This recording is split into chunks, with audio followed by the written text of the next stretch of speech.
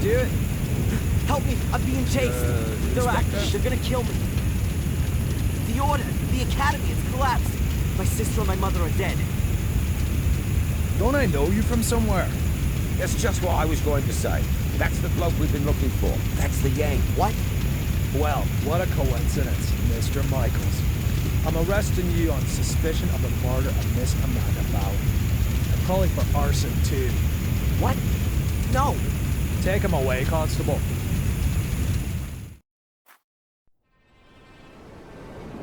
Inspector, I think I found her.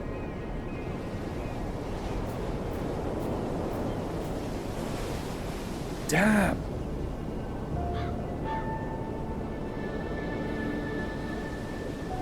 Call on the lads. There's nothing more we can do here. She didn't set herself. Why not? Perhaps she was cold and set herself on fire? For God's sake, she was murdered. Am I the only one round here with half a brain? Anyway, we are not going to find any more clues. It's been raining all night.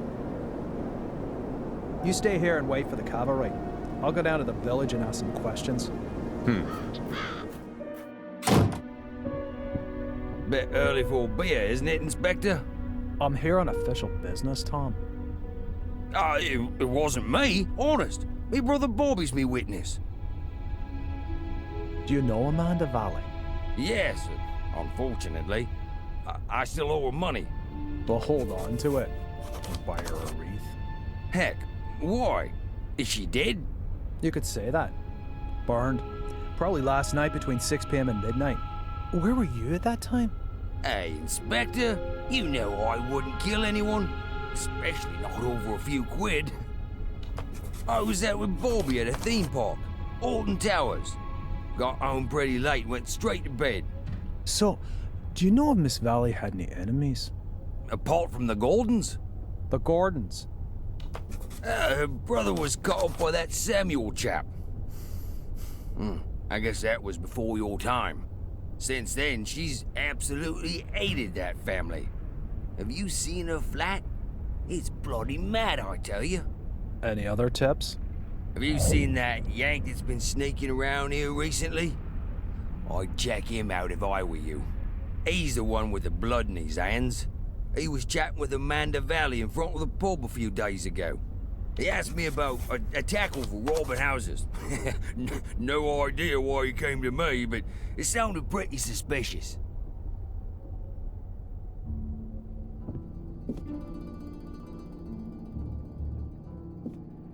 Holy, she really hadn't gotten over it.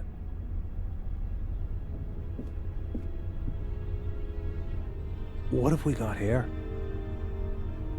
Interesting. Darren Michaels, Bedford, Maine, last week. I'll bet anyone 10 quid that's the Yank Tom was talking about. Inspector! Inspector, the castle's on fire! Oh, great. As if a burnt corpse wasn't enough. Come on. Just listen to what I've got to say first. You can't just... Come on, get in the car. Caught with a flaming torch next to a burning castle. If this isn't my ticket out of this dump, then God only knows.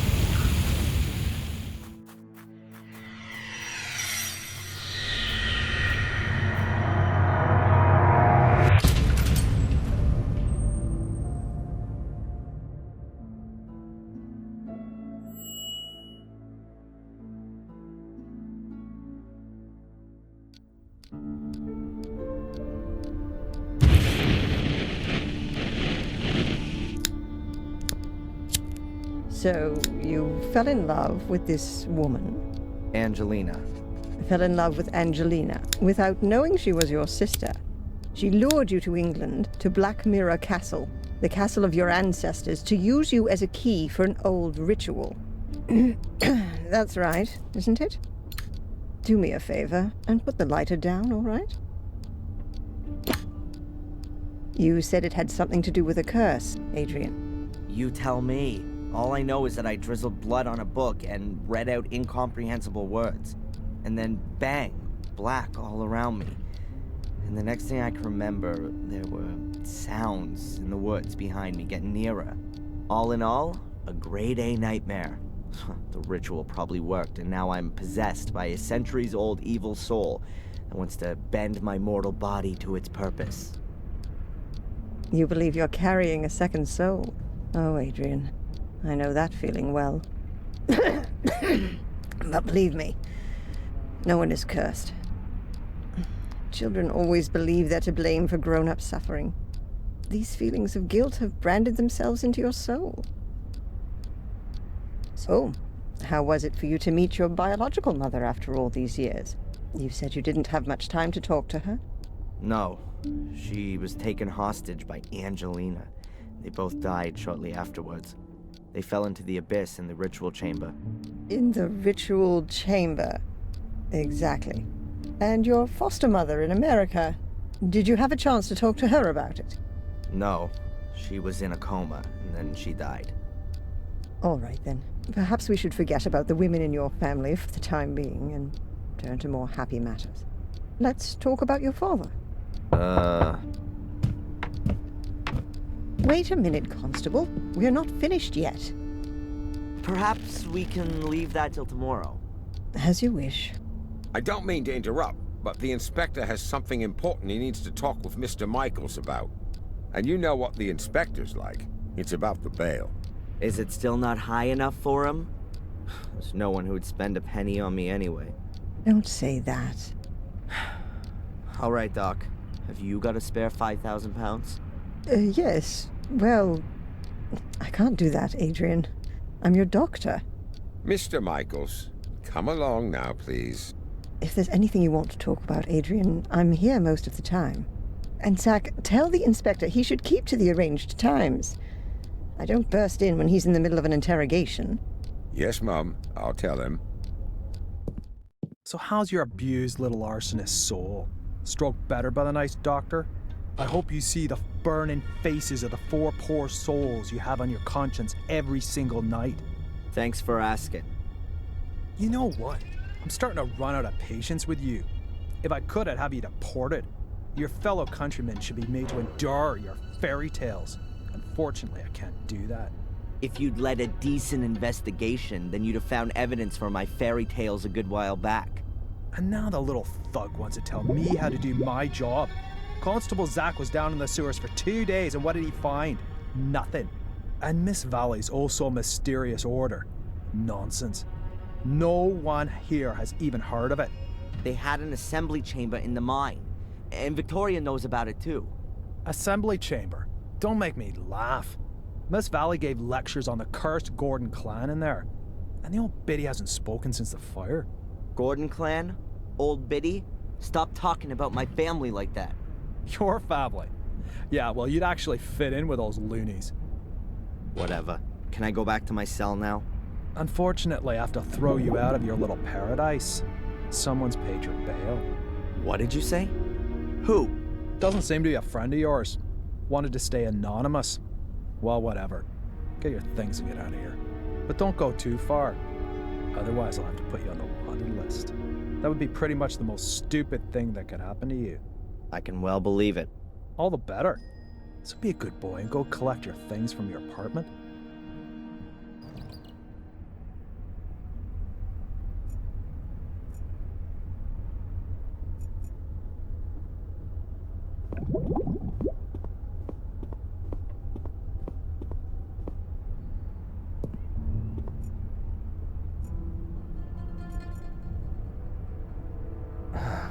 Only the Willow Creek police know why there's only one locker for a 2-man cell.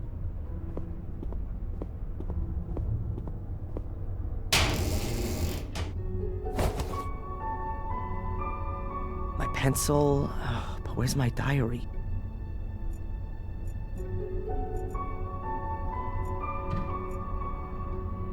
The top bunk hasn't been occupied since I've been here. There are people in the adjacent cell sometimes, though. I've slept on this pillow in this damn uncomfortable bed for the last 3 weeks. It doesn't smell as bad as it did at first. A garbage dump would be more sterile than these toilets. My friendly fellow inmate, Matt Newcastle. One of those kind of people that my mother always warned me about. have you seen my diary? Your diary? And here's me thinking it belonged to some nutter. I don't know what happened to me in the ritual chamber. What went wrong?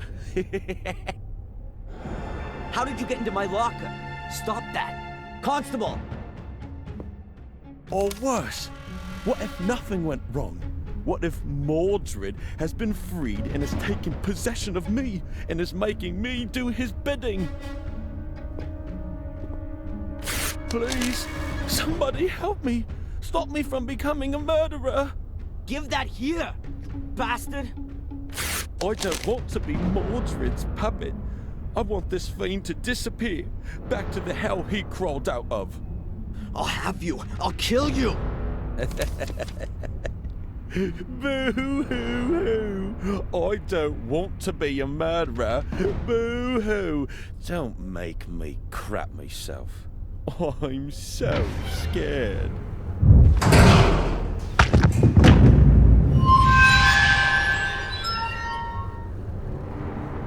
Hey! What's wrong with you? Hey, Scarface! Oh, forget it, you nutter.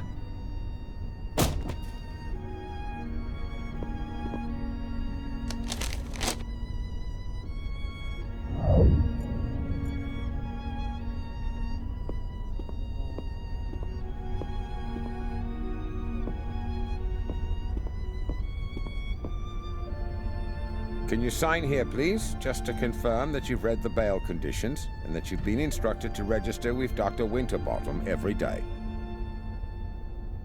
This here is a declaration of your state of health at the time of your provisional release. But there's only good or very good on there. So, you're not feeling so good then? No. Well, don't forget to sign it then.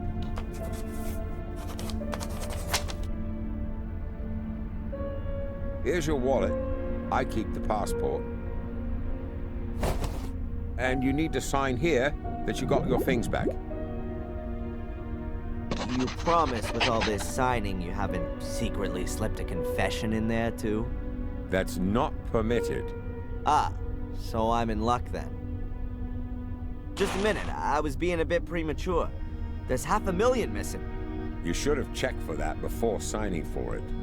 Any subsequent complaints have to be addressed to our regional HQ in Bristol. All right, just a joke. Is that it then? Yes, you're free to go now, Mr. Michaels. Amen. Mr. Michaels? Something else to sign? No. I just wanted to inform you that your solicitor is assuming you're going to call him soon. Here's his card. Got it. Catch you later, Constable. Free at last. Well, relatively. At least I can now prove my innocence by my own means. Now, let's see what my lawyer wants from me.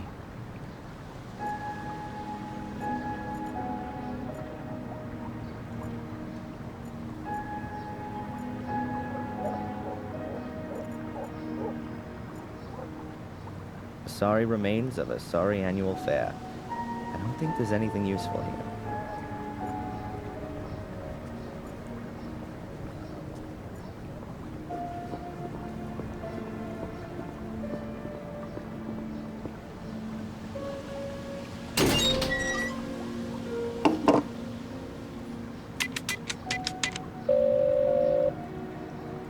Mr. Jones from the law firm Jones & Partners. Hello, Mr. Jones. Darren Michaels here. I was told you wanted to speak to me? Ah, Mr. Michaels, yes. The investigations are stagnating, rather. As long as there's no evidence for the allegations brought against you, you can't be charged. So that's good. On the other hand, your fellow countrymen want to step into the ring, too. The American embassy is on our backs. That's not so good. And what does that mean exactly? Well, that you're going to have to sit tight in Willow Creek for quite a while. Inspector Spooner's investigation methods. You implied the last time that you weren't too happy with him? Yes. It seems to me that Spooner isn't really bothered anymore.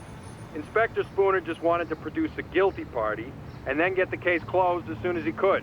He has to produce results so that he can get back to London. But he's rather used up all his ammo. Now he's hoping that the embassy will take the case off him so that he doesn't have to chalk it up as a failure. So he doesn't really seem to be interested in the truth. Well, the truth, Mr. Michaels, as is generally known, is the invention of a liar. But the fact you've got bail is a good sign. And that someone's been found to pay for it is even better. Perhaps you should have a look yourself, now that you've been released, for some clues or slip-ups in the investigation. Would be best if you could get a copy of your files. This somebody who you maintain means well has paid the bail anonymously. Can you find out who it was? Now, no problem. But it'll take a couple of days. Are you convinced that I'm innocent, Mr. Jones? Of course, Mr. Michaels. Do you think I could represent you if I wasn't? Nevertheless, we should hurry up and find some solid evidence to prove it. How long do I have to put up with this psychotherapy? You're gonna have to hang in there for a few more rounds at least. It's in your best interest. The last assessment was rejected. What good can it do? Forget about the authorities. You ever thought that you might actually need therapy? Do you think I'm crazy? Aren't we all? But seriously, Mr. Michaels, try and do something about your mental condition. If you end up having to face a lawsuit in the States, your family's mental history isn't going to impress the jury one bit. So stop blocking shots and come out from behind your guard, man. You said I should have another look at my file. Is it really so easy to do that? Well, it depends on the inspector in charge. But if you flatter him a little, he might let you have a look. Otherwise, I could request a copy and send it on to you. That's gonna take too long. I'll try to get my hands on it myself. Mr. Jones, did you find out anything about my identity? The police here don't seem to be putting any effort into it. Yes. Concerning your identity, Mr. Michaels, it's hard to prove anything at the moment. Find documents, birth certificates, that kind of thing. But don't forget to go to your therapy session. Whatever. I'll be in touch. Keep your head up. Attack is the best form of defense.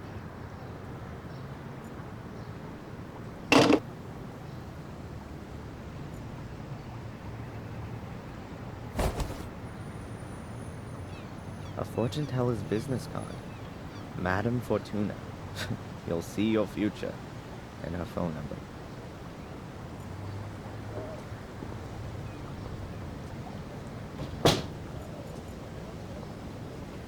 Fresh vegetables. A very paltry selection. I prefer the frozen variety.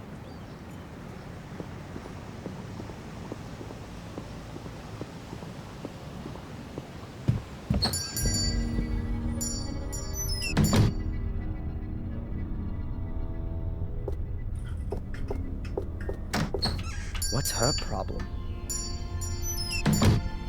That must be the shopkeeper with a whistle hung around her neck. She looks a bit nervous. I wonder if that's because of me. All the most important newspapers are there.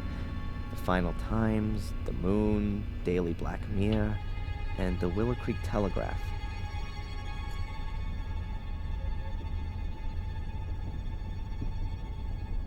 A random selection. There's everything from romantic novels to Zen guidebooks.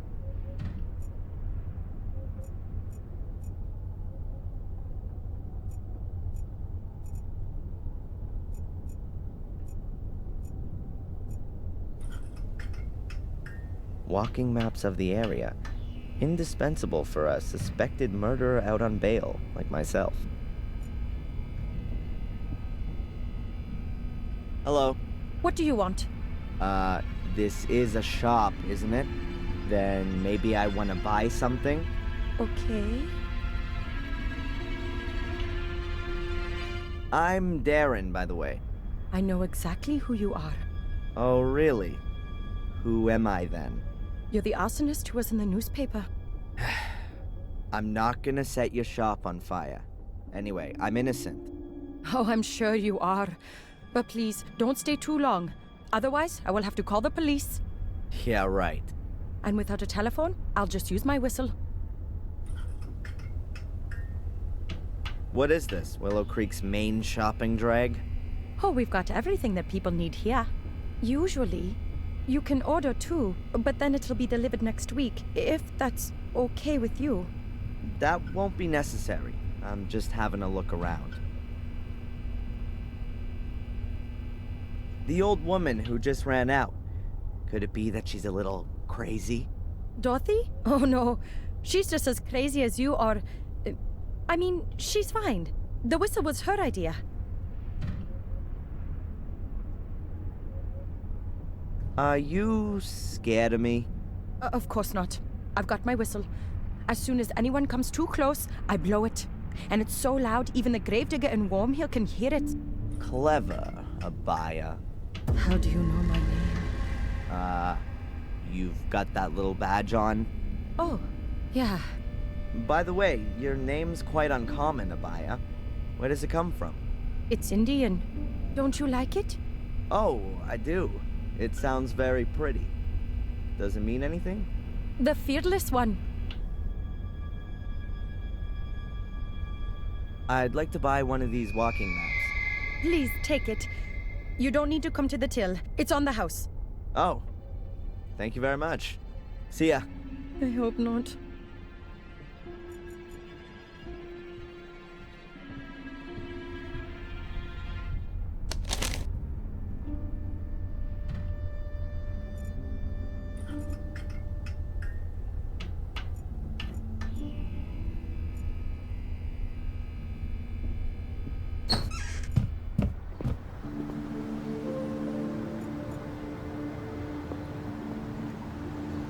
A barrel. It says Willow Creek Corner Shop on it.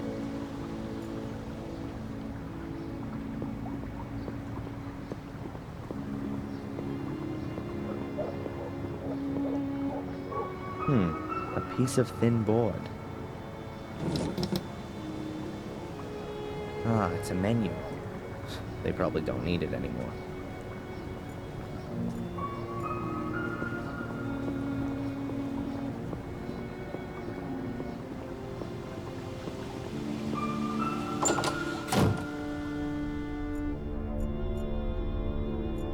They look really pathetic, but still better than cheap plastic ones.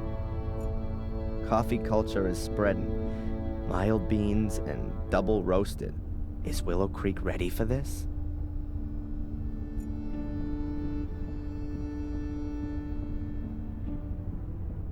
Shame. No donuts left.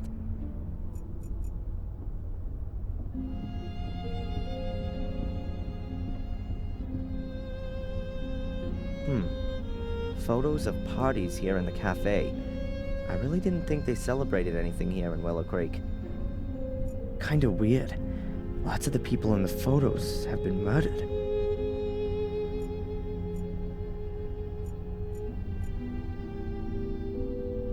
At last, a ray of sunshine. I was beginning to think there were only gross-looking guys with alcohol problems living in this dump.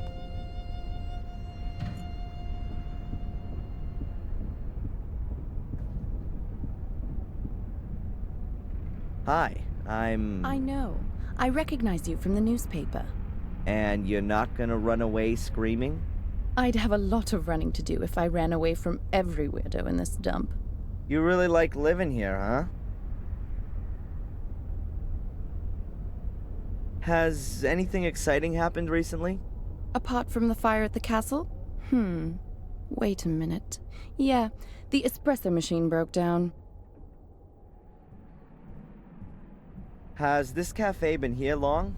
I've never noticed it before. We were closed during the fair this year. Is it even worth having a cafe here in the village? You'll have to ask my dad. It's his cafe. Why do you ask? Do you want to open one too? Yeah, sure. Right next door. A Blackmere special cafe with ritual blood cappuccino and latte morbidato. Good idea. Could have come from Murray. By the way, I'm Darren. Or Adrian Gordon. Take your pick. I'm Denise, or the one who's got no time for insane arsonists. Take your pick. Wow. I think I prefer Denise. All right then, Darren. So, What's a young woman like you doing in a place like this? Not one for city living? Hell yeah. I'm just waiting for the right moment. You mean when the twice-yearly bus to London stops here? Something like that. Are you out of donuts? No, there are some in the storeroom, but they're reserved for the nice inspector. He buys them here every morning. Of course. And what if I want one too? Then bake one yourself. When does the inspector usually come in? He should have been here to pick up his donuts ages ago. He's probably been delayed by the scum of the earth. Again. Nice description. That's what Conrad calls his clientele, not me. Conrad? Conrad Spooner. That's what the inspector's called. Didn't you know? I didn't know that donuts was so popular in England. I don't know, but I do know that Spooner loves them. Just as much as those cops in American TV shows. And what does the dear inspector do when there aren't any donuts left? He always gets what he wants. If need be, I bake him some. Maybe I'll see you later.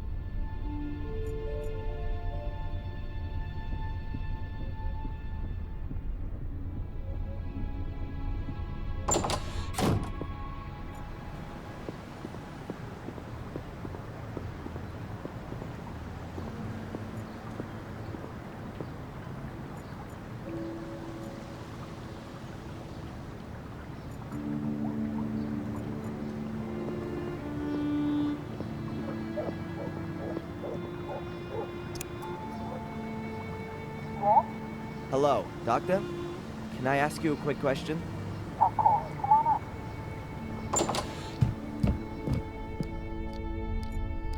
I wonder if the record of our discussions will end up in there.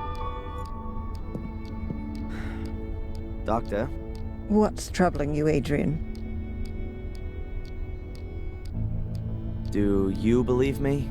Darren, Adrian, we've gone through this so many times before. Of course I believe you. Then why am I still on the hit list? I'm a doctor, not a judge. By the way, they rejected the assessment of your not being of sound mind. Rejected? But what about the awful nightmares? That kind of reaction is only normal, Adrian. If somebody suddenly revealed to me that I was descended from a long line of bloodthirsty murderers, I'd have nightmares too.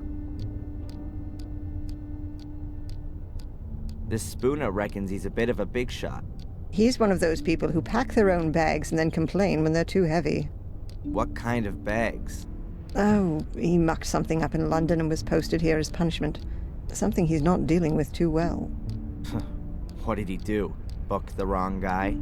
You know about it? Well, Mr. Spooner is a bit of a trigger-happy cowboy. As far as I know, he overstepped his authority back in London, and that led to some guilty people getting off. Or maybe the other way round. However, I'm not exactly right in the picture with all this. Oh, great. A bad-natured investigator who can't tell the difference between guilty and innocent. I couldn't have come up against a better guy.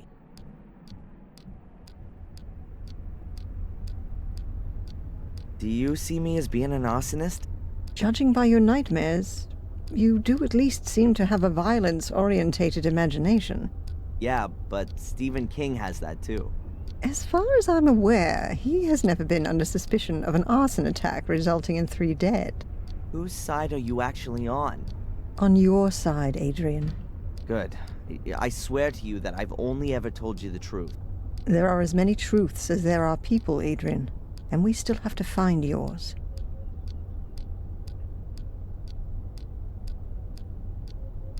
I had a strange experience earlier. It was just like one of my nightmares, but this time I was awake. It was in the police station, just as I was wanting to pick up my stuff. I suddenly found I had awesome strength. I dragged the guy to me through the bars and rammed my pencil into his eye. Wham! Then it was all over. It was just so real. Scary. You don't say. Huh, great. So I'm cursed and possessed. I was talking to a colleague about you the other day. She's how shall I put it? She understands alternative therapies. What's that all about then? Drugs? Electric shock? Voodoo? Hypnosis.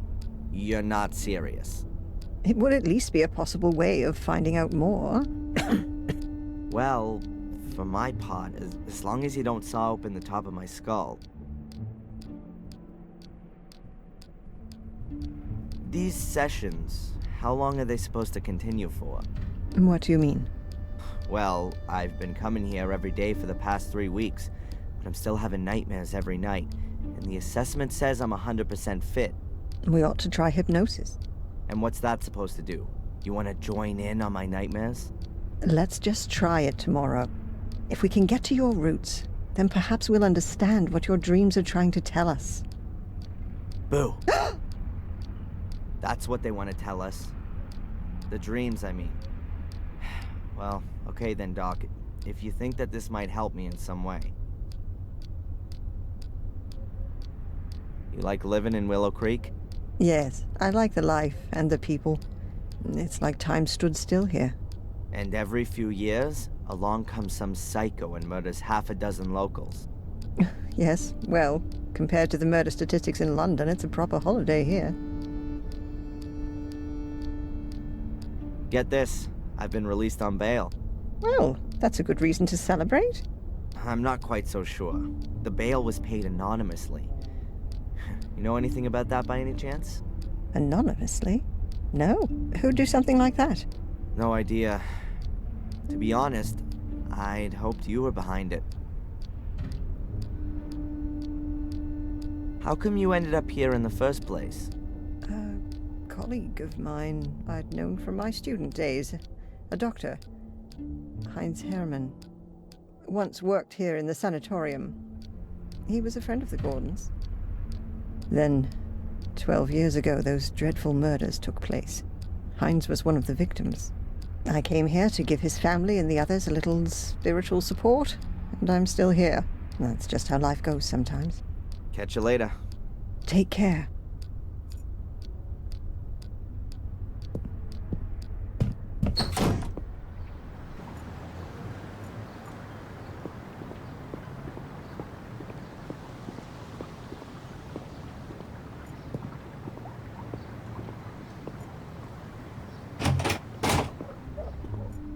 That's Chief Inspector Spooner, the man that made the last 3 weeks of my life a living hell.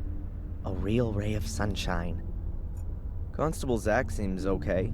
Plays by the letter of the law and all that.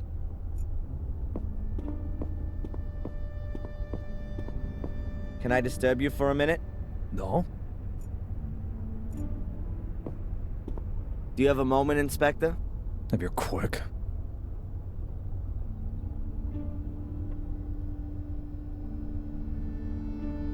Can I have a look at my file? Why? Have you forgotten something you've done? Apart from the fact that it wasn't me? No, you can't have a look. Could you make me a copy of it then? Of course not. That's a police file.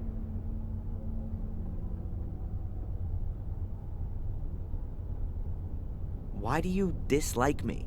I'm a cop. You're a criminal. Come on, a little bit of friendliness never hurt anyone. Miss Valley was friendly. It wasn't me! How many times do I have to tell you? My doctor, Winterbottom, has she been living in Willow Creek for long? She moved here 10, 12 years ago. Why? Because of the murders? Ask her yourself. What was it that brought you here? I don't know what that's got to do with you.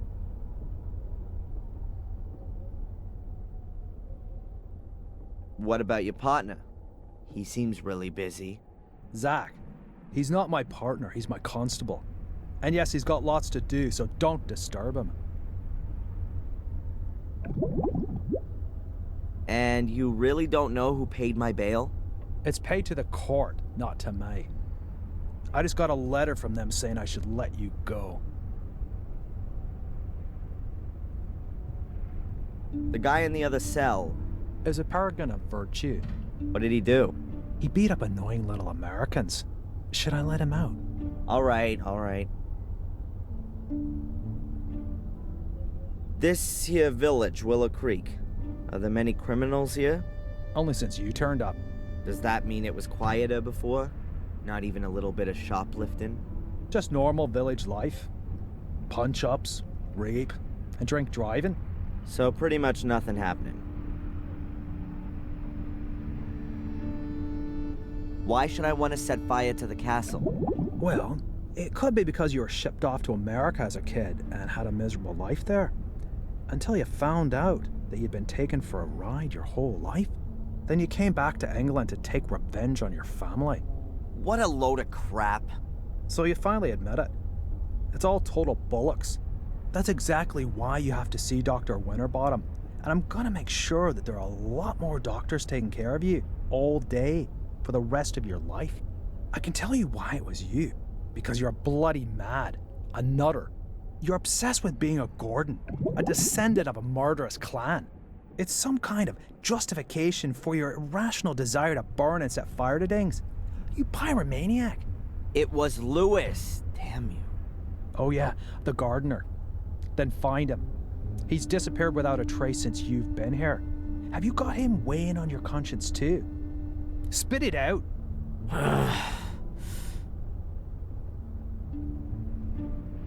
Have you found out anything about my ancestry? Yep, I've got a copy of Darren Michael's birth certificate here. Born on the 27th of February 1970 in Boston, Massachusetts. And what about Adrian Gordon? He's still dead in the Gordon crypt. That's what it says in the death certificate signed by Dr. Heinz Herman. Cause of death, 5th degree burns. 5th degree? In other words, only his ashes are left. How convenient. That's all for now. I'm keeping my eye on you.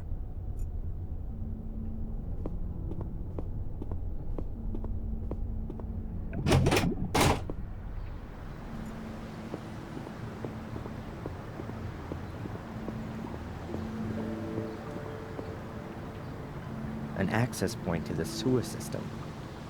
Brings back memories that I'd rather forget.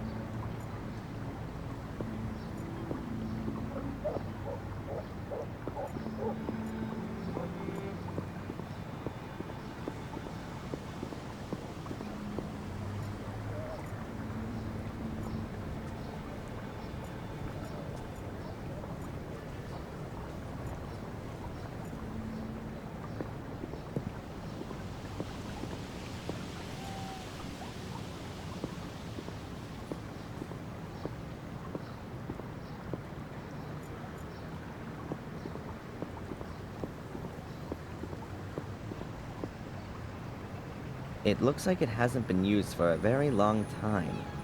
I'm about to change that.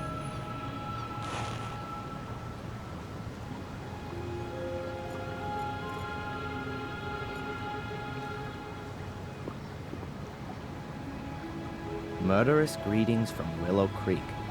The usual postcards and brochures. Anyone want to buy an E?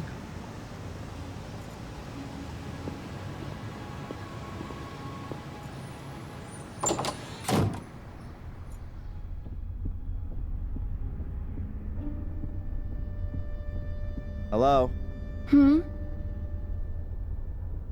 I'd like a coffee, black. Coming up. I think the door leads into the storeroom. At least that's what this sign suggests.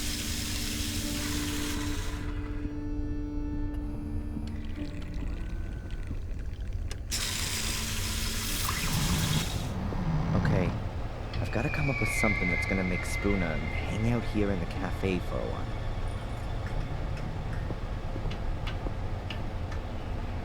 A shelf full of stock for the cafe. What have we got here? Coffee, tea, juice, milk. Ah, and a package of donuts. Those have to be the donuts specially reserved for Spooner.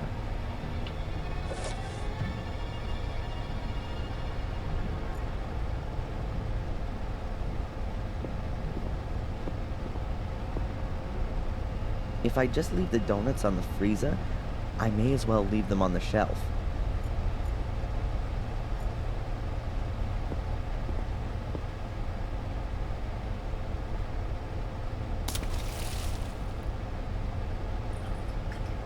sponge is dripping now.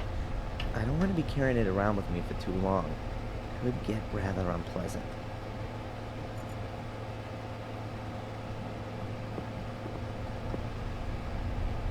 If I leave the wet sponge on the lid, I'm sure it would freeze onto it.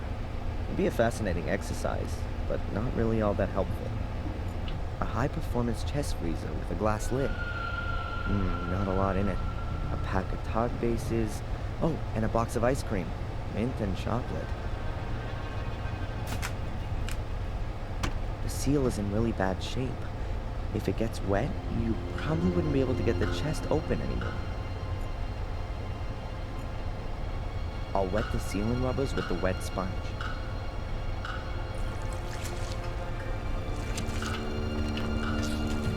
If you close the freezer now, the water will freeze and it'll be almost impossible to open it again without defrosting the whole thing. If I close the freezer now, I'll probably never be able to open it again. I'd rather leave it. I'll put the box of donuts in a nice visible spot in the freezer. Farewell, you donuts. Nobody's gonna be getting you out of there in a hurry. Now that ought to slow down the inspector's donut order, somewhat.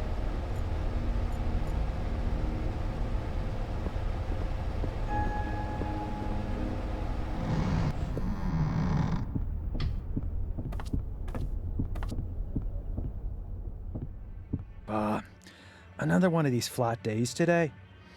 I could really do with something to lift me up a little. Edward could come along at any time.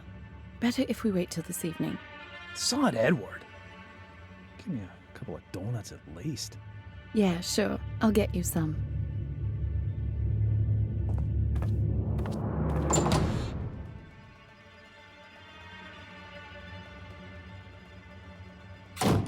Conrad, your donuts seem to have ended up in the freezer. Yeah? Then can't you bung them in the oven for a bit? The problem is, the lid's frozen solid. Ah, I get it. You want me to help you warm up your frozen chest? I think those two are gonna be busy for a while.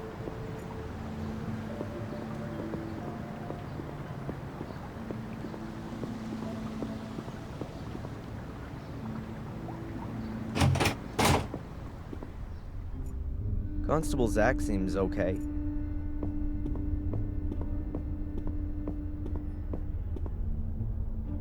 Can I ask you something briefly?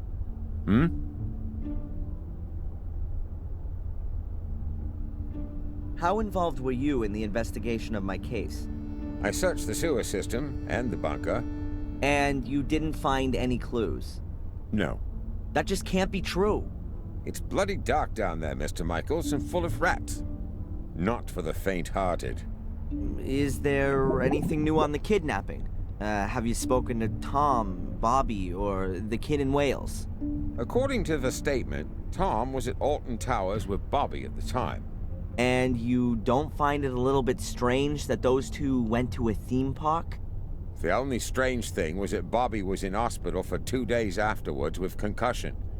But we've got a medical certificate that proves that. And what if Tom was lying? We can't prove it. He had 2 tickets for the theme park and the paperwork from the hospital. Damn. And the boy? There's no one called Van Helsing in Wales. Spooner, your inspector, is he always so nice? I don't know. He was in the homicide department in London until half a year ago. Then, he got redeployed here as a punishment. That explains a lot. Since then, he's tried everything to get back out of here. He locks people up for the smallest of misdemeanors. Good for the statistics, you see. And you can't do anything about it? What does a bear do about the winter? He rows himself up and sleeps until the spring comes. How long are you gonna look for Angelina? She'll be deemed missing until we find her. Even if she's long since dead? We haven't found a body yet, Mr. Michaels. Do you believe I set fire to the castle? Well, Mr. Michaels, you claim to be Samuel Gordon's son, And you were at the scene of the crime with a smoldering torch in your hand. I had that to defend myself with. Against the mysterious secret order that nobody knows about and nobody's seen? It's mentioned in the Gordon Chronicles. 500 years ago. Forget it. And then there was the thing with poor Miss Valley, right? We found your tracks at the scene of the crime. I told you, forget it. Can you make a copy of my file and send it to my lawyer? Didn't he get one ages ago? He, wants to have the current version for the embassy. Not possible. Something wrong? I'd forgotten. The copier gave up the ghost a few weeks back, but there's a new one on order. Are you being serious? It's not so bad. I have so little to do here, I could type up most of the documents. I understand. So, would you be so kind as to type my file? No. And what if I fix that thing? All right, then. You go and see what you can do with it. Goodbye, Constable.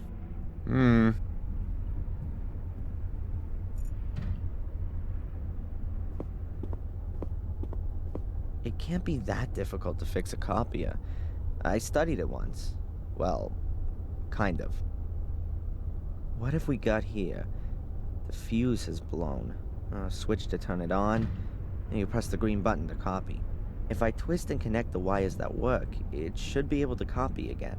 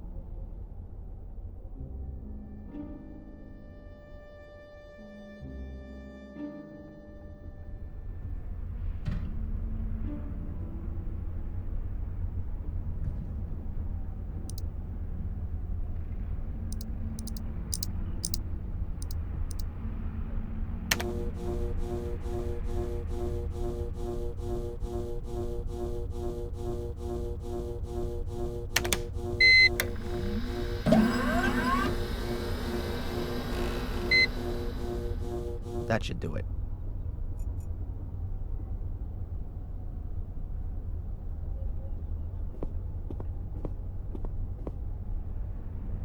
Can I ask you something briefly? Hmm? The copier's working again. Hmm? Now, can you copy my file? Sure. Then I'll send the copy to your lawyer. The copy of your file? Then I can send it myself. The inspector insists that no files can leave the building without authorization. I see. Damn. Constable? When does the mail go? My lawyer needs the file as soon as possible. I'll post it later on. It ought to be collected this afternoon. Thanks. Goodbye, Constable.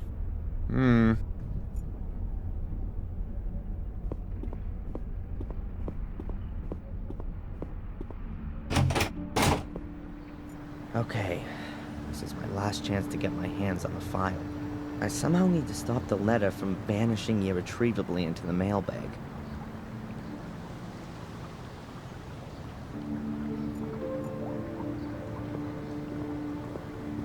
The board is just the right size. It'll go straight on top of the mailbag so that when the constable posts the letter, I can easily pull it out again.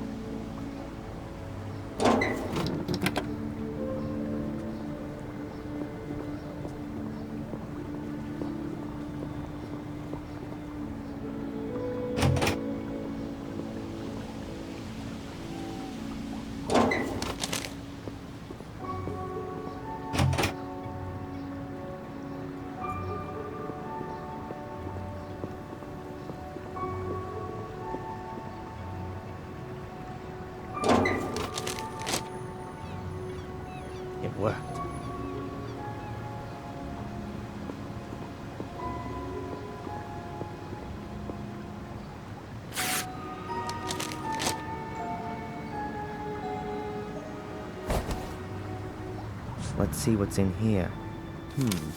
Friday afternoon, 12:30. Oh, they must have discovered the body then.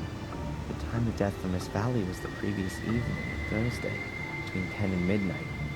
Cause of death, burned alive after a blow to the back of the head. Oh, grim. Witness interviews. Let's see. Not important. Saw nothing. It continues. Friday, 1837. Emergency services called out. At that time, I was in the ruins of the old academy with Angelina, Lewis, and my mother. Then, Saturday, 12:06 a.m. Fire under control. At that time, I was running from the ruins in the direction of the castle. 3 bodies were retrieved. Lady Eleanor Gordon, Edward Bartholomew Bates, the butler, and Sally Wood, the cook. 1 survivor, Lady Victoria Gordon, suffering from severe smoke inhalation. Also on Saturday morning, 12:12 a.m., Darren Michaels arrested on suspicion of arson and murder of Miss Valley. Witness interviews on the subject unproductive, and Lady Victoria Gordon could not as yet be questioned. She remains in shock. After a 2-week period of hospitalization, was discharged of her own wishes to continue medical supervision at home. Hey, it says here that Murray can't remember having seen me in the hotel on Thursday evening. That can't be right. That was exactly when he threw me out of the hotel. Oh, the rat was lying. Just wait. Evidence still insufficient to charge, but strongly suspected of crime. Current state of the investigation. Darren Michaels' conduct, as well as his contradictory testimony, is currently being examined for plausibility by the psychiatric expert, Dr. Joyce Winterbottom. Here's a note to Constable Zach. If he's diagnosed as nuts, will he have to be remanded in a loony bin? Possible murder weapon, a torch, still smoldering, which was in Darren Michaels' possession when apprehended, is undergoing forensic examination. Deportation to USA, not possible. Release of the suspect on bail on direction of the court. Dr. Winterbottom authorized as prime supervisory agent and point of referral. Good, then I've got 2 new goals already. Visit Victoria and see how she's doing, and let Murray know what I think. I'll write in the file so I don't forget. There are enough empty pages.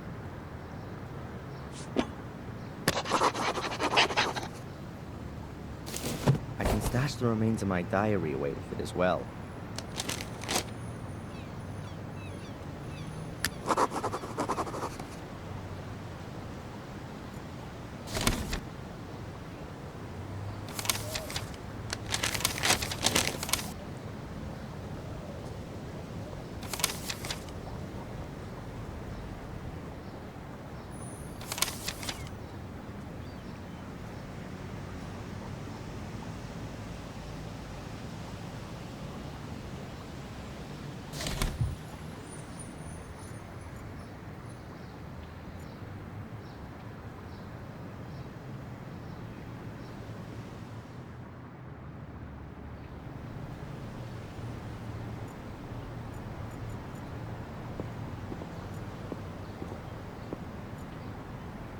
Then let's see what Murray's got to say in his defense.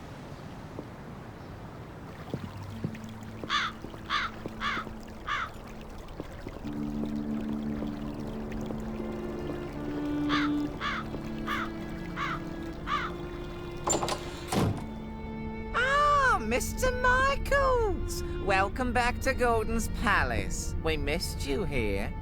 How's that? The last time we saw each other was Thursday, 3 weeks ago, when you threw me out of the hotel. Thrown out of the hotel? How did that happen then? The thing with the sewers, the secret entrance in Angelina's room. That ring any bells? Really? Oh yes, there was something. Ah, well, please excuse me. I did overreact a little. I hope you're not going to bear a grudge, though, Mr. Michaels. I'm very happy to make things up with you. You'll also understand that I couldn't hold your reservation for such a long period. Unfortunately, your room is occupied at the moment. But you can have another, a bigger, nicer one, for a small price, really. And for such a room, a ridiculously tiny price. So you've remembered then. Very good. Then please go right back to the police and tell them that you know exactly where I was on the evening that Miss Valley was murdered. Was that the same day? Are you sure? Now, it may well have been. I don't pay much attention to that kind of thing. Why should I? It's really nothing to do with me. You two-faced snake! I insist you march down to the inspector and tell him you want to change your statement. Mr. Michaels, you're free. I don't understand your problem. I'm only out on bail. Oh, my congratulations. Oh, I'm sure that wasn't cheap. However, in spite of that, I still don't see why I should get involved with things that don't concern me. You can't be serious. Thanks to you, I've just spent the past 3 weeks sitting in a cell as an innocent man. Mr. Michaels, I really am extremely sorry, but I can't fulfill your request. My own credibility would be on the line if I were to simply change my mind. Unless... Unless what? Come on, spit it out and quit playing around, you pathetic little blackmailer. Otherwise, I promise you that the murder series will continue. Here and now. No. Admittedly, I'd be the last one who's standing in your way. But a man's gotta do what a man's gotta do, isn't that so? All the same, I would like a photo of you. Nothing sensational. Maybe somewhere in the woods with a knife in your hand. So they can send me straight into the madhouse. No way. Okay, think about it. A watertight alibi for a tiny little amusing photo. It's not a bad exchange. You are one nasty dirtbag, Murray. You know that? I'll even give you a camera to take it with. My best one. Yeah. Does it still work using a lever? It's a collector's piece. One of the first instant film cameras on the European market. An SX-70. And still in great condition, too. 15 years ago, a very well-groomed gentleman handed it over to me as a deposit in my pawn shop. He never picked it up again. So, you can say that I obtained it quite legitimately. And now, I entrust you with it. Pay attention, I'll tell you how it works. That's okay. I'll work it out. If I choose to use it. But that's not all. I've got another present for you. Here, a brand new rucksack.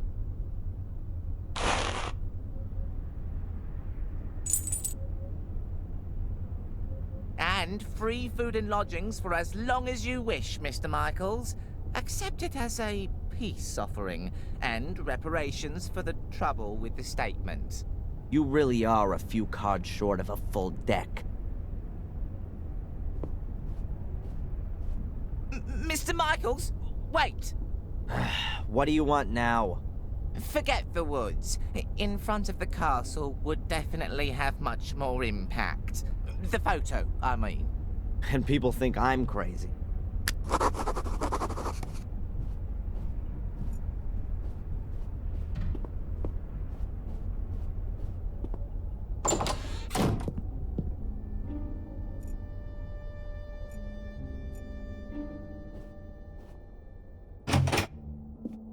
The room looks almost exactly the same as the other one I had 3 weeks ago.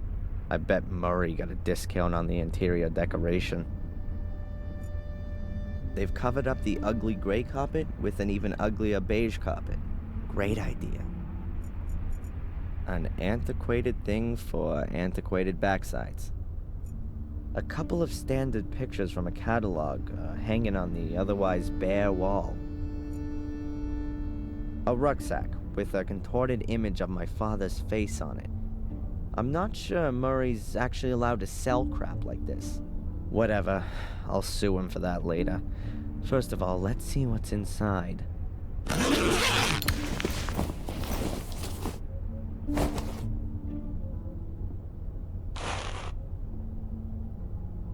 While I'm here, I may as well put away the stuff I don't want to carry around with me.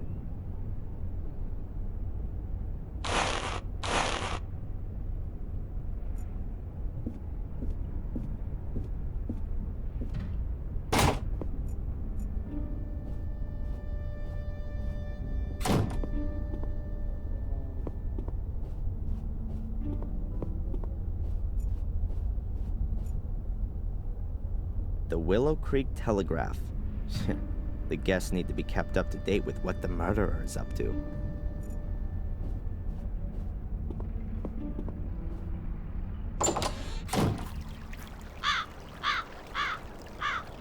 There are a few steps leading down behind the hotel. To the river, I reckon.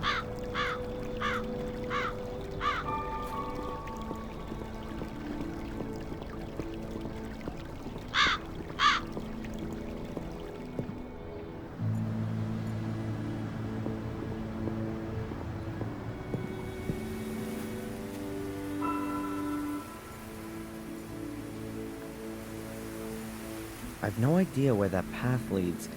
Before I get myself lost in the woods, I'd rather stay on the road.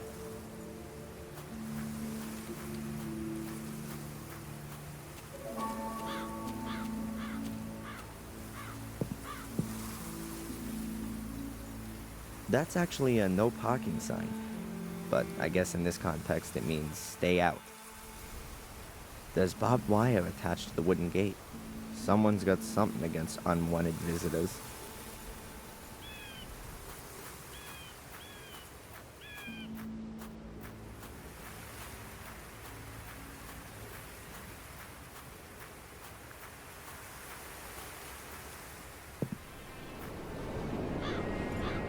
An old abandoned lighthouse. It must have collapsed many years ago. An English sky that no travel brochure can ever do justice to.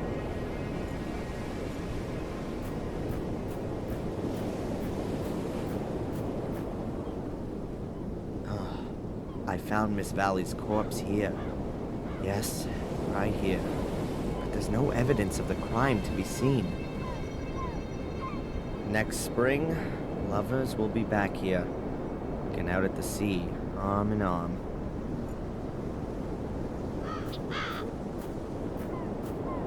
Whoever drives here with a car is either quite brave or quite stupid.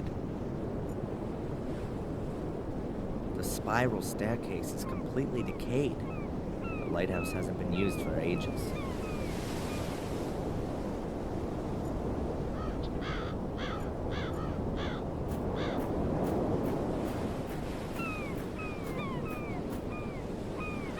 North Sea. This is where England stops.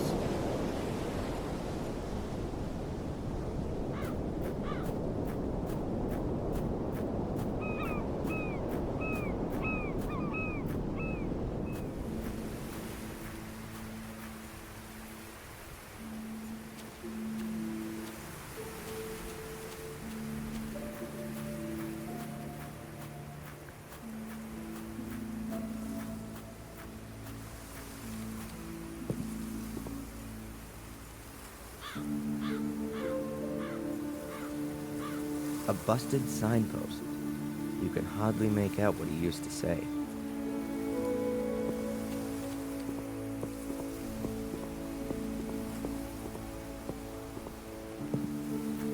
Spectacular backdrop, huh? But as I'm already here, I ought to look in on Lady Victoria and ask how she's doing. Oh, you've got a new doorbell with an intercom system.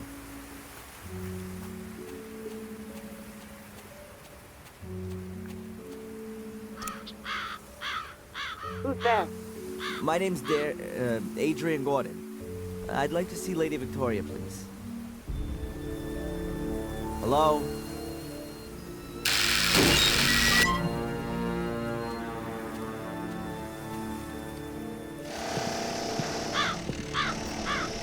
Come in, Mr. Gordon. Lady Victoria has just woken up. Yes, of course. Please excuse the chaos. The builders are working on the renovations. You're looking after Lady Victoria? Yes. I'm a trained nurse of your... great-grandmother. I take care of all of your great-grandmother's needs. Thank you, Miss... Angeline. Sister Angeline. Thank you, Sister Angelina. Can I just ask you something?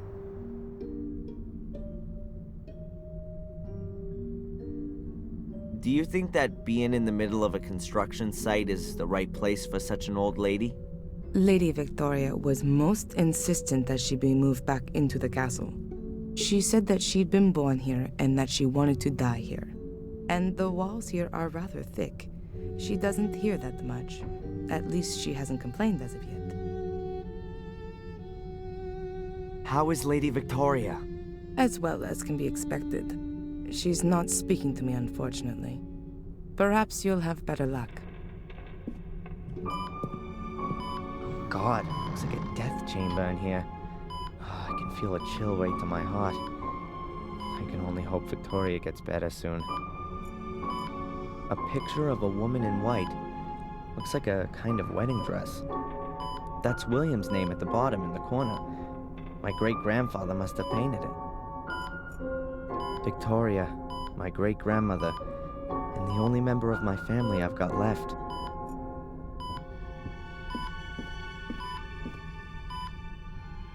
Hello, Victoria? It's me, Adrian. Victoria, are you okay? Victoria, I need your help. Really.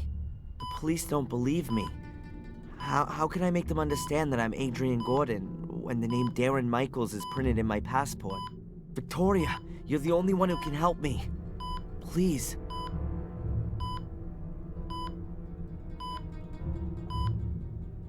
Did you put up the bail for me? Are you being well looked after? I'm sorry about what happened to Bates, Eleanor, and Sally. It must be awful for you. Adrian, tell me the truth. Was it you? Did you start the fire? No, Victoria. It wasn't me. It was Lewis. He did what Angelina told him to do. She was behind all the murders. It was her who also lured me here because she needed me for... you know, the curse which only affects the male Gordons. She wanted to achieve what Samuel was trying to prevent. She was possessed by it. She lied to me, to all of us. What's all that, Adrian? You sound like a coward. It wasn't me. It was Angelina. Why should I believe you?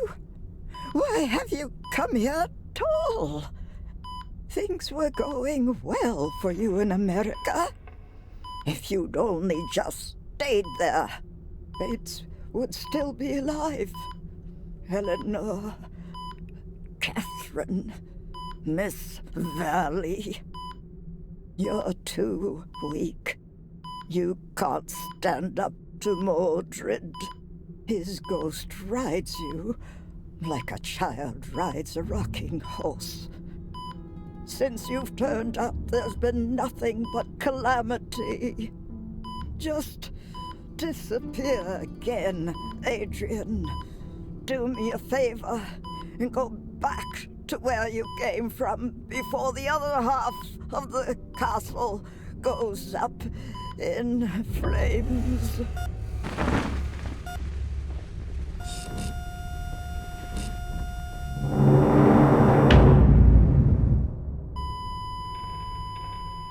What have you done to her? Nothing at all. I've been talking with her, that's all. You'd better go now. Your great-grandmother needs peace and quiet. Yes, I'm sorry. I didn't want that. I'm sorry. Just go, please.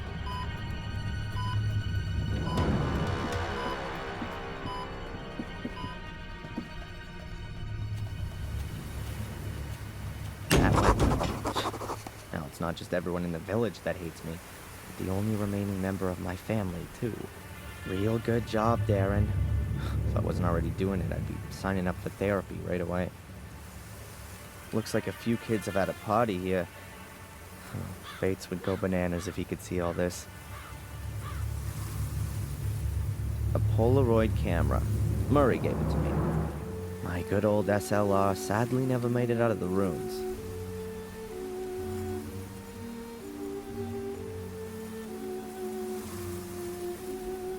Oh well, here goes nothing.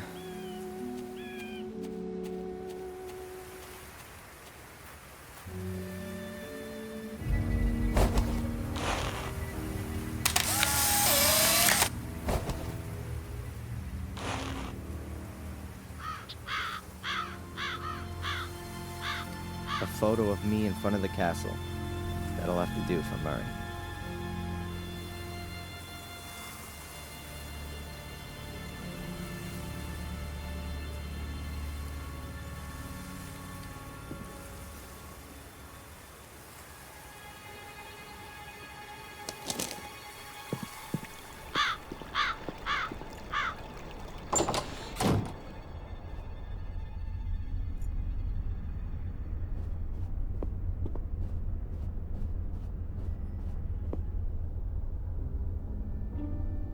So there, you've got your stupid photo. Happy? Oh, I can hardly recognize a thing. Me in front of the castle as agreed? Okay, off to the cops, Murray. I'm sure you know how important my exonerating statement in the Valley murder case is. Murray. Okay, I'll take it. First, go to the police station. All right, then I'll go today. I'm an honorable businessman. And I'm a possessed madman. I suggest taking a rest in your room first, and then when you wake up, everything will have been sorted with the police. I really could use some sleep.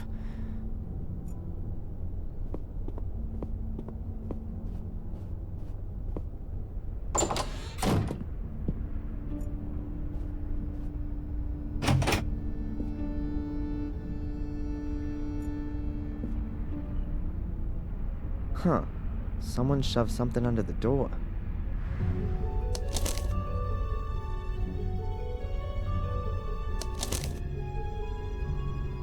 I can help you prove your innocence because I believe in your innocence. But I have to be able to trust you too. We can't meet yet, which is why I'm just gonna send you clues. If you want to take up my offer, then you'll find the first lead at your father's grave. Huh, that's a bit confusing. Who's this message from? Murray? He doesn't have an interest in proving my innocence. And anyway, he would just tell me himself. But who else knows I'm living here in the hotel? I need to follow this up carefully. And I ought to find out where the graveyard is around here.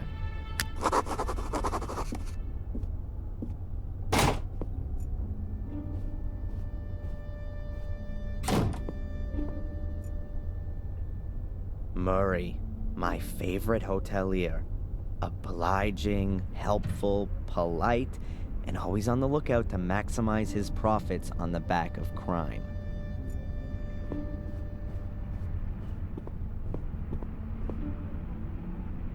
Hi, Murray.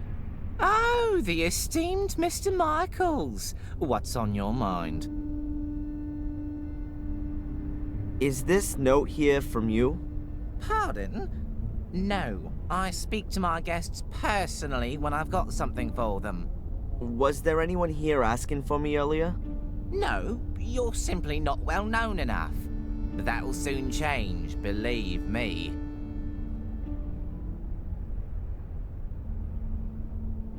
The woods around Willow Creek are pretty gloomy. The woods are quite exceptional, I'll have you know. Full of ghosts and demons, if you like to believe the local folklore. The perfect backdrop for all of the grisly murders that have happened here and are, regrettably, yet to come. You can hardly wait, right? I've lived here long enough to know that patience is a virtue. Why don't you go out and kill a few people yourself if you're so hot on it all? I'm a businessman, not a murderer.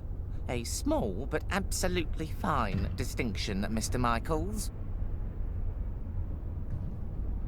Murray, do you know where the local graveyard is? A graveyard? Didn't you want to take a rest? I'm not up for resting anymore. I'm sure you can't mean the graveyard behind the hotel. It's being redone right now. It's being what? I've had it removed for the time being so I can relocate it in a sensational new setting. It means I can charge more for some of the rooms with views over the Gordon graveyard. You've had the Gordon family graves leveled? To be quite honest, there was only Lothar Gordon's grave there, the founder of the original sanatorium. The family crypt is in the churchyard at Wormhill. Ah, right. In Warm Hill, then. So, anything exciting happen? You mean, apart from Miss Valley's murder and the castle burning down and 3 people losing their lives? Well, the fair's finished. In its place, we now have a new exhibition in the Willow Creek Museum of Modern Murder. It's opening in a few days. Oh, you should definitely see that. It's worth it. Oh, yeah. For you, most definitely. But you know I had nothing to do with the fire, don't you? Yes, well, according to the papers... Yeah, the British tabloid press is world-renowned for its believability. Well, of course they don't always have the whole truth in there, but the headlines do help me to keep the hotel going. In this case, at my expense. Do you know the inspector, Mr. Spooner? Oh, yes, I certainly do.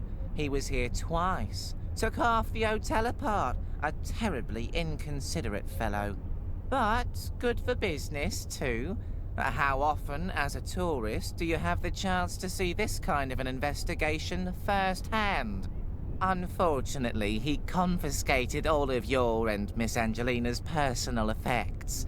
Means I can only display replicas in the museum. What bad luck. See you, Murray. Back to work.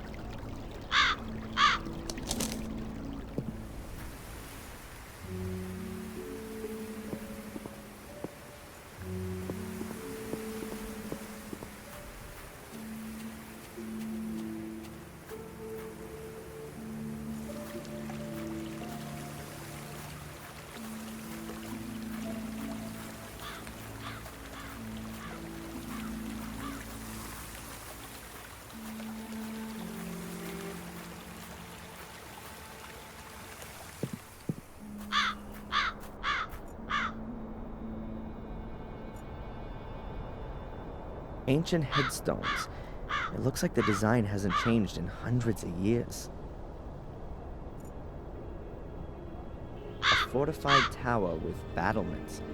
That might have been more essential than a bell tower.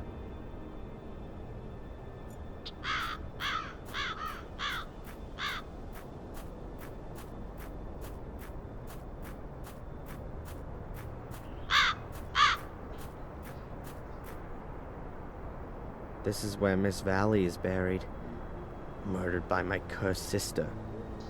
Perhaps I should bring a few flowers the next time I visit.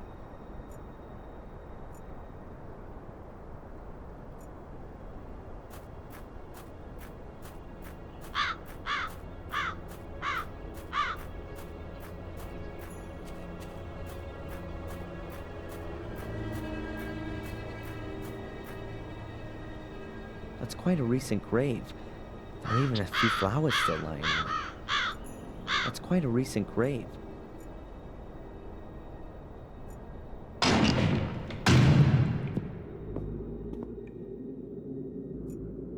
A huge stained glass window for optimum illumination. Who's that? That Doesn't look like the priest.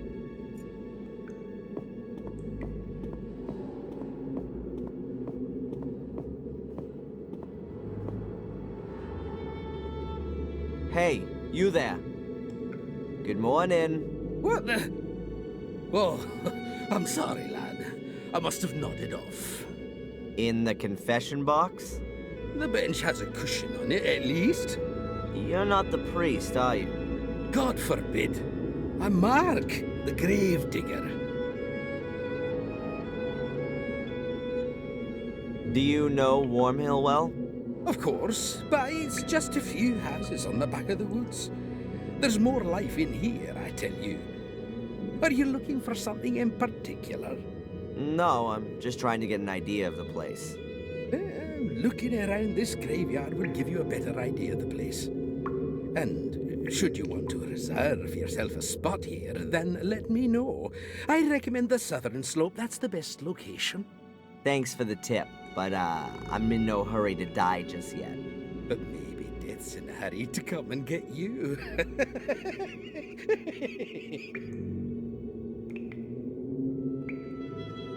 What is it you actually do all day? Answer stupid questions. I mean, digging graves can't be all you do. Yeah, you're right, lad. I don't just dig. I repair things too, keep the church in order, guard the graves. And if you think that the weeds grow on their own around here, then think again. It ain't weeds, and it don't grow on its own. But who's interested anyway? What did you mean by that? You guard the graves? Well, because of the clientele. So they don't get dug up by dogs and the like. Which dogs? Well, strays from around here. For them, a graveyard is like an underground hot dog stand? Yeah, exactly. With the bloody tough sausages. You must have a lot to do around here, being the gravedigger. Oh, that's right. My job here is quite secure. Can you tell me anything about the church? What do you mean then, lad? Who built it? It certainly wasn't me, even if I might look that old. Must have been around the time Marcus Gordon was alive. Have you seen the dark part of the tower up there? Yes. He ran out of stone, and they say he took stones from his castle walls to finish it off. Demolished his own castle to finish the church. A model Christian. Perhaps his time was running out. Got himself buried in there in the end. A crypt that's 100 feet tall with an altar and a bell tower, all for him alone. What a modest man. All those toffs are. No, he treated himself to an extra crypt underneath the nave. But it caved in 12 years ago. Nobody can get in there anymore. It's quite a woody area. That's also supposed to be the reason it's such a bloody area. The evil of the woods? People around here read too many horror stories. Or have experienced it themselves. Have you been in the woods here at night? No. They say there's plenty to see. Murderous lords of the castle. The undead. Mordred's voracious hellhounds. There are many stories about it. Probably as many stories as there are people here. The woods around Willow Creek strike me as being particularly creepy. Yes, and the number of wild boars in there is uncanny. I've known them to trample down my fences to get at the clientele. But I've got some crafted traps set up. I'm looking forward to having a roast. The priest gave his permission. There's a fresh grave in front of the church. That'll be Sally's, the young cook from the castle. The poor thing was burned to death, just like old Bates. The fire didn't really make any difference. But Bates isn't here. Lady Victoria insisted on burying him in the Golden Crypt, like a member of the family. Just like Lady Eleanor, I assume. Yes, there's still plenty of space in the crypt. Lots of the Gordons haven't been buried there. Why not? Well, there are just too many murderers and suicides. They're frowned upon in Catholic graveyards, particularly the ones who commit suicide. Why? What happens to them? Well, they're buried anonymously, without any religious ceremony, without the ringing of the bells, without any prayers, without a priest, nothing. They're all buried before sunrise, over by the North Wall. Isn't that what they used to do hundreds of years ago? Perhaps where you come from. But we're in Warmill, the manor of Black Mirror Castle. Things are all a bit different around here, my lad. You don't happen to know, being the gravedigger and all, where Samuel Gordon's grave is? He must have been buried in 1981. That's a tough one, lad. So many people died here 12 years ago, good and evil alike, in the strangest of circumstances. I really can't remember who ended up where. You'd be better off talking to Father Frederick, the priest. Perhaps he can remember. Where would I find the priest then? Today? Well, you won't find him at all. He left around midday. Some conference or other. Supposed to be back by noon tomorrow, though. I'd better be going. Keep your eyes peeled, lad.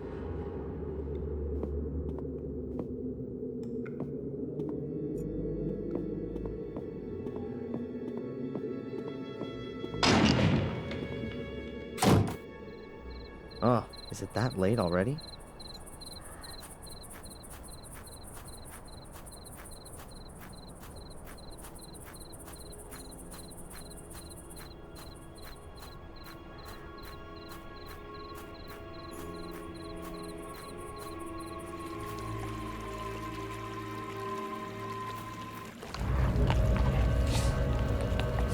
Those must be wild boars. There's supposed to be plenty of them around here. Or demonic hellhounds, as they say in the local fables. Whoa! I better get out of here fast if I don't want to get mauled.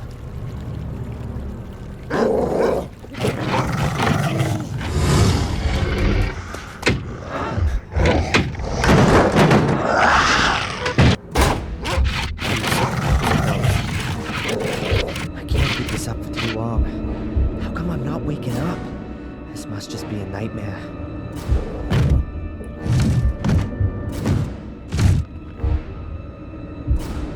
Have they gone?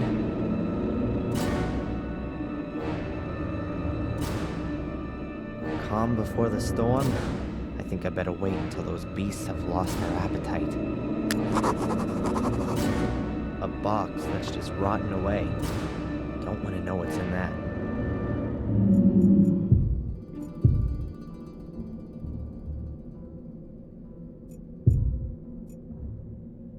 Damn, don't say somebody lives here.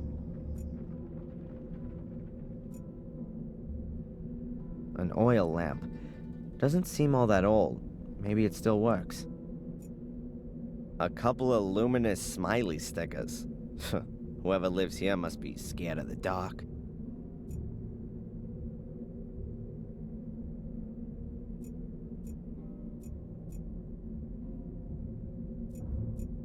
That almost looks the same as the shredder in the museum.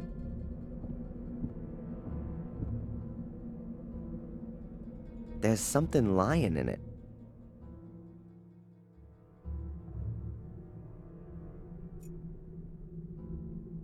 An oil lamp. Doesn't seem all that old. Maybe it still works.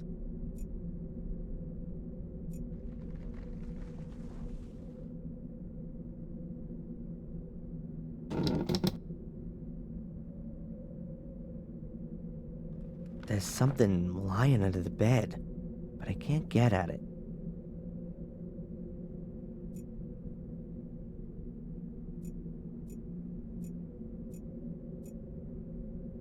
Oh well, let's take a look then.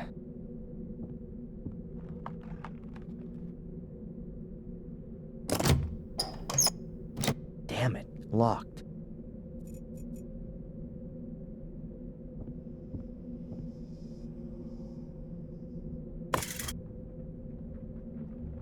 A rusty old garden implement.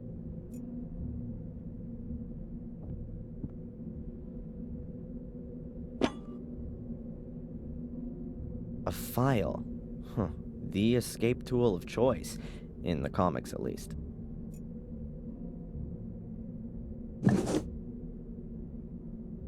I'm guessing that's paint thinners or gasoline for cleaning stuff. Ugh. Smells something like that, at least.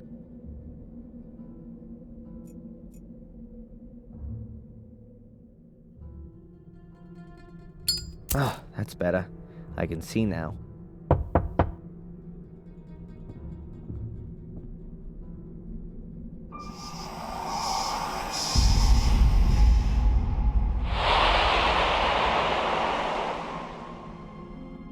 What the hell?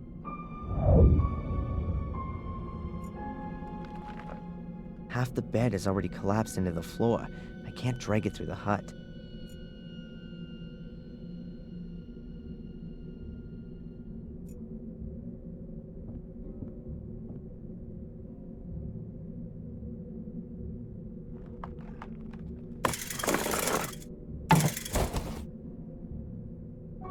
Gotcha.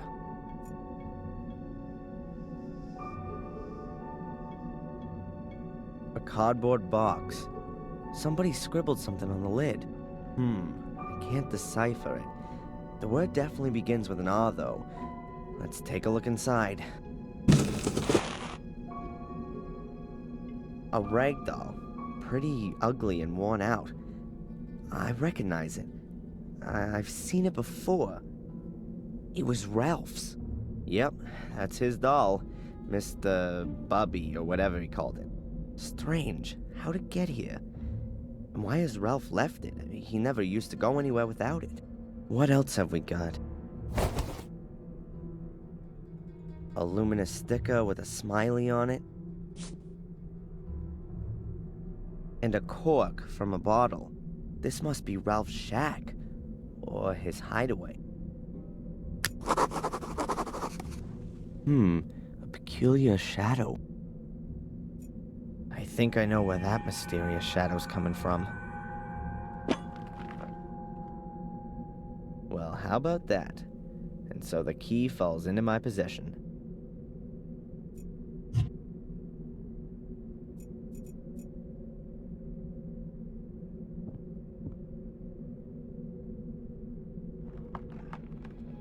Fits.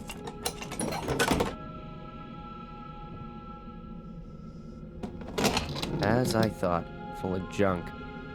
So let's have a look. Damn!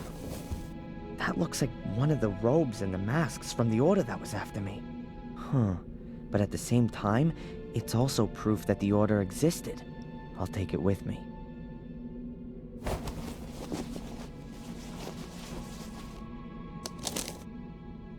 There's some paper in the robe. Seems to be a letter to the order. Quite badly torn. Unable to stop the evil, already sacrificed. His objective, or something happens to me. No trace is to be...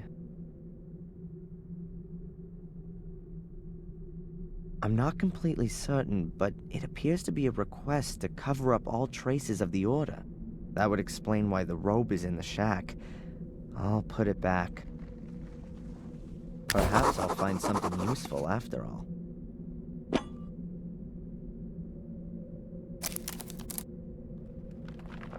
A corkscrew and a yardstick.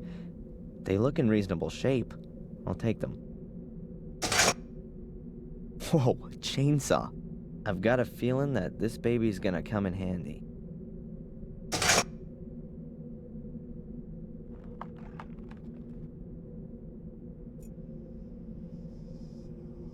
Another door.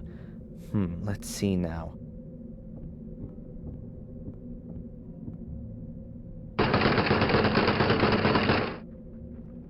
was kinda obvious. There's storage behind it for logs. It stretches right to the door. There's no getting through here.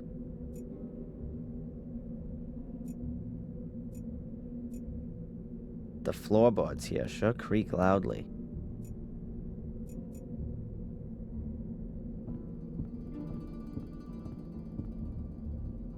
Nothing more to see.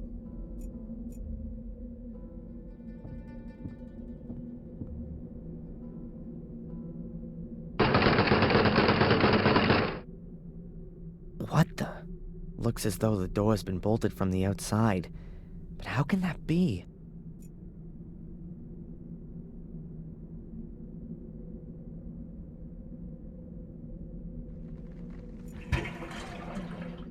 The tank's just about half full. Hopefully that'll be enough.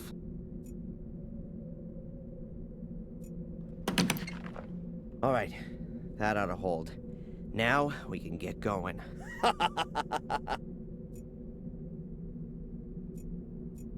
Not a good idea. If I destroy the door and then find out that the dogs are still out there, then I've got a problem.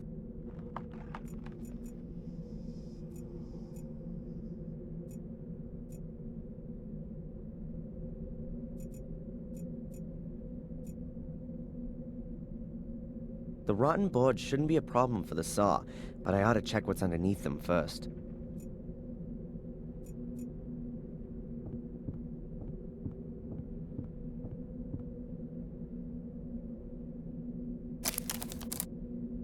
Interesting. There's at least half a meter of space below the boards. The shack must have been built on stilts. The next time I'm being pursued by hellhounds and hide in a shack, I'll look out for that as I go in.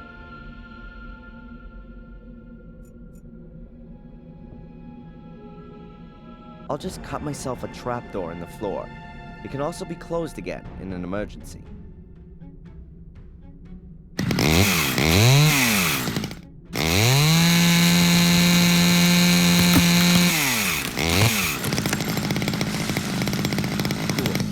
Sneak outside through the hole. Good. Let's try it. I'm better leaving the heavy junk here.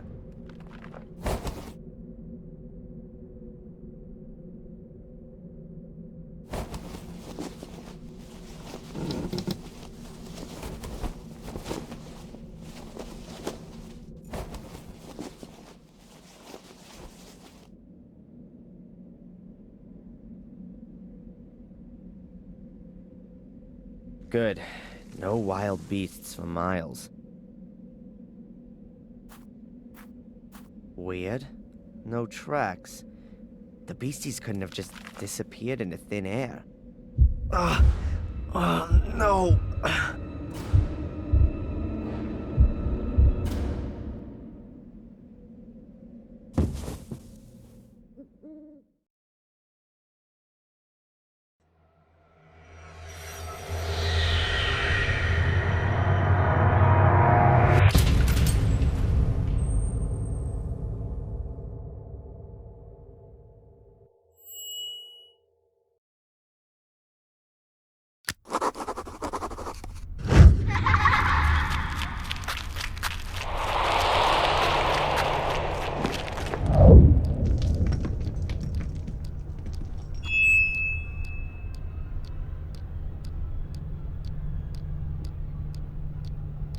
Describe what you saw.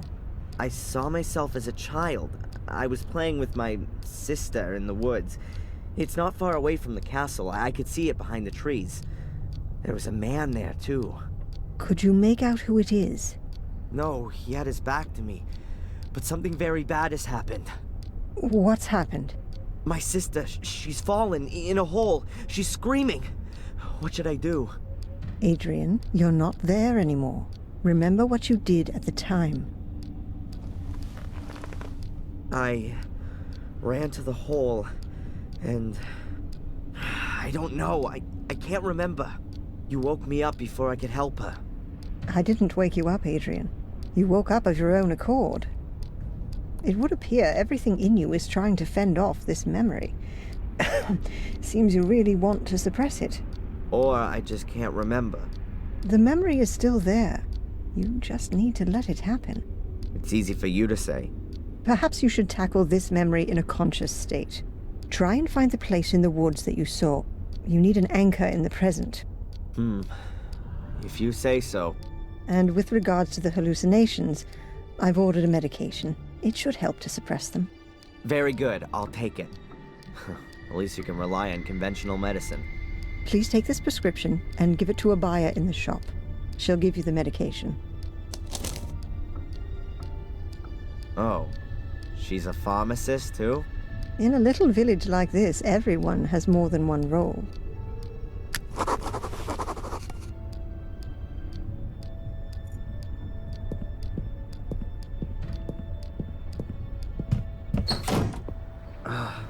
My head's still pounding.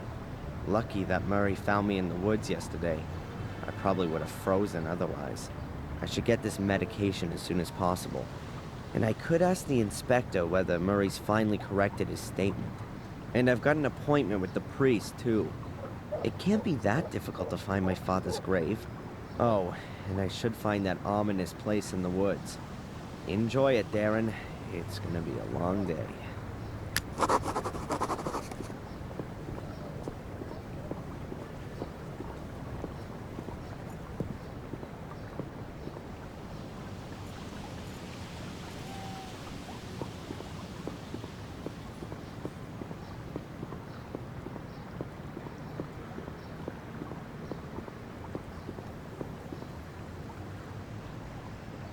Closed.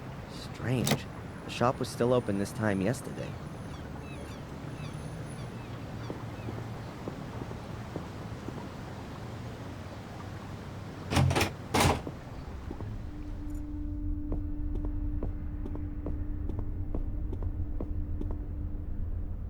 Hey, Zach.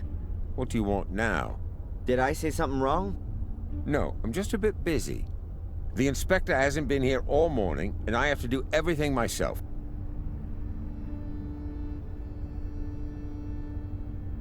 By the way, I was in the woods last night and I got chased by some black dogs into a shack. I got locked in, but I managed to escape using a chainsaw. Then I fell unconscious. You just can't help yourself, am I right? And why are you telling me this? You look so bored. Where's the inspector? Cafe, I think. Or maybe you can help me. Has Murray been here about his statement? Murray? Yes, he was here. Wanted to discuss something urgently with the inspector. Do you know what it was about? I can't tell you that. Abaya's shop is closed. Is today some kind of holiday that I don't know about? No. Goodbye, Constable.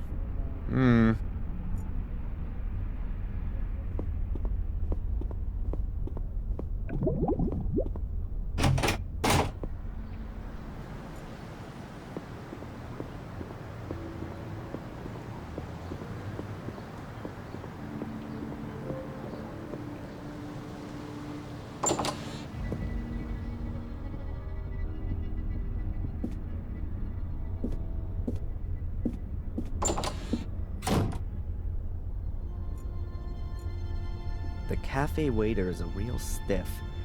Maybe he's just swallowed something rather nasty? I'll just ask him. Huh, there's Bobby, the village idiot. Well, no, that's being unfair. He's pretty much the nicest guy for miles around. Hello, Bobby. Oh, hi, Darren. Is it true that you're evil now? No, Bobby, you don't need to be scared. I'd never do anything to anyone. The others said that you set fire to the castle. You shouldn't believe everything people tell you, Bobby. I'm innocent. I was just in the wrong place at the wrong time. That's what Tom says all the time, too. Okay, Darren. I believe you. Tell me, Bobby, do you know the village policeman? Yeah, but I don't like him. Tom doesn't like him either.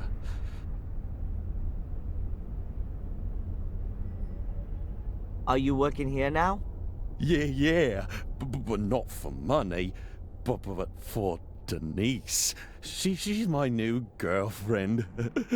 I help her out. I get it.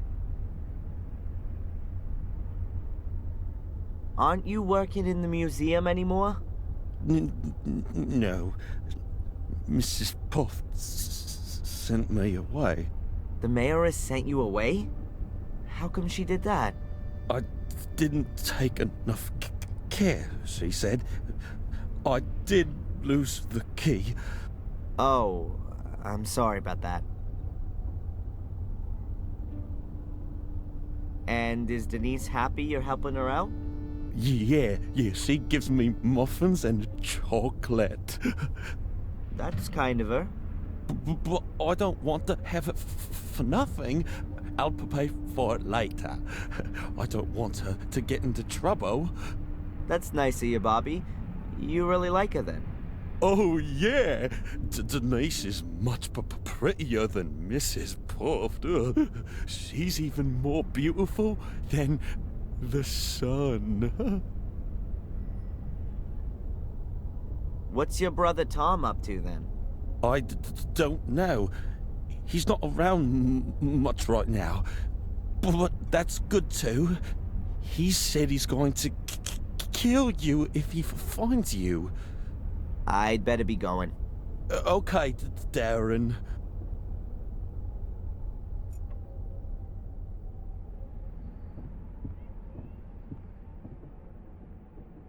Hi. Good day, sir. You almost look like a waiter to me. You're absolutely right, sir. My name is Edward. Has the inspector been here yet today? No, sir. I haven't seen him all day. I've just got here. And Denise? Denise has also disappeared. Both of them not there, huh? No. What can you tell me about Willow Creek? A quiet place. Bad for midwives, they'd find no work here, but ideal for authors, if they happen to write thrillers. Yeah, or horror stories. It's a nice cafe you've got here. Thank you, sir. I do all I can to keep it that way. Aren't cafes a bit uncommon in England? If you say so, sir. But I think this place deserves an alternative to that drunkard's dive over there. You've got lots of photos of the people of Willow Creek in here. Have you got any of the Gordons? Sorry, sir, but the Gordons do not keep company in these humble rooms. Where do they keep company then? As far as I know, they very rarely leave their estate. They used to go to church every Sunday, but it's been a long time since they've even done that. I'd better be going. Please do us the honor again soon, sir.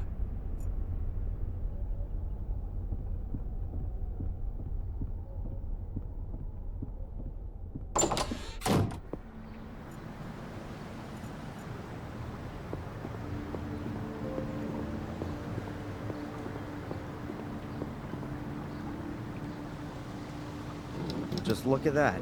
That's a buyer's mailbox. And there's the post from today.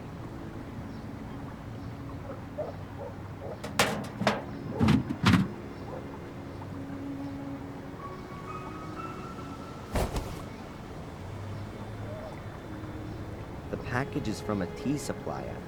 It says here that the customer is Gordon's Palace. Either the postman's quite lazy, or he doesn't like Murray. Maybe I should take the package to him. I'll be dropping by the hotel sooner or later. What else is there?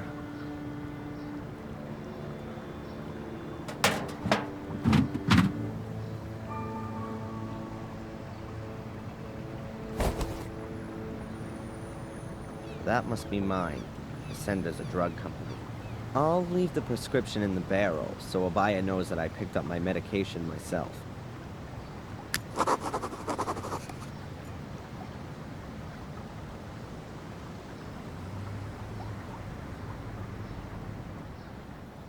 A packet of tea from Murray. At least that's what's written on it.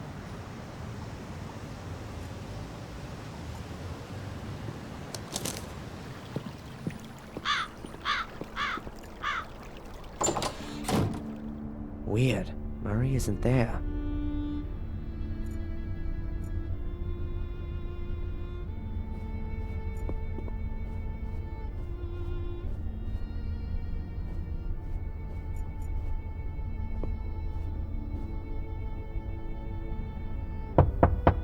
Murray?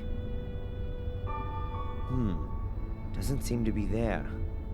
I'll put the package on his desk.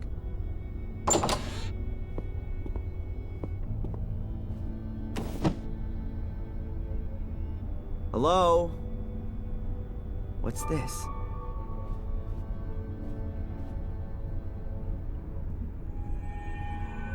How come Murray's involved with the law? I can't believe it. It's a receipt for my bail. Signed by the judge, paid by Murray. What the hell is this guy up to? What are you doing here, Mr. Michaels? Actually, I just wanted to be nice and brought you your package from the village. But then I found this. I'd like some answers. What are you up to, Murray? You know, Mr. Michaels, it's very simple. I believe in your innocence, and I'm sure you don't deserve to be in jail. Yeah, sure. A miser like you risks 5,000 pounds in order to help a complete stranger. Nonsense. What's going on? Tell me. I'd suggest you just be happy you're free, and we don't talk about it anymore. Oh no, you're not getting away from me that easily. I want to know what you're up to, Murray. I want to hear it in your own words. Now! Mr. Michaels, you know how it is. When something terrible happens somewhere, it attracts the people. But not forever. People these days are quickly bored and want to see something new. And honestly, it's been 3 weeks since you I don't last believe killed. it. You paid the bail in hope that I'd start to murder people? Just so your damn hotel is fully booked? Don't get so upset, Mr. Michaels. You're totally insane. Screw you. You should be thankful, Mr. Michaels. No one else would have put up your bail. No one else. You have no friends in Willow Creek. You're a lonely maniac, an arsonist, a criminal. You have no one but me, and you should be damn thankful. Let room service know I'm checking out. I don't get it.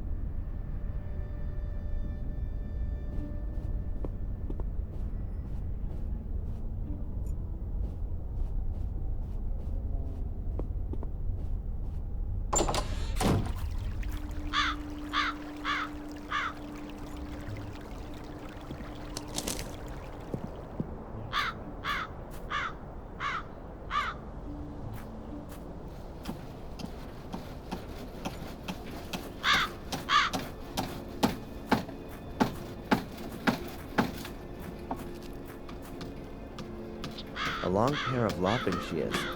I think I'll borrow them.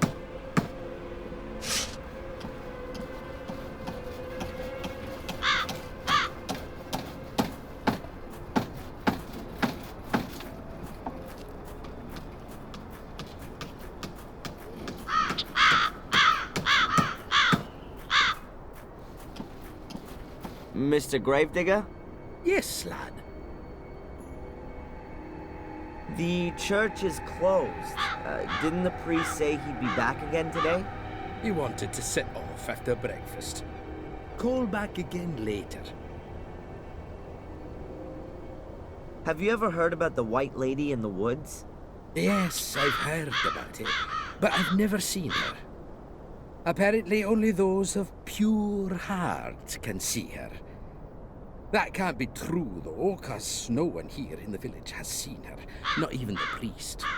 What does that tell us about the people of Willow Creek? Nonsense. There's nothing wrong with the people here. It's that murderous clan in the castle who've been spreading fear and terror for centuries. It's a pity you didn't do your job right, boy. The castle should have burned down to its foundations. Then there'd finally be some peace around here. It wasn't me. I'd better be going. Keep your eyes peeled, lad.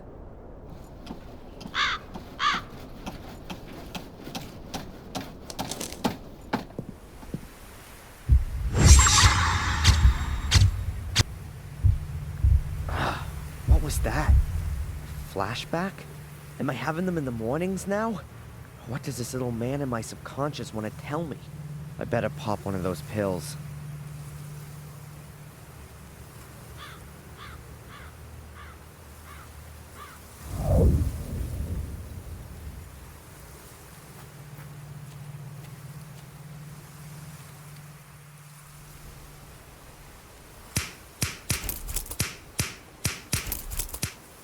That's it.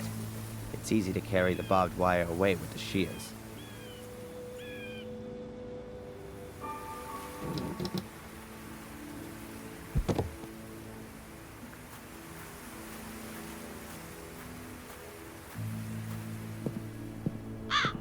I remember this house. I used to play with Angelina here when I was a kid. Could it be that Joyce was right?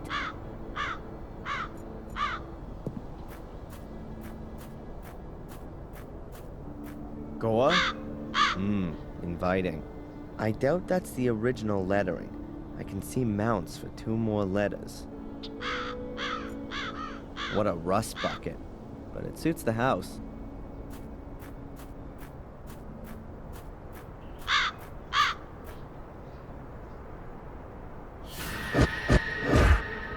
What the? It's just a blanket. Keep calm, Darren.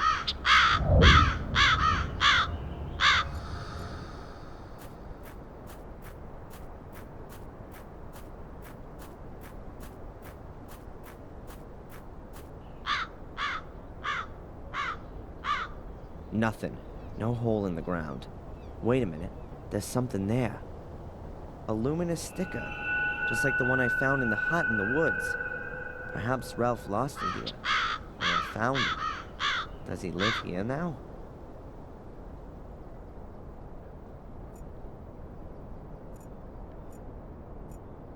Perhaps Ralph's looking for a new place to live.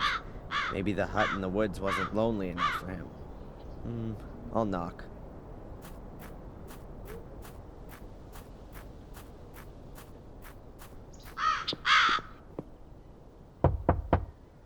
Nothing. There doesn't seem to be anyone home.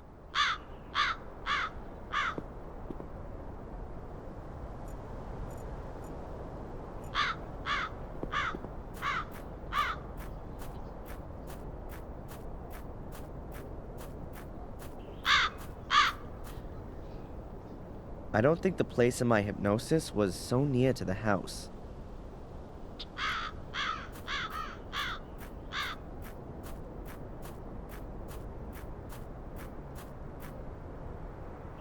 A garbage can with a lock on it. Could be protection against wild animals. Or prying eyes.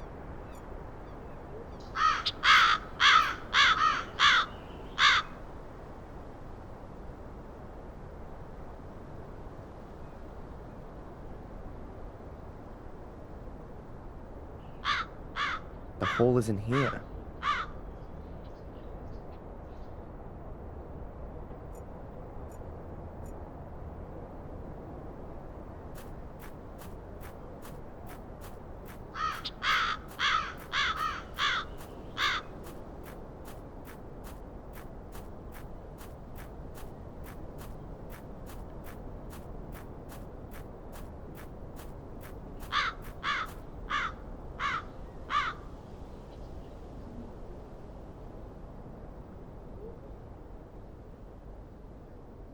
There's nothing there but scrub. I don't think searching around here anymore will help. If the hole in the woods that Angelina fell in as a child was somewhere around here, it's long since disappeared. Find an anchor in reality? What garbage. Just an old rusty car.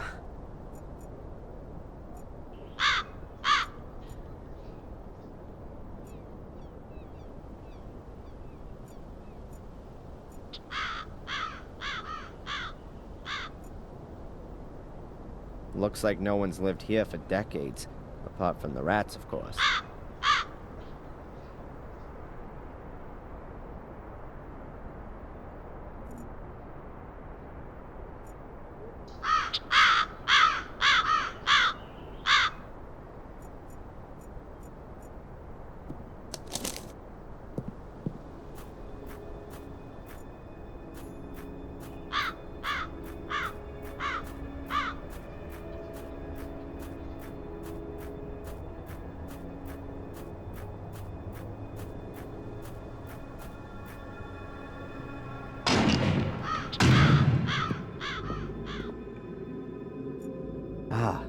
has to be the priest.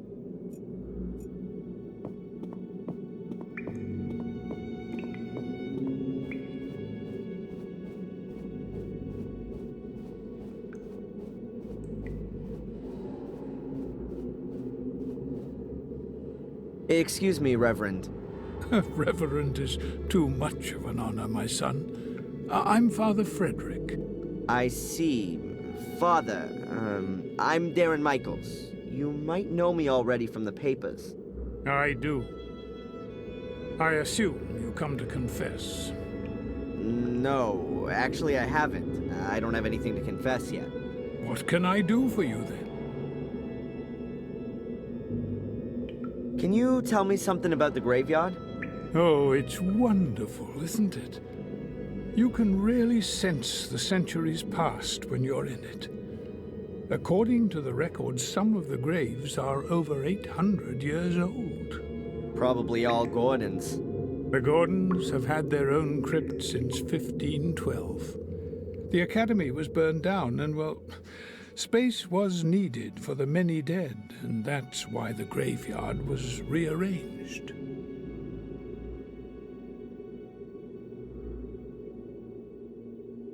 The church here was built by Marcus Gordon, right? The good Marcus, yes. It was the year 1213 when Marcus Gordon struck down his brother Mordred in a duel. Marcus killed Mordred? Why? A brotherly feud which had been smoldering for some time. Marcus embodied good, Mordred evil, according to the legend. Marcus beat Mordred. Good prevailed. And what's this got to do with the Gordon curse? It originated in this period, right?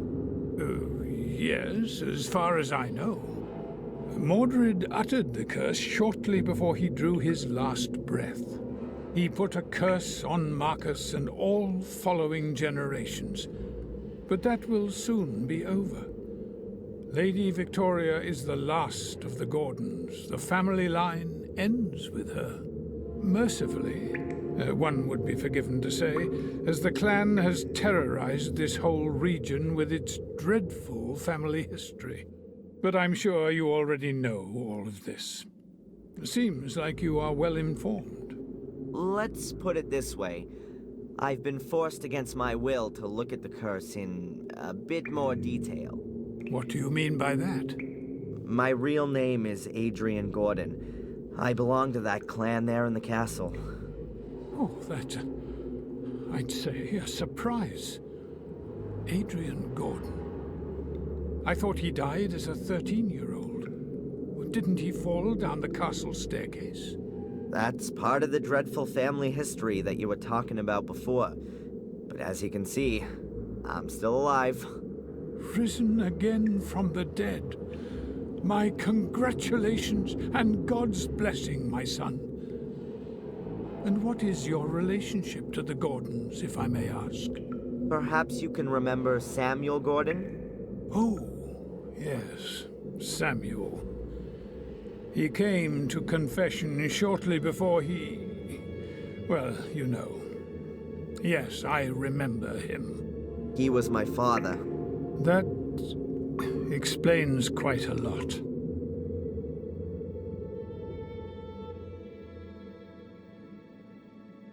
We were talking about Marcus and Mordred. Yes, that's right. Marcus struck down his brother Mordred in a duel in the year 1213. After that, in order to atone for his actions, he had this church built here on pagan ground. A few years later, he also built the Academy, also on pagan ground. It was to be used to house the Gordon Chronicles, so the curse could be researched by academics. But the Academy was completely burned to the ground in 1512. Most of the chronicles were destroyed. Everything that could be recovered was brought here, to the church. Right, but all of these stories always begin with Marcus killing his brother. Does no one know the cause of the dispute? Well, there are various theories. Some say that Mordred was possessed by the devil. I also read somewhere that they were fighting over a woman, which is pretty much the same thing, right? Basically, it's about the fact that Marcus Gordon, the more religious and stable brother, won. Mordred is depicted as a godless sinner who's burning in hell to this day. Do you know if the brothers were born here? Probably not. Both were tireless crusaders in the name of the church. But why they built a castle here in Willow Creek can only be speculated on. Perhaps they freed the land of non-believers, and the castle used to be a kind of keep, in order to hold the area. Or they were gifted the land by the church as a reward for their support in the Crusades. Thank you, Father. I'd like to hear the story about Marcus and Mordred. Marcus struck a few. It was, but the right. Well, I basically. Do you know if... But why? Perhaps. Or Thank you, Father. Seems the gravedigger has also been working here for an eternity. Mark? Oh, he does his job well. Yes, he really feels all that digging in his bones. He's been looking for an apprentice for years, but no one seems to be interested. Are you educated in a profession? I'm a physics student. Ah. Well, let's talk about something else.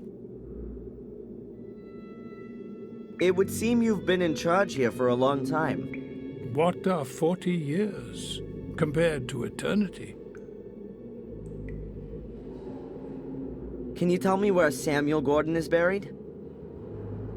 I'm afraid I can't tell you in which grave he's buried, but I can understand that you'd like to know. Is there any kind of plan of who is buried where? Not for the anonymous graves. But wait, I think I know how I can help you.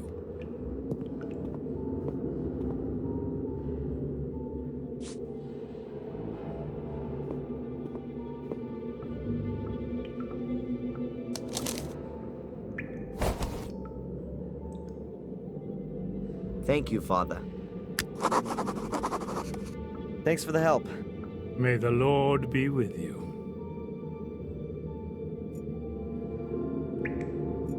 Bare wooden pews. Very inviting. They really make you want to kneel down and pray. The confession box is empty.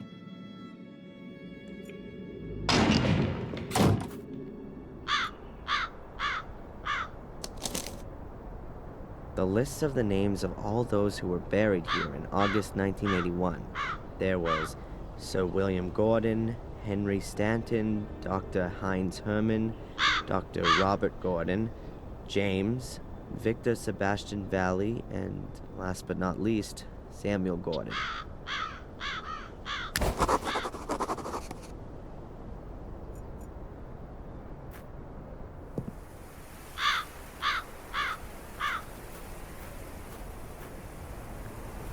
Good. And let's see who's buried here. Funerals in August 1981. William Gordon, Dr. Heinz Hermann, Victor Sebastian Valley, Henry Stanton, Dr. Robert Gordon, James, Samuel Gordon. There are 5 graves, but 7 names on the list. Too many. I should first find out which of the 7 is not buried here.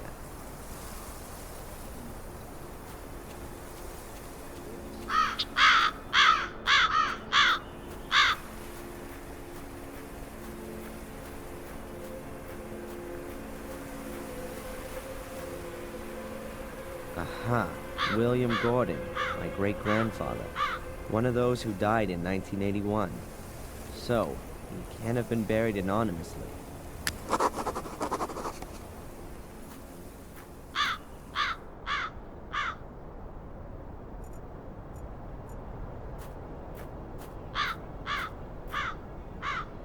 This is where Miss Valley is. Victor Sebastian Valley.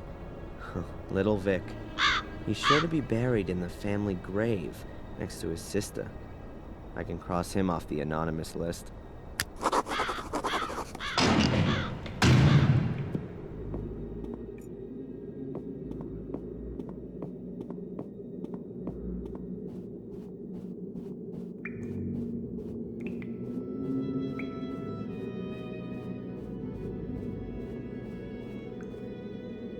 Hello, Father.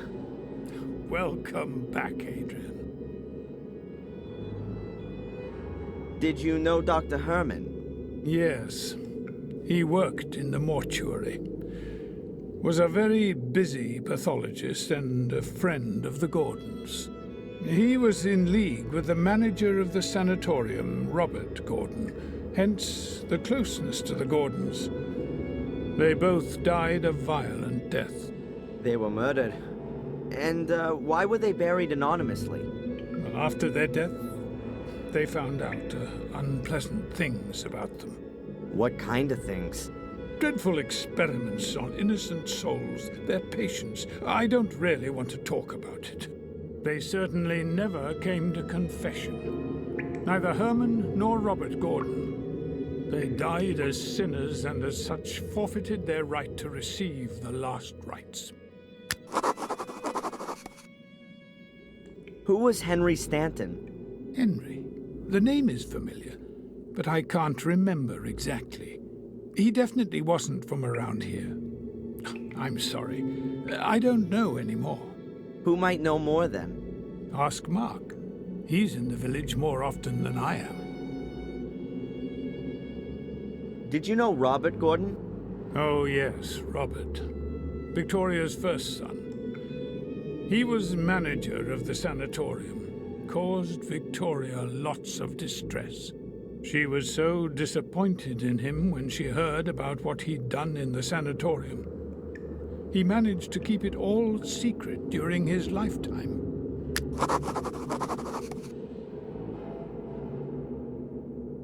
Who is this James on the list? Doesn't he have a surname? Yes, well, James. He was William Gordon's illegitimate son. He hanged himself after years of being experimented on in the sanatorium. It's thought that he is the one who murdered Robert Gordon. What kind of family have I been born into? How come William Gordon isn't in the family crypt? He committed suicide, and actually belonged on the northern wall. But Lady Victoria convinced me that the circumstances of William's death couldn't be clarified completely.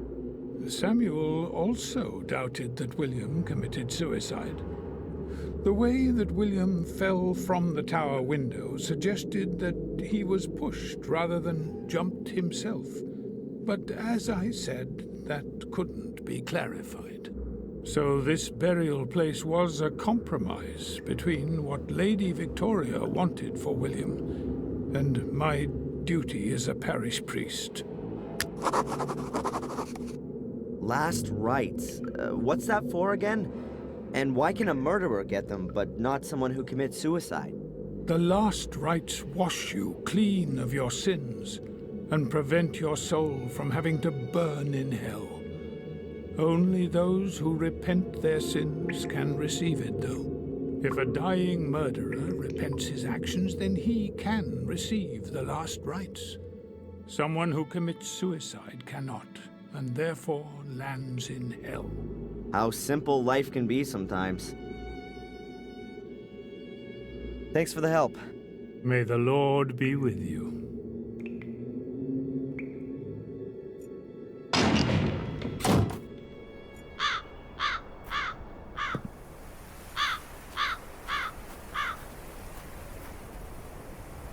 So that means that Dr. Herman, Henry, Robert, James, and my father are buried here. Now I just need to find out which gravestone belongs to whom.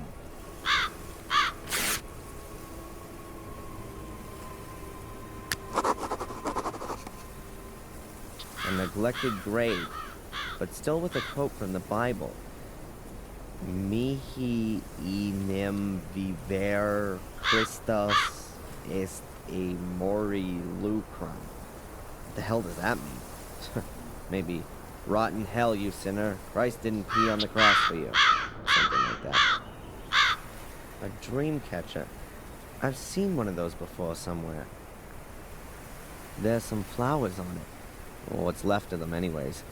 And a card. All a mother's love for your soul, all her contempt for your deeds. As far as I know, Samuel only had Victoria, his grandmother. This can't be his grave. A neglected grave. The most pathetic and saddest of them all. It could be my father's. Here it says, Ichi Agnes Dia Ki Tolit Peccatum Mundi. A quote from the Bible and some rotting flowers. At least someone's been looking after the grave. Oh, but no more clues.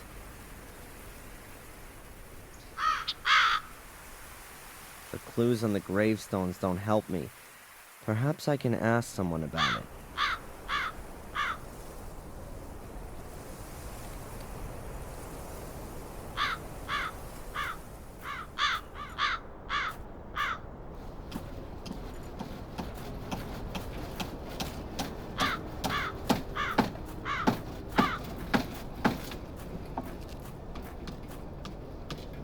Mr. Gravedigger?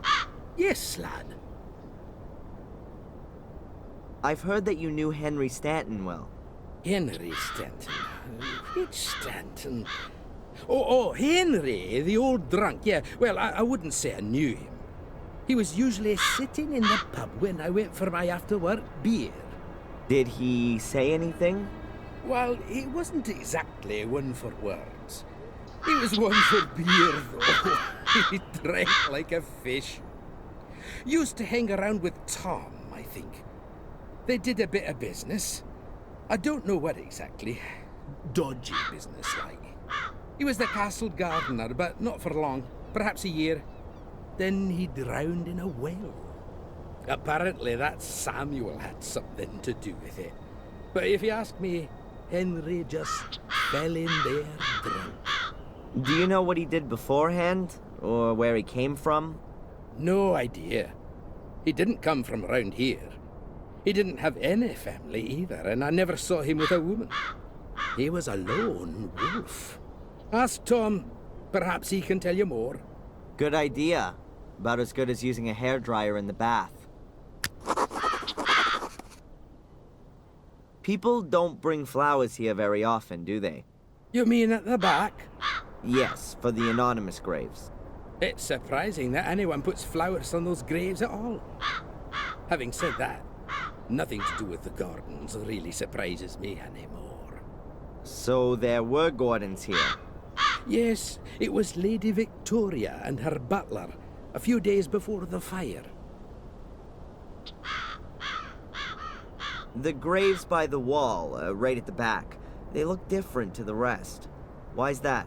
That's where the poor devils who have no money for a real funeral are buried. And the lost souls, the murderers and suicides. Aha, and they're just thrown in a hole and buried? Well, they do get a coffin, but the corpse is put in it the wrong way round. Those who commit suicide, I mean. Why? It's supposed to stop the dead from finding their way out of the grave. They used to chop their heads off and put them between their legs to stop them running around. Pure superstition. As if you could stop the undead like that. I'd better be going. Keep your eyes peeled, lad. The shed is full to the roof with firewood. Looks like it's gonna be a long, cold winter. Yes, even a Catholic priest is sometimes just human. Why hasn't he got a toilet in his house like everyone else? It's called organic waste here. On the other side of the wall, the graveyard.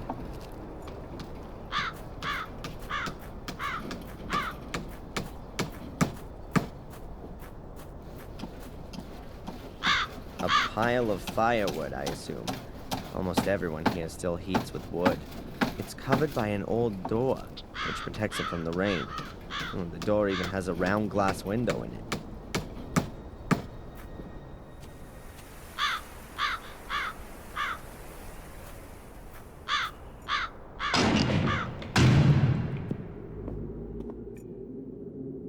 Hello, Father. Well, Does the saying Ecce Agnes Dea qui tolit peccatum mundi mean anything to you? of course. It's a quotation from the Gospel of John. John the Baptist was seen by many as the Messiah, but he said, "I am not the Messiah. He is the one who comes after me." The next day, John saw Jesus coming toward him and said, Ecce agnus Dei qui tolit peccatum mundi. Behold, the Lamb of God that taketh away the sin of the world. This was he of whom I said, He who comes after me has surpassed me because he was before me. John 1:15-29. The sinless who took away the sin of the world. Praise the Lord, he sacrificed his Son to lighten our hearts. Jesus Christ, our Savior, is the Lamb of God who takes away the sin of the world. He is the fulfillment of all sacrifice and the end of all sacrifice. Amen. What does mihi enim viver Christus est a mori lucrum mean? For to me, to live is Christ, and to die is gain. Paul said that, but remember, my son, he was referring directly to himself. It doesn't mean that death in general is gain. Not at all, for heaven's sake. To understand this phrase correctly, you need to understand Paul's situation in detail. He was imprisoned and... Thank you. I've heard about that. Paul in prison, nasty stuff. But I've got to get going. Thanks for the help. May the Lord...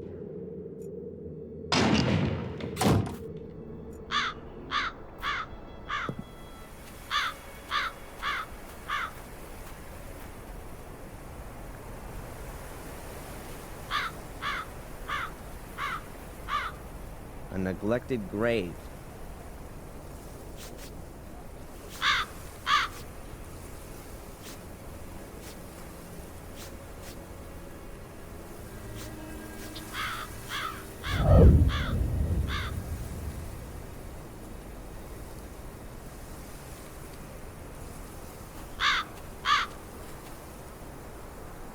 That must be it.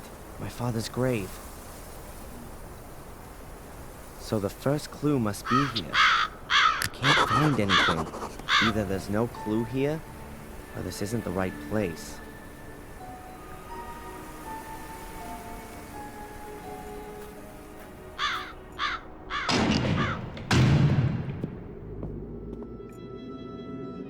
Hello, Father. Adrian. I think I found my father's grave. I assume you now feel relieved. Not really. The phrase Ecce Agnes Dea, etc., it's written on my father's grave. Is there anywhere else I can find it? Of course. In every Bible. And out there, near the church, maybe? Yes, we have it here in the church. Just have a look around. The Lamb of God, you said? That's right. John... Thanks for the help. May the Lord...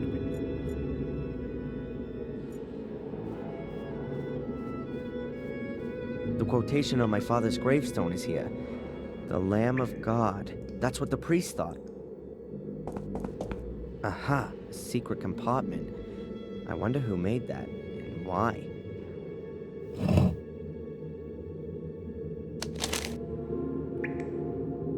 The plot thickens.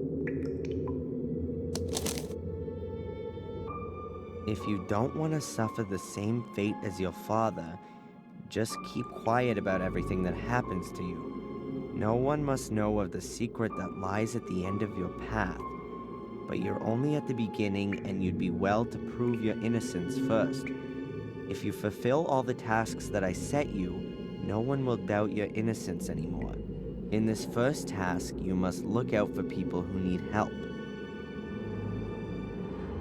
Fulfill tasks? What's that all about? Must be another one of Murray's sick ideas. Huh. Well, I'll play along. Maybe I can piss on his parade some.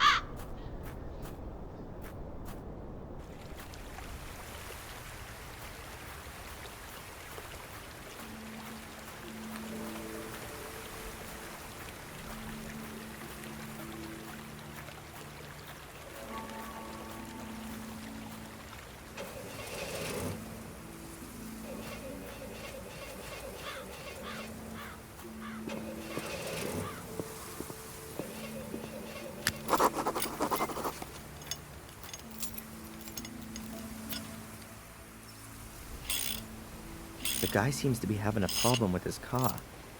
Maybe I can help him out.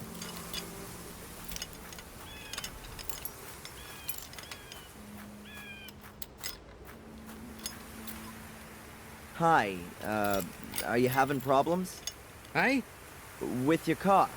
No, I'm freezing my balls off here for fun. Bollocks. Sod it, the car won't start. You a car mechanic, are you? No. I didn't think so. You look more the theoretical type, am I right? Kind of. I studied physics for 4 terms. Well, that's better than sociology. Can you have a quick look at it? I'm stuffed here. Well, to be honest, I'm not very practical. But I could get some help from the village if you want. I'm headed there anyway. Okay. Drop into the pub and tell Tom what's happened. Tell him Phil's banger is knackered again, and he's bound to know what's wrong with it. Tom? And what if he's not there? Are you having a laugh? Of course he'll be there. It could take me a while, though. Maybe I'll have a go. Nothing to lose, huh? Be my guest. Over to you.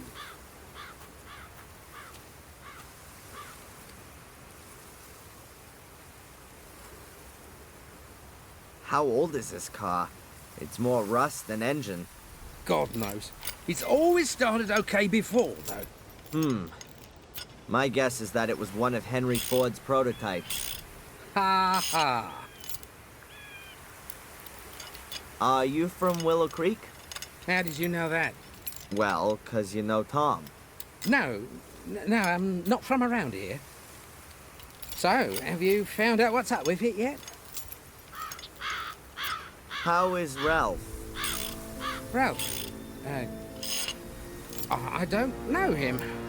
Oh, I thought you guys hung out together quite a bit. Why's that? Well, I thought he hung around the old house, and because I saw your car parked there this morning. Yeah, I might have seen him. It's a filthy dive, but probably much better than no roof over your head.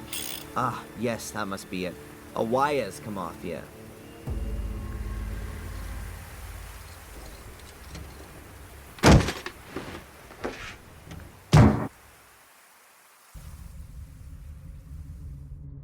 Jesus, what the hell is that? Help! Can anyone hear me? Help!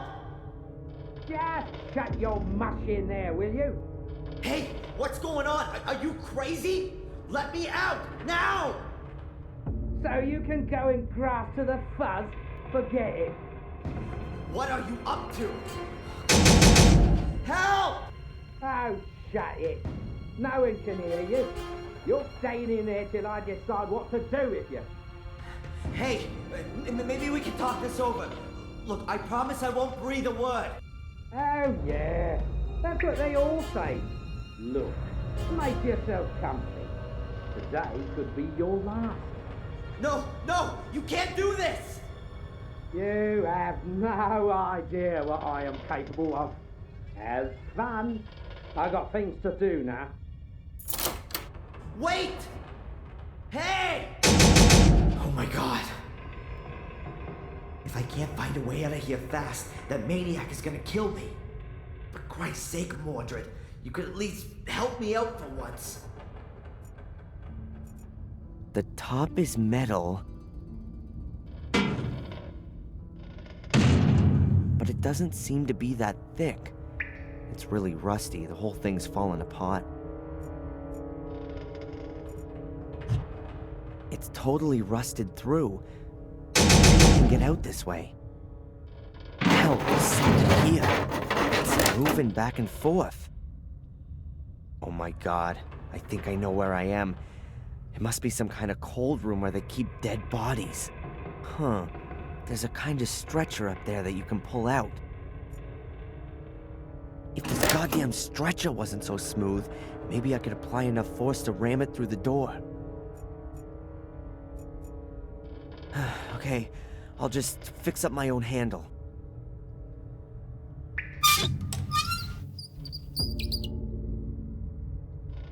Whoa. Oh, yuck. Gross. What kind of stench is that? I gotta get out of here fast. Okay, I've really gotta get behind it. At last. I'm out of here. I don't see a significant improvement in my situation here.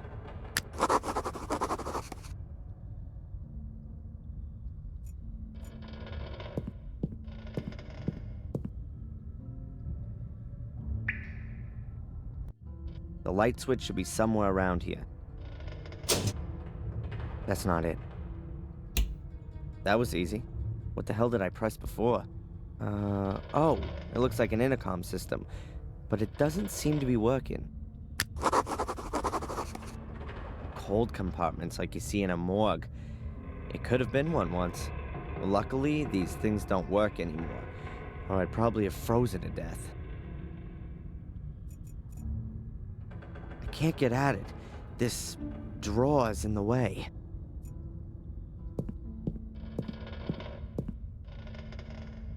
I know it's definitely not a good idea to have a look inside. It stinks like hell. But I'd love to know if there's anyone or anything moldering in there.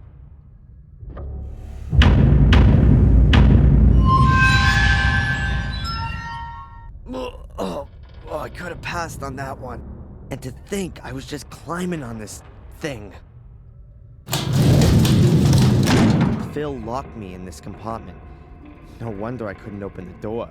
The padlock looks pretty hefty.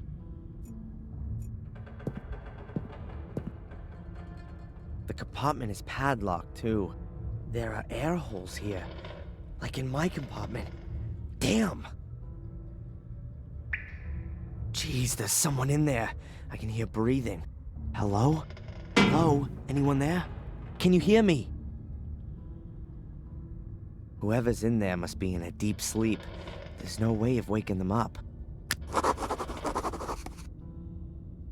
An ancient film projector. I'd be amazed if it still worked.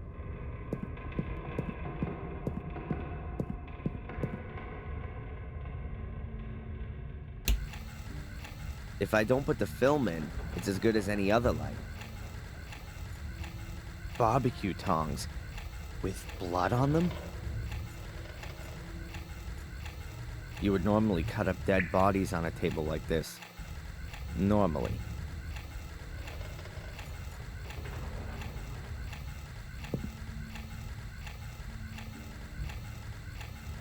The blood seems fairly recent.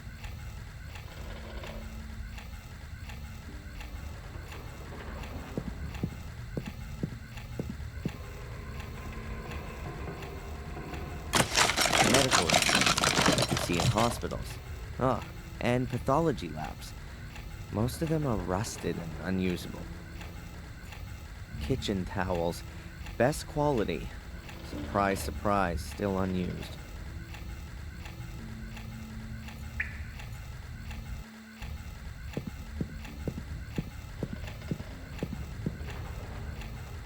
An old skeleton. That's not very useful. What can I do with it? Whoops, the skull looks a bit wobbly. Yep, it's loose. So off with it. 2 heads are better than none at all.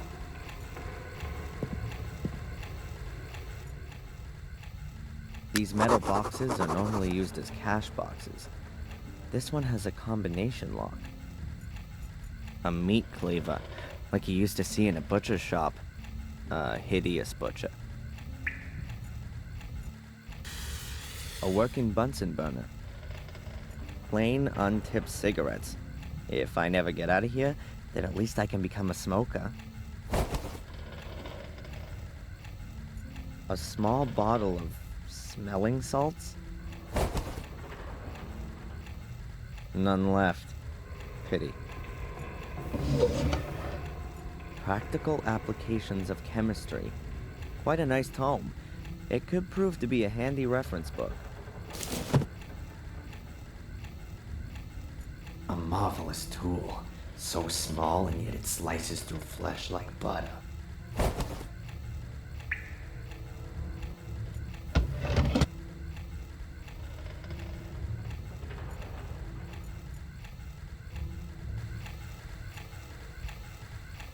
A chair with arm and leg restraints. That could have come from an old sanatorium.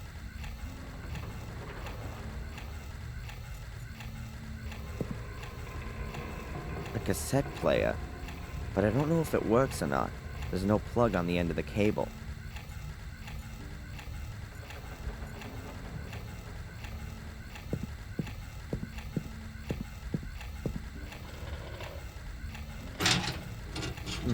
Files.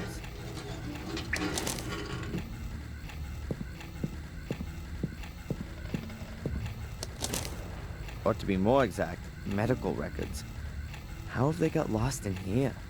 James Gordon. He was a patient in the old sanatorium. So are the medical records from there? There are death certificates in here. Quite a few. Issued by Dr. Heinz Herman for James Gordon. And for different causes of death. Heart attack, suicide, all undated.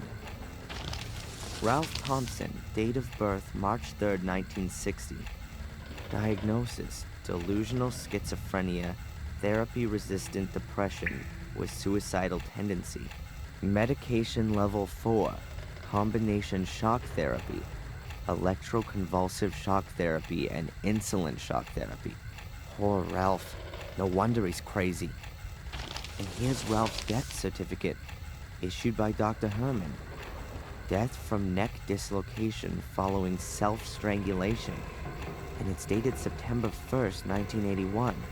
So Ralph's death had already been planned. The bastards. If they hadn't gone out of business in August 81, Ralph would be dead now.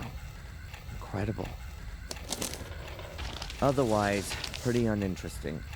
None of these people mean anything to me.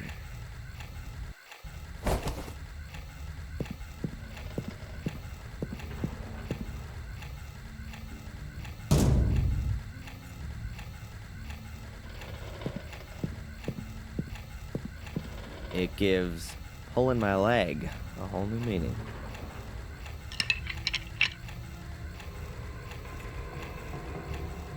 An old yellowed screen.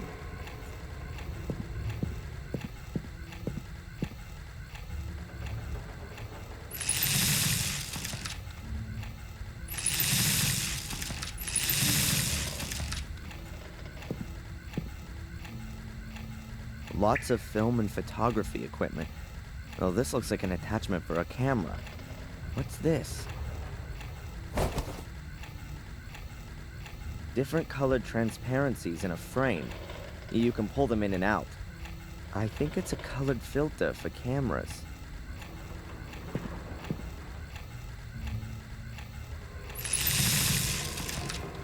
A human skull. A replica, probably. Something's rattling around in there. Either his brain has dried up,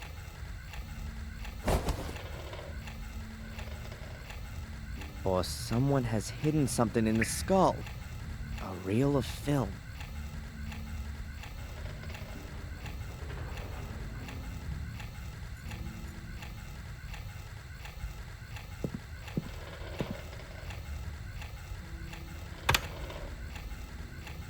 Lucky I always had to load the films in school. It's not as easy as you might think.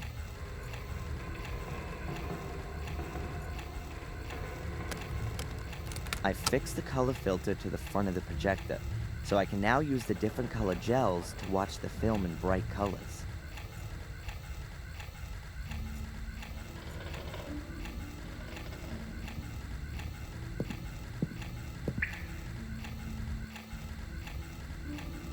So let's have a look and see what's on this film.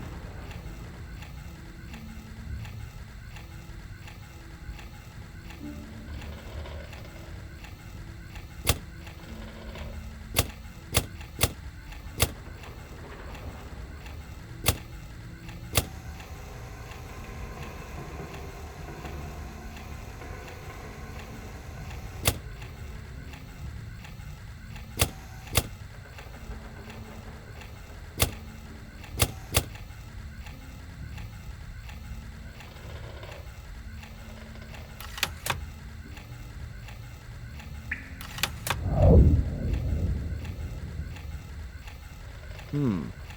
2180. A 4-digit combination. That Phil is one slime mother. Not a bad idea. Hiding a combination in a film that can also only be seen using a special color filter.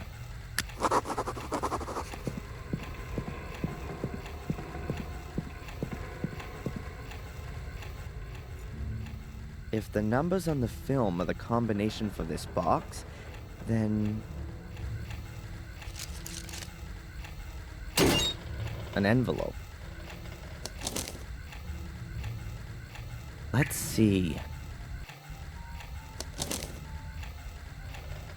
As I said already, I can't do anything with the photo. It looks like the person concerned has left the village and is therefore of no further interest to me. You've already gotten too much money out of me for the pictures of the fire, so that's it now. I have a new job for you. As far as I know, the Fire Fiend will be released sometime next week. He's a ticking time bomb that could blow up again at any time. Perhaps we could encourage him a little. Watch him, don't let him out of your sight. I want you to write down everything he does. Further instructions to follow. M. M? M. That could only be Murray. That, deserves the worst. There are gonna be some serious consequences. I've been through some horrible things, but this is really going too far.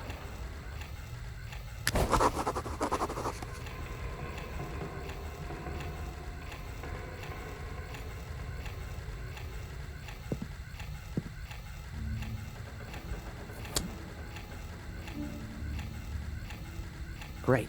Now I've got a few wires.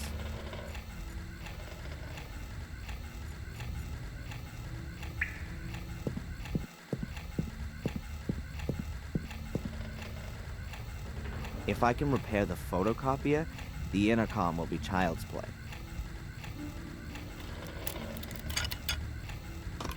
There you go. I told you so.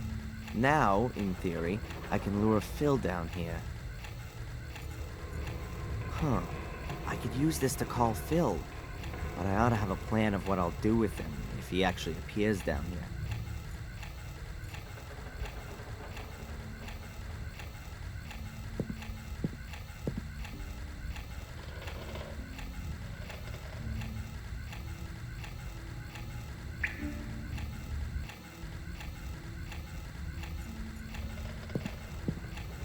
Okay, I can try it now.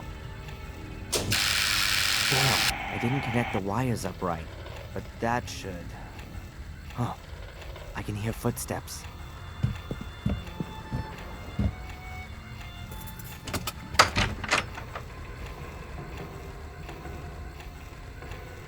What's all this? Turn that light off!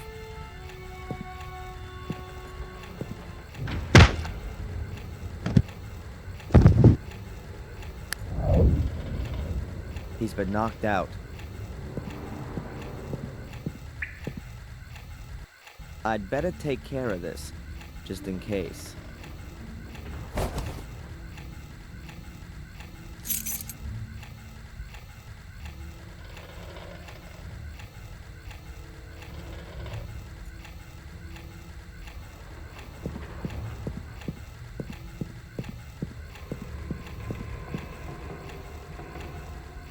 This key fits.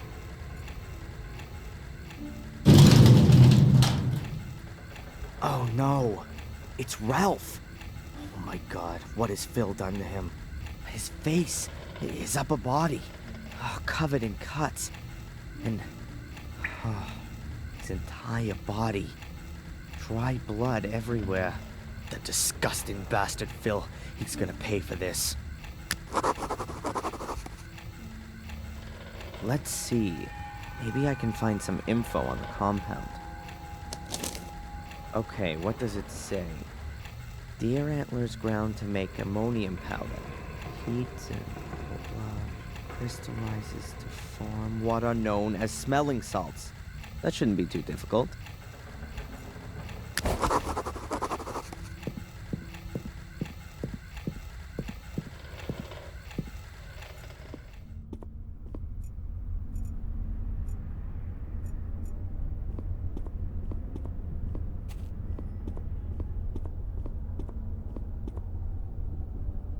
A disc.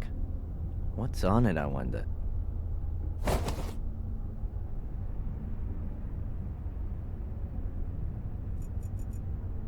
Great idea.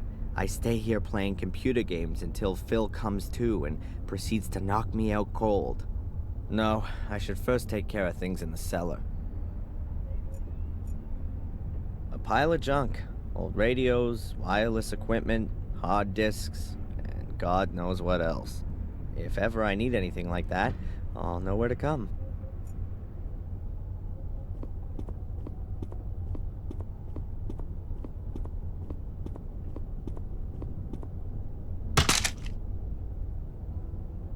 I have the most important ingredient for my smelling salts.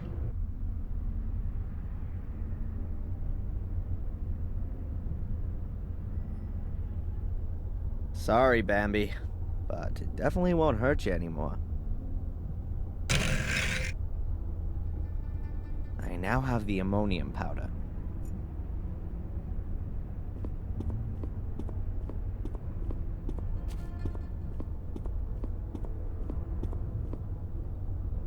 Phil doesn't seem to have touched the display case. No wonder. The only things in here are books and a glass flask. They're mainly used in chemistry. A pile of junk. Old radios, wireless equipment, hard disks, and God knows what else.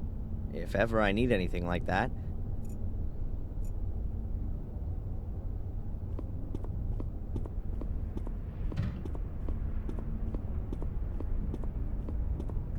there's no way up there.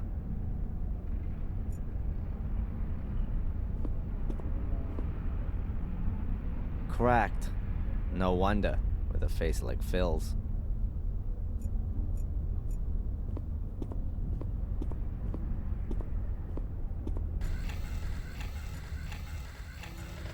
He's been knocked out.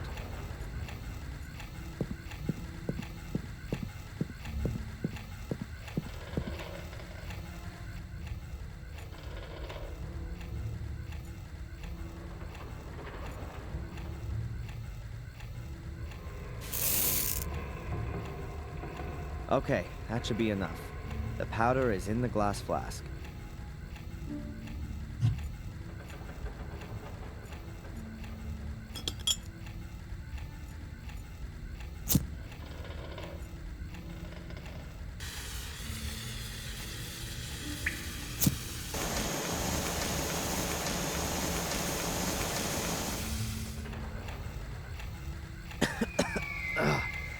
gets right into your lungs.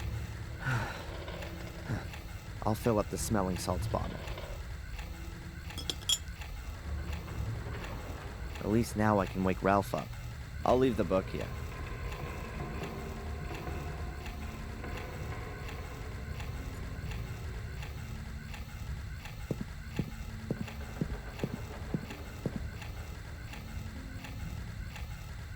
What?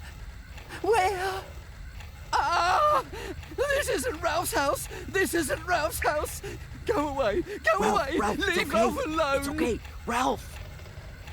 Mr. Bobby! Where are you? Mr. Bobby! Ralph, it's all right. Shh! Ralph, it's me, Darren. It's okay.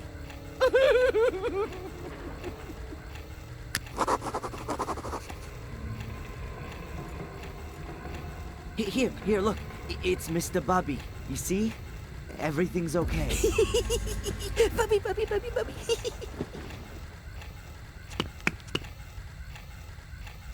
Wow. Ralph ran like the devil himself was after him. I won't see him back in a hurry. I don't think I can do anything more down here. Time to deal with Phil. I think he's slowly coming round.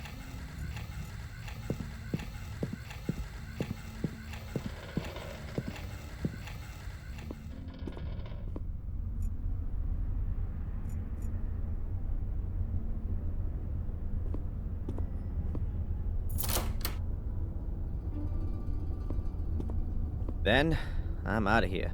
Just in time. You Yankee tosser! I'll have you! I want to know what's on the PC first. Then we'll look at the floppy disk. You better get out of here while you still can! Just you wait!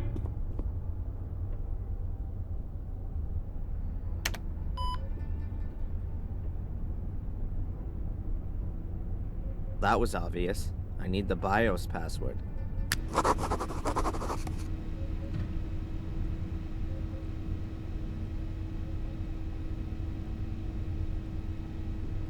Think, Darren, think. What password could Phil have used?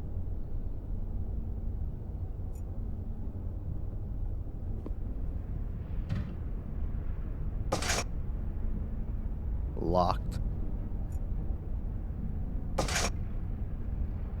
Locked.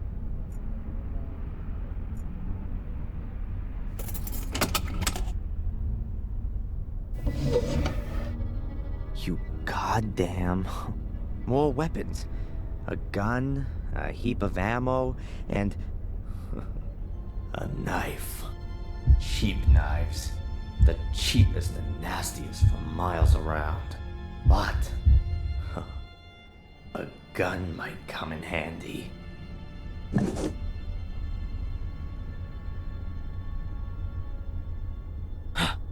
Hell, what am I doing here? Am I out of my mind? I can't go around carrying the gun, but I don't want to leave it here either. I'll have to get rid of it somewhere. I'll pocket the ammo too. But there's more stuff here. A necklace. Oh, it looks valuable. Stolen, more than likely. I'll take it as compensation for all the crap I've suffered here. Phil will just have to get over it.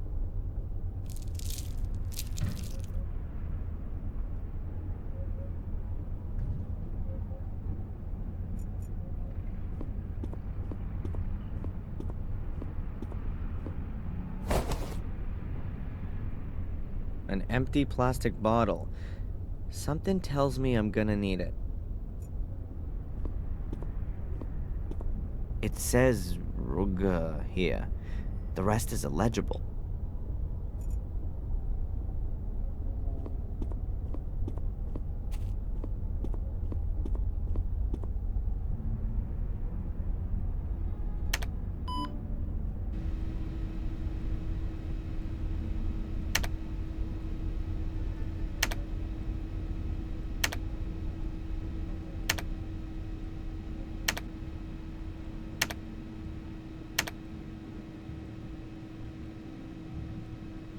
Morgue. That was the correct password. So let's see what we can do with the PC. That looks interesting. Unlock.exe. I'll run it. 1 for cellar door. No, don't think so. 2 for storeroom. Storeroom? Yeah, I'll go for that. That came from the direction of the cupboard.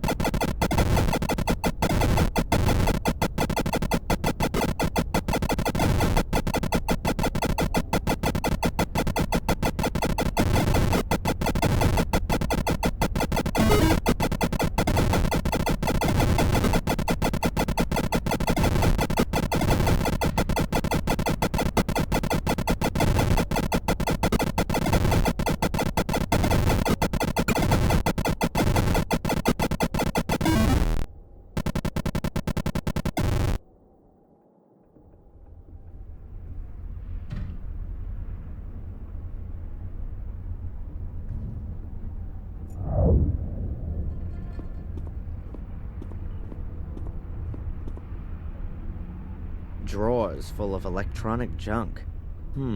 Something under here looks a bit strange. Cables going under the cupboard. Something clicked. I'll have a look. Aha! It was a kind of remote-controlled locking device. This appears to be Phil's treasure vault.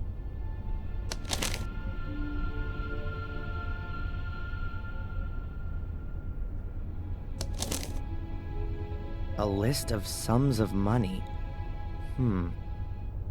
The library taught, £200. The foreign woman, £500. The Yank, £100, £2,500, £300.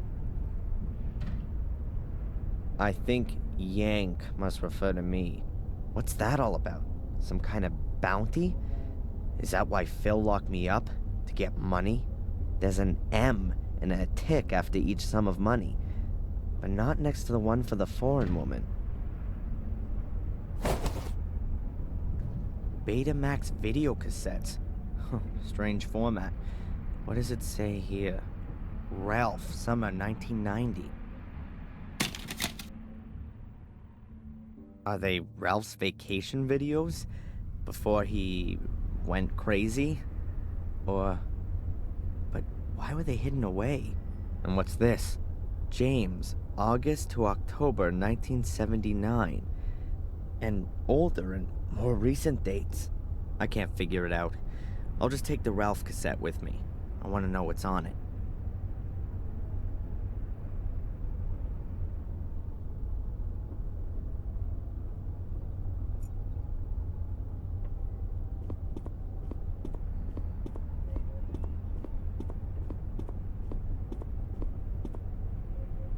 There's a Betamax recorder plugged in here. So let's see what's on the video cassette.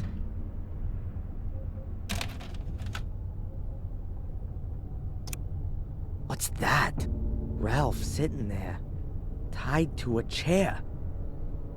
That's here in the cellar. What are they? It's a torture video. I don't need to see anymore.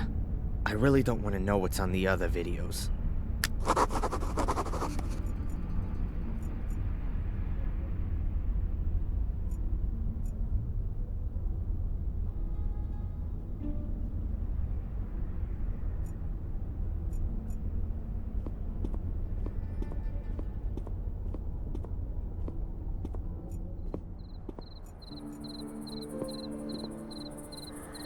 I'd better put it out of commission.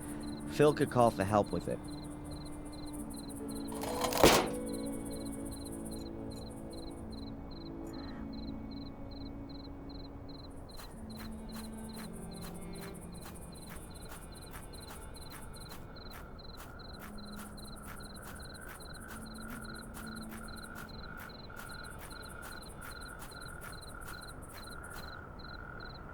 I wonder if Phil has a key to this, too. How about that? Here it is.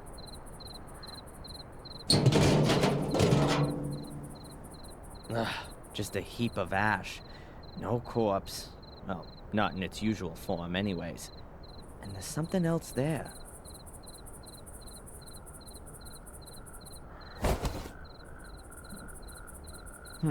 A small cardboard tube that Phil must have thrown away recently. It actually looks quite useful.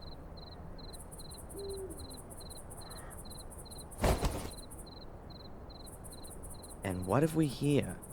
An iron M. I guess that was originally from the writing above the front door.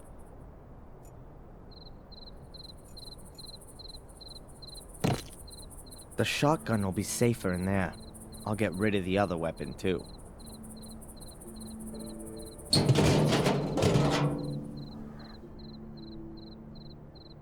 That's that job done. Now, I'll have to ask Murray a few questions.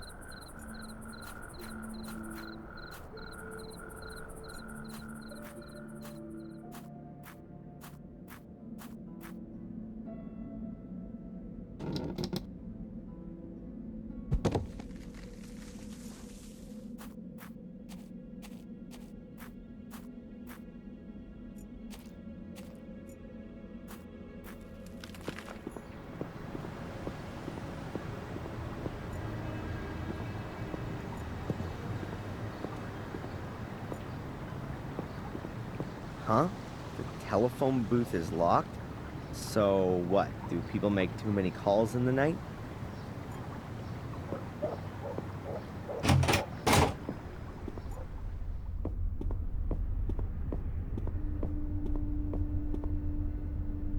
Night shift? Perhaps you should have a look at the abandoned house. I think there are some strange things going on there. I see. What kind of things? I'm not exactly sure, but I think people are tortured there. Okay. What else would people do in an abandoned house in the woods? Why does no one take me seriously here?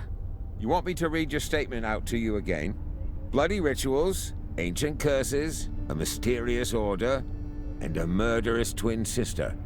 Never mind. Forget it. Goodbye, Constable.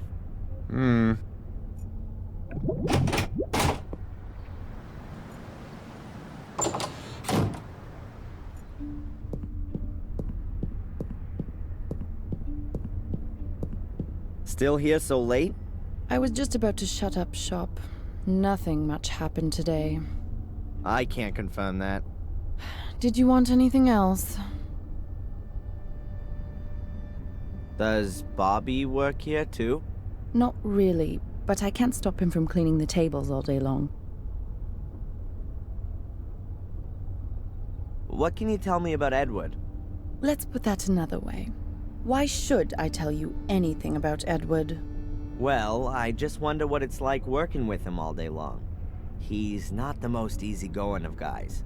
I mean, a plank of wood would be more relaxed, don't you think? He's my fiancé. Anything else? Excuse me? You're engaged?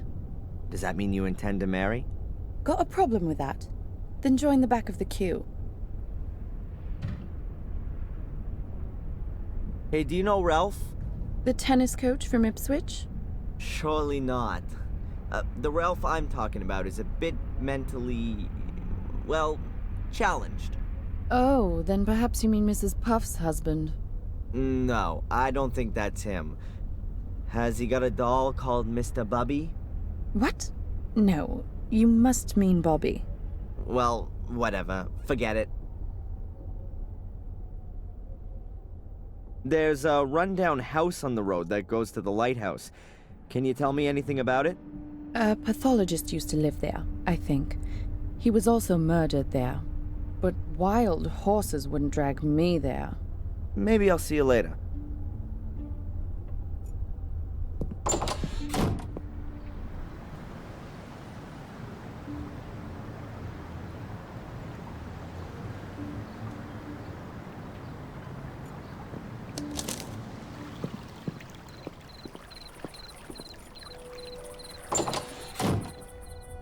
Ah, Mr. Michaels. Have you had a pleasant day?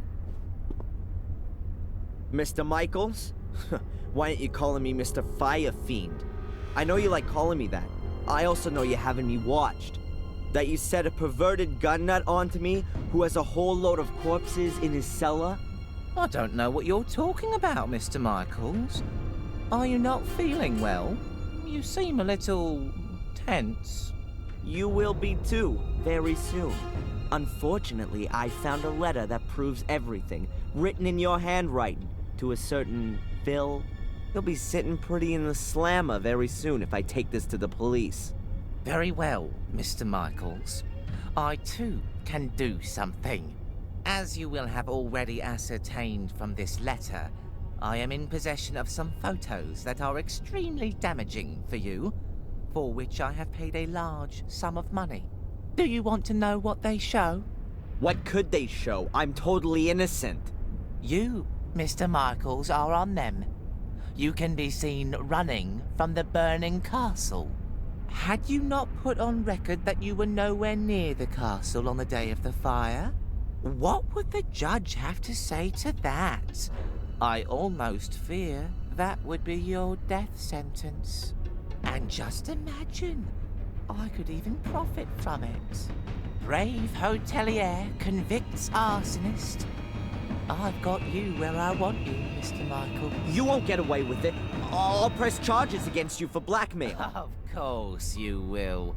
A pathetic lunatic from America comes to England, kills half a dozen people, and then accuses a respectable hotelier of blackmail? Wake up! You're up to your neck in it. Do what I tell you, and you'll stay alive at least. We'll see who's gonna stay alive, you cretin! Ah!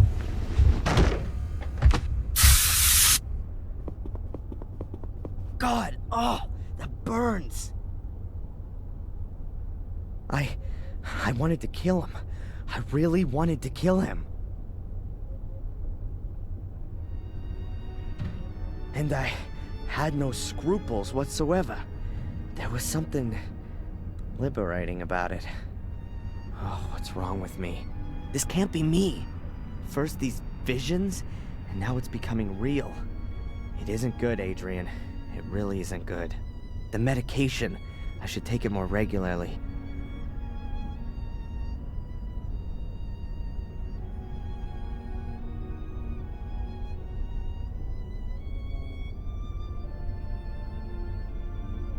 Okay, calm down. Now isn't the time to lose your nerve. Murray antagonized me, and yeah, that could easily flip me out. It's perfectly normal. Nothing unusual. It can happen to anyone. And it happens in the best of families.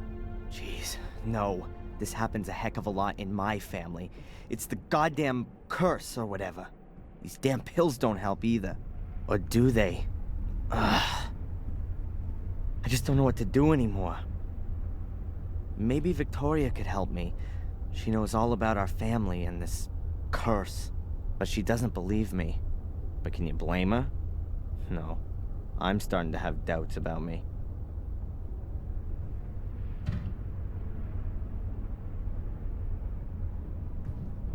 Okay, slowly now. What should I do? If the guy goes to the police now, I've had it. These photos. I must find and destroy the photos. Then he won't have anything more on me. One problem less.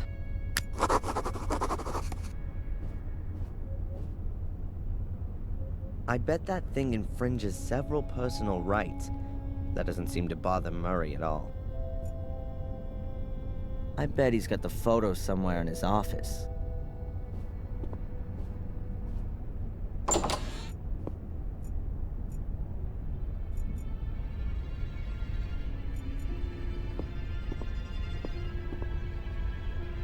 A 1,000 tips to success, customers as a means to an end, tax savings for managers. A large steel locker. If Murray has something he wants to keep safe, it's sure to be in here.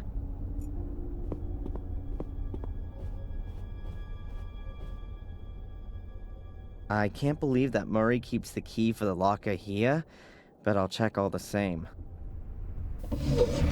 What have we got here?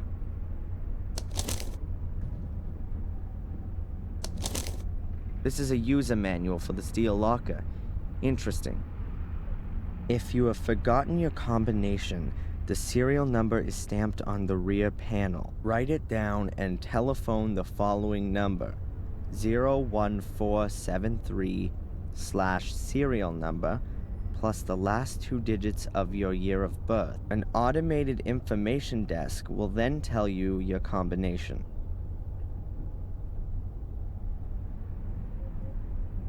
That's what I call service. Now I just need Murray's date of birth and the serial number.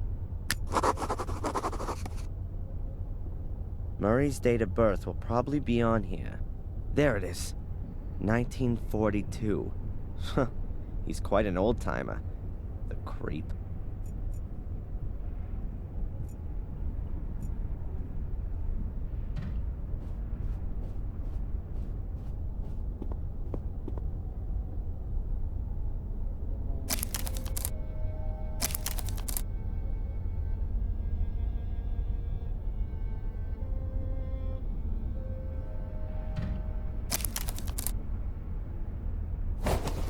It's about 3.5 meters from the corner to the middle of the wall. Good that I've got that cleared up.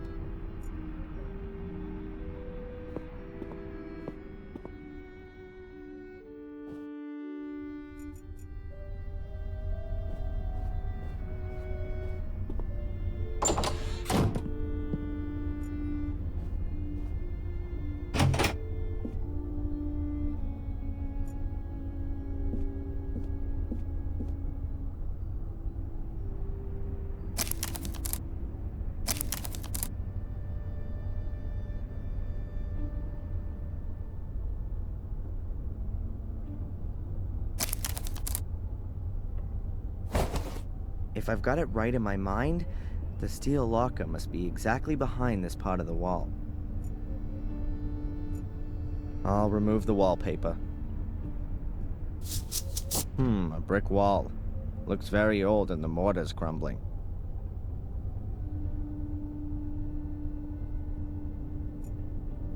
I can use this to scratch out the mortar from between the bricks.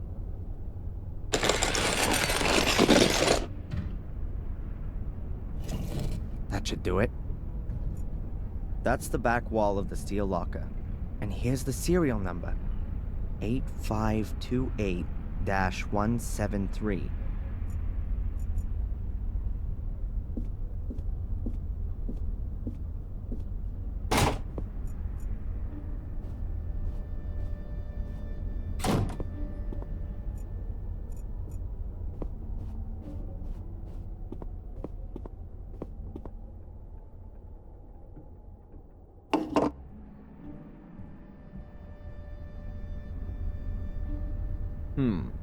The service you require is not available from this device, says the woman with the nice voice on the tape.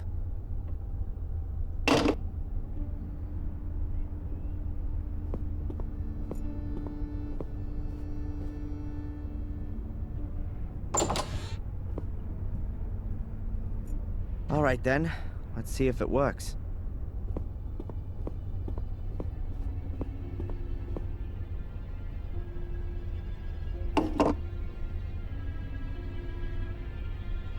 The combination is 4 right, 8 left, 15.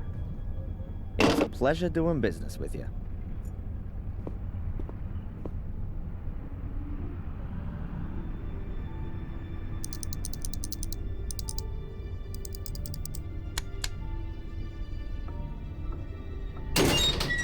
Ta-da! How about that?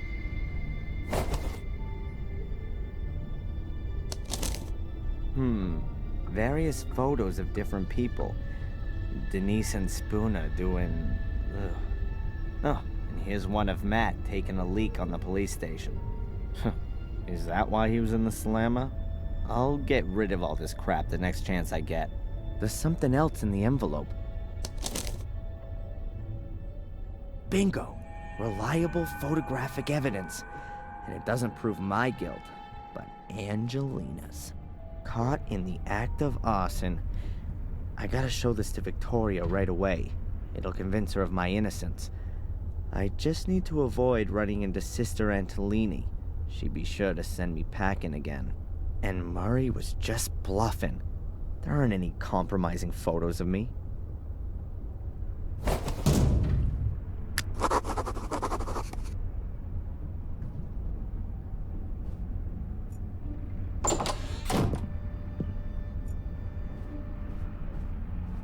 A toolbox? It wasn't there yesterday. Is Murray doing the renovation himself? Whatever, I'll just help myself. Not too well organized. Pliers. They could come in handy later. Otherwise, just screws, nails, and fuses.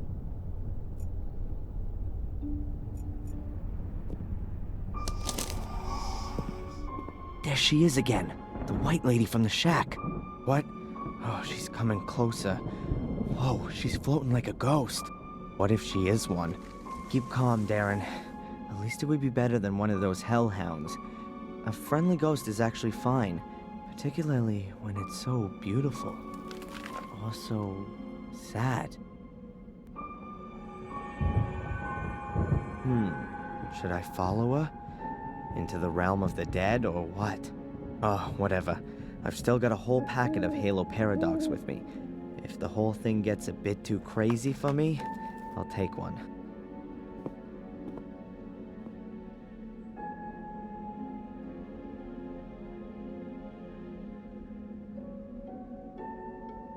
Where's she gone now?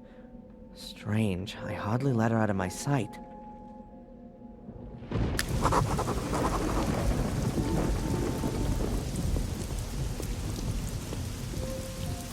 The gate is open for me? I hope the ghost is some kind of angel. This isn't the gate to hell.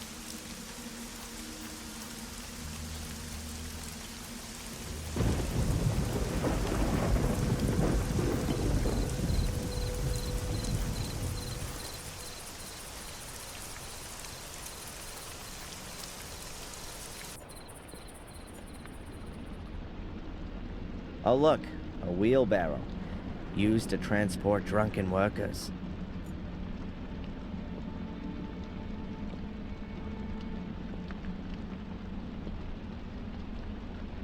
There's a candle. If I don't have a flashlight, I should at least take this with me.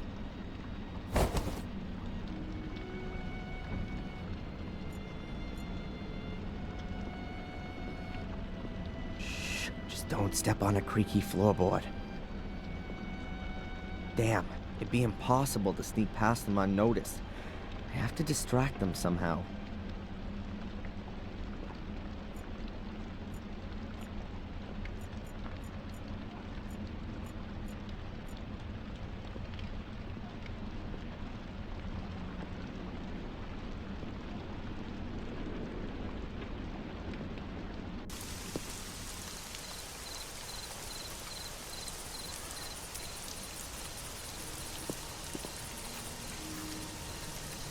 There's even more garbage lying around here. There used to be fireworks in here, but it's still a few weeks to New Year's Eve.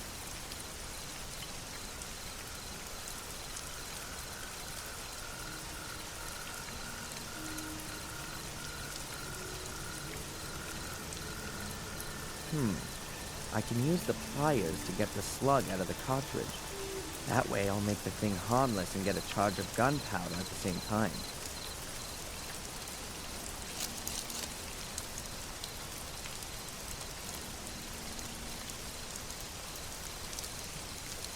I'll fill the cardboard tube with the gunpowder. Just a shame that it always trickles out of the ends.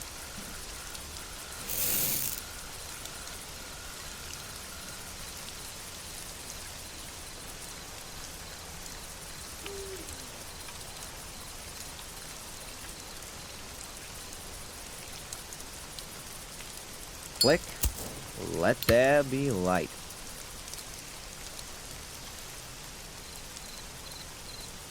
I can seal the cardboard roll with the wax, so the gunpowder doesn't trickle out.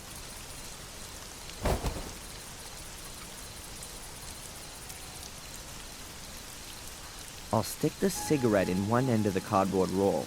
If you light the cigarette, it'll burn down and make the gunpowder explode. So now I've built my own firework.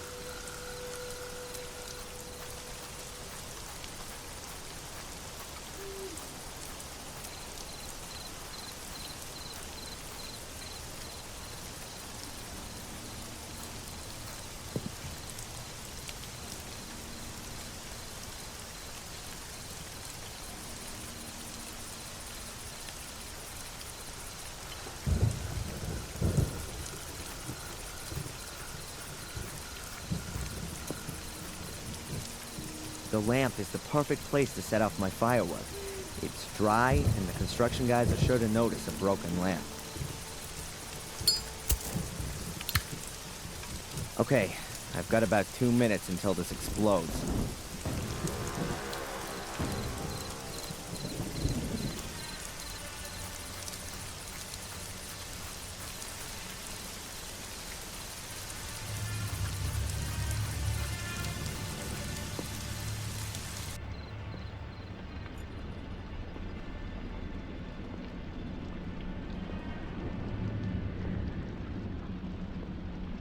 So, it's time. After all, I want to be in the front row when the show begins.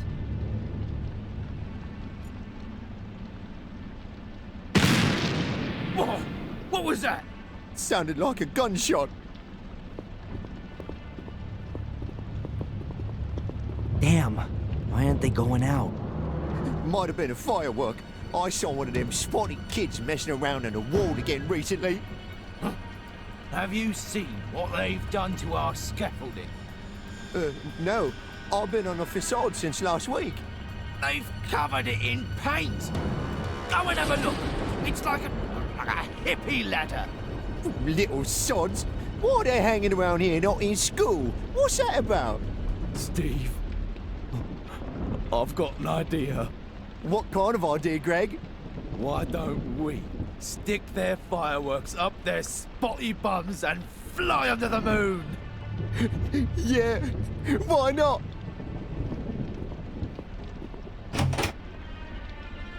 Blast. I hope they don't actually catch up with those poor kids. Could turn ugly.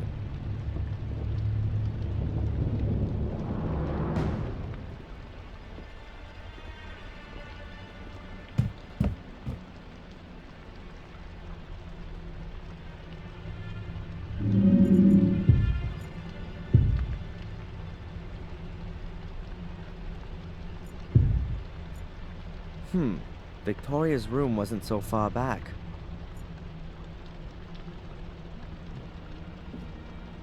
Damn. What's all that noise? Greg! Steve! Was that you?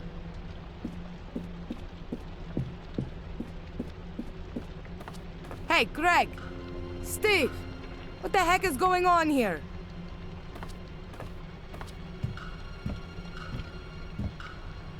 She's disappearing into the hall. Now full speed to Victoria.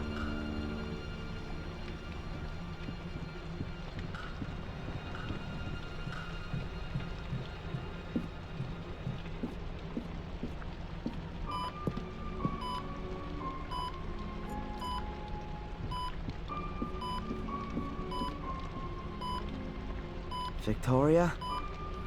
Please wake up, Victoria. What? Who? Adrian? What are you doing here? I told you, I don't want to see you again. I'm sorry, but I gotta talk to you. I can prove I'm innocent. You can see Angelina here on this photo, Victoria, killing Miss Valley. Here, look at it. Angelina? But why? I don't understand. Angelina also gave the order to set the castle on fire. And she killed Sally, Catherine, and Lewis, all just because of Mordred's curse. She needed my blood, because only male Gordons are capable of activating Mordred's power. You knew about that, Victoria. Please don't tell me you didn't know. But she was my little Angelina. How could she do something like that? I was hoping you could tell me that. There's that order that followed me. Miss Valley's order? A bunch of bunglers. They wanted to prevent something like what happened 12 years ago from happening again. But they've got no idea what they're fighting against. Most of them see it as an amusing diversion from their lives. Acting mysteriously and having secret meetings in silly frocks. Miss Valley was the only one who really knew what it was about. The original order has existed for hundreds of years. It keeps the secrets hidden. However, we supported Miss Valley financially. It was, after all, in our interest that you, Adrian, did not return to Black Mirror. I see. I saw something strange there, and I don't know who else I could ask about it. This white lady, exactly the one in this painting, or very similar, I don't know. Either way, I saw her in the woods. She was running around like a ghost. But it wasn't a ghost, was it? A white lady in the woods? Are you sure? So it really was a ghost. Oh my god, I really am going crazy. No. Calm down, Adrian. Everything's fine. Perhaps better than I dared to hope. Tell me more about the lady. What did she look like? What did she have on? I didn't see her all that well. She had long white hair, she had a long dress on with a belt, some kind of coat of arms on it. The woman you saw is Maria Gordon, Mordred's wife. She can find no peace. Not for centuries. She wanders the woods of Black Mirror because she's searching for her child. Her child and Mordred's. I've seen her too. You've seen her too? Then she really does exist. We're in Black Mirror Castle, Adrian. Which reality are you talking about?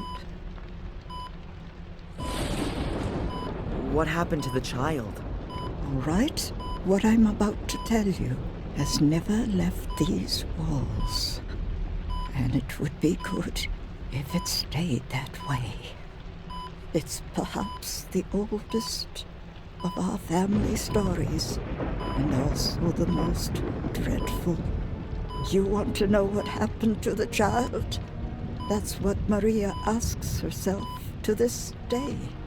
All we know is that Mordred took it away because he thought it wasn't his biological child.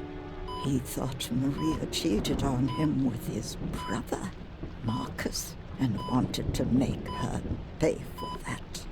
What he did to the child remains a mystery until today. It was never seen again. So Mordred's wife was unfaithful, and because of that he cursed everyone? No, Maria wasn't unfaithful to Mordred. It was his hate that made him think something like that. Hate and jealousy towards his brother, even though the two of them fought many battles together, side by side. But that was before they came to Black Mirror.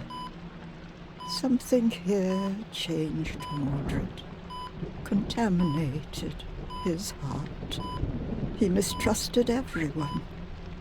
His soldiers, his wife, his brother, became more and more withdrawn, became arrogant. Finally, he looked at his own child and didn't recognize it. Thought he could see similarities with his brother in his face. He wanted to kill it, but no one knows if he did. One thing's for sure. He snatched it from Maria and took it into the catacombs under the castle. In her desperation, Maria called for Marcus, begged him for help. For Mordred, this was further evidence to support his suspicion. Marcus came, challenged Mordred to a duel, and killed him. But he didn't find the child, no matter how he searched. It was as though he'd disappeared. What kind of curse is it? Before Mordred died, he put a curse on Marcus's male descendants. They were to complete his work. One day a Golden devoted to evil would be born, who would bring Mordred back to the realm of the living. And Angelina wanted to have his power. But why, if only the male Gordons were cursed? Because you're twins. The curse must have somehow got mixed up. How's that? I'm sorry. I can't tell you any more, Adrian. It is just an assumption. What? Adrian, we've no time to lose.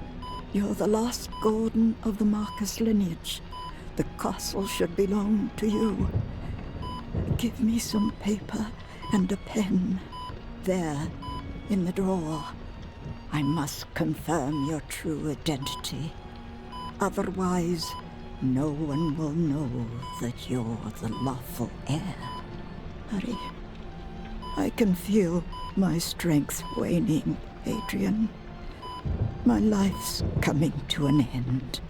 No, Victoria, please. I need you. I won't know what to do without you.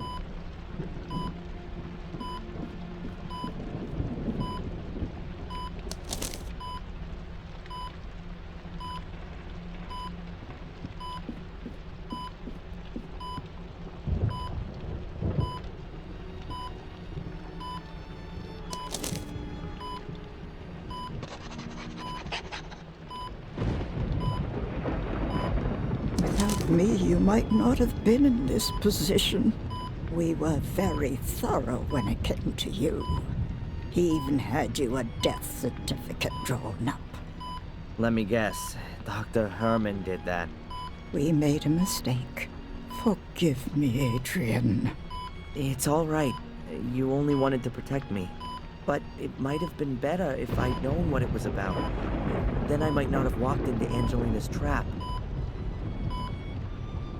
What can you tell me about the ritual chamber? I've never been there myself. But apparently Mordred's power is strongest there. That place is not of this world. It's in the Shade World. I think me and Angelina, we heard Mordred when we were there. What exactly happened in the ritual chamber? Well, I completed all of the tasks. Spilt my blood on the relief. And did you speak the words? I think so. Oh God, Adrian. Then the ritual's complete. You've laid open the way for Mordred. What do you mean? Am I cursed now? Worse, Adrian. Worse. Mordred's spirit is now in you. Adrian, in you. Oh my God, Adrian, what have you done? Mordred is inside me? Oh, hell, that's exactly what I feared. Stay calm. Let's stay calm and think. How do you feel? Is anything different? Yes, there are these visions. They feel quite real. They're sick, violent, but maybe they aren't anymore. I wanted to go for Murray's throat earlier. That definitely wasn't a vision. When did you see the White Lady last? Just now, in front of the castle. Then you haven't yet done evil. Your heart is still pure. You're strong, Adrian.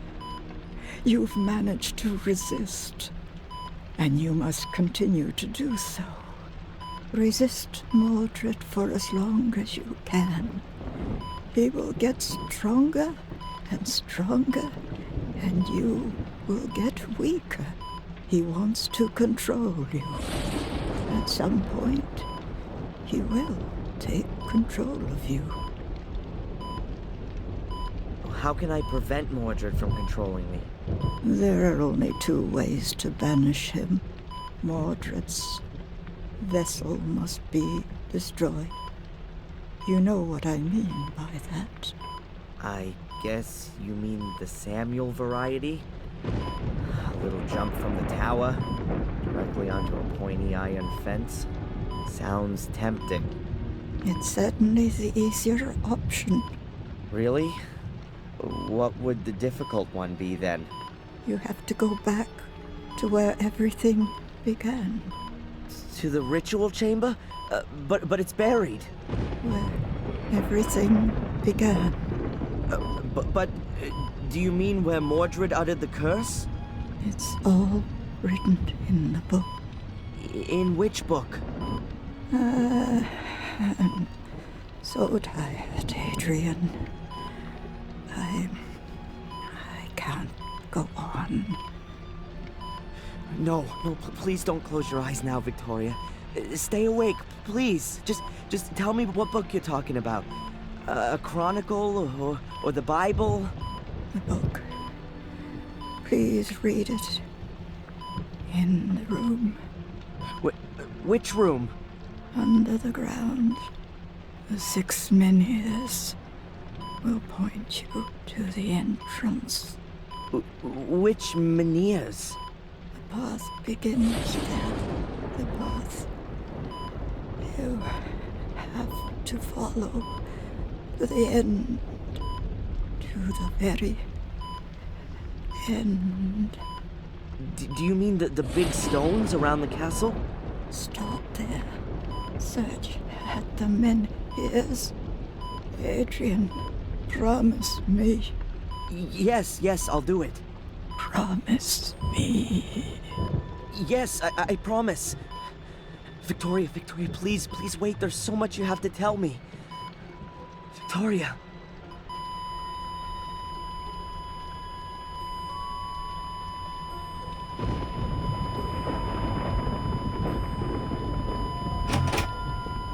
What are you doing here? How did you get She's in? dying. Do something. Quick! Leave now.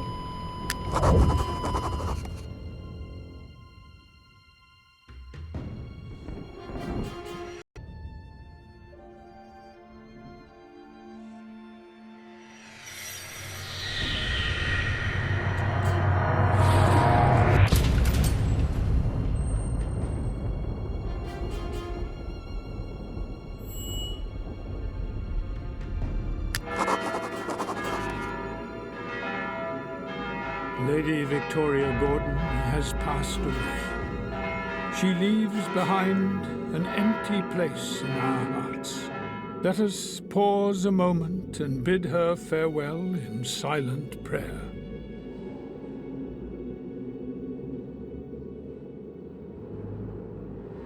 dear mourners, as we part, I would like to leave you with a few words to reflect upon. Words which have guided Lady Victoria throughout her life in both good and troubled times. So faith, hope, and love abide, these three, said Paul in his letter to the Corinthians. But the greatest of these is love. Now, as we are saying goodbye to Lady Victoria Gordon, let us do so with these words in mind. Amen.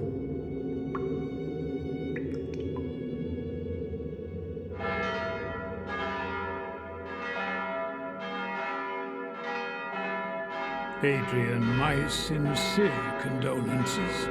Thanks.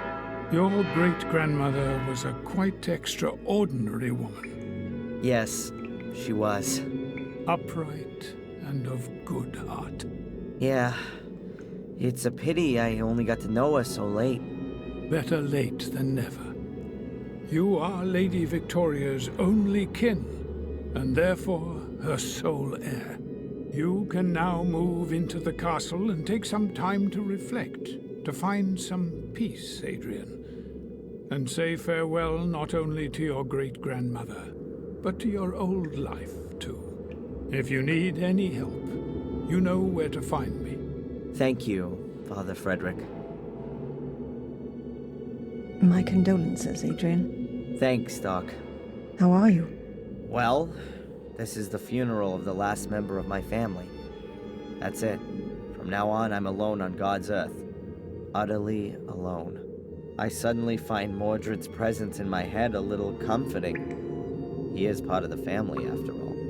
We could have our session now, if you like. No, I'd just like to have some space right now. Can we move it to this afternoon? How about 3 o'clock at my practice? Okay. See you then, Adrian.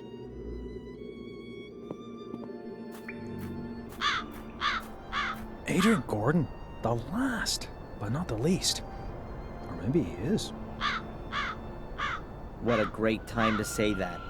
But I wouldn't expect anything else from you. That's right.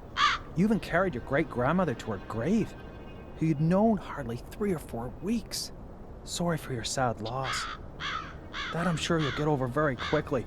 And congratulations on hitting the jackpot. What jackpot? Do you mean the burned-down castle that I'm duty-bound to rebuild according to the will? Or do you mean my being the last in line of a family of sickos and murderers? You call it that, but anyone else would call inheriting a magnificent estate and rising up into the nobility an incredible, real stroke of luck. But you were always good at playing the victim. That's what you think. Any other cop would overcome his prejudices and just look at the facts. Talking of cops, as you're now a British citizen, I'm afraid I can no longer get you deported. Let me make myself clear. The slightest hint of suspicion, and I'll have you back inside. And that's a promise. Why do you want to keep me so close to you? Haven't you got any other friends? Why don't you go see Denise more often? That'll take the heat off a bit. You'll soon stop talking so tough. Have it your way. And now if you'll excuse me, Inspector, I have to go count my guest bathrooms.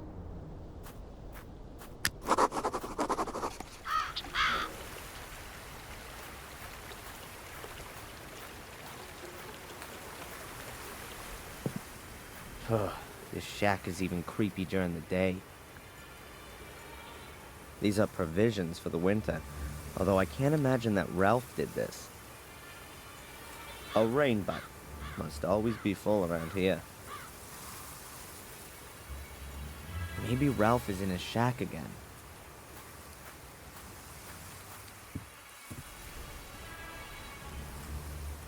Ralph? He isn't here. It's me, Darren. I rescued you from the cellar. I once gave you a flute by the ruin. Do you remember? Yes, Darren. But I broke it. I didn't mean to.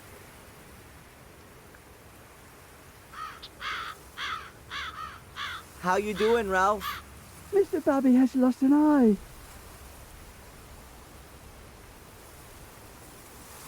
Tell me, Ralph, have you ever come across the White Lady?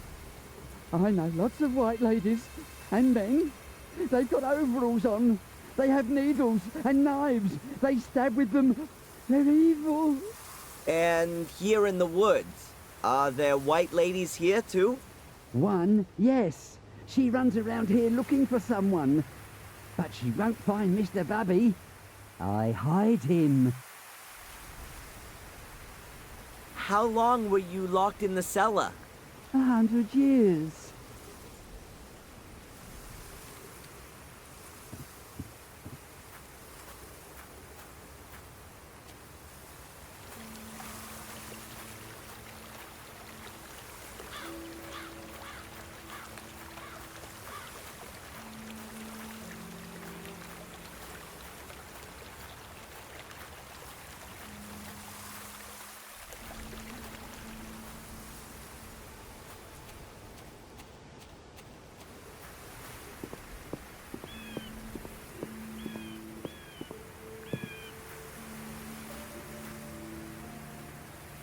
Hi, you waiting for me?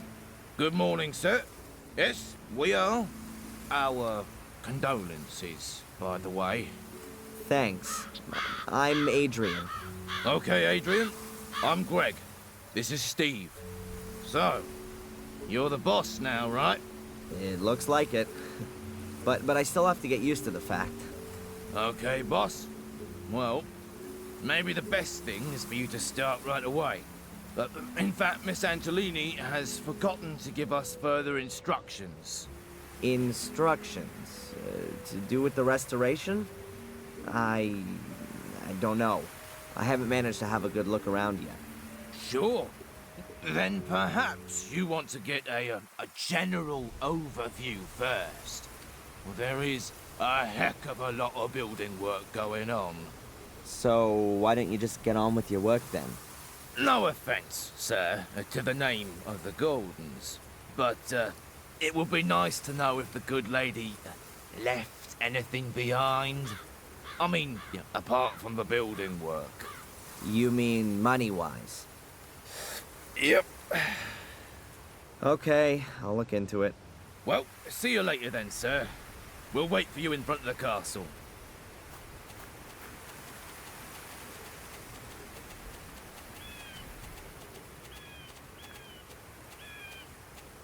So this is my new home, Blackmere Castle. A little more spacious than my college room and the prison cell, if not that much brighter.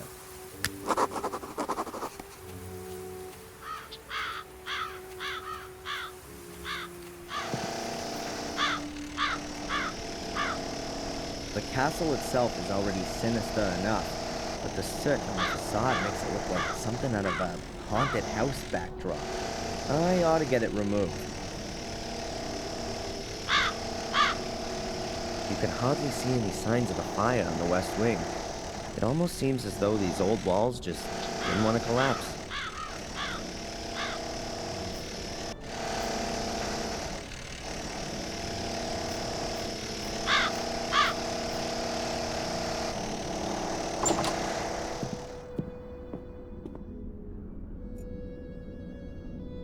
The upper floor is a heap of rubble. The globe is metal. I can't see a weld seam. I wonder how they got it through the door. The Gordon coat of arms. Pretty uninspiring. I'd expected a fire-breathing dragon or a griffin with bloody claws.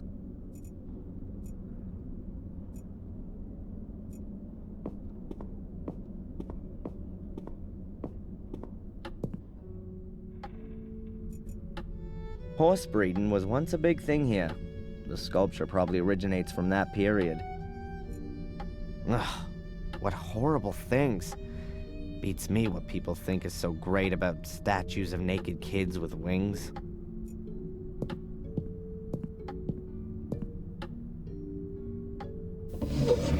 Bills,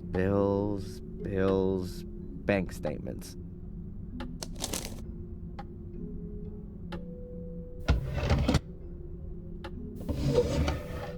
Envelopes with nothing in them. Huh, who's this one from?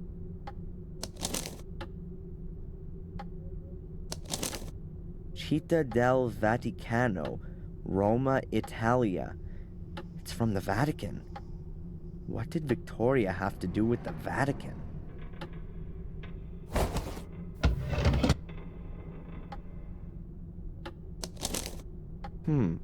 £6,000 is paid in every 3 months. No indication of who it came from. It just says here it was paid in over the counter. The last entry is 4 months ago. And the account was virtually empty 2 weeks ago. By Valentina Antolini. Authorized by Victoria Gordon. That must have been money for the construction guys.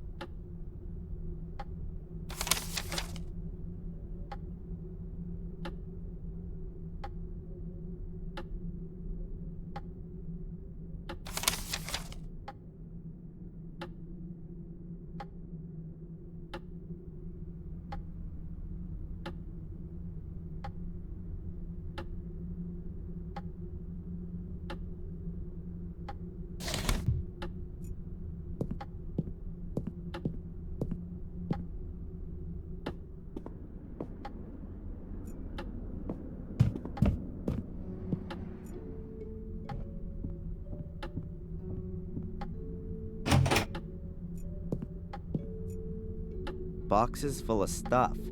I guess no one would have missed it if it'd been burned. A stack of old pictures. Looks like they were rescued from the fire. A lot of them have caught smoke damage. There are some paint buckets drying up here. Who knows if these walls will ever come in contact with it. A stack of old pictures. Looks like they were...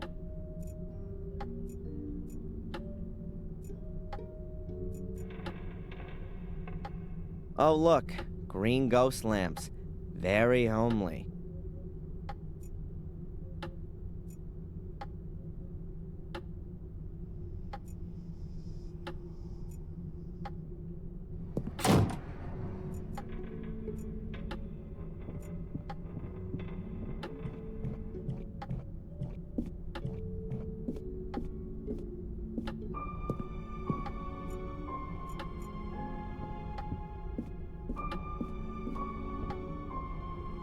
This is the monitoring equipment and medication Victoria used. Shouldn't Miss Antolini have taken these away with her? Or is someone else from the diocese coming to collect them? Looks like I'll have to take care of it. There are lots of cupboards. This is probably Victoria's dressing room. The White Lady. The Great Mystery. What's going on here? The blood is gone. But there's a black mark just where I touched the picture. Or was it there already? No, I'd better not handle it again. A shelf with books, souvenirs, and caskets on it. Huh, probably full of memories. Hairbrushes, makeup utensils, creams, Victoria's cosmetic stuff.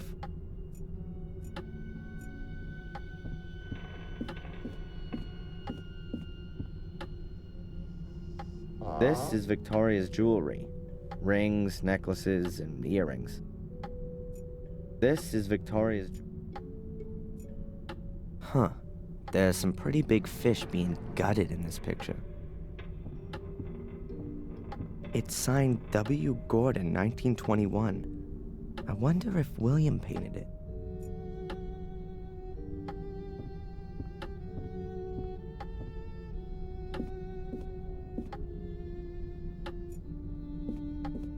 There's only one other door in the passage, and it's locked.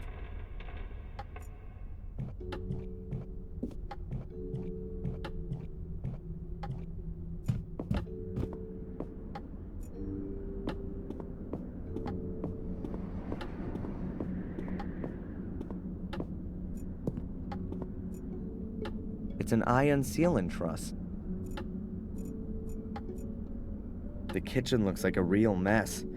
Lewis must have started the blaze here. There's nothing left to eat here. The most I could hope for here is smoked meat.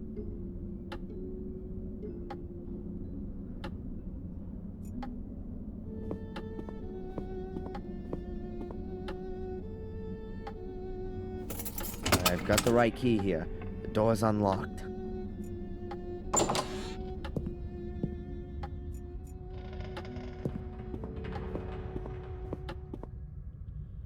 Great, an extension cable.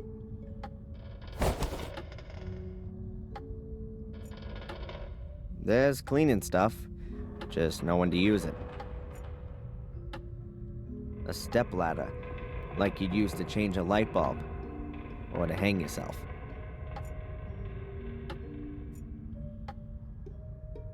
I assume that there's wine stored in these barrels, but as old as everything here is, could be vinegar by now.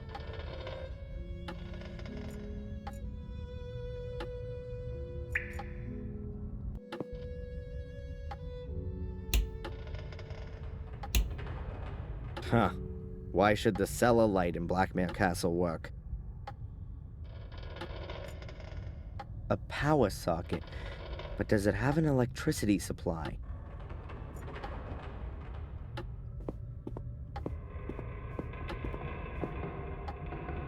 Quick setting foam, industrial quality, particularly suited to damp areas.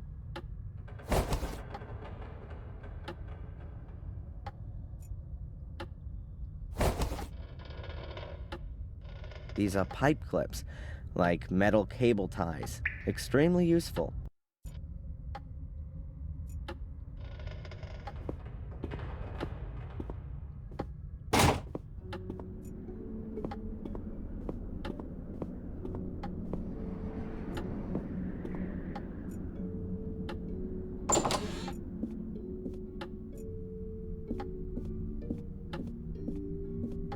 All of the books here have Latin titles. Doesn't mean a thing to me. The Encyclopedia Britannica, in at least 3 editions.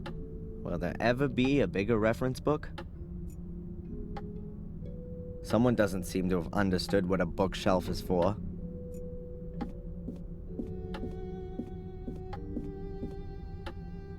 As if the chaos of books wasn't enough, all the drawers have been pulled out just in case.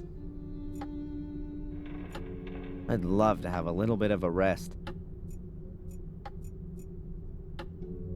My family tree. My family tree. There's probably a mini bar hidden in there, but I'm not interested in that right now.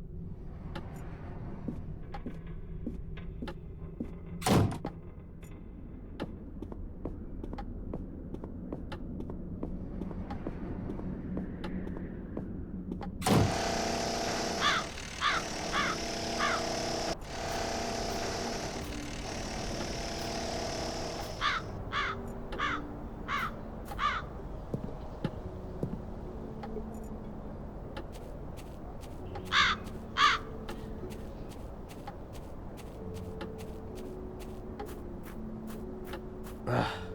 The door is practically rusted solid to the frame. It's obvious that Lewis hasn't seen the inside of the greenhouse for more than 3 weeks. This is in dire need of a good tidy-up. Welcome to the jungle.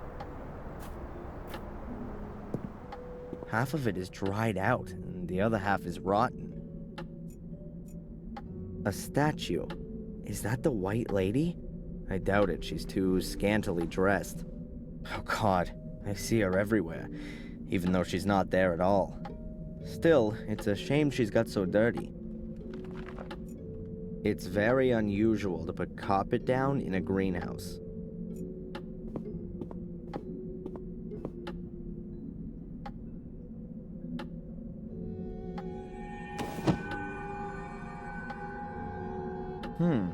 The gaps between the tiles haven't been cemented. The tiles here have only been placed loosely next to each other.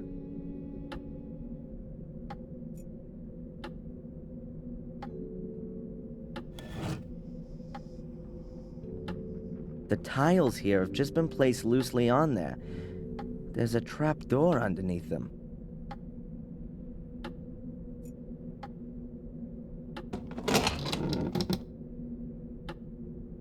So where does that lead to? Far down, in any case. It looks like an old well shaft. There's a case on a sort of ledge. Who put that there? Who knows what could be moldering at the bottom of this well? I can't reach it.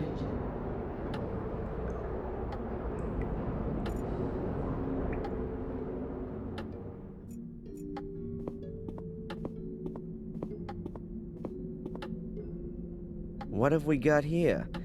A garden hose. Hoses have always brought me luck so far.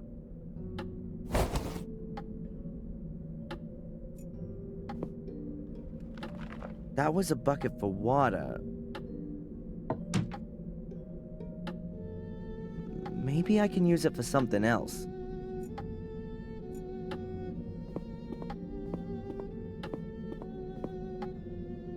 That must have been one hell of a rake.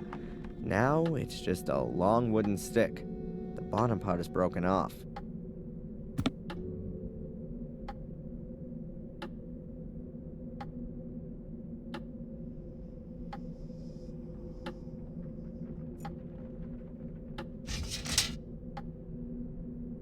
I've attached the clamps to the stick.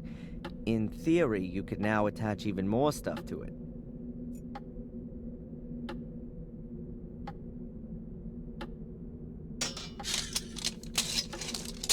Excellent. I now have a sort of grappling hook.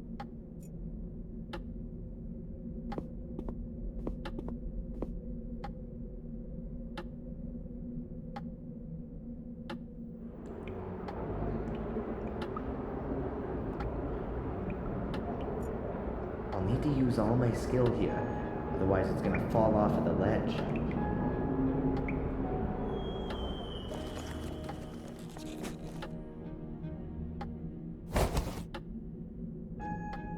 Got it.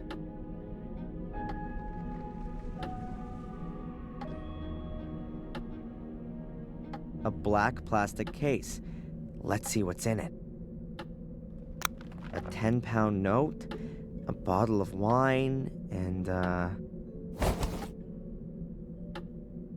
notebook. Maybe it could tell me something about the owner. Aha! Here on the first page it says, Henry Stanton. What did our Henry write about then? Well, that's interesting. He appears to have been some kind of informant. At least, he recorded everything meticulously when he saw any castle residents in the tea room. 3:00 p.m. Tea time ends. Victoria forgets to close the horse again. 3:15 p.m. Bates checks the lock. Note, the key is hidden at Old Durgham Gordon. 4:00 p.m. Tea room empty. Use the opportunity. 4:30 p.m. Visit of Dr. Herman.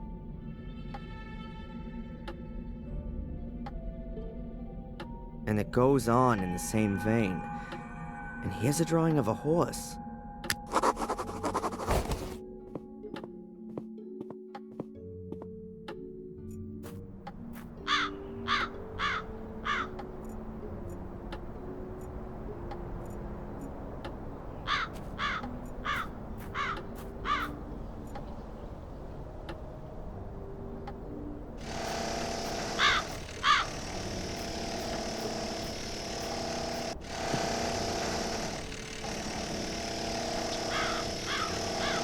That's Greg. He watches Steve while he works.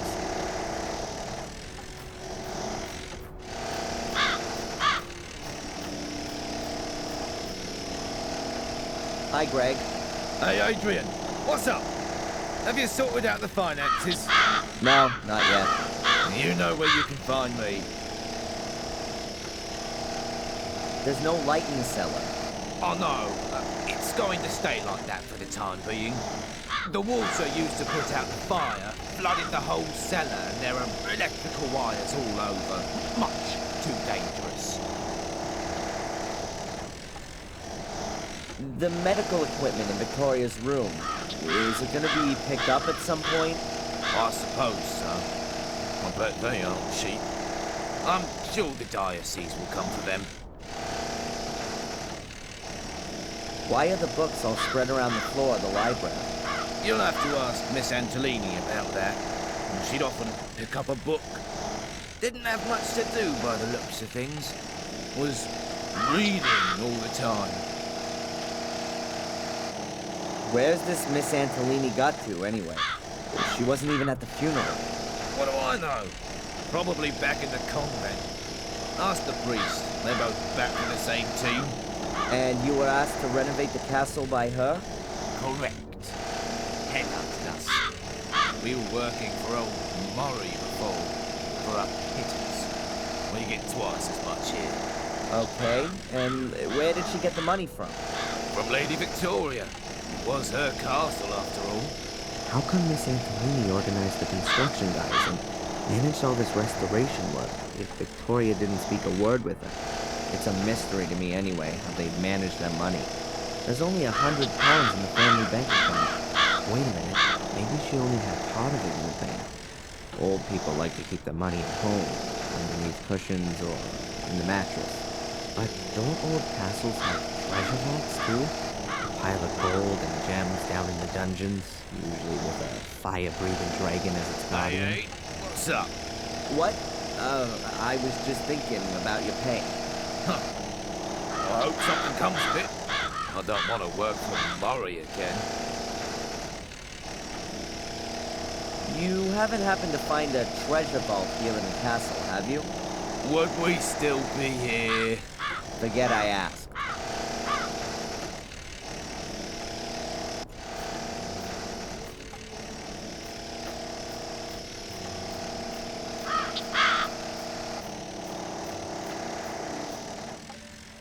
A lunchbox. I guess it belongs to Greg. There's just a large packet of toothpicks in it. Does anyone have that many gaps in their teeth?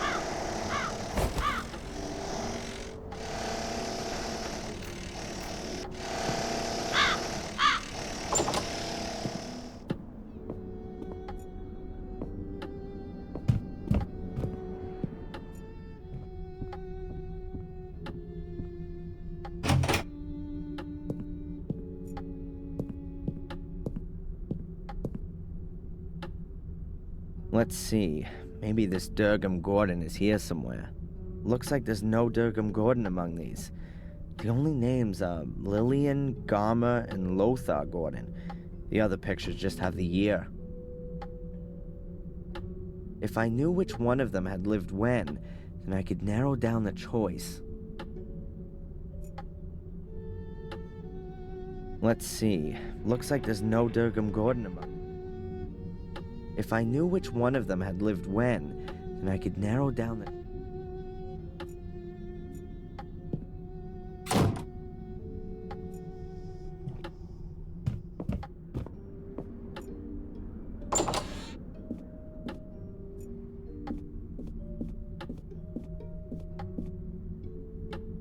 Durgam Gordon, let's see... Ah, this is him. Married to Lillian Gordon.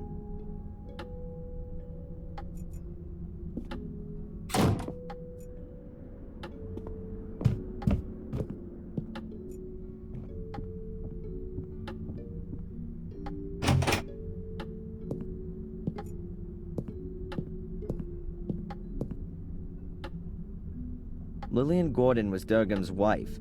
Her portrait was painted in 1662. Here's one dated 1659. It could be Durgam.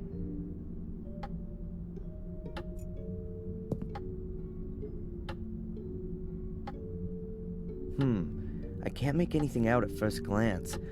There's nothing unusual on the back either.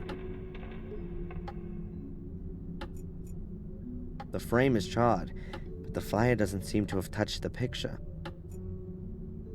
The piece of frame seems to be loose here. Maybe it got broken in transit. It doesn't look like the piece just broke off accidentally. It was sawed off. What's this? There are 7 small holes here.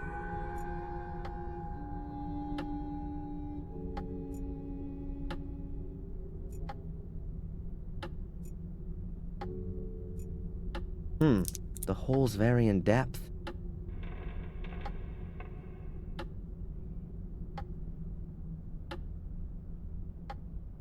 The toothpicks fit into the holes at different depths. Now I only have to find a way of getting them out as they are. A great idea. I'll break the toothpicks off at all the same length, and then put them in the holes in the piece of frame. That way I'll have a copy of the key.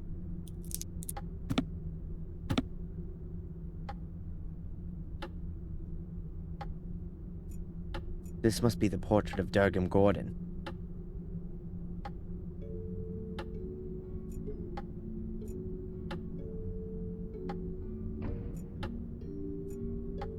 A mattress seems to be a bit too unusual to serve as a hiding place for the Gordons.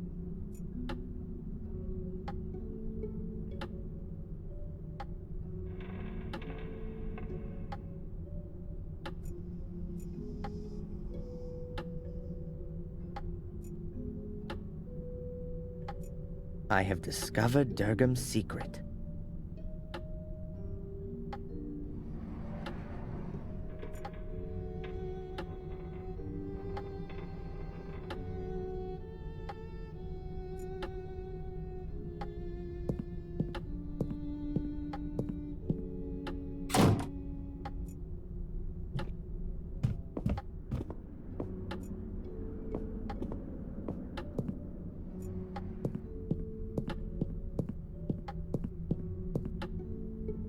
So, Fury, where's your secret? 7 small holes all next to each other. These could be used for ventilation if any of Mordred's colleagues are living in there. But it kinda looks like you put something into them.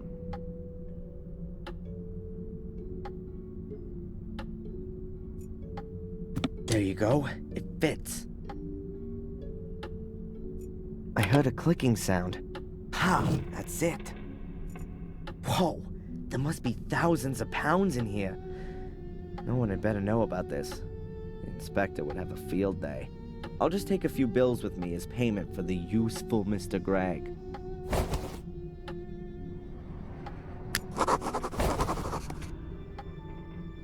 Wow, a really ancient letter. From Mordred's time. With a coat of arms and a seal. Looks like it was from a king. The letter is from a scribe of Pope Innocent III. It contains instructions for further procedure in terms of the incident with Mordred. Letter from the Holy Father Pope Innocent III to the faithful follower Lord Marcus Gordon, Duke of Blackmere. Esteemed Lord Marcus Gordon, I am writing in great anguish concerning the developments in the case of Mordred.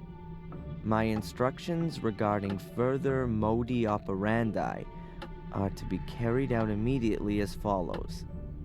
Firstly, I demand the utmost secrecy and the sealing of all entrances to the ritual room.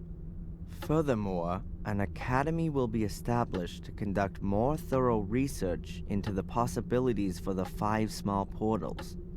Concerning the large portal, all records and documentation are to be sent to the Vatican immediately, as the very foundations of Christendom would be shaken should its existence become generally known.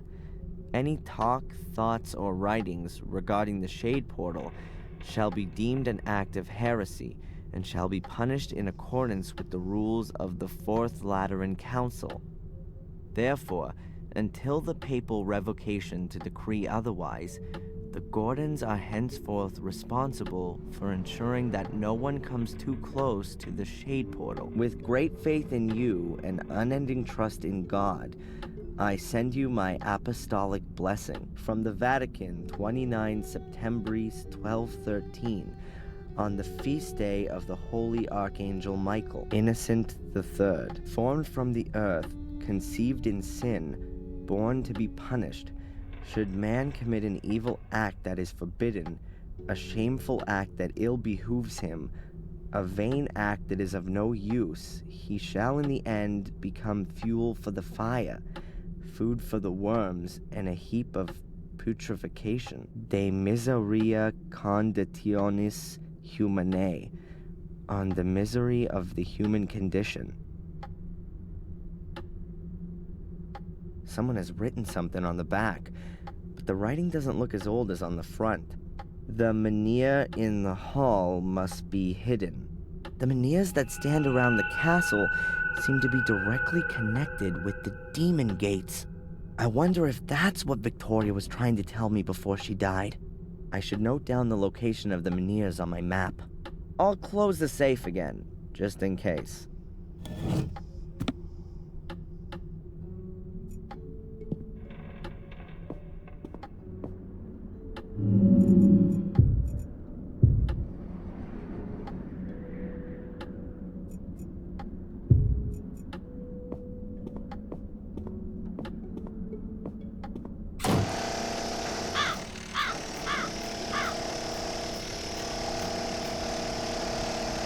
Hi, Greg.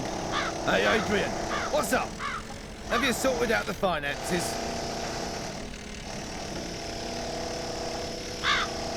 I think that'll be enough to start with. Yep, that looks good. Are you gonna continue working now? That depends. Have you got anything for me?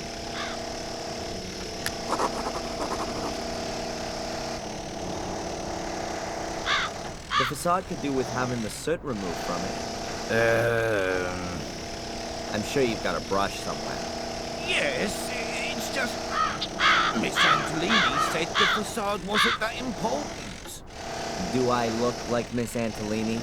All right, Adrian. I'll get to work. And from now on, it's Sir Adrian, if you will.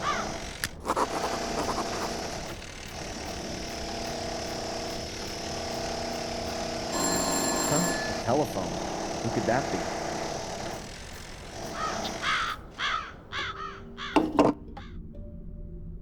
Hello?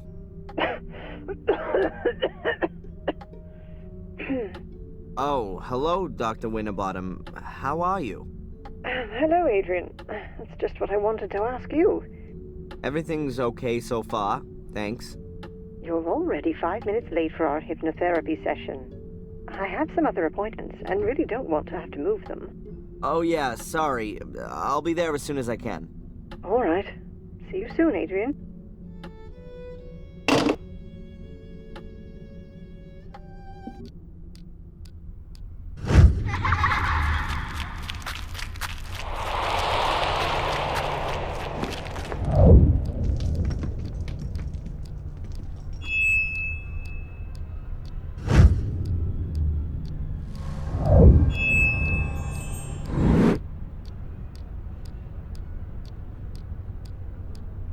There were stars right in the middle of the hole in the ground. What kind of hole? The hole Angelina fell into? Yeah, and when I looked around, at first I couldn't see anything, only blackness. And then I saw something in the darkness. Small, flickering points of light, until I realized that they were stars and they were shining there beneath the ground. Well, that's a beautiful image. They were laid out like a constellation. Which constellation? I don't know. Apart from Ursa Minor and Ursa Major, I don't recognize any of them. Well, I think I do. Draw the stars for me again, Adrian. Maybe I can match them to the right constellation. Constellations generally represent mythological figures. Maybe that has some significance here. It looks a little like the Corona Borealis, the Northern Crown. But this is made up of 7 stars, not 6. The Northern Crown is also open at the top, seen from the Northern Hemisphere. So, it depends on where you're looking at it from. The Corona Australis, the Southern Crown, is open at the bottom, which could also fit here, judging from the shape. But it has more stars, namely 11, if you count the binary stars as 1. Are you sure that there's nothing missing from your drawing? Yeah, quite sure. 6 stars. It looked exactly like that. And I can't help you any further. I don't know of any constellation which looks like that. Well, never mind. It may not mean anything at all. Perhaps. But if it's important to you, then it will be revealed sooner or later, Adrian. You can be sure of that. And how are you otherwise? I mean, as the brand new lord of the manor. Weird, I guess. Everything seems so surreal. I mean, I've spent my whole life in Boston as Darren, and now I'm here calling myself the last Gordon, and sitting all alone in a half-burned down castle full of ghosts. It's lucky the construction guys are there, otherwise I'd soon be getting the feeling that I was a ghost myself. I'm still here too, Adrian. You aren't all alone.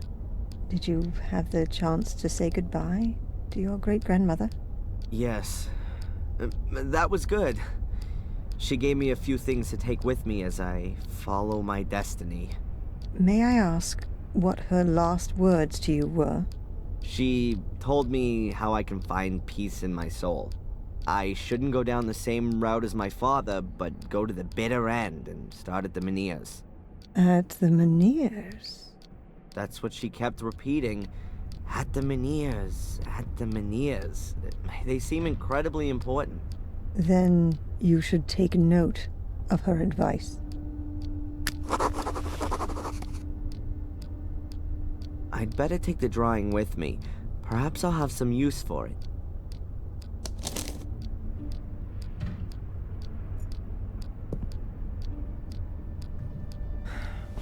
Doctor? What's troubling you, Adrian? Do you know Ralph? Ralph? No.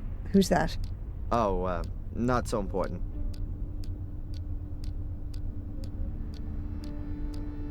Apparently, my family had contact with the Vatican. That's not so surprising for such an old noble family, is it?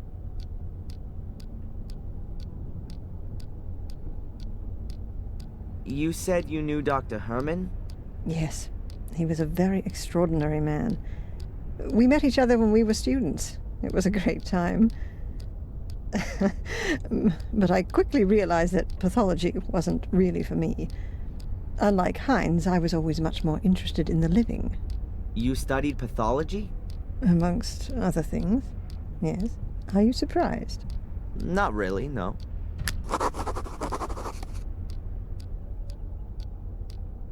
What can you tell me about Warm Hill? Well, not a lot, really.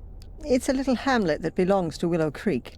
There are only a few people living there. Most of the houses are falling apart. I think it's where all the miners used to live. It's been a while since I've had visions. Probably 3 days. What does that mean?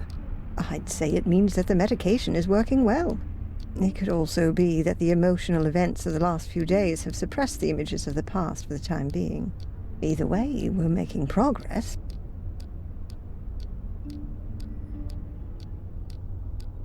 You must have heard of the famous Gordon brothers, Marcus and Mordred. Marcus and Mordred? No, not that I would know. I mean the ones who built the castle, Blackmere Castle, 800 years ago. Oh, right, them. No. What do they say about them? Have you seen them, Adrian? What did they tell you? So, you really do think I'm crazy, right? No. I meant in your dreams. In your dreams. There are portals that I have to find. They're entrances to a mysterious place, which is maybe the cause of all the evil. What makes you think that? Who told you about that? Victoria. Just before she died. Maybe she was delirious. Maybe she didn't know what she was talking about. Adrian, I think it's problematic to believe in a place that's supposed to be responsible for something. You're just shifting it away from yourself. It's not a question of belief. This place is real.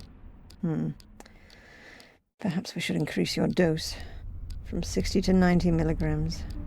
I really thought we'd made more progress. Catch you later. Take care.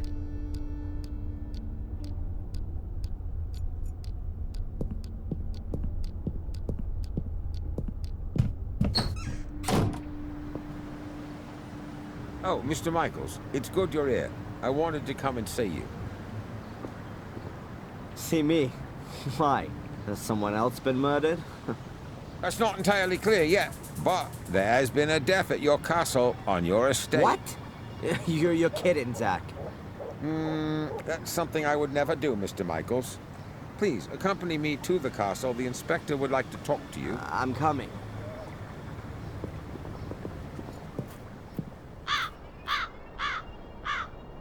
Here, come and look, see? That's the place. That's where Gregory was killed. But they have already taken him away. Right by a stone skull. There's nothing more to do here. I take it the inspector wants to talk to me, Zach?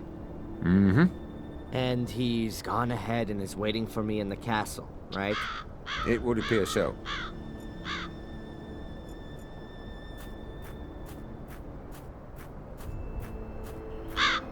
Sir? Yes? Can you spare a moment?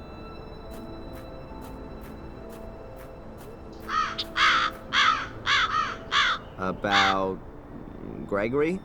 Yeah, that too. Can you tell me exactly how the accident happened? The stone skull from up there hit Greg. Yes, I thought so. But how could that happen? I don't know. Greg was on his own out here. He was gonna clean the facade, like you said. Perhaps he took a break for a little pee, and when he was walking under the skull, bang!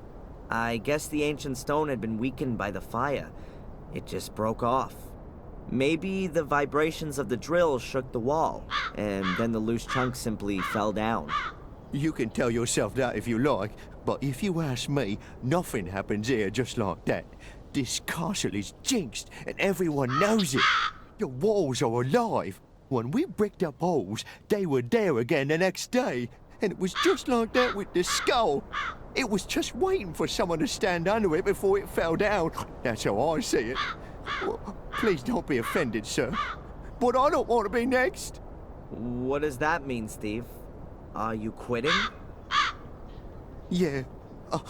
I'm sorry, sir, but I should have listened to my wife. She didn't want me to work here from the very beginning. Better to work for Murray without paid breaks than in the Black Mirror Castle without a head. That's what she said, and I should have listened to her. Steve, please, wait. Oh, I'm sorry, sir. And if I may give you some advice, find someone to buy the castle off you. Some rich acquaintances of yours from America. And until then, don't stand still under a stone skull.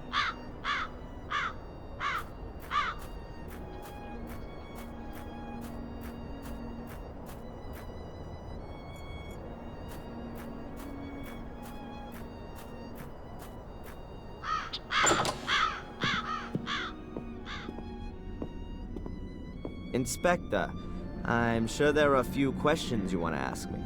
But you know, I can actually predict what your answers are gonna be. I know you, and I'm sure you'll have a watertight alibi. Yeah, I was with Dr. Winterbottom anyway.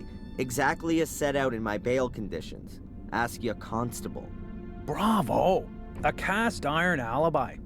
You see, I didn't even have to waste my breath talking to you. I'll just have a look around here in this big castle full of old works of art that must be worth a fortune. I'll find out what I need to know from wandering around this huge estate, Mr. Legacy Hunter. That's enough! I'll have no more of your insults. I don't know what you're busy figuring out in that miserable little skull of yours, and I don't want to know. I'm not any old castle creeper fumbling around aimlessly and who takes the blame for everything bad that happens. I am a landowner and the master of Black Mirror Castle, a powerful lord. And what are you? A small-time disgraced cop. So get out of here, now. Okay, Adrian. Sir Adrian Gordon to you from now on. And don't come nosing around here again until you've got a search warrant. Wow, that was long overdue. I won't take this anymore from anyone. I'm not just anyone, I'm a Gordon. And not just any of them, I am the only one. The last of the weakling Marcus line will be the first of the mighty Mordred line. Yeah, from now on, I'm alone in the castle. Nobody else here. At last, I can have some peace. Nobody wants anything from me, no alibi, no money, nothing at all. I mean, apart from my ancestor, who just wants to take ownership of my body. I better not waste any more time in finding out what Victoria meant when she said all that stuff about the Menhirs. What did I just say? Nobody wants anything from me. What's that? Oh, I guess someone rang at the front door.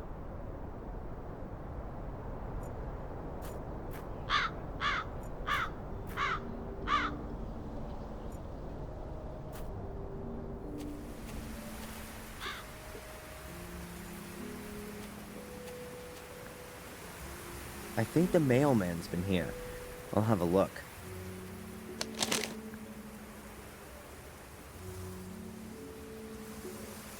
A letter and the newspaper. What have we here? More mail. A letter from Murray? What does that creep want again?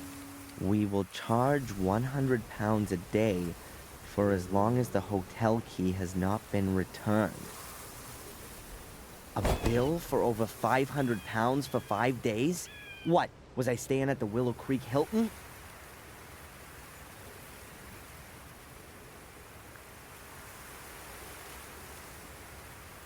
A letter addressed to me? Strange. I've only just moved in.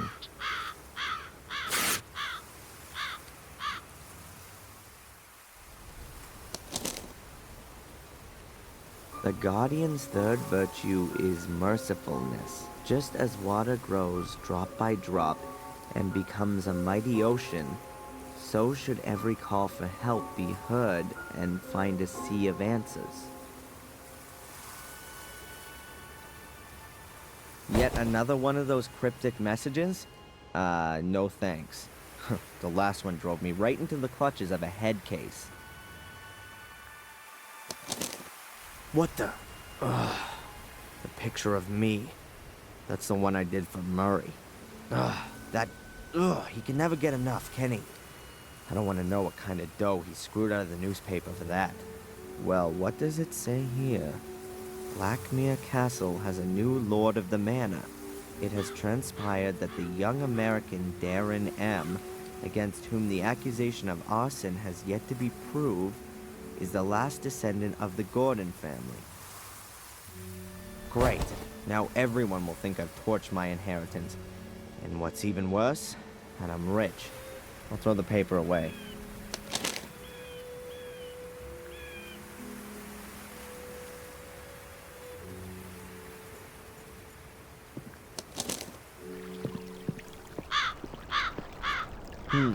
Now that I live in the castle, I don't actually have to see Murray again.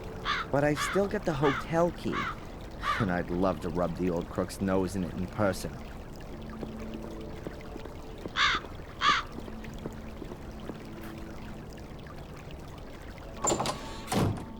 Hello, Murray. It's always a pleasure to see you, Mr. Gordon. Mr. Gordon? Huh.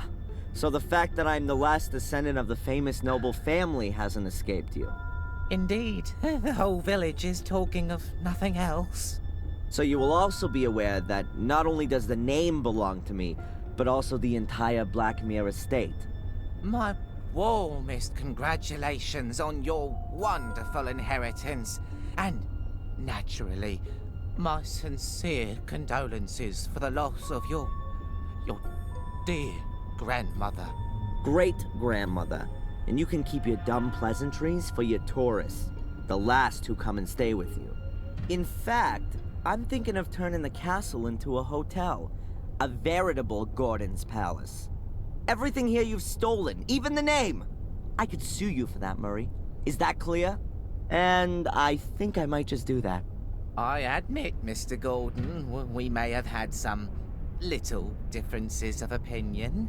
But you won't forget, will you, that I have always helped you.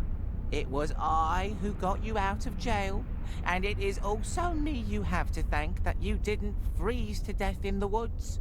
As you were lying there, unconscious, I sent Phil to you and got him to bring you to the hotel. As a man of honor, are you going to repay that with a petty legal dispute? Your so-called willingness to help is nothing more than a cynical maneuver. Someone has to put a stop to your game once and for all. Don't forget the photos from your cupboard that clearly prove you've been using blackmail to supplement your pocket money. You'd be finished if I made that public. Mr. Gordon, I appeal to our friendship. Friendship? You're nothing but a miserable parasite that gorges itself on the blood of its host.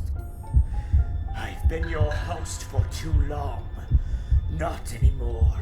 I'll make sure you won't find another poor sap you can bleed dry. I'll become your parasite. How long do you think you can hold out against me, you worm? Huh? And I'll look on you as you're destroyed and take delight in your pain.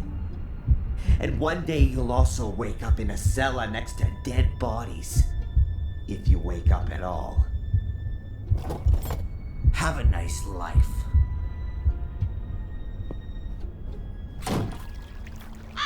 I showed him. He will take care not to spoil my plans again. How easy it is. Just exert a little pressure, and the whole world buckles before you. To whom could I next teach the meaning of fear?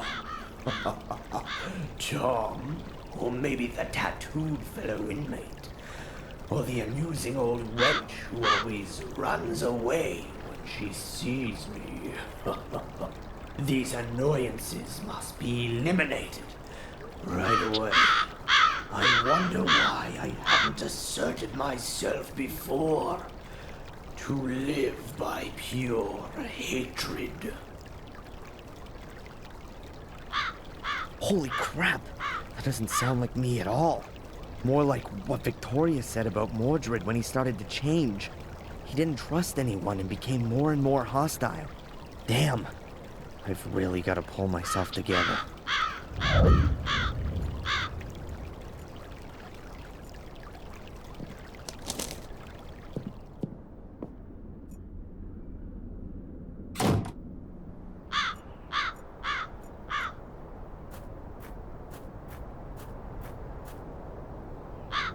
There's a whole load of gas cans here. All empty. That's a shame. But I'll take one with me. I may be able to fill it up somewhere.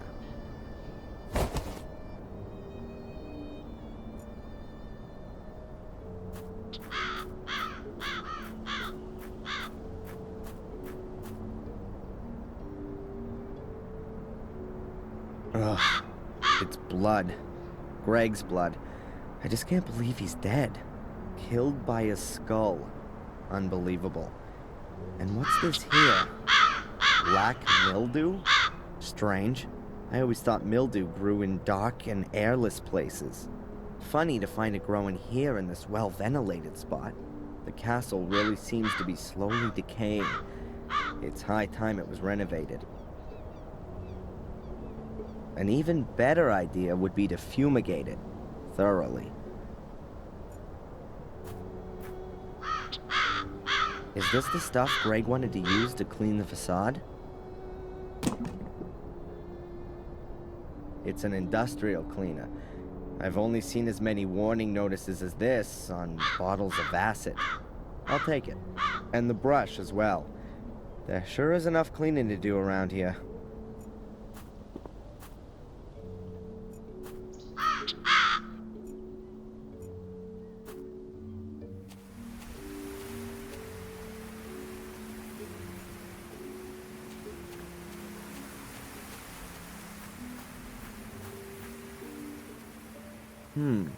Maybe the layout of the menhirs is important. I'll note it down on my map. I'll lay a piece of paper on the map and use it to note down all the important information.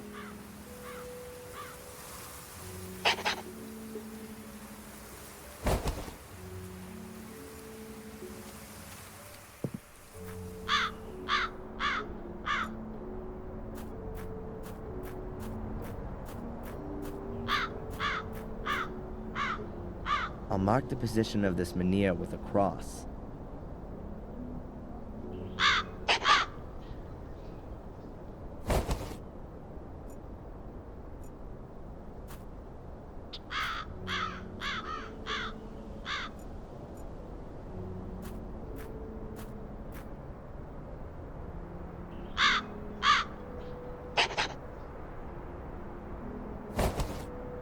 I've now drawn in 3 menhirs.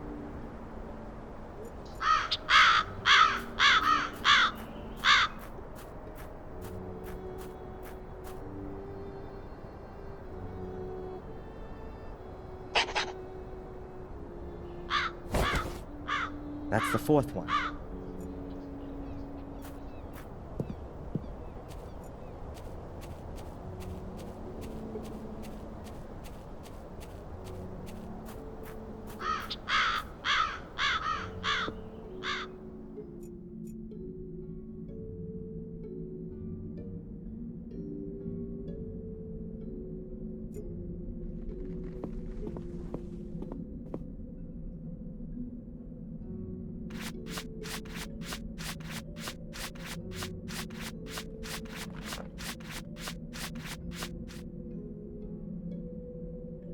Wow, this cleaner is really powerful.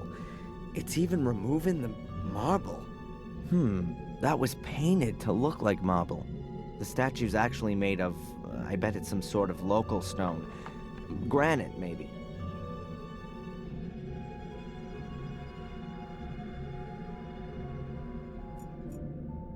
I should have thought of that earlier.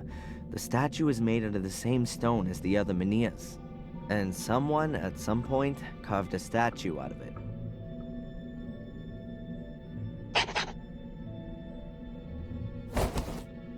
I have plotted 5 menhirs.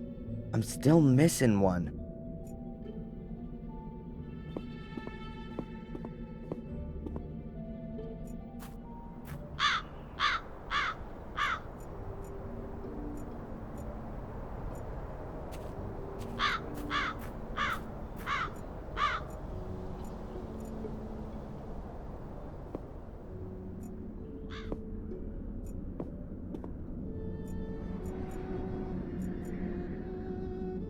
A massive block of stone with a secret compartment, but there's nothing in it. I'd already discovered it before the castle fire. Yes, of course. They built the castle around a menhir. They probably carved the foundation stone directly out of the menhir when it had to be hidden. I'll mark it on my map.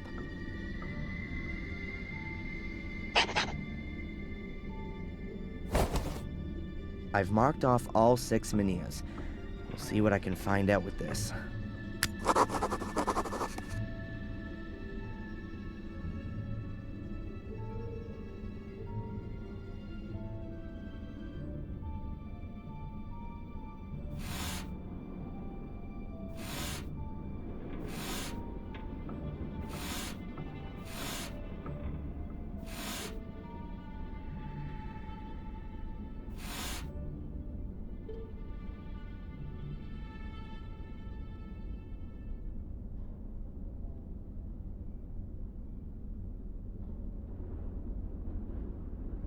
strange.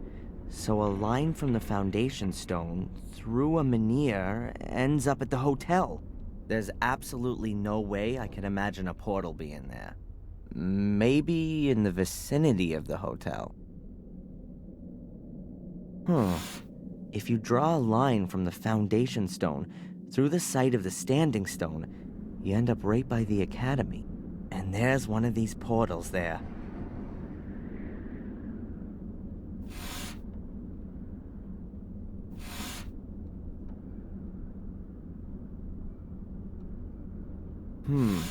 A link to the church passes through a site of a menhir. Maybe there's a portal there. I could ask the priest about it.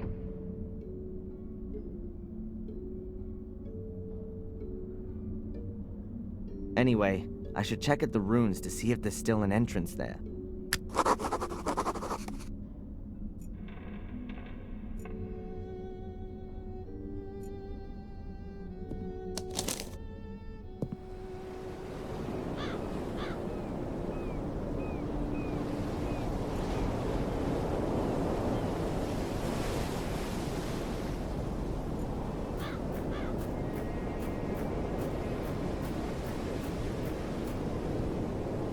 Fine English cliffs, gray and steep. Perfect for bringing your life to an end.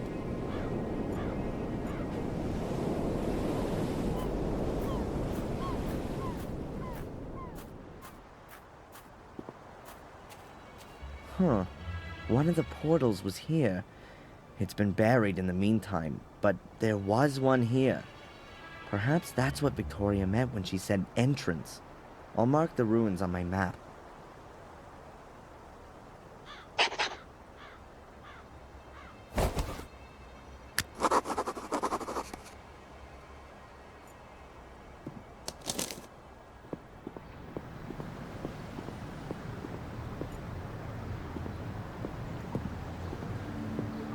Hey, where's that skinhead gone?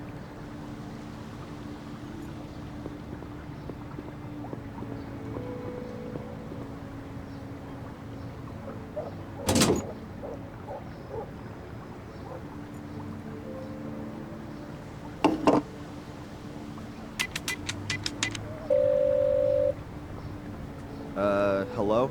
Welcome to Madame Fortuna's. Yeah, hi. My name's Adrian. Stop.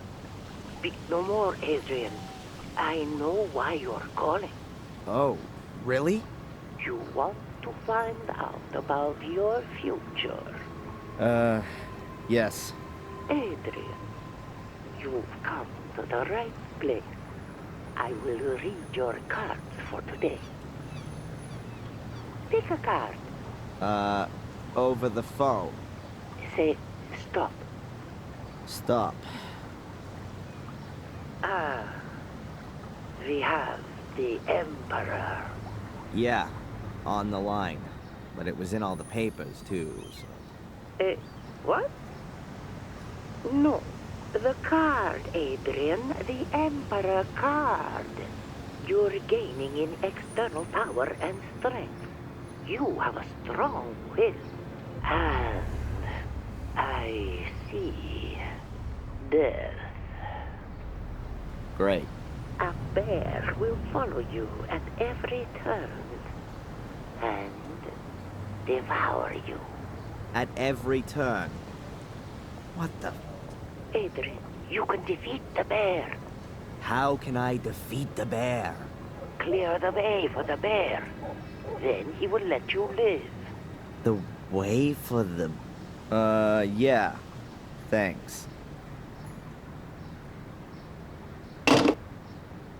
What a load of crap.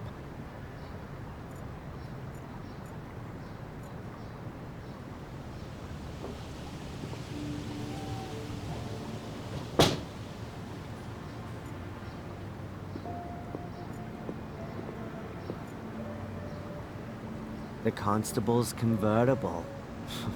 Equipped with regulation light and repair kit.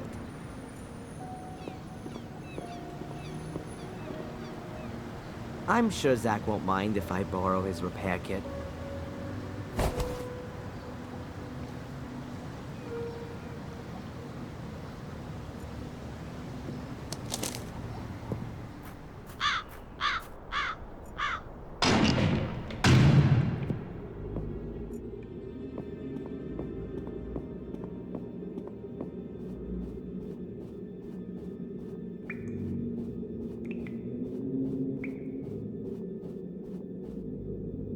Hello, Father. Welcome back, Adrian.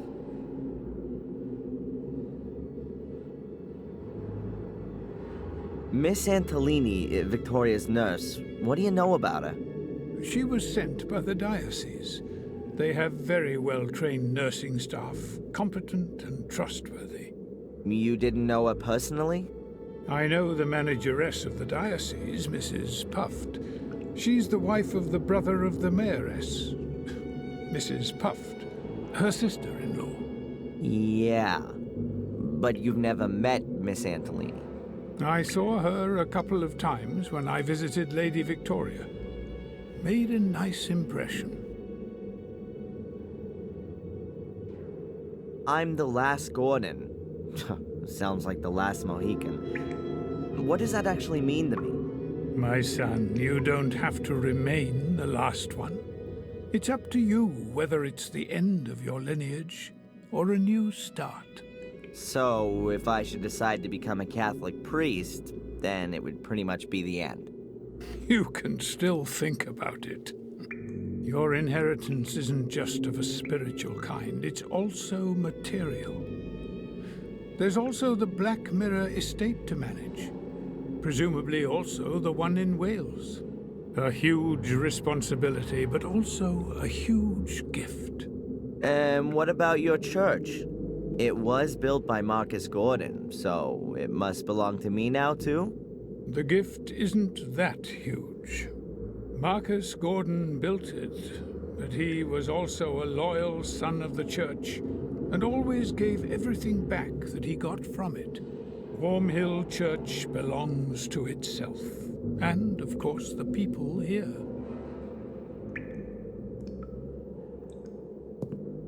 Father Frederick, I found a letter here, a very old letter. Please have a good look at it. But it's from the Vatican. From Pope Innocent III himself.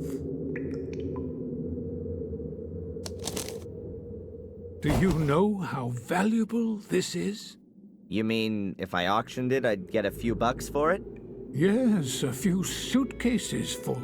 But I didn't mean the material worth. Pope Innocent is regarded as the most important pope of the Middle Ages. He called out the Fourth and Fifth Crusades and formulated the foundations of the pontificate, which is still used today. If this is an original letter from Pope Innocent, then it's a very extraordinary document. A dictum of trust from the church to your family ancestors. You can be really proud of your family. Wow, that's the first time I've heard that. Until now, I always thought it was a rumor. But you've got it here in black and white. Your family has been personally chosen by the Pope to fulfill an important duty. Sounds more like they were damned by it to me. It's quite obvious that this duty outgrew them pretty quickly. We're all tested by God, and it's a challenge for every one of us. But only steadfast faith can lead us through the darkness to the light in the end. Please have a closer look at the letter. It mentions a shade portal. Yes, that's true. One big one and 5 small ones. But I've never heard about them before. These 5 small ones probably mark the entrances that lead to the big one. The big one must be the shade portal that's described. Either way, I definitely think that one of the portals could be here under the church. Under the church? But that's not... But no. That really could be possible. Samuel visited Marcus's grave back then, and what can I say? It collapsed. It's been inaccessible since then. I was very saddened by the incident, but if you think about it, that kind of thing can only collapse. If there's a cavity underneath, bingo! But doesn't it say in the letter that the entrances have been sealed, so that no one could ever reach the big portal? And that the Gordons must make sure that it stays that way. Exactly. And I'm the last Gordon. After me, there's no one else to take care of it. That's why I've got to get rid of this whole thing for good.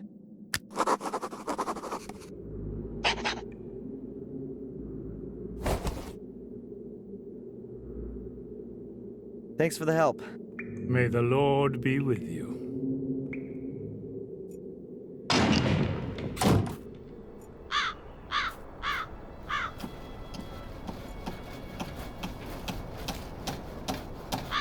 The pane of glass is loose. I'll take it with me.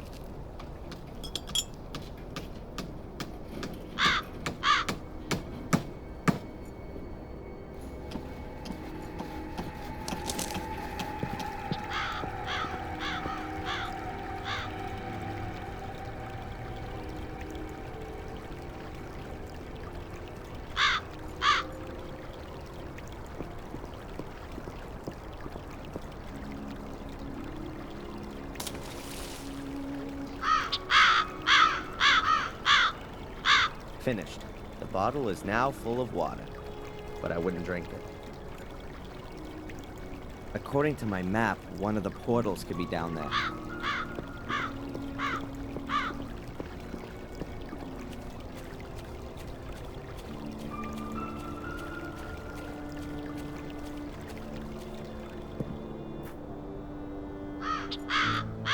Oh great, I bet the portal's in the middle of the river.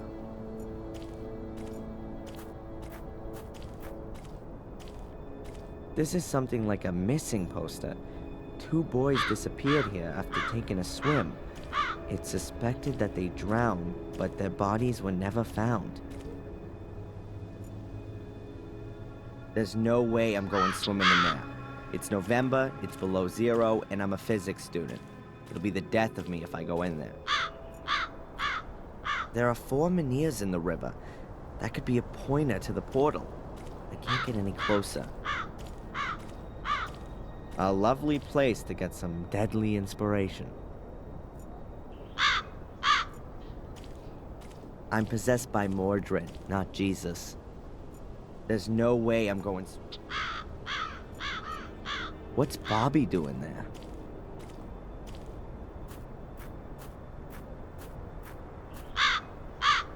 Hey, Bobby, what are you doing there? Hello, Darren. It's Denise's birthday today, but I haven't got a present. And you want to catch her a fish? No. I want to collect some mussels with pearls in them. I want to make a pretty pearl necklace for Denise. Yeah. I see. Look, Bobby. Wouldn't that make a lovely present for Denise?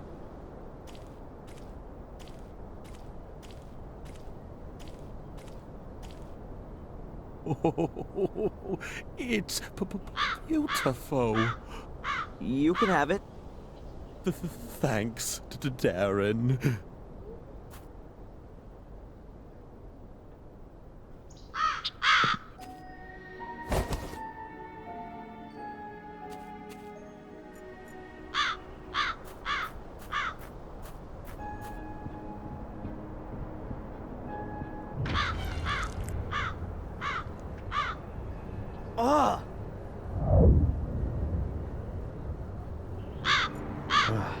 It's just a piece of flotsam with a raven sitting on it. Nothing unusual.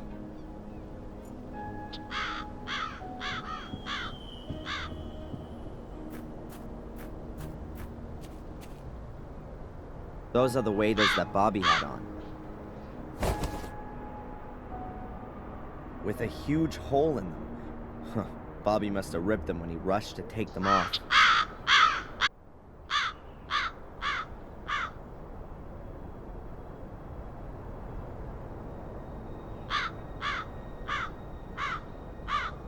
The repair kit is perfect, as if it was made to do this. Finished.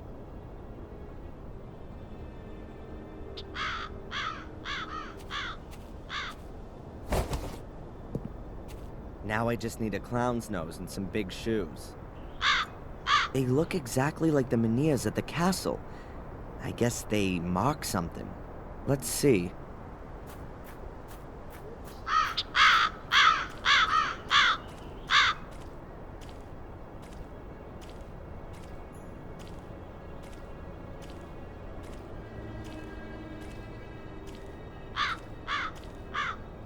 Damn, it gets deeper here. There's something down there, something dark, but I can't make it out exactly. Some diving goggles would be good, or something so I can see underwater without having to dive.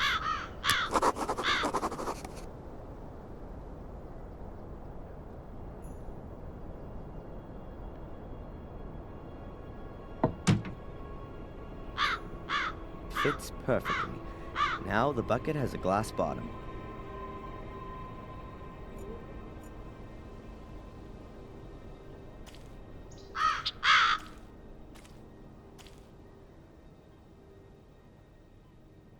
Interesting.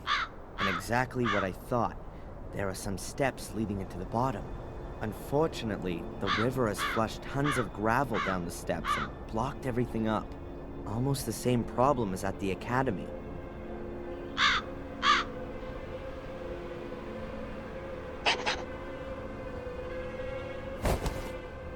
I've checked out 3 places and have found no entrance.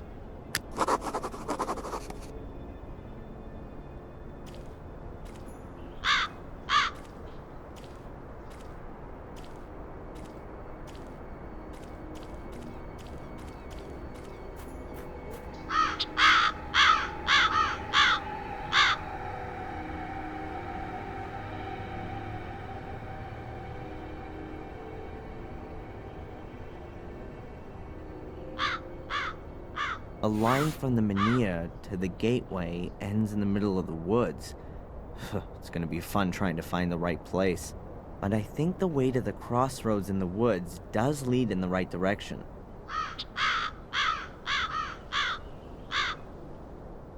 So, the line from the foundation stone through the greenhouse ends near a swamp. I ought to check the place out.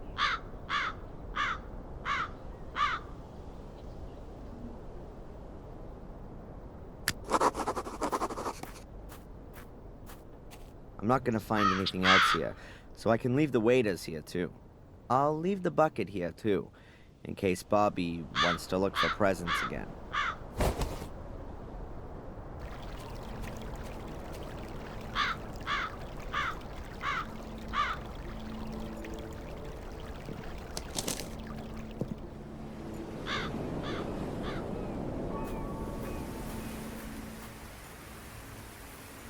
I've ruled out the ruins, the church, and the river. I hope we'll find something in the woods.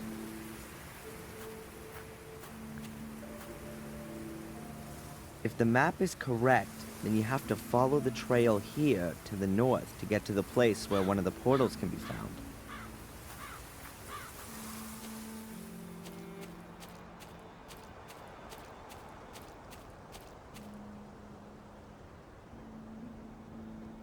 Quite swampy here. This must be the right place, though.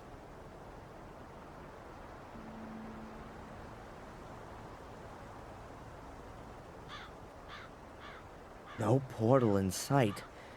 Oh, it must have sunk into the swamp a long time ago, so there's no chance of getting to it.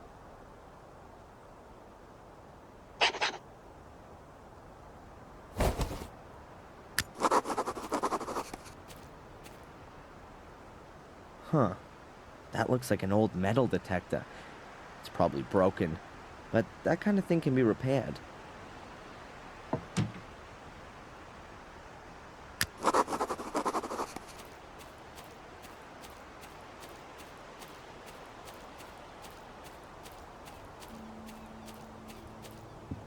The bridge goes halfway out into the swamp, then it sinks into the ground.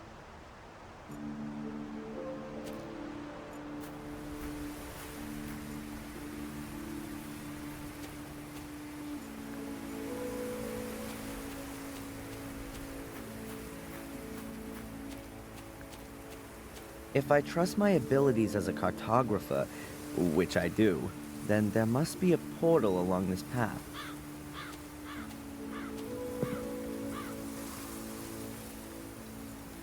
A bear trap. It's called Mammoth. What the hell are they hunting here? Danger of death. Access to woods forbidden. Warning, hunting season. Traps and shotguns in use. Am I in the wrong film? Willow Wars?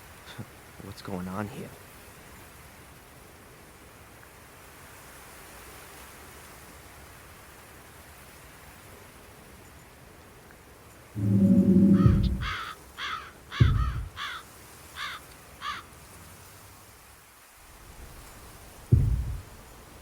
No landmines?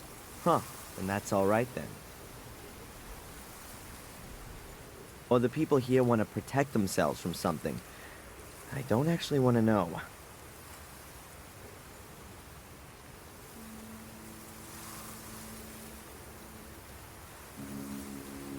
It's probably been lying in the swamp for a few months. The battery and the electronics are shot. The coil must still work. It's made of copper. I could repair it. I just need a new battery and something that you can use to receive electrical signals.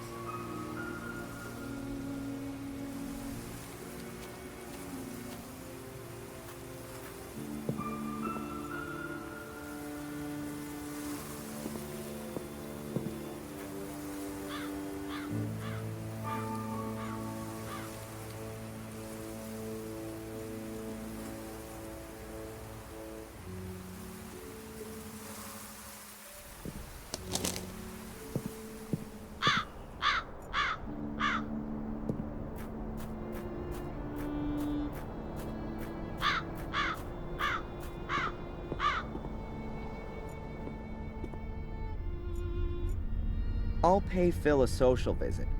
He's been locked up down there for 3 days now.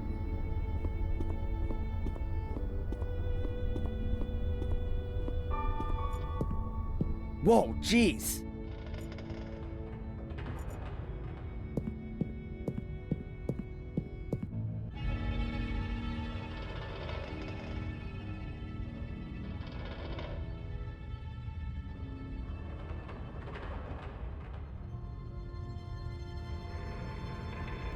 Phil is dead.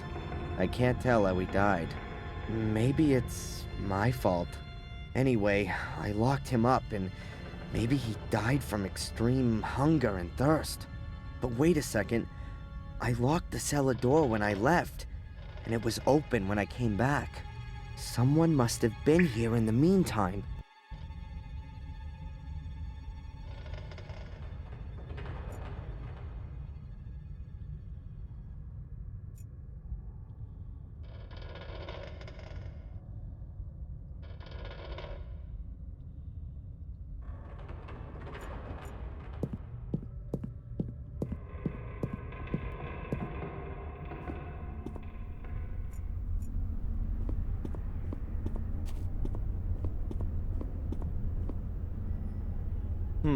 A transistor radio, a device that can receive signals. I think this might prove useful.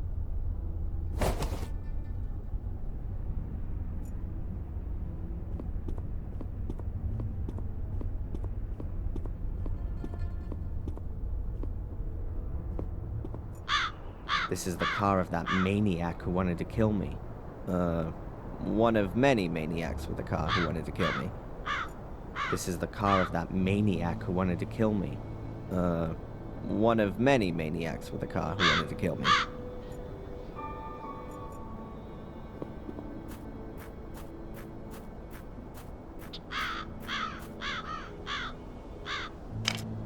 Okay, I'll release the hood. Hey, here's another one of those glow stickers. I'll take it.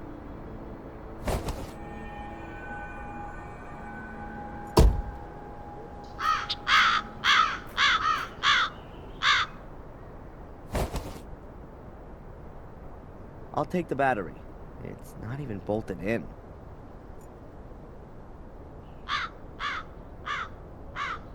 If I replace the broken electronics with those from the radio and the antenna, here's the wire. Done it. If I've got the electronics right, then it should work.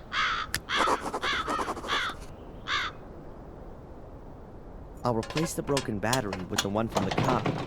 Fortunately, both have the same voltage. A fully operational metal detector. I'm almost a bit proud of myself.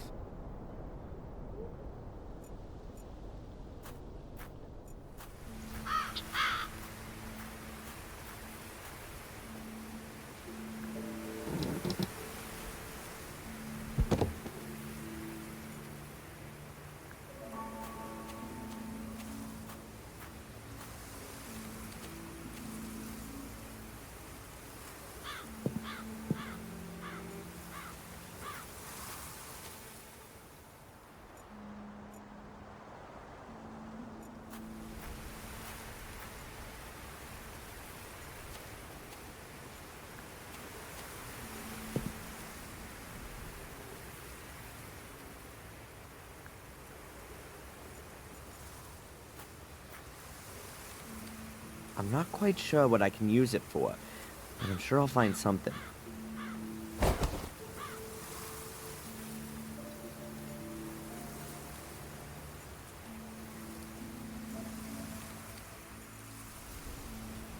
I'll test it first.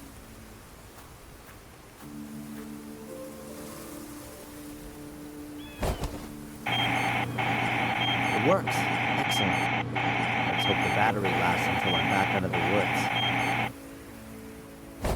Good. Then off we go.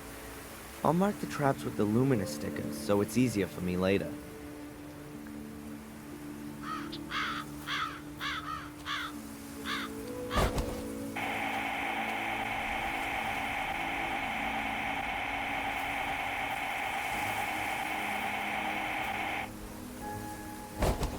It has to be here. That's where one of the portals has to be.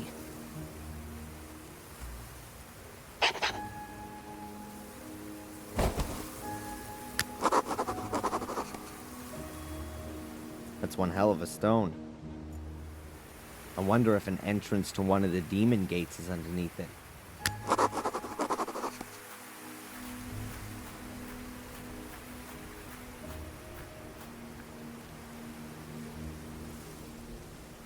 Here's a crevice under the rock. Could be a rabbit burrow.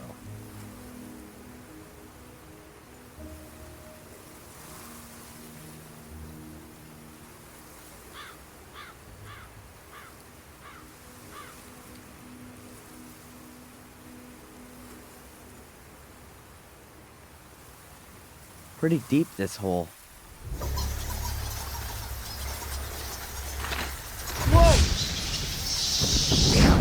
What a shock. Wait a minute. Where did those bats come from? Must be a huge rabbit burrow.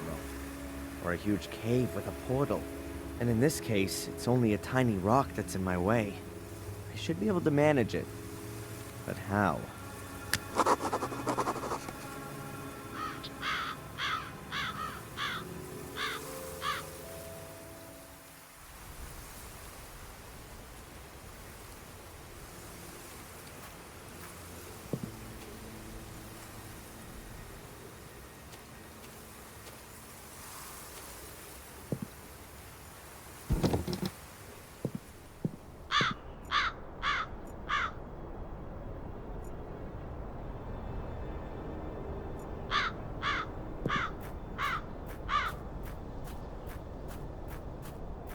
I can use the hose to suck the gas out of the tank. I have a can, too. Let's do it.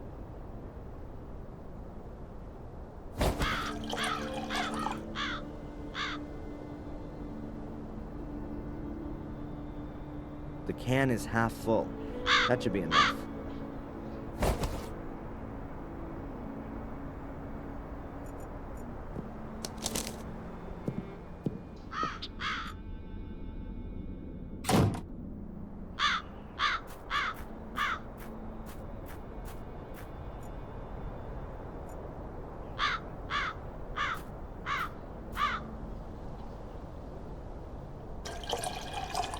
Full.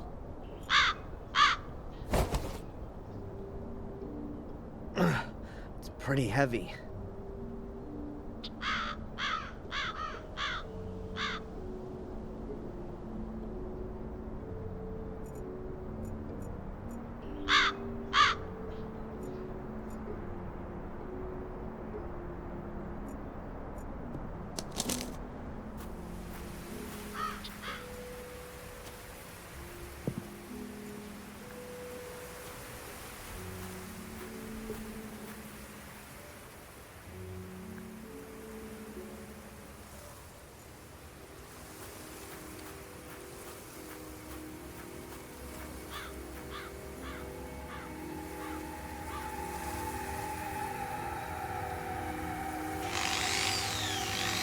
Always wanted to do this.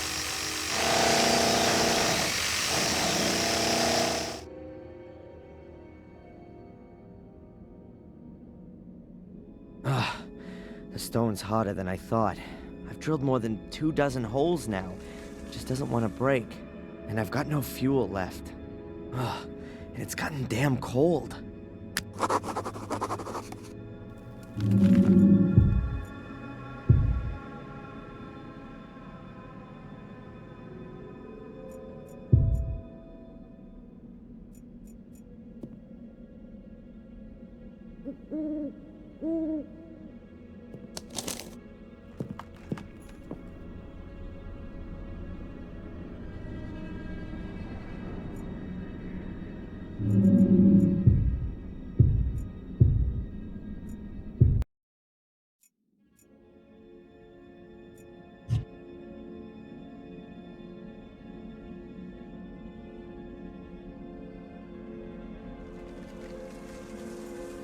There'll be a heavy frost tonight and the water will freeze.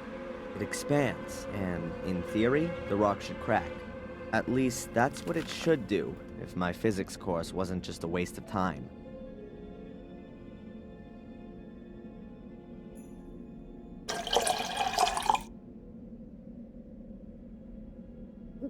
Stop. I still need something to plug the holes.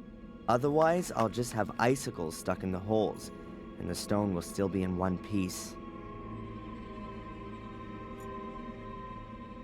Perfect. The construction foam hardens when it comes into contact with moisture, and then it's quite strong. That should stop the ice from coming out of the holes. Now I've just got to wait until morning.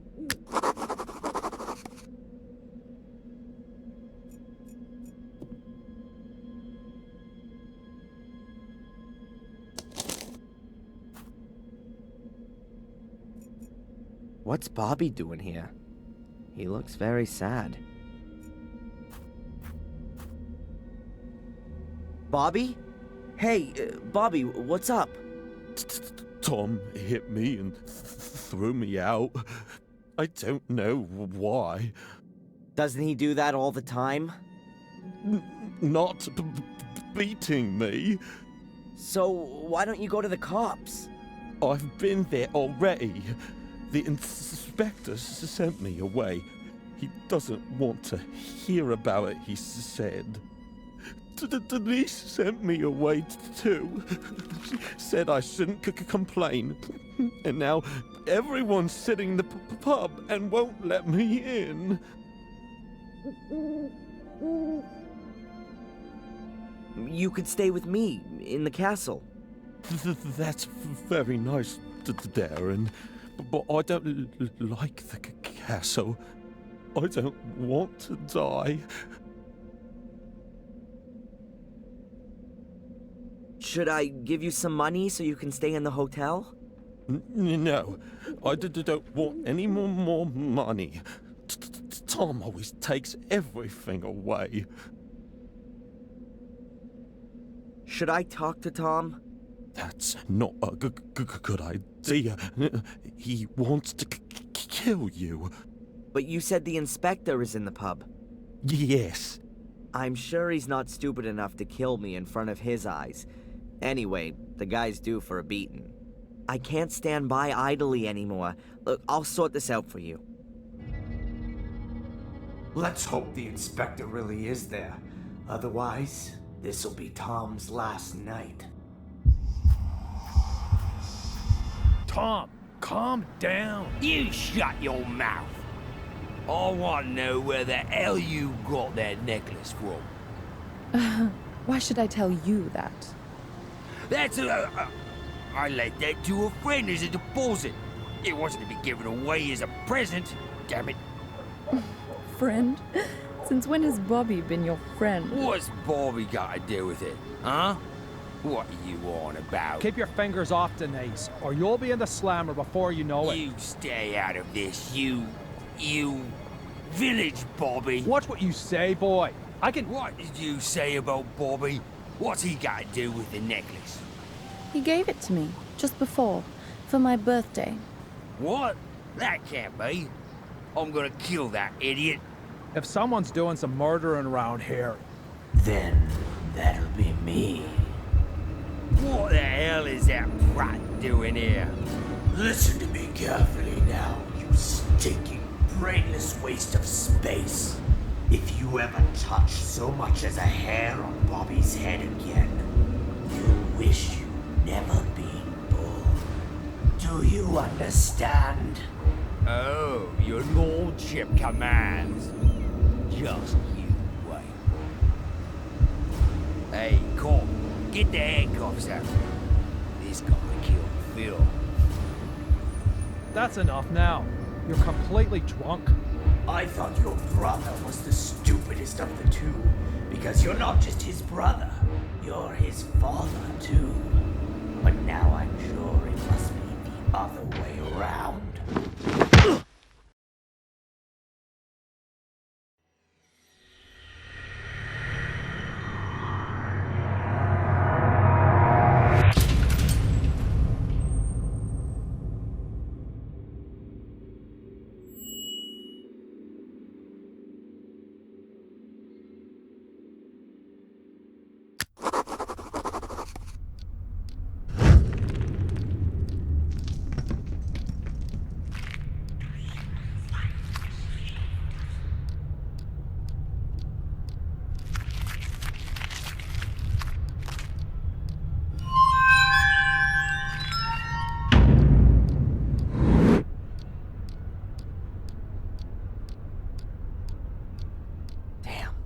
Angelina. She was really evil from the very start. Those black eyes, like a demon, a witch. I think your subconscious is processing your relationship with her. No, that's not my subconscious. I'm remembering this encounter. Her face. What kind of mirror was that?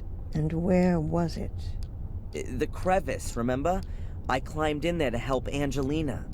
There was a large room down there, and this mirror was in it. Perhaps it was a cave with an underground river, and the reflection in it was simply distorted. No, I'm sorry, Doc. A few days ago I would have believed you. But this time I'm completely sure it's not just my imagination or some kind of trick by my subconscious. It really did happen. Excuse me for a moment.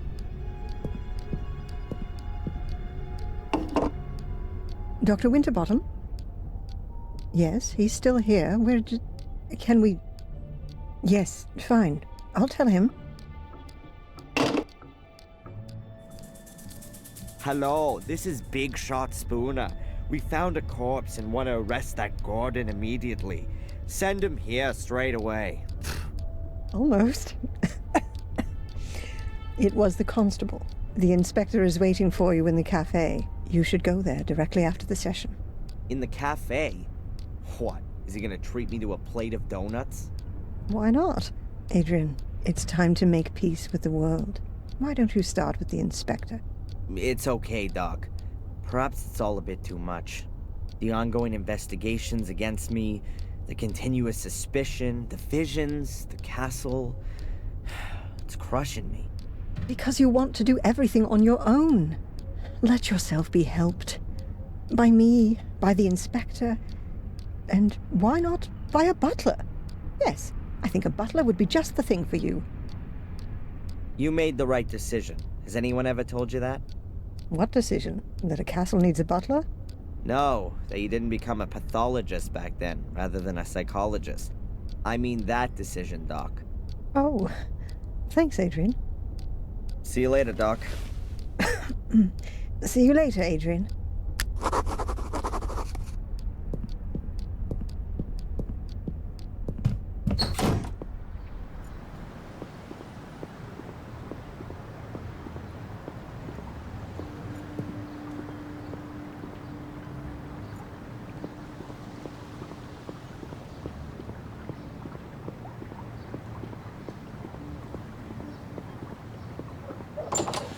Hi, Adrian.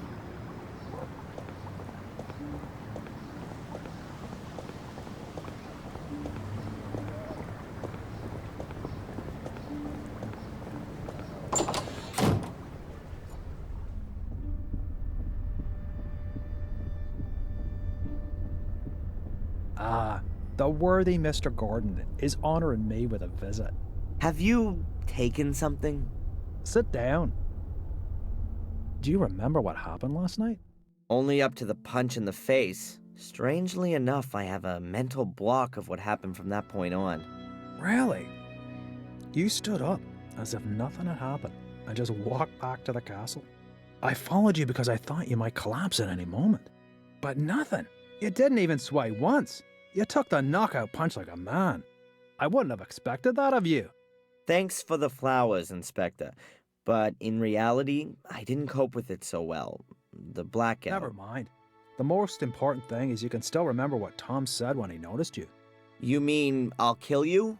I'll punch you in the face? By the way, you can report him if you want to. Sure, and for kidnapping too. No one believes me anyway. I already said 3 weeks ago that he kept me locked up in Wales. Until now, I assumed that these abduction stories were made up. But Tom's reaction makes me wonder a bit. But more importantly, who is this Phil, who Tom said you murdered? Ask Tom. I haven't been able to find him all morning. Oh, and now you want my help. Okay, Adrian. Perhaps I wasn't always that nice to you. Can we just forget the past for a moment? Did I just hear an apology? Well... Phil's the guy who locked me up in his morgue a few days ago and wanted to kill me. I knocked him out from behind and took off. But I know he was still alive at that point. That means the corpse is still lying there. Where was this? In a house in the woods. I think it used to belong to a Dr. Heinz Herman. That sounds familiar. Listen, Inspector, how about I just take you over there? After you. Here we are.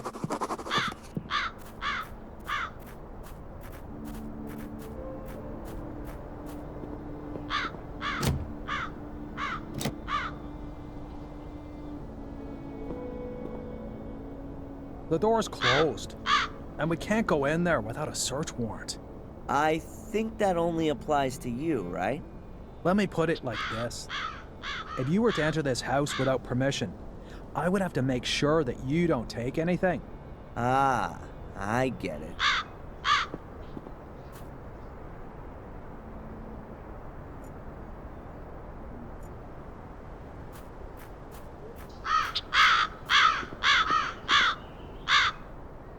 Hey, Inspector! The door's wide open. Well, who'd have guessed? His lordship has a key. I'll have to take that as evidence. Sorry.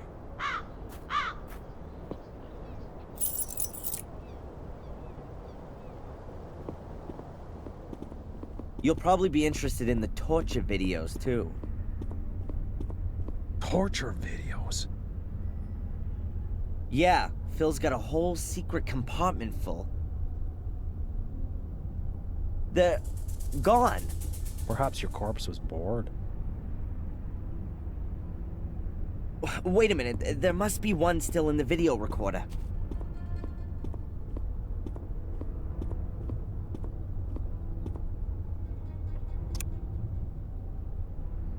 Turn that off. That's sick. Where's the guy who filmed this? I guess it was Phil, but you don't see him, though. I'll take that tape as evidence.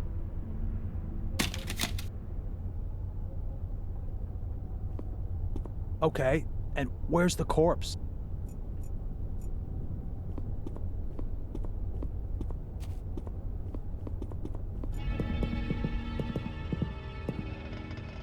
The corpse has disappeared too? This is starting to get quite implausible, don't you think? Tom must have been here. He tried to cover his tracks. That's why the other videos are gone too. Tom? Or you?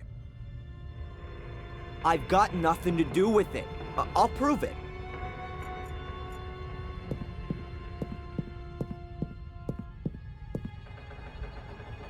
Hey, Inspector, you might be interested in this.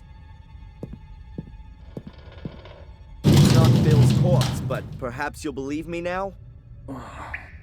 It must be dead at least a couple of weeks. And a couple of weeks ago, I was sitting quietly in the cell. Okay, Phil really does have something to answer for. And it would seem he's good at his profession. Otherwise, I'd have heard of him ages ago. I bet Tom's got something to do with this too. First, we'll go back to the station. I'll send Zach over here to pick up the body. I've got something else I need to do. You're coming with me first. I need to record your statement.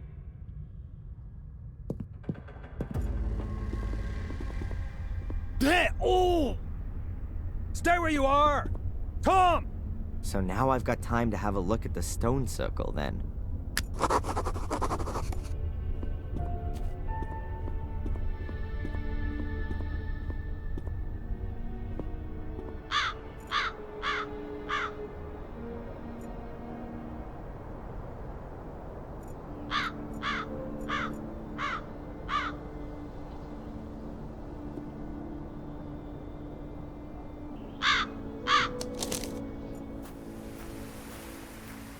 That looks very promising.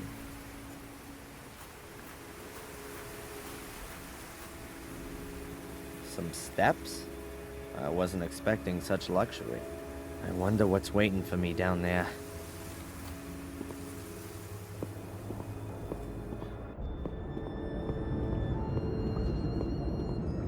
Amazing. Yep, that's got it. I wonder if this cave was formed naturally, or if someone or something gave a helping hand.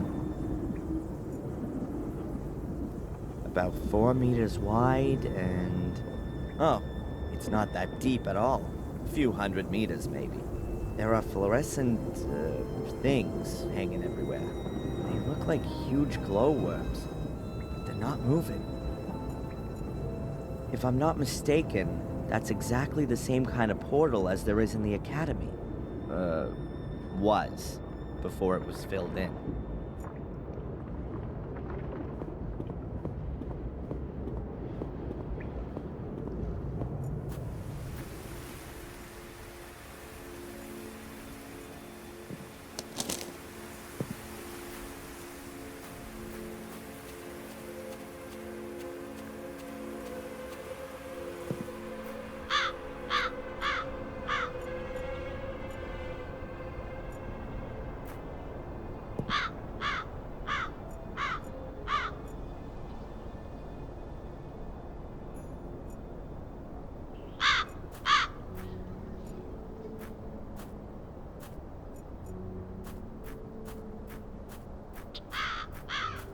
The ladder would make a decent bridge over the pit. I'll try it.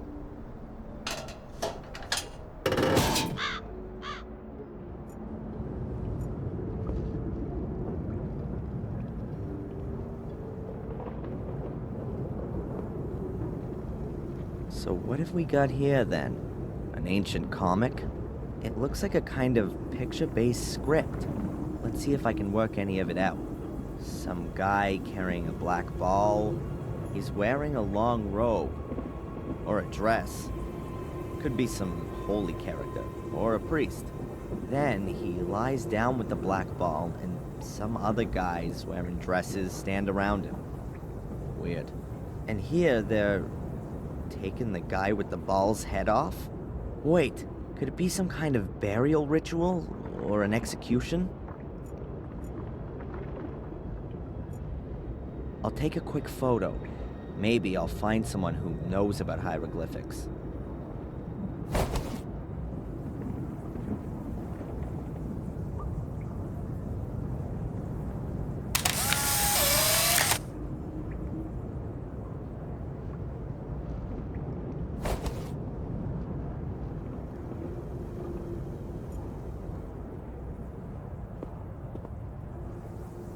I've seen one of these before, in the academy. Angelina placed a black ball in it, and then the portal opened. I think she'd stolen it from the museum, but now she's dead. And she had the ball with her when my mother threw her to her death. An inactive portal, just like the one in the academy. Angelina was able to open it using a weird black ball thing.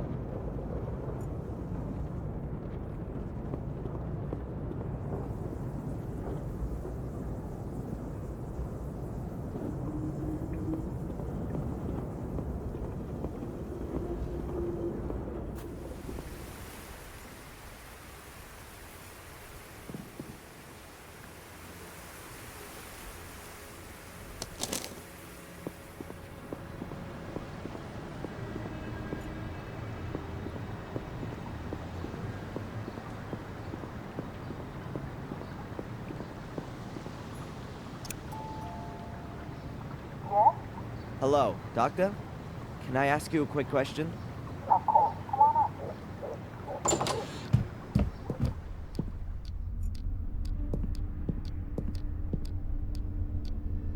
Hi, Doc.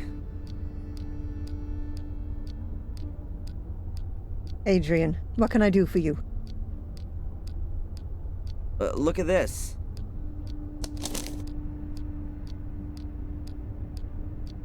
What is it? Some kind of hieroglyphs, I think. Are you familiar with this kind of thing? With hieroglyphs? No. But I think I've got a book about it. Just a minute.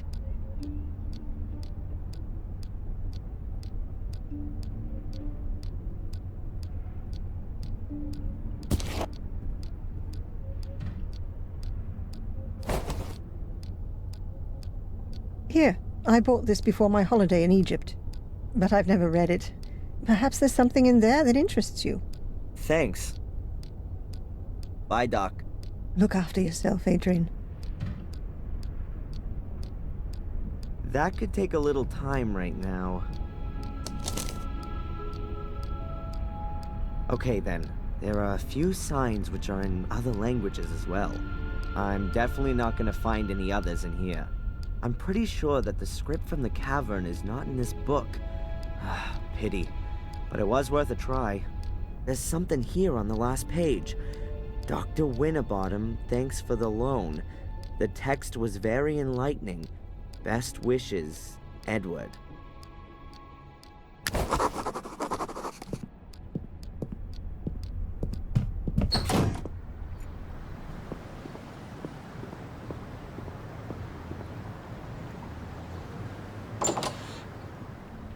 There's a whole lot of nothing going on here. How does Murray make money with all this garbage? Oh, a donations box. For the bereaved, it says. Yeah, sure.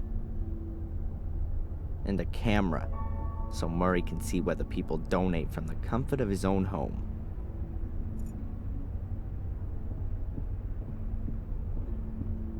A replica of Miss Valley's burnt corpse. This really goes beyond the bounds of good taste. Couldn't someone sue Murray for such tastelessness?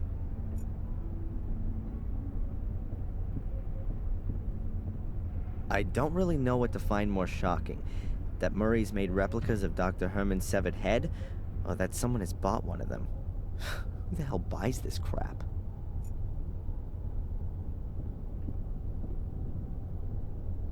The Gordon Chronicle was in here. The note says that it's been removed from the museum by request of the Gordon family. That's the fence that William Gordon fell on from the window. And Samuel, too, a few weeks later. That's Vic Valley. He was found dead in a stone circle 12 years ago. Hopefully, his sister never saw him here.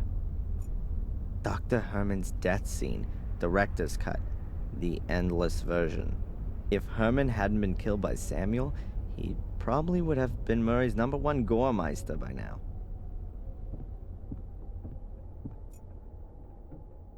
My father, Samuel Gordon, portrayed as a bloodthirsty murderer.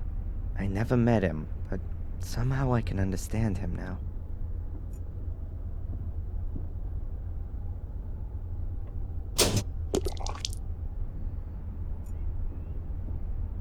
An old bureau. Why's that here? Was someone murdered on it? Or with it?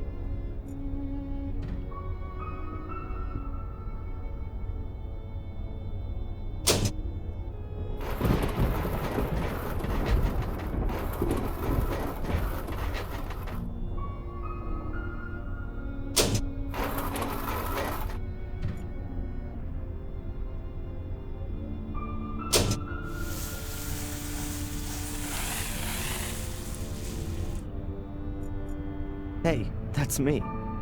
Wanted. Dangerous arsonist? The American tourist Darren Michaels is strongly suspected of committing arson. Witnesses who can supply information on the course of events on the evening of the fire are still needed. Every clue counts. All that's missing now is a bounty on my head.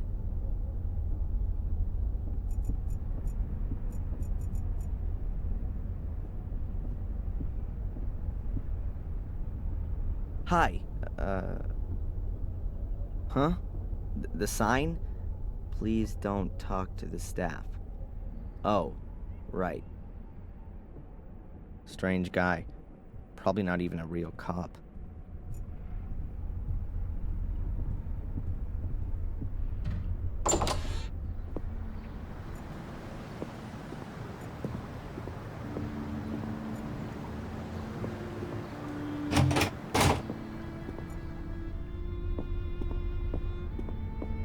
Inspector Spooner. Little Lord Adrian. What can the village Bobby do for you? Are you trying to suck up to me, or are you pulling my leg? You choose. Have you arrested Tom? They vanished into the woods. We've started a search. This black ball that was stolen from the museum. You want to give it back? That'd be very nice, of course. So it hasn't turned up again? No. Goodbye. Fare thee well, my lord.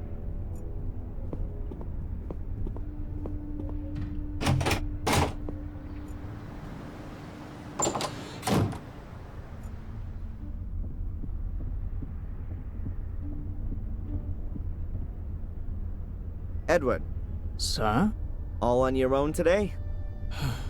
Denise is ill.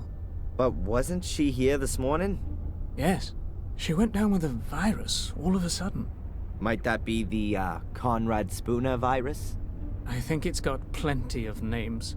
Whatever the case, it doesn't just make you unfit for work. It makes you unfit for marriage, too. I'm very sorry, Edward. Well, anyway, it's not infectious. You're interested in ancient history? Quite true, sir. You could say it's a hobby of mine. I've been collecting ancient coins from different cultures for years now. You build up quite a substantial knowledge doing that, you know. Fantastic. Could you take a look at this and tell me what you make of it? Oh, yes. I've seen this script before somewhere. It's druidic. Very old. Can you read it? Reading might be an exaggeration. It's more a kind of pictorial story. I think it's a description of a burial ritual. Yes, that could well be the case. Here, the dead person seems to be some kind of ecclesiastical person. A priest, if you will. You can see that by the crooked staff. That symbol was often used for spiritual leaders. And he has a black ball in his hands. Are you saying that it could be like one of those that was in the museum? Oh, you could even be right there.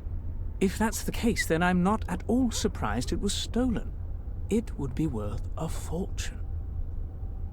Might it be possible that there are more of them? I wouldn't exclude that possibility. If it's some kind of a burial gift for priests, then there could be a chance you'd find one under a burial mound.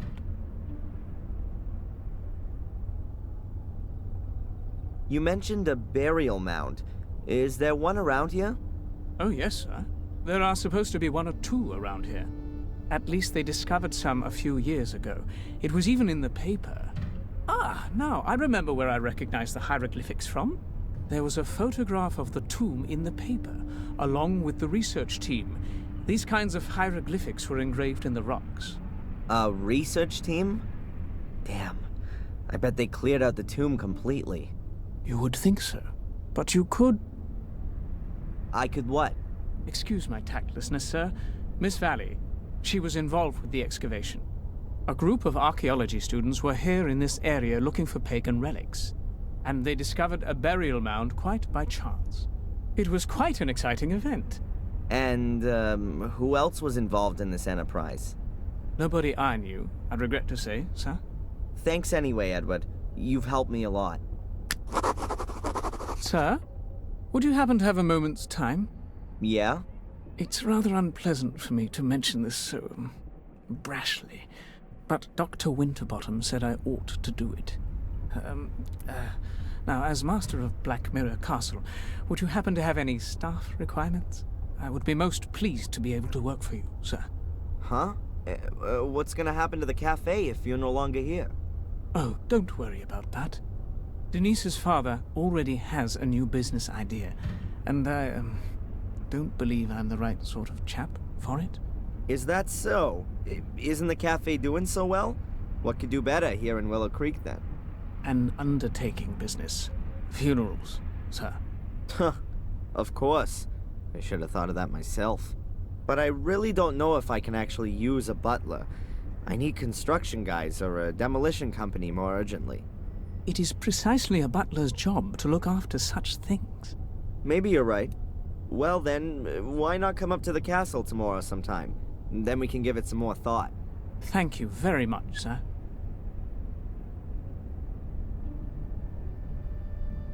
Have you ever been in the local museum?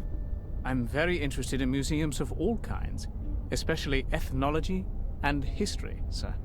But this thing here in Willow Creek really can't be described as a museum. It's much more of an omnium gatherum of unworthiness. You've been in it? Yes, a couple of years ago, when there were a few real exhibition pieces in it. The last time you were in the museum, did you have a look at that black ball? Yes. Apparently, it was the only thing of any value in there. That's why it got stolen. However, I still ask myself to this day what it was supposed to be exactly. It was too dark for a kind of crystal ball like fortune tellers use. What's your opinion? Well, it certainly wasn't a bowling ball. You and Denise are engaged. Yes. Our families have been friends for generations. We spent our childhood together, and we will spend the rest of our lives together, God willing. God willing. And you? Is that what you want? Of course. Denise's father has already made me manager of the cafe. Well, that's certainly a reason. It's a huge responsibility, but waiting tables means a lot to me. It gives me great joy to serve our customers.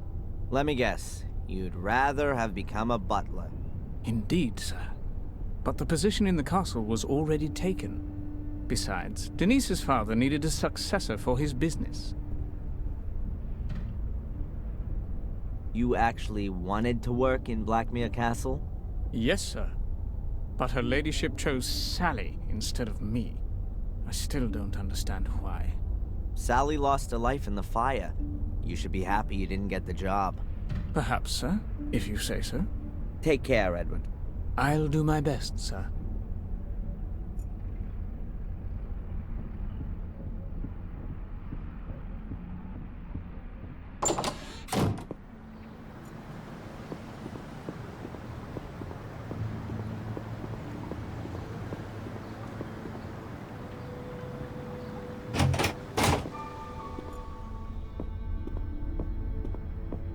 Inspector Spooner. What then? Might you possibly be able to give me a tiny bit of information? Really? I can't wait. You searched Miss Valley's house, didn't you?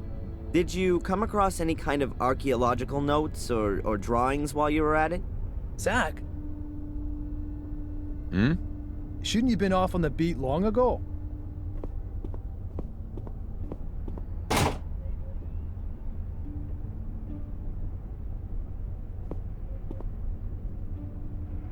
You know, Adrian, I get the feeling that our, let's call it a relationship, has got rather bogged down of late. You're constantly coming to me with some new request. It's always me who's supposed to give you something. I'm thinking it's time we changed all that. Would you like to come with me to see Doc Winterbottom? Do some couple therapy? Nice idea, but I've got something else planned. As you perhaps already noticed, I sometimes tend towards making quite hasty judgments. That's one of the reasons they redeployed me here to Willow Creek. I'd actually imagine my life as a police inspector somewhat differently. Pursuits, shootouts, explosions. You're looking into my very soul. But without some clear evidential success under my belt, I'm not going to be getting out of this dump all that quickly. And what with your circumstances having sadly changed somewhat. What's supposed to have changed there? I'm innocent now, just like I always was. But now you're nobility, as you have so strikingly noticed. And here in good old England, that is a good reason to treat things with more of a feather-light touch. Or to put it another way, an error in such a case would definitely not be good for my career. Have I got this right? You're crapping yourself because I own a castle now. Perhaps it's still not too late to forget the whole thing and close the case. But to do that, I have to present the judge with something meaningful. Is that a polite request for a confession? Are you kidding me? No, you misunderstood me. The thing with Tom and that Phil is already a good start. Also, Murray has corrected his statement and given you an alibi for the Miss Valley murder. Seems to like you a lot, that bloke. But there's still this Lewis and Angelina woman. They're officially missing. But someone who's missing also can be a perpetrator. You do see that? We're speaking the same language at last. What's happening with Miss Valley's house now? Have you found anything there? We only found some photos of you, and we also took a few other things relevant to the case.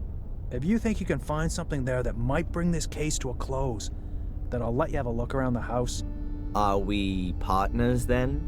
Not the expression I'd use. Hey, but this conversation never took place, okay? Zach will go with you, and I want to be informed about everything.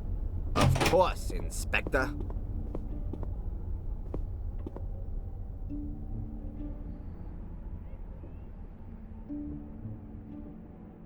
Goodbye.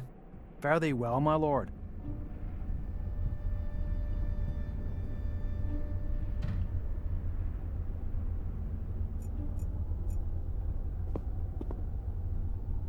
Can I ask you something briefly? Hmm? Do you have any idea where Matt went to? I didn't see him in the village. He was in the pub yesterday, but where is he today? Don't know. You could submit a missing persons report. In the next life, maybe. I found a bear trap in the woods. Are those kind of traps even allowed? I know there are hunters out and about all year round, but I'm sure they don't use bear traps. There aren't any bears in England. What are the traps for then? And who set them? Maybe the bears have laid some to catch the hunters. You've got a logical explanation for everything, haven't you? The most important thing for you is that you don't have to waste any time having a proper look at things. That's what it looks like. The inspector said that it wouldn't be a problem if I wanted to have a look at Miss Valley's house for myself, but that you should come along to keep an eye on me. If that's what he said, I'll go and get the keys. Have fun with the search. Just tell me when you want to go.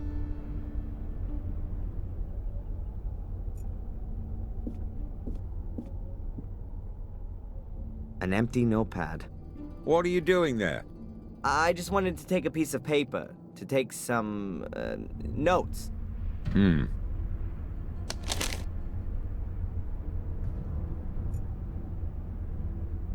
Newspaper clippings about Vic's murder. I can't imagine how anyone could murder a child so brutally.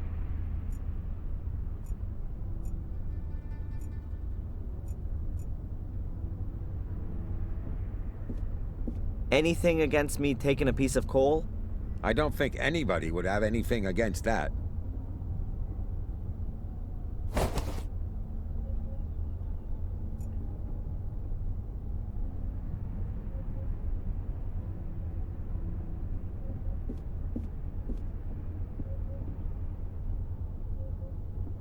trick has always worked before.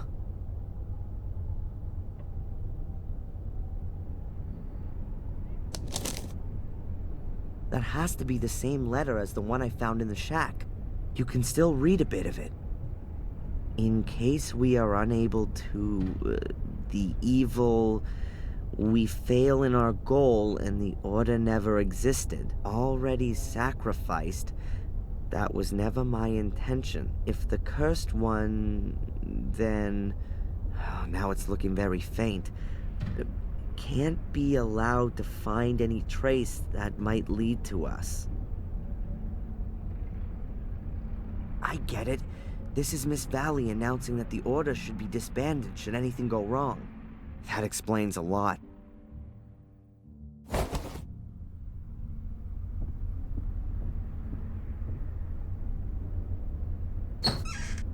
Now this could be interesting. Miss Valley's book collection. Let's take a look. English history and stories, Camelot and the Holy Grail. From William the Conqueror to Magna Carta. Aha, a folder from a university. Constable, can I take a look at this folder here? That's just books about science and the like. Was that a yes? Okay by me, but don't take too long.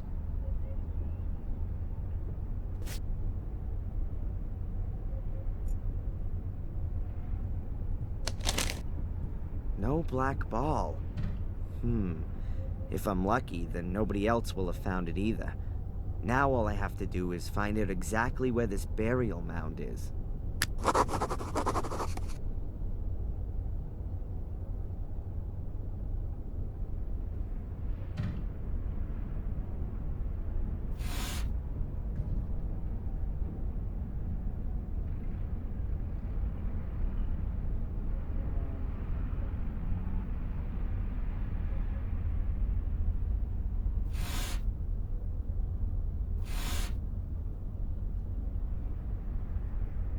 There has to be a few significant words in these research papers from which I can work out the exact location. I think 3 words will do it. Earth samples from the marsh. There's only one here.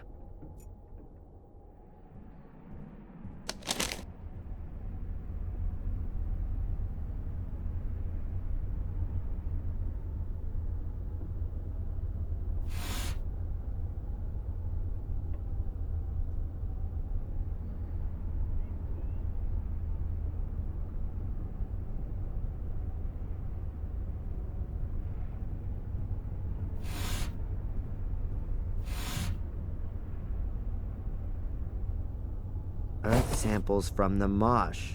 There's only one here. Small animal bones. Definitely rare. I ought to make note of that.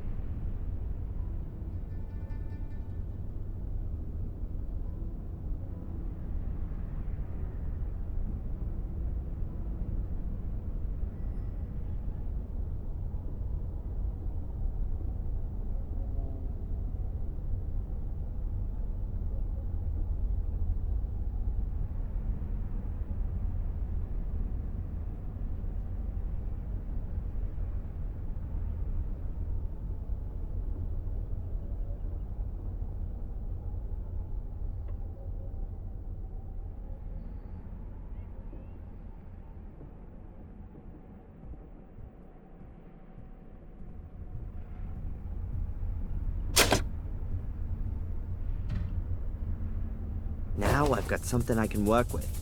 Sector I-3 in the marsh. I've been round there already when I was looking for the portals. And there's a place where there are lots of small animal bones. I must be able to find that. Zach, I've seen enough. Let's go. Please, put the folder away again, and then we can go.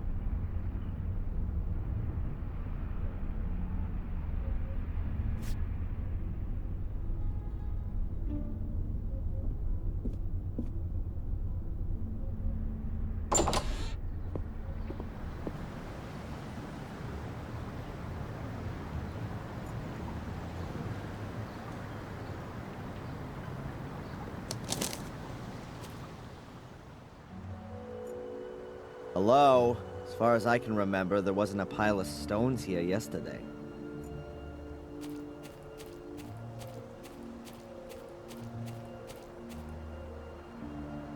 There's something wedged between the stones. A piece of paper. An envelope with my name on it. This is starting to get a bit creepy. An envelope with my name on it. No sender's address, nothing.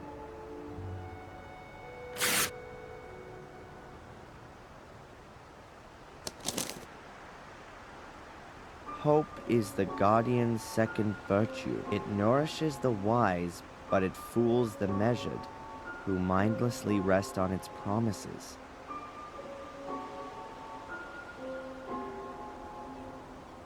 The next weird message. I kind of expected it. Whoever's planned this little game with me knew I'd pass by the swamp.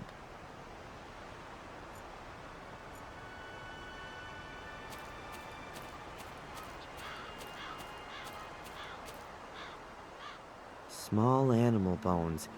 It said in Miss Valley's research papers that she'd sent some of the bones to her institute. That would point to there being a burial mound somewhere here close by. A swamp, or a marsh, if you will. That was also mentioned in the research papers. And I'm to the east of Willow Creek. Now somewhere, not a million miles away, has to be this burial mound. I'll just have a try in this direction.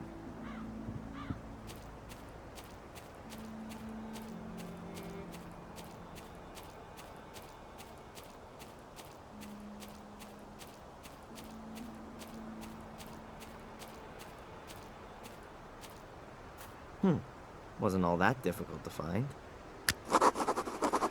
That could be a hole, or a symbol for a black ball. I think I've come to the right place.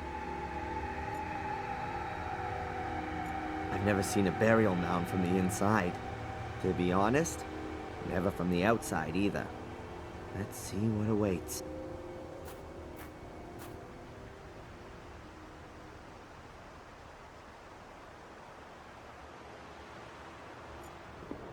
It smells old here. Very old.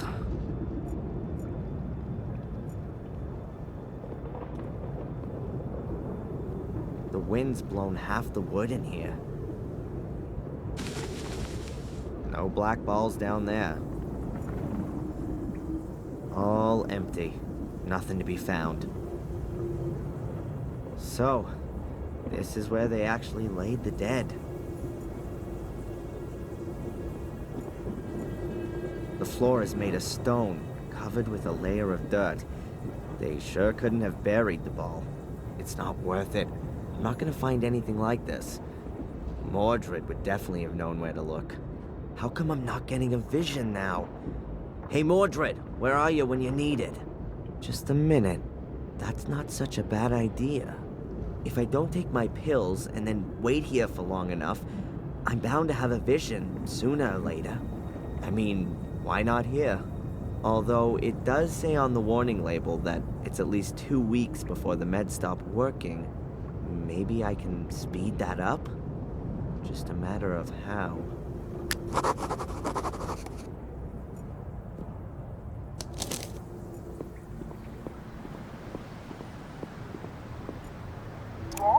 Hello, Doctor. Hi, Doc. Adrian, what can I do for you? I think the medication is causing me problems. What do you mean? Are you having negative side effects? Does it make you feel sick? I, have the feeling that it's not working like it normally does today. Could it be that I've eaten something that's reducing the effect? Have you drunk a lot of valerian tea or St. John's wort tea? These herbs can both impede the effect. No, tea's not really my thing. Perhaps you've taken some antacids for stomachache or heartburn? It would be better if you didn't.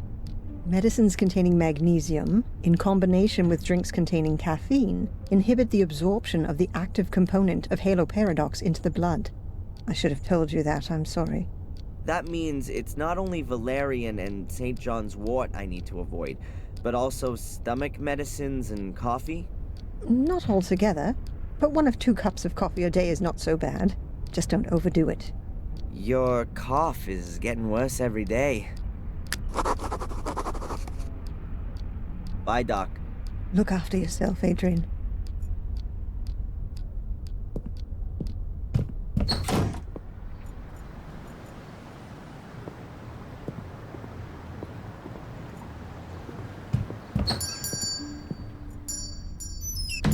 It's the news on a news channel.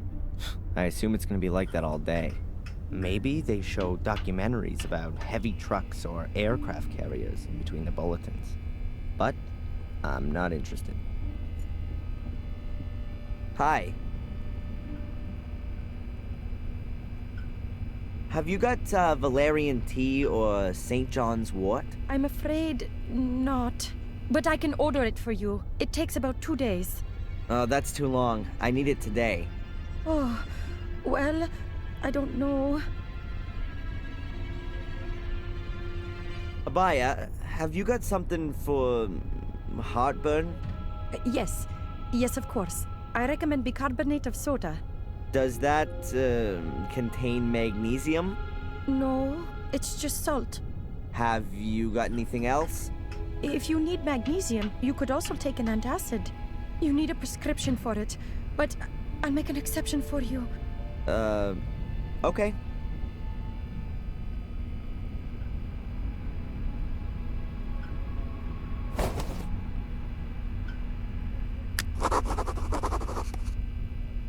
I'd like a packet of coffee. What kind? Decaffeinated or extra mild?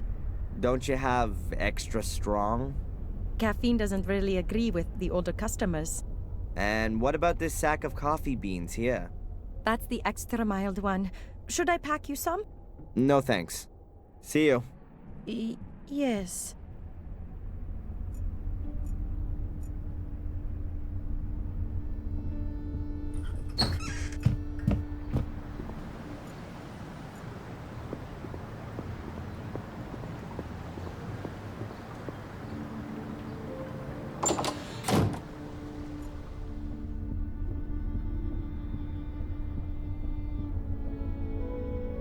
Edward?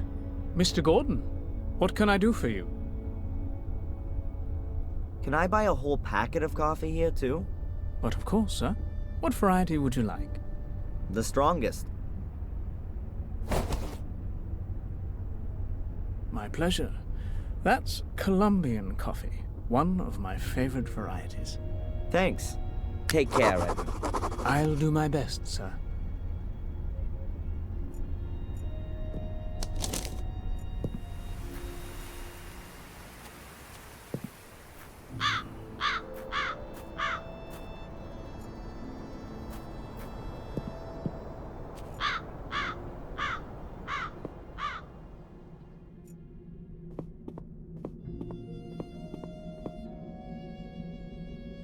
Tumulus valerian. That's exactly what I'm after. And the plant's already dried out. Ought to burn well, that stuff.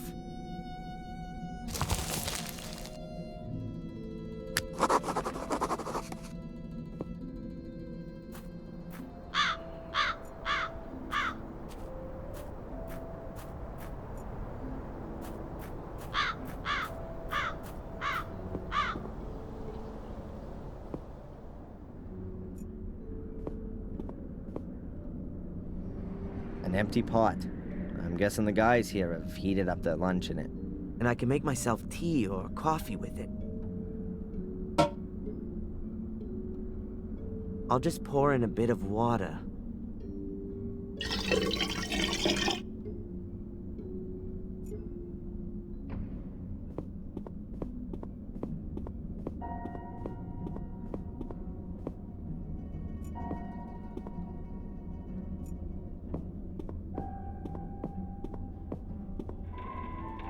It's a roll of damp-proof sheeting used in construction. The craftsmen should really cover the floor with it so they don't make everything filthy. I guess that's no big deal while the place is looking like it is.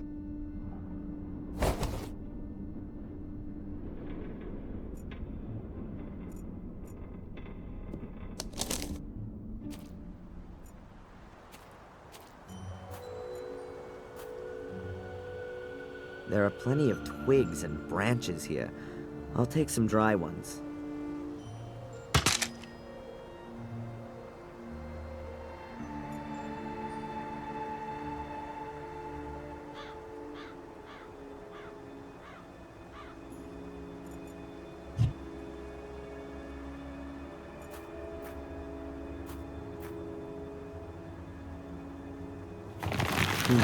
Well, at least it won't rain in anymore.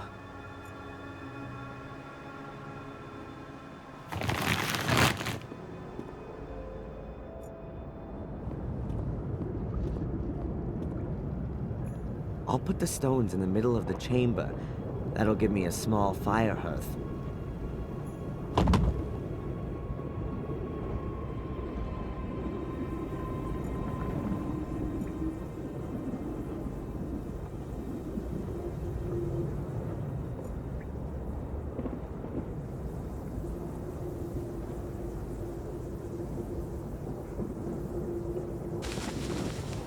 That makes enough combustible material for a small fire.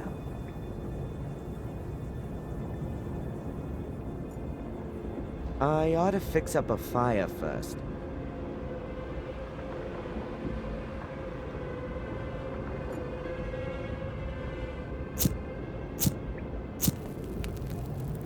Father and son by the campfire. How touching.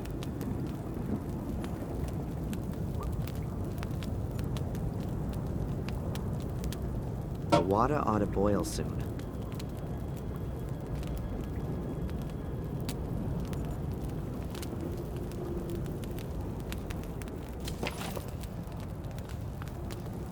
And now today, the Turkish variety. I'll crush the tablets first so that they dissolve faster.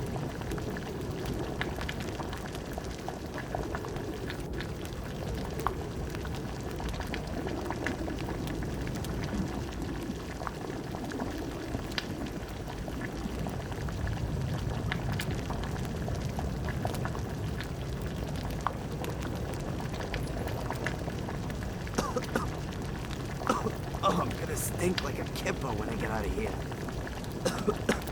Not exactly the best deodorant for an unjustly alleged arsonist. Oh, I'm already feeling a bit weird, woozy. I've been wrapped in wool. But that's not enough. Something's still missing. What the hell am I getting into here, for Pete's sake? So what? It's not gonna kill me. And if it does, then I'm already in a tomb, aren't I?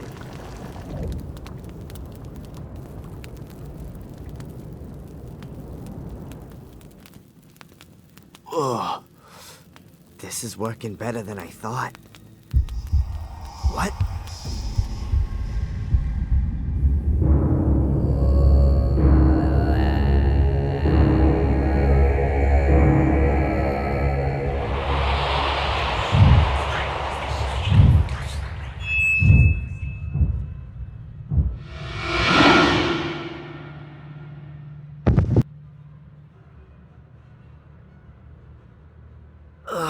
My head.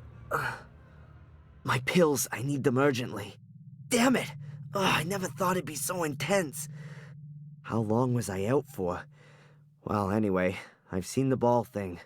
They hid them here in the tomb. Somewhere in a wall.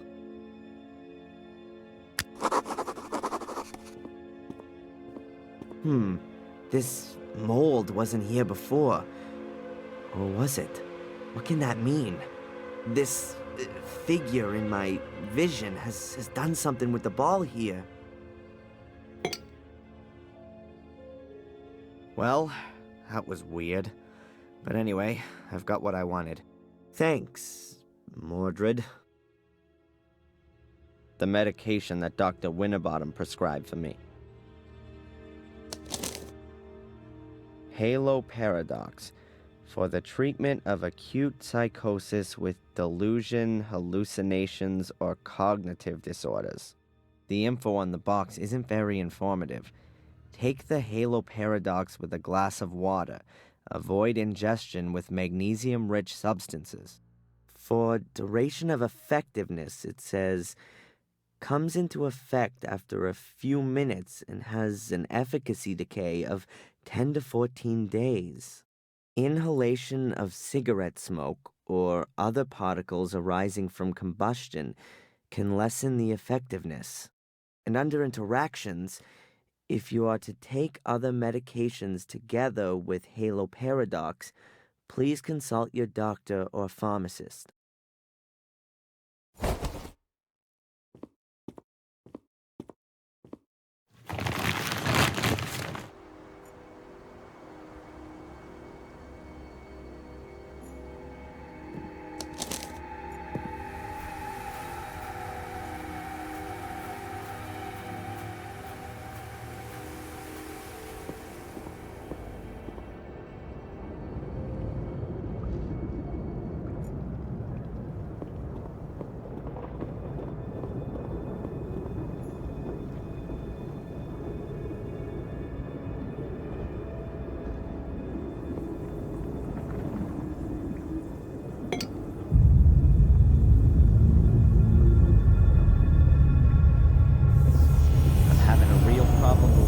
Seeing right now.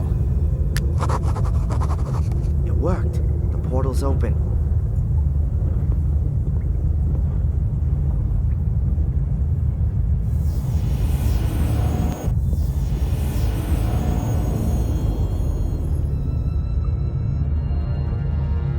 The Academy. That brings back some memories. Bad ones. I'd kinda hoped to come out in the ritual chamber. Looks like the portal hadn't been completely activated. Not good.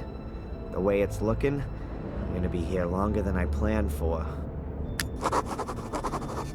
That must be Lewis.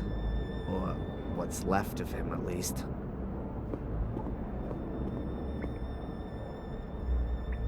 Angelina wouldn't have got all that far without his help. He let himself be used by her. Just like I did. But never mind what kind of a guy he was. I still have to feel just a bit sorry for him. Let's see if the guy's got anything else on him, apart from bugs. Keep nice and still. Ugh. Something about this corpse feels quite nicely alive. Must be something to do with the circle of life.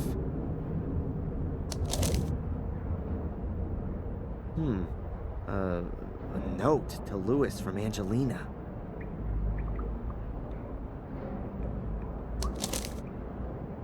A letter to Lewis from Angelina.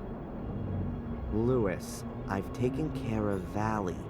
She's not gonna cause us any more trouble. You deal with the people at the castle. Best thing would be to just set the place on fire. Just make sure that the American comes out of it at least half okay. I need him alive. Bring him to the academy as quickly as possible. I'm gonna try to be there with Catherine ahead of you. You'll get your money as soon as I've got what I want. Angelina. Obviously, all I need to do is make sure that Spooner finds this note on Lewis's corpse. And that'll mean I'll be off of the hook at last. But it's impossible for me to let him in here. In doing that, I might just as well sell off my family secret and have Mordred tattooed on my forehead. I'll think of something or other. Normally, you'd take this route here, but it looks pretty blocked up.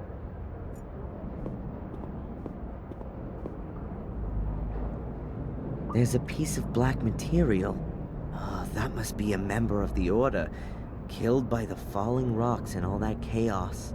Unrecognizable from here, though.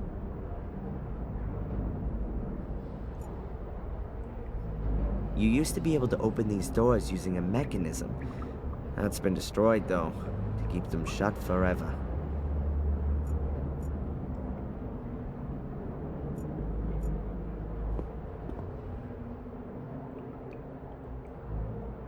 There's a gap here between the stones. But I can't recognize anything. It's much too dark in there.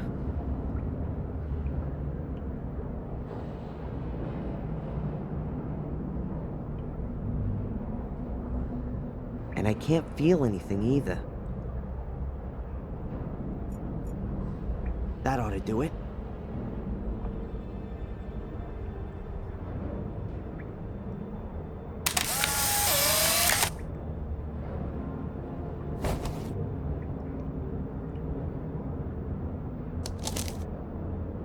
Yes, there's the black ball.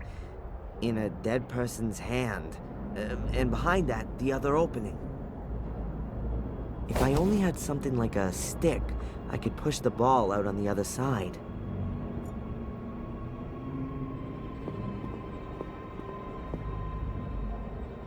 It's pretty damn grisly for sure, but...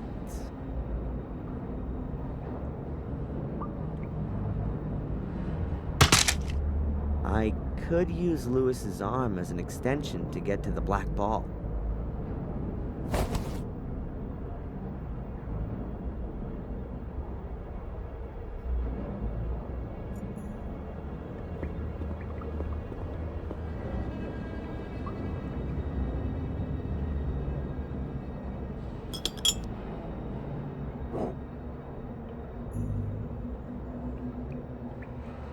Good. The ball's a bit closer to the other opening now.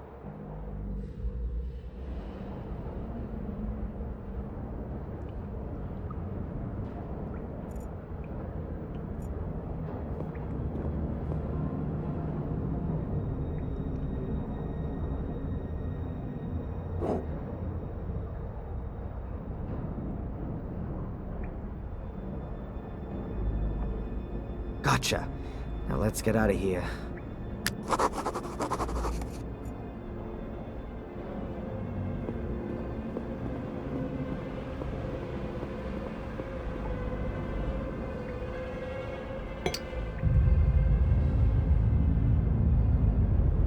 Adrian Gordon, Grand Master of Portal Magic. Let's hope that the portal will send me directly to Mordred's book.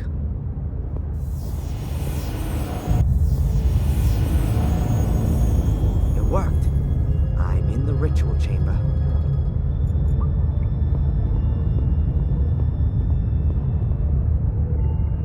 Could be the throne of the devil.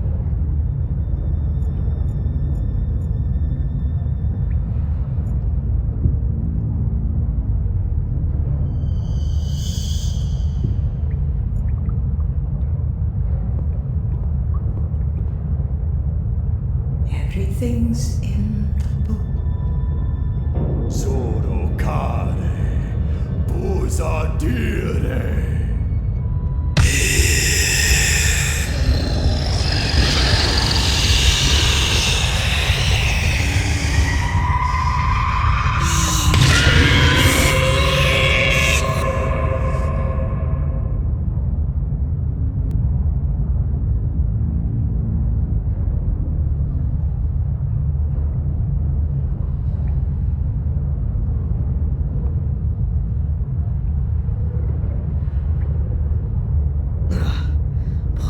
Together, Adrian.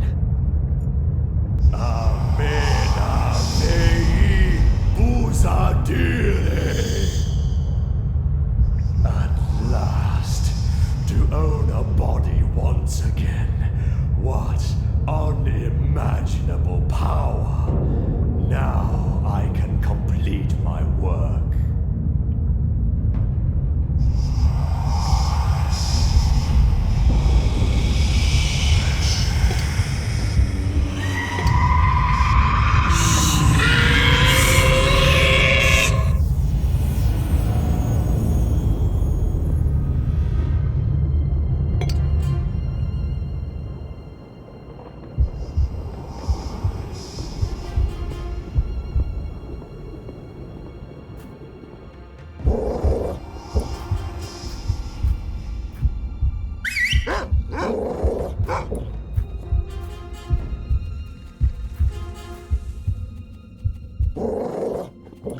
Maria!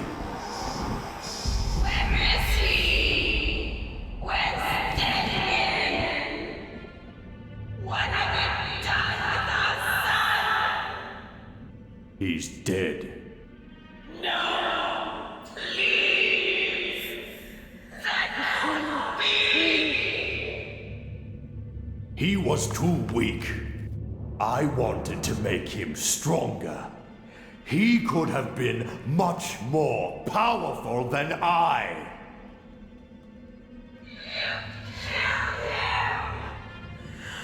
What have you done? Out of my way, woman!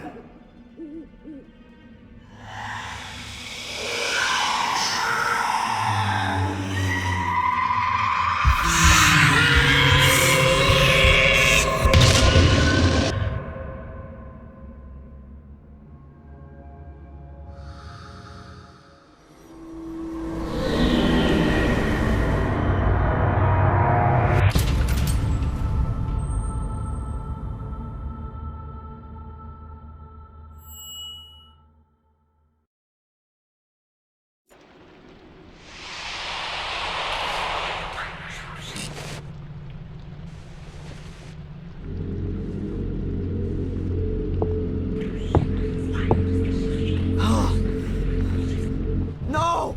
Is that me? Where am I? In the castle? This has to be the locked room. How the hell did I get in here? Damn blackouts. But Mordred is strong. I can feel him. I don't have a lot of time left. So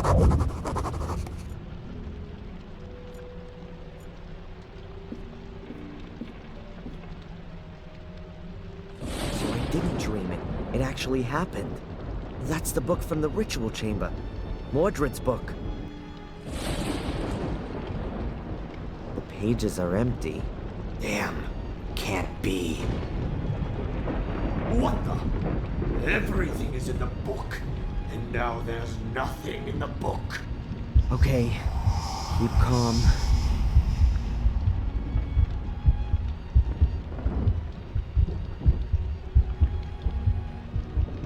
Remember, in the ritual chamber with Angelina, the blood of a male Gordon. If I drop some of my blood onto the book, then the writings ought to become visible. Hey, I definitely know that from somewhere.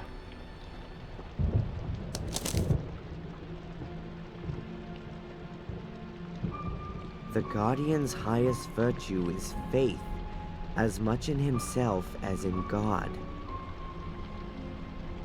These notes, who's writing them to me?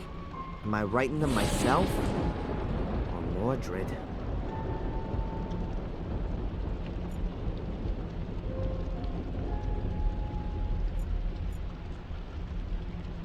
A shaky old bed, full of woodworm. Perfect for dying in.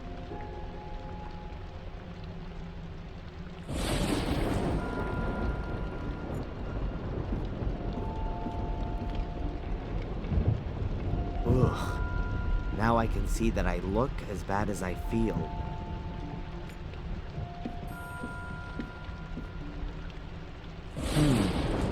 A piece of glass. That ought to do it.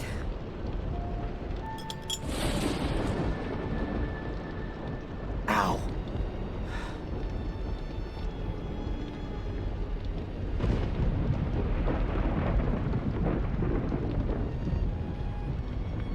Nothing. Not a single letter. Stop. Here. Here's something. Oh, no, it's just Mordred's dumbass summoning formula. All that for nothing.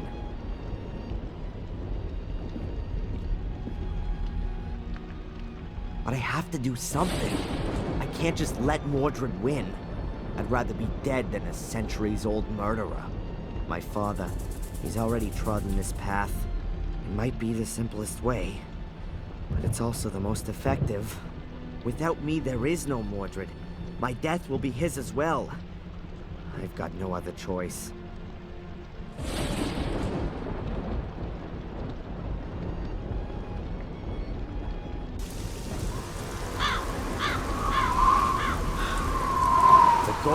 centuries-old family. Cursed right down to the very last descendant. And I am him. The story of the Gordons ends with me.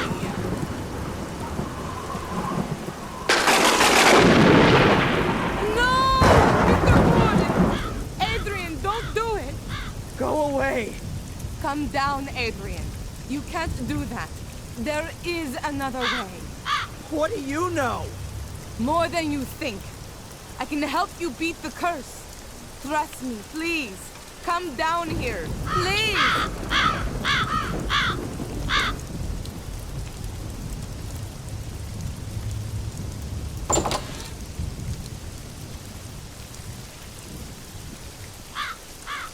Who sent you, and why? My employer is the Vatican. Have you ever heard of the apostolic visitation? We're mainly concerned with supernatural phenomena, what are commonly known as miracles. The Vatican. There I was thinking it couldn't get much worse, and the church comes knocking at the door. I was sent here because we had been informed that Black Mirror Castle had burned down. It was apparently just a routine mission. I was to sort out legal matters and release the funds for the Gordons to rebuild the castle. But then I found out that Victoria Gordon was on her deathbed, and that Angelina was nowhere to be found. My task then became to secure the Gordons' inheritance and to minimize the effects of the curse as best I could. The effects of the curse? The Gordon's inheritance? Adrian, your eyes. Yeah, I know. They're black. What do you know about the curse of the Gordons? Mordred wanted immortality and power. He somehow anchored his soul in the mirror, but he was caught during a ritual by his brother. Shortly before his death, he cursed Marcus's descendants to collect souls, in order that he could be called back into life with him. And it would seem it worked, judging by your eyes. Collect souls? You mean kill people? Yes. You're wrong. I haven't killed anyone, and still Mordred lives in me. As far as I can gather, your twin sister, Angelina, did that for you. We got it all wrong. Angelina was originally supposed to take over the Guardian role. We didn't know anything about you. We thought the last male Gordon committed suicide 12 years ago. What do you mean, Guardian role? You mean to guard these portals, right? That is the Gordon's inheritance. The Guardians are people of pure heart, who were chosen by the Church a long time ago to guard the Black Mirror. The Black Mirror? Yes, a great mirror, which also serves as an ancient portal and lies deep beneath the castle. Marcus Gordon took over this duty and passed it on to his children. But how should a Gordon stay pure of heart if they're all destined to murder? Your family has produced more Guardians than it has murderers. Only Marcus's descendants are in a position to resist the Black Mirror. We still don't know why. However, we don't have any time now to research the exact reason for this, and then find an alternative Guardian from outside the Gordon family. So, I'm definitely your last hope then. How do you know all this? From the Vatican's archives, and also from this book here, which I found in the library. It's the Book of the Guardians. There are no longer any Guardians of pure heart here, just Mordred. Adrian, right from birth, you were destined to become a Guardian. Without Angelina, Mordred's curse would never have passed over to you. Victoria would never have wanted nor permitted you to kill yourself. Do you want to simply ignore her final wishes? Adrian, if you're going to kill yourself, everything could only get worse. If there were no longer any Guardians, then the Black Mirror would be open to all. The mirror would enslave the weak and bring Mordred back into the world of the living. And the Black Mirror would be unprotected. Victoria would have never allowed you to commit suicide. Are you going to simply ignore Victoria's last will. All right then. I'll give you one chance. Did I understand that correctly? I'm the last Gordon of Marcus's lineage, and therefore also the last Guardian? But I can't guard the portal because a cursed part of me, the Mordred part, wants to open the portal. And if I kill myself, the portal can be opened because there are no more Guardians. Something like that. Yes. So, what do you suggest? An exorcism. In the church. An exorcism? It's an ancient ritual. Long before there were Christians, ghosts and demons were being cast out of people. It works. You only have to believe in it, Adrian. I'm possessed by the devil. Don't contemplate my belief. Okay, I'll do it. Thank you, Adrian. And now let's go to the church. We should complete the exorcism before nightfall.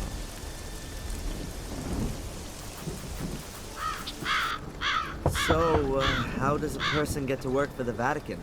Later. Holy Mother in Heaven! Yeah, a good day to you too, Father. Prioress Antolini, welcome back. You've arrived at just the right time. Now do you see why I was in such a hurry? Miss Antolini has had an idea about how to solve my problem. Yes, I've been informed. The Archbishop has told me about it himself. 5 minutes later, and you would have had to inform Mark as well. Father, have you ever performed an exorcism? I've been the priest for the whole manor of Black Mirror for years. Everyone here has been baptized by me, and my words accompany them to the grave, too. I've taken the confessions of murderers, and I... Father, have you or haven't you? No, not in practice. But I do have the theoretical knowledge, of course. Oh, great. I'm the guinea pig. Adrian, I've been trained for something like this. I've studied the Rituale Romanum several times. And if Prioress Antolini thinks it's the best option, then I agree with her. After all, she is, well, I've already told Adrian who I work for, but I'm afraid we don't have time to discuss this for hours on end. Good. Then let's begin the preparations. Okay, and what can I do? We need information. So the more we know about the demon, the better. We already have his name, so we can address him. Do you know any more about him? What would be important? It would be good to know how he sinned. And a personal item. Something that anchors him in this world. Then I'll get searching. But be quick. I'll prepare everything with the priest.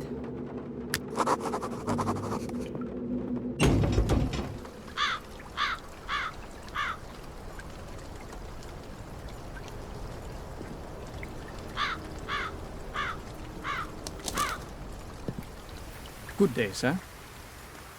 Edward. I completely forgotten about him. Hi, Edward. I didn't expect you so soon. If it's inconvenient, I could come back another time.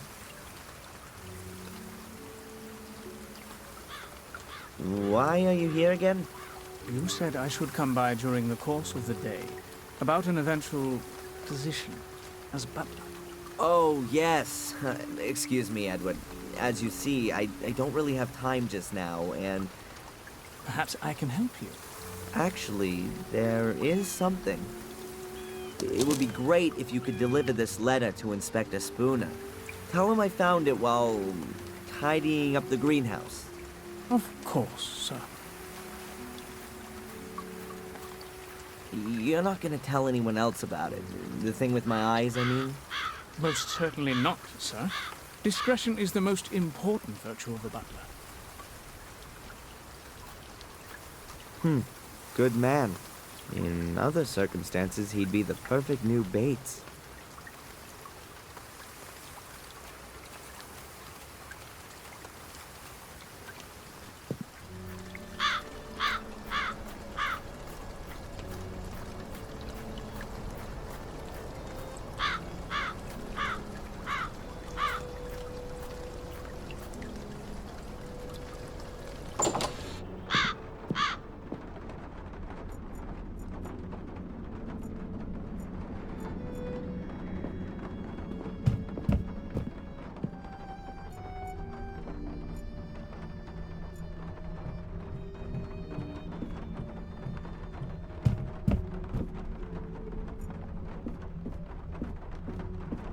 Even if the pages are blank, maybe the book will be useful for the exorcism. Who knows?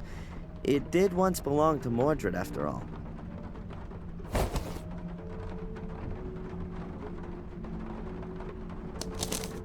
The book from the ritual chamber.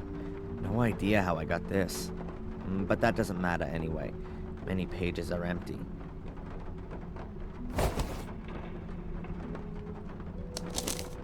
Maybe this was the book that Victoria meant as she was dying. She said that everything was in the book. Damn it, Valentina. I was never able to find it like that. I don't have the time to read everything. But at first glance, it looks like it's just full of stories about the White Lady. It even tells here about how she died. In the final duel with my brother, she threw herself between us to stop the bloodshed, but he was no longer the brother I once knew. The evil had corrupted him too much. How great must this power have been to make him forget all of the battles in which we had fought together side by side? How incessantly overpowering must the evil be to make him forget just how much he had loved his wife Maria. His blade pierced her heart and snapped as though it were made from glass. That was also the end of my brother. But then with his final breath, he cursed me and all my descendants. I killed my brother. I will never be able to forgive myself for that. His final resting place will be in our chapel. May God have mercy on his soul. That must be a transcript from Marcus's writings.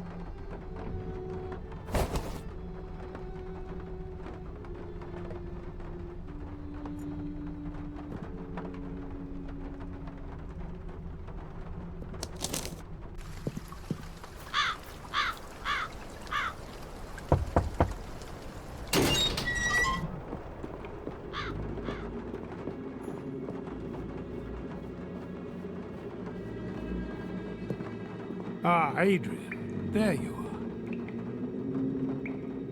are. Father Frederick? My son? I found a book that belonged to Mordred, but all the pages are blank. How do you know it belonged to him, then? It's from his grave.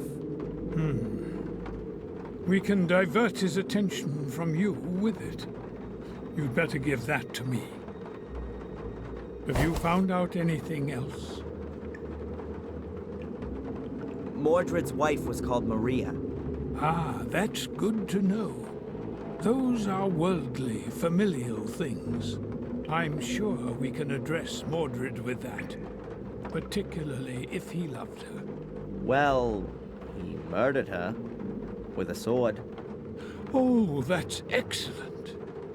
For our purposes, I mean. Now we have enough information. Okay, so what happens now? Just lie down here and trust in Jesus, our Lord.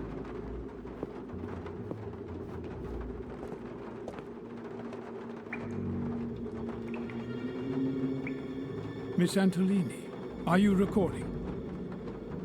This is the exorcism of Adrian Gordon.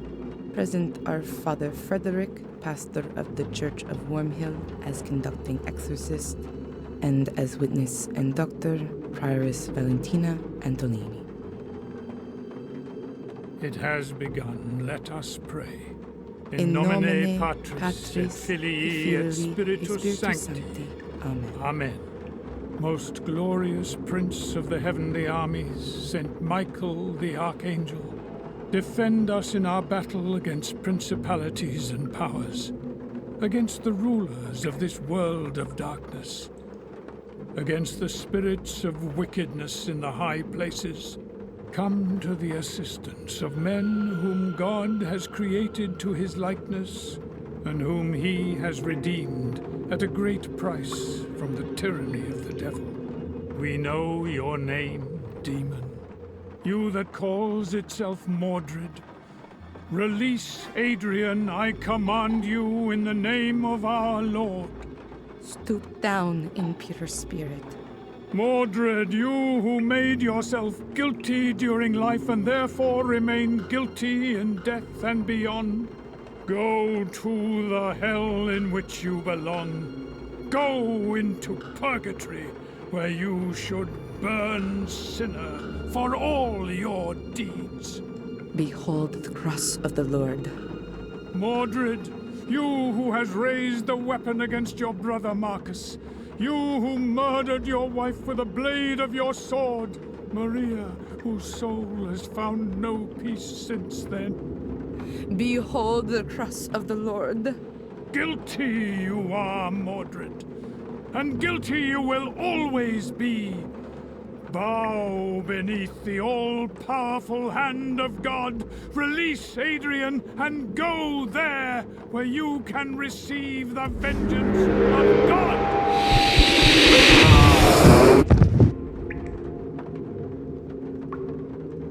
Father Frederick.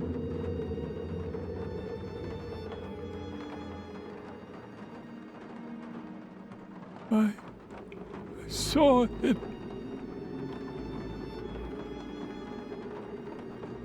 He spoke to me. It's the wrong place.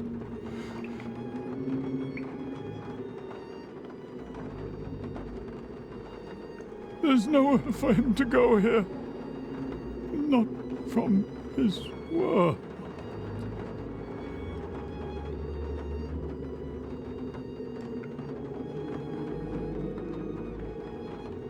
Oh, Father.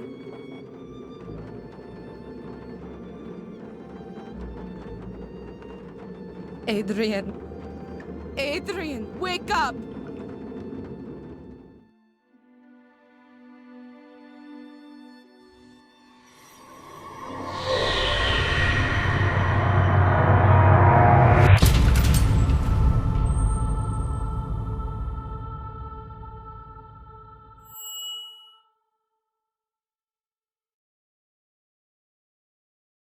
Thank you again for helping me bring Adrian to the castle. But of course, miss. Is there anything else I can do for you? No, not at the moment. Then I'll come over again tomorrow. Have a nice day. See you. As long as Adrian's still asleep, I should let the Archbishop know about the current state of affairs.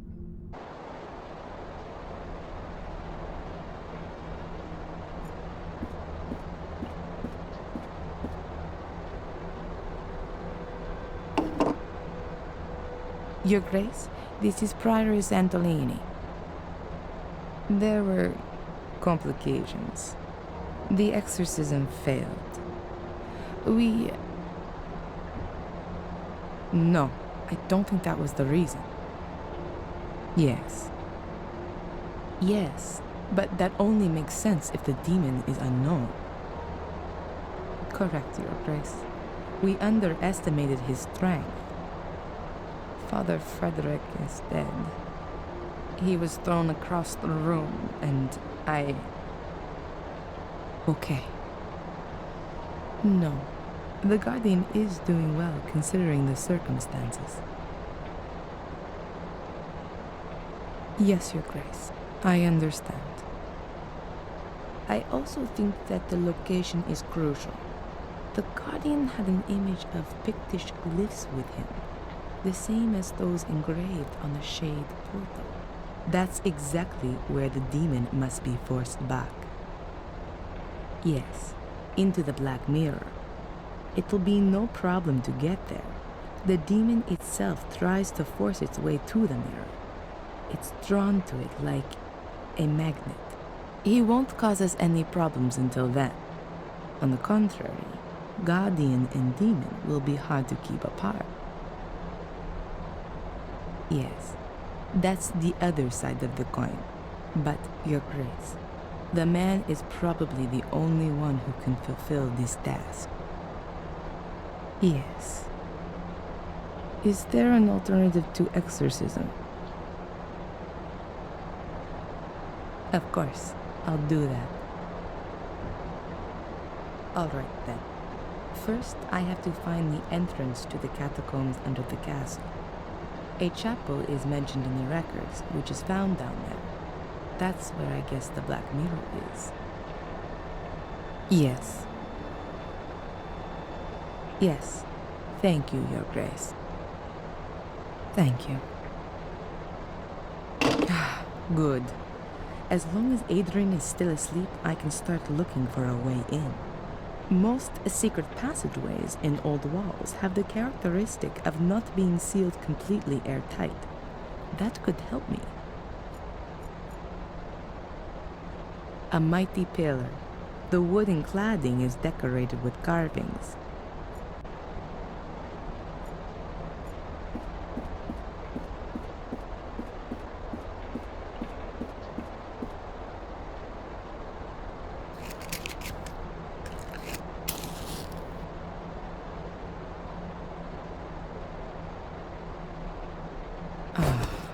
There you go. The flame flickers here. There's a draft. And this room has no windows. I guess there's a cavity behind or in the pillar. But how do I get at it? Why didn't I think of that sooner? This plate can be removed. There's a metal wall behind it. And there's a strangely shaped hole in it too. A keyhole, I guess. The hole is the shape of a cogwheel. A normal key definitely doesn't fit in here.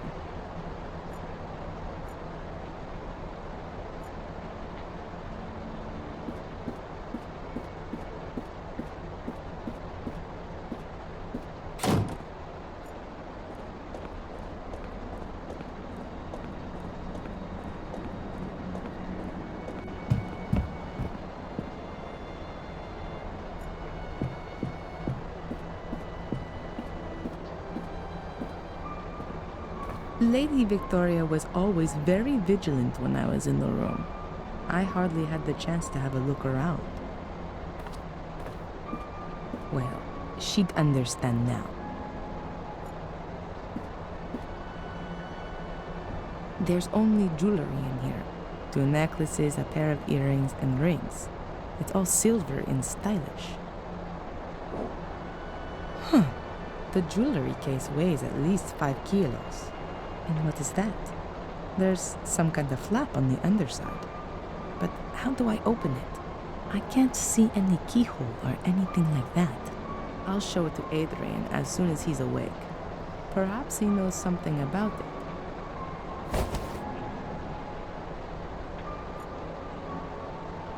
I completely forgot about the machines. As soon as all of this is over, I'll have them picked up. Just a minute. There's a syringe here with adrenaline in it. I'll take it with me just in case of an emergency.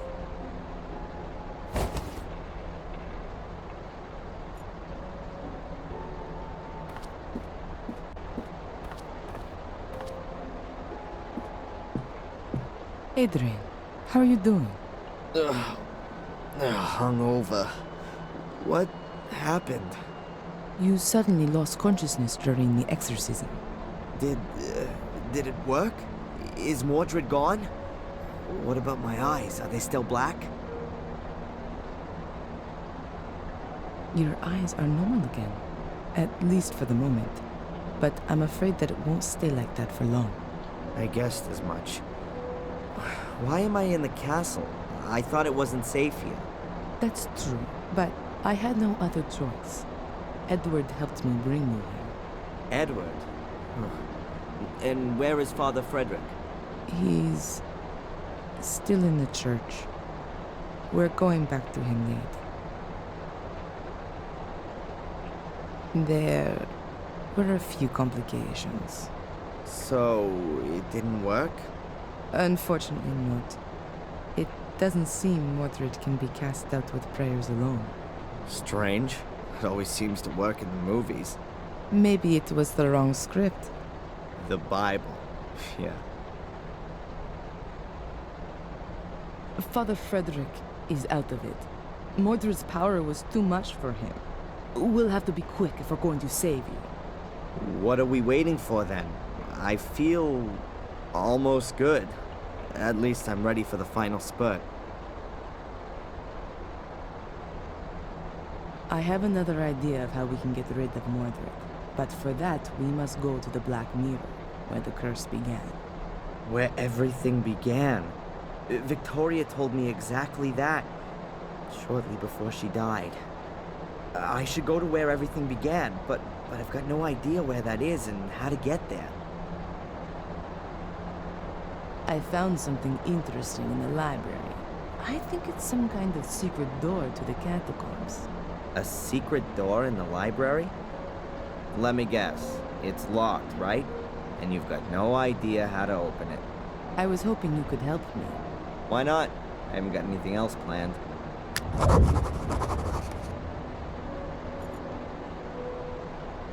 Have you got any idea how to open this? I mean the secret compartment on the bottom. Seems to be a very complicated mechanism.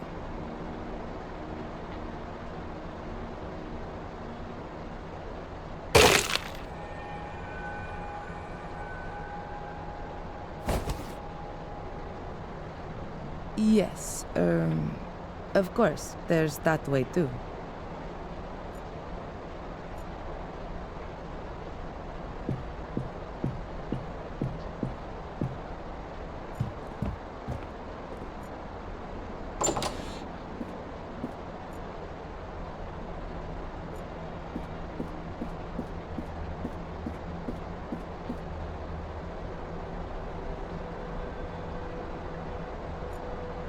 The sword hilt fits perfectly, but nothing happens.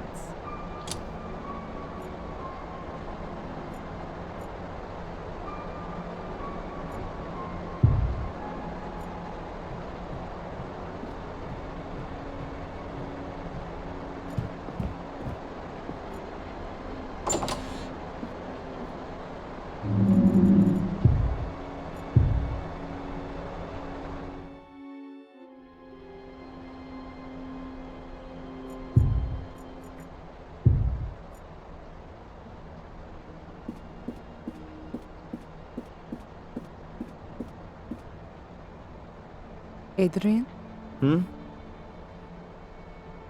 It's not working. You think that's because of the missing gemstone? Could be possible. The question is, where is this stone? Could be anywhere. Could have been lost hundreds of years ago. I don't think so. If the key had been broken for a long time, why did Victoria hide it? No. I think the stone is missing intentionally, as an added safeguard. You know what I mean? Yeah, but where should we start looking? Did Victoria give you anything before she died? An heirloom, jewelry, a signet ring? Not to me, but Angelina. What? Her bracelet. She showed it to me. Yes, I remember well. There were rubies on it, too. Perhaps we need one of them? And where is the bracelet now? The police evidence locker. Then get it. We don't have much time.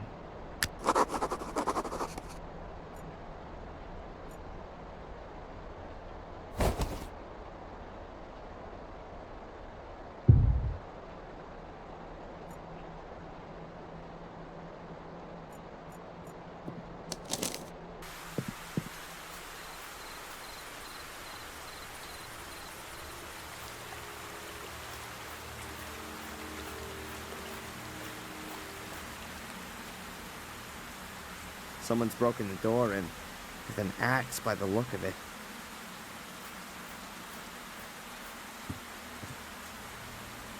Damn! Looks as though Tom has been here.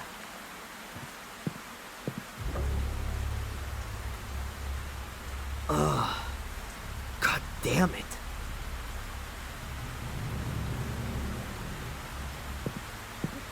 There are some things you just don't want to see. I'd better get out of here.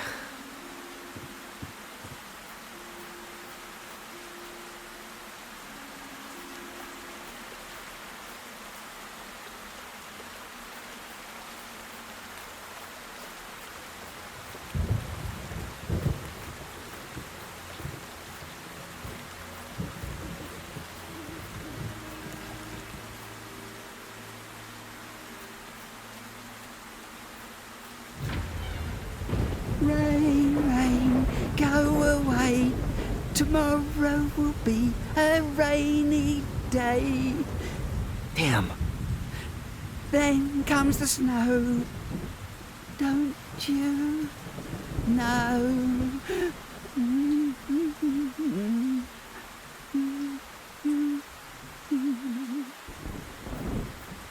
Ralph? That you? Ralph! I was only playing with him. Ralph! What happened? Am I hearing voices of the dead? Or was that really Ralph?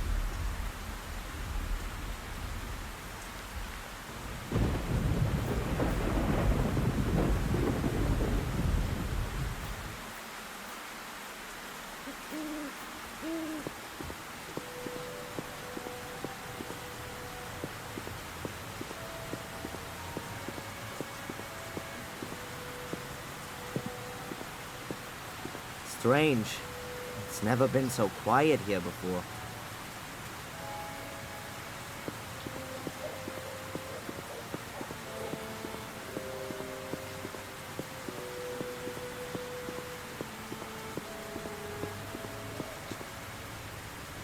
Closed for business.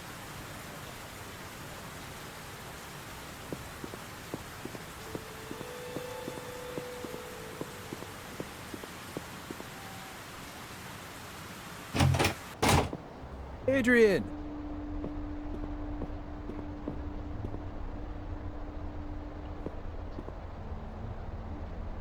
It's done. Case closed. Angelina's letter convinced the judge completely. Some good news. A lot more than that. And is there anything I can do for you?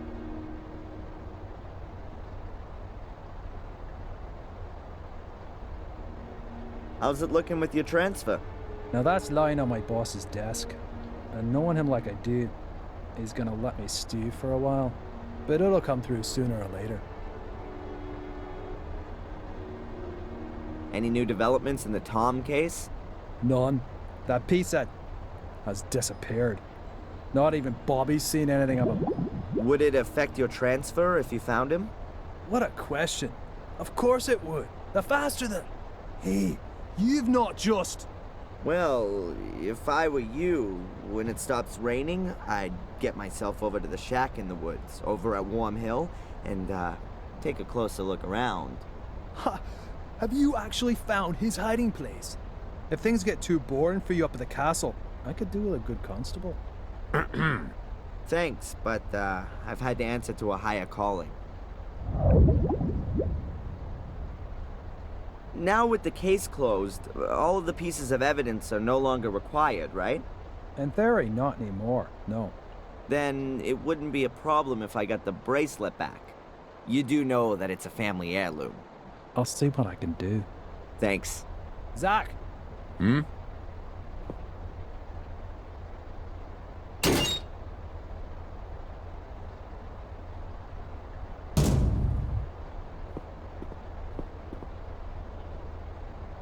Please.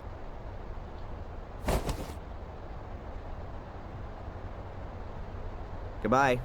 Fare thee well, my lord.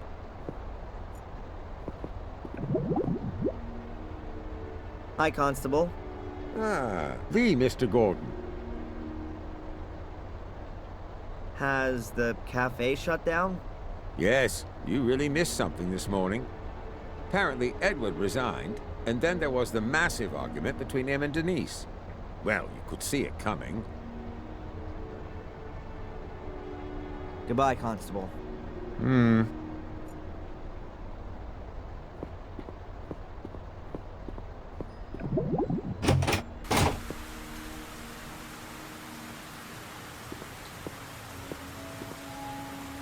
I don't want to bump into Joyce looking like this. She's always believed in the good in me. I don't want to shake that belief.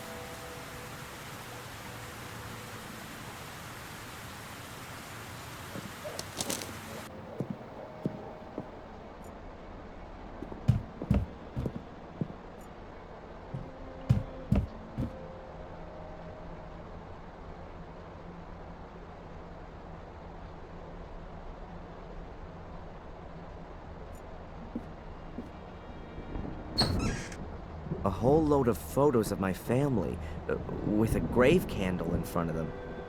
And then what have we got here? A pair of pliers. I'll take those and the candle. I don't need the other stuff right now.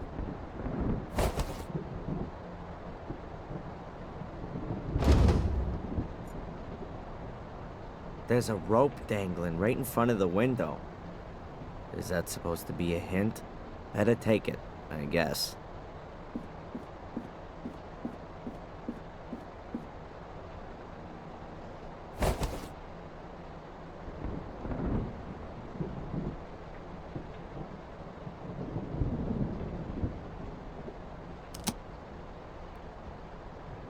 One ruby's enough.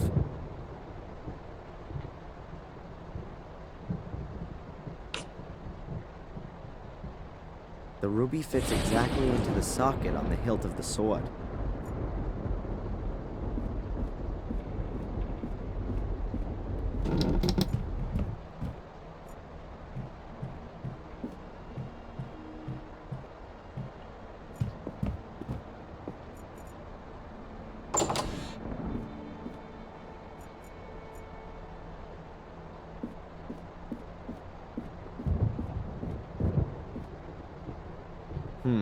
Gonna need the right key.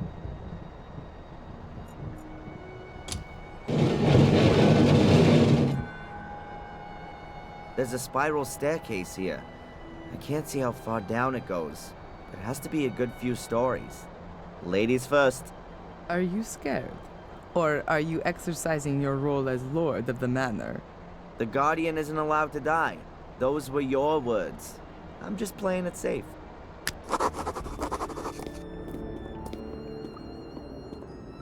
That's supposed to be the catacombs? Looks like the sewer system. Patience. This is just the beginning. A hefty chain. It's hanging into the water. In this environment, there can only be a whirlpool. Huh. The water's been standing there for some time. I reckon that's the remains of the water from putting out the fire. At any rate, it's not normal sewage.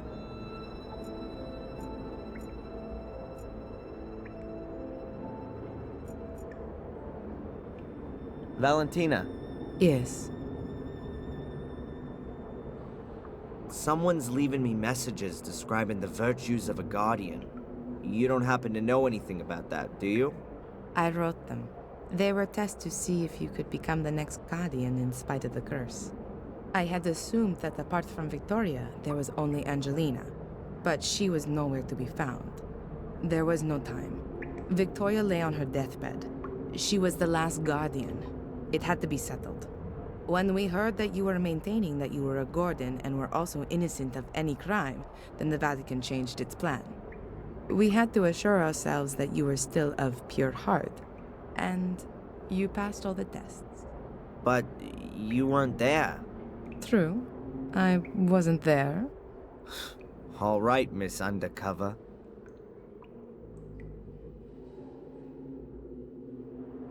The room in which Mordred crossed over into me. Do you know anything about it? What kind of room was it? A kind of ritual chamber. Skulls everywhere, a throne. They investigated a ritual chamber in the old academy, but all the records were lost in a fire around 1512. And the knowledge of it was lost in the process as well. So no, I know even less about it than you do. So what actually is this black mirror then? We think it's a kind of portal. And where does it lead? Nobody knows exactly, and it's a dangerous thing to investigate. Mordred tried, but the Black Mirror enslaved them. Pope Innocent III believed it might lead to the destruction of Christianity. What we know for sure is that it's older than anything else on Earth. I thought it might have been built by pagan druids or something like that. It's much older than that. The druids used it for ceremonies, yes, but they definitely didn't build it. It's been there since the dawning of time, so they say. Holy crap. So what is it then? We can only speculate. The mirror attracts evil, or how should I put it? Absorbs it. According to the old druidic scriptures, there were regular human sacrifices. Apparently, the altar table in front of the Black Mirror portal was already drenched in century-old blood back then. The souls of the sacrifices are drawn into the mirror, but only if they're absolutely evil. The soul of a good person cannot enter the mirror. It seems to be something like... yes, like... The gateway to hell, perhaps? yes. And no, not just the gate, but the mirror too. Glancing into it reveals the innermost self. It reflects the soul for everyone to see. I wonder what the Pope would see if he looked into it. And all the dignitaries of the world. No wonder the entrance has to be guarded. But times have changed. Why don't we just have a look at the thing? Purely scientifically, I mean. Evil can also break out of the mirror. Its effect is unbound. You can feel its power yourself. Who's ever susceptible is enticed into evil. That's why life in the castle is so dangerous. It's right within its sphere. Mordred was changed. The spark of evil that always smoldered within him was fanned into a blazing fire. He did everything he could to open the portal. Rumors suggest that he almost found the mechanism. I can't see any other exit here. Can you? Looks like we're in a dead-end street. But it can't be, though. It has to continue somewhere. Maybe there's another secret passage. Certainly not out of the question. Keep your eyes open.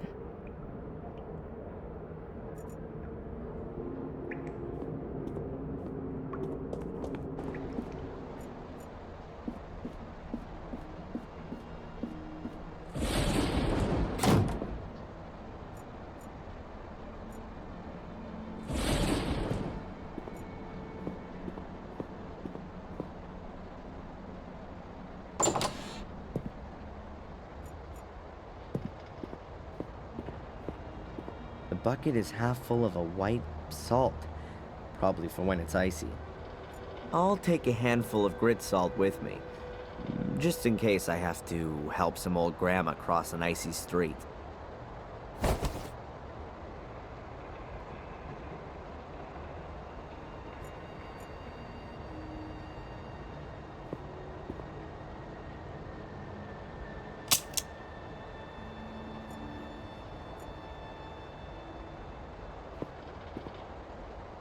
So now I've got the option to connect something up down there.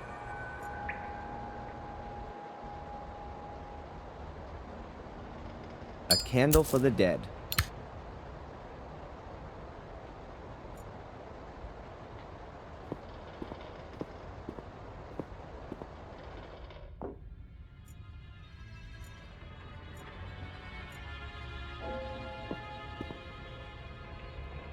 Here's the end of the extension cable.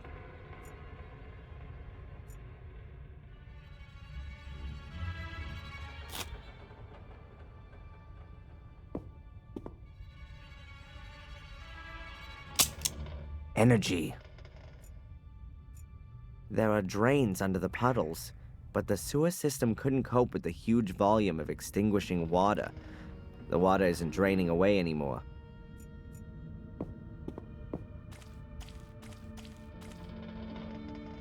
Valentina! Can you hear me? Yes? Valentina! Yes?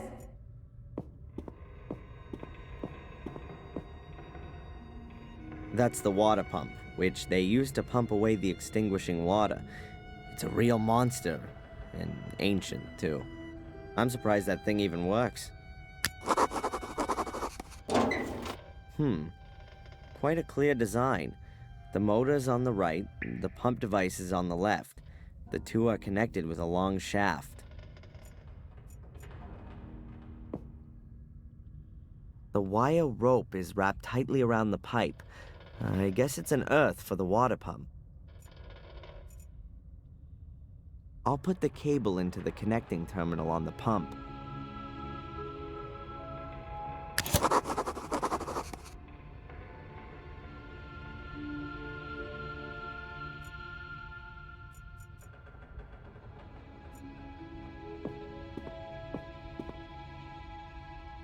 I think that's the power connection for the water pump. I guess there were no power plugs back then. Oh, that's just one pole. Does this thing use direct current? So that thing on the pipes isn't an earth. It's probably the second pole.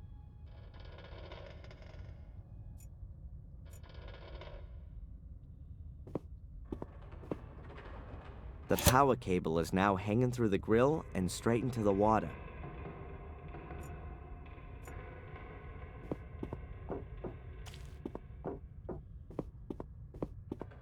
I guess that's the main switch for the electricity in the cellar. Who needs fuses if you've got such a big lever?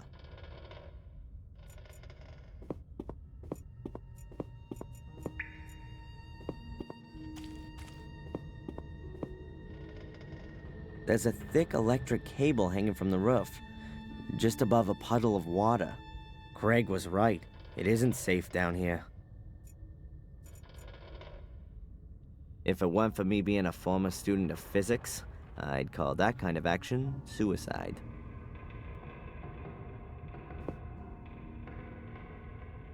Now the end of the cable's hanging directly in the water.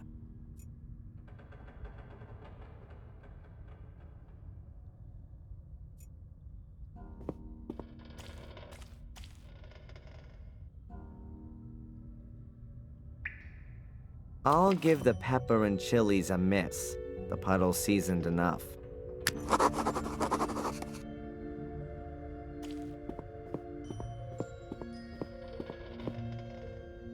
The electricity is on. I should be careful where I step and what I touch.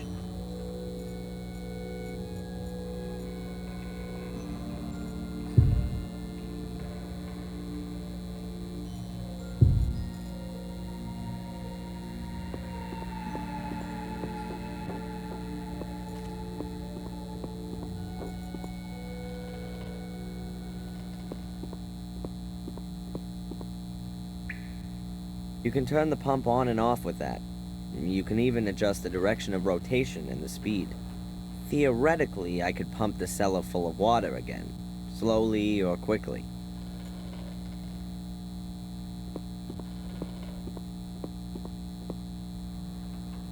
Must be a seriously heavy water bucket if you need a chain like that to lift it.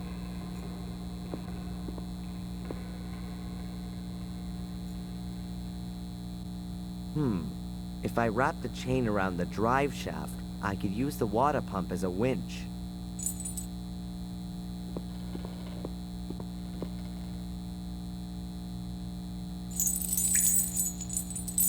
I hope the motor's powerful enough.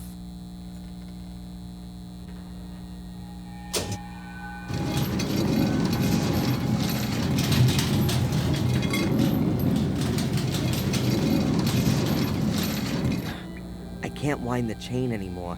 Something's blocked. What are you up to?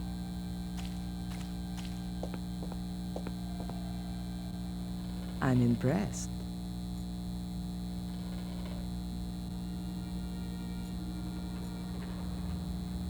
May I tie you up? What? No! That was a joke. And what are we gonna do with it now? Any ideas?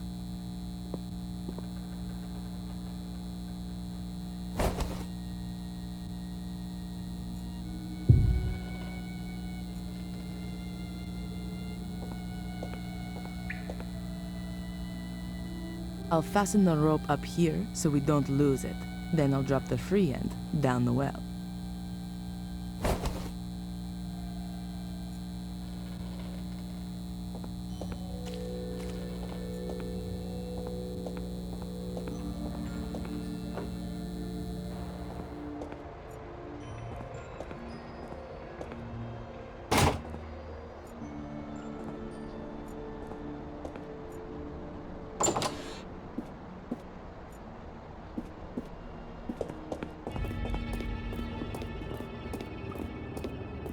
Damn.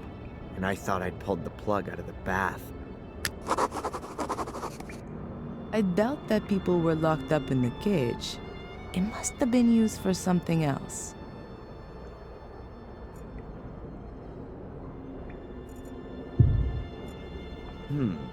If I pull on the rope, that ought to be visible up above.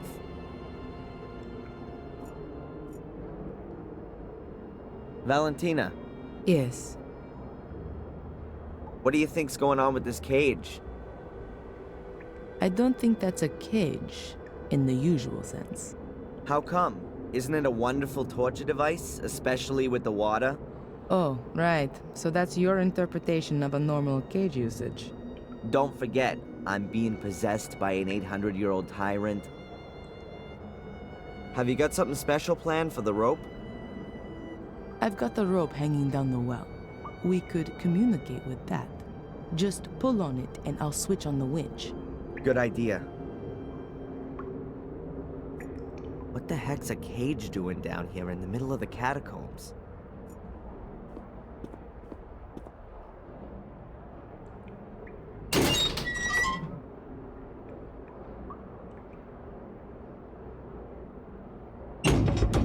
Good to know. I could lock up unwelcome visitors in here. It really would have been better to have taken a hotel room.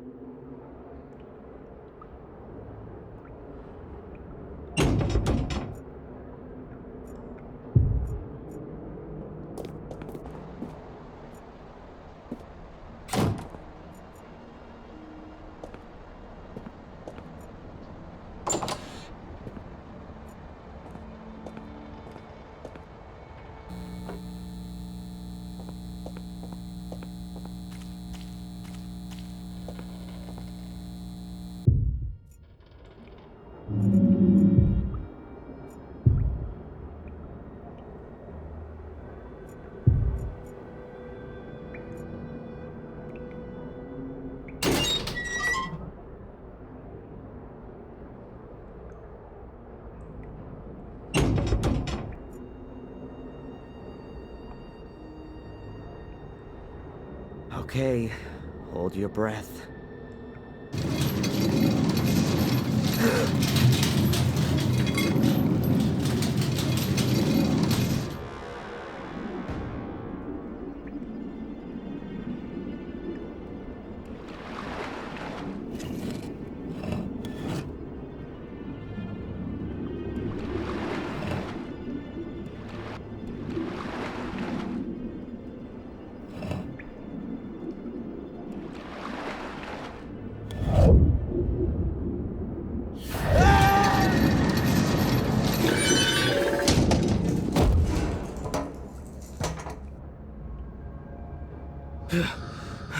That was close.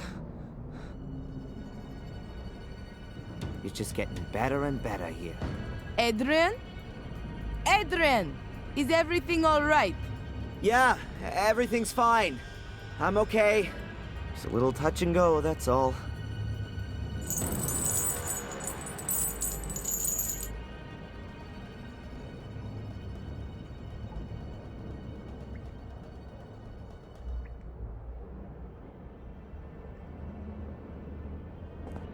Is everything really? Wow. I've never seen anything like this. Isn't that just so impressive? Well, I'm so glad you like my humble wine cellar. A ginormous statue of a guy with a sword, without a head. Could that be Mordred?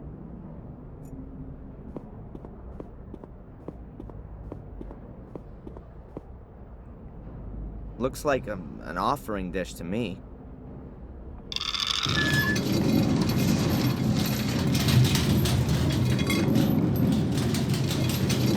Oops.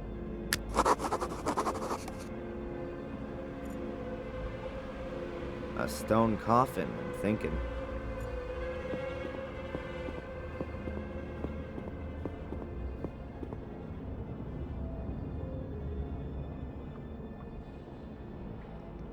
What are you doing? I'm opening the coffin. Have you ever heard of rest in peace? What? When there could be something inside that's vital to our mission? I just don't think this is right. Not one bit.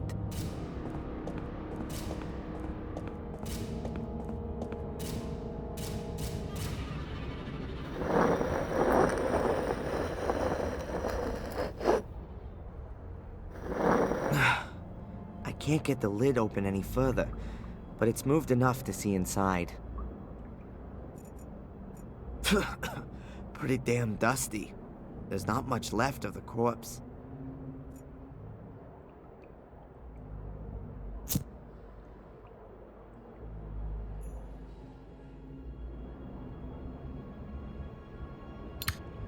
There's an arrowhead in here. Still looks pretty good. I'm gonna take that with me.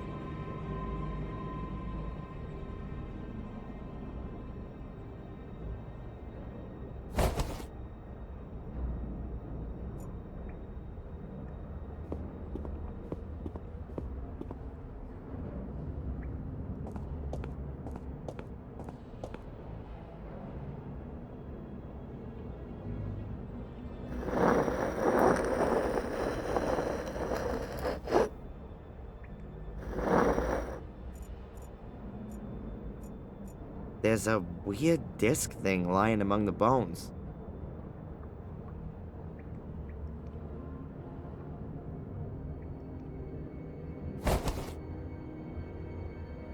That looks like a round shield a warrior might use.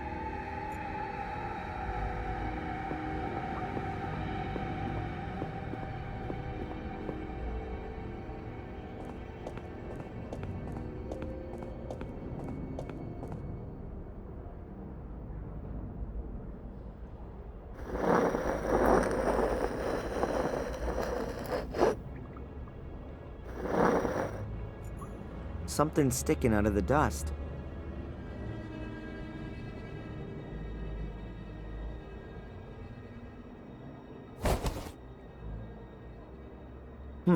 A piece of jewelry, shaped like a fish.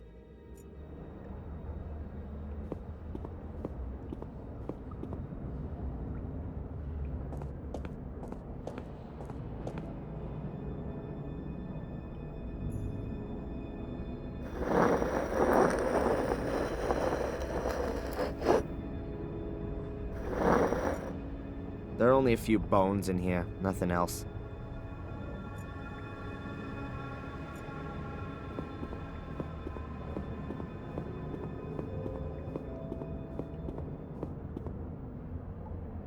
A rusty helmet. Somebody probably lost it.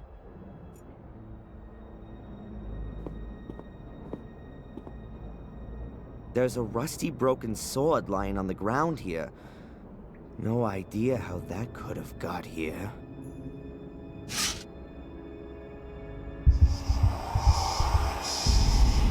Oh, forged by an expert hand.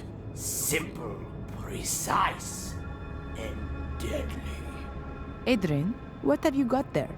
Regrettable that the passing of time has taken its toll on such a fine weapon. It's no more than a rusty bar of steel. Yet the hilt has lasted well. I will. Adrian? What? What's happening to you? I've no idea. I must have blacked out. I'm back now.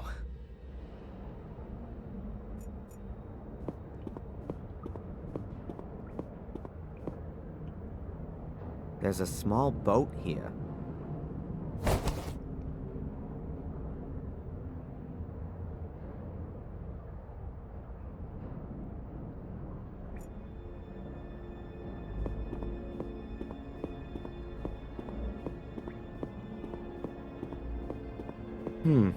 It seems to continue here. Valentina, you coming?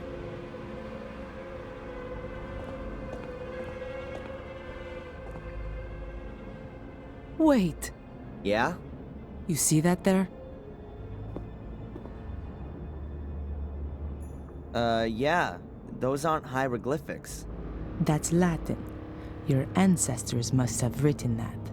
And what does it say exactly? A warning. Beware, guardians of the shades. They will take possession of your soul as soon as you venture into the dark. Shades? Is that some kind of metaphor? No, I don't think so.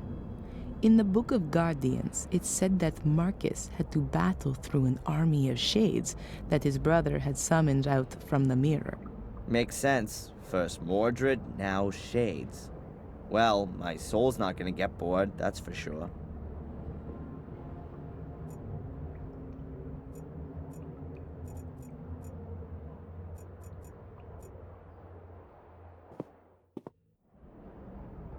A hole the size of a hand. No idea how deep it is.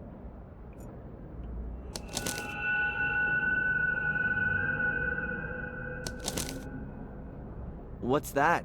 A map? Yes, it could be a map of this place.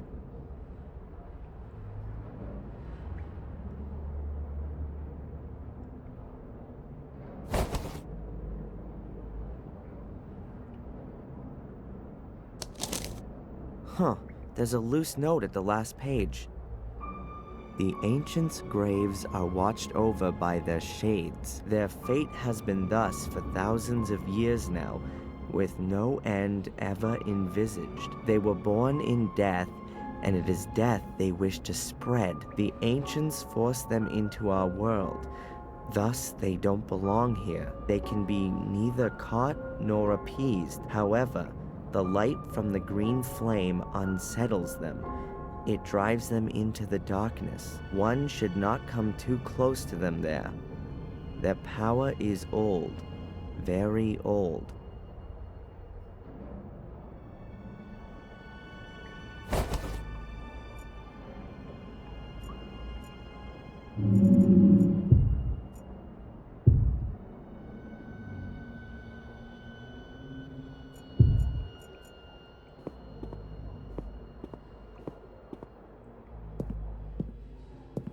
This is one proper labyrinth. Where now? Straight ahead or to the right? Did you see that? In the room ahead. What is that? No idea, but it's moving. Is that one of those shades? Whatever it is, we shouldn't get too close to it. Be a good idea to close the door. Huh? How did you know that the switch was the right one? I didn't. That's what you call putting your faith in God.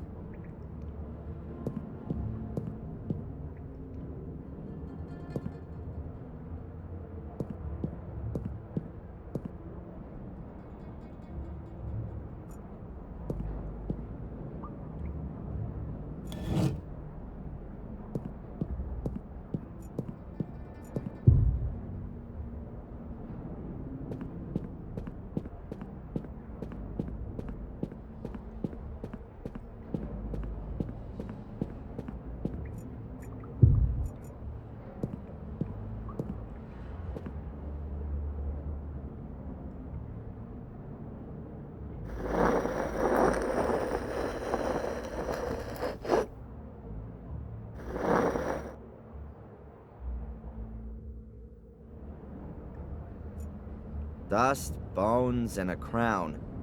That has to be a king's grave.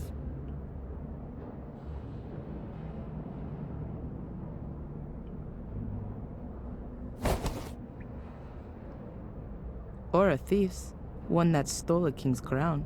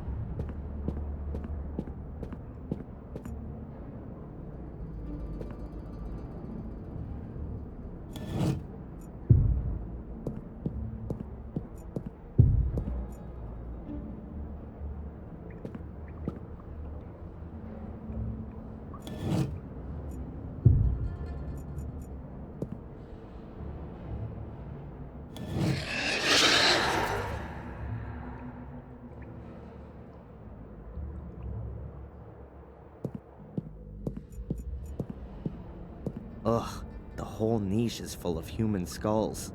Well, not quite. Here's a bowl, rather nicely decorated.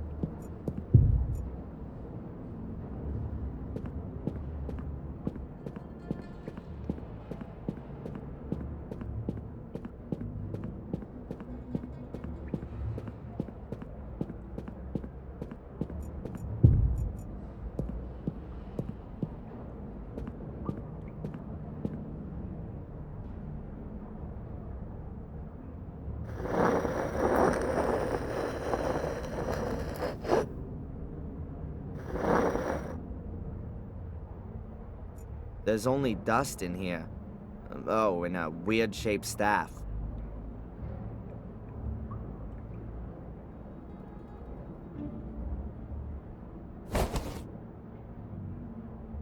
Looks like it could be like the ones that the bishops carry. Or shepherds.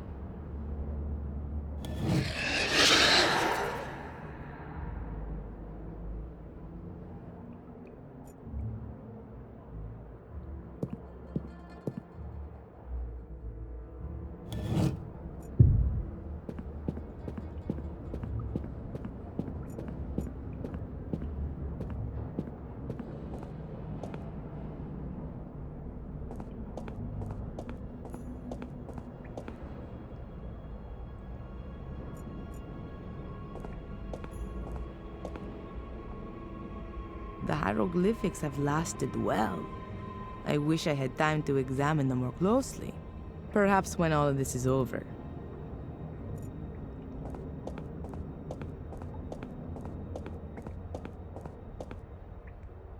A very strange depiction.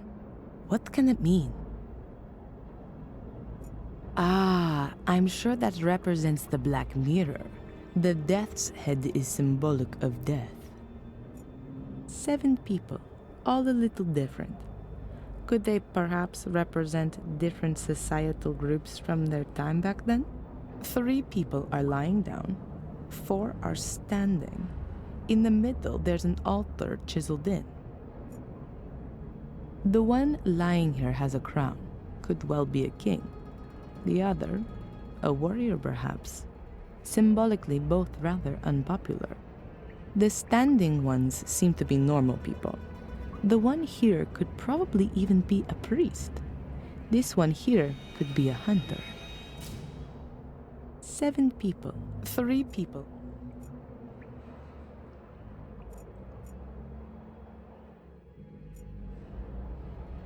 I've never seen a statue like that before. Could the Gordons have put it there? Or is it much older? This place would be an archaeologist's dream.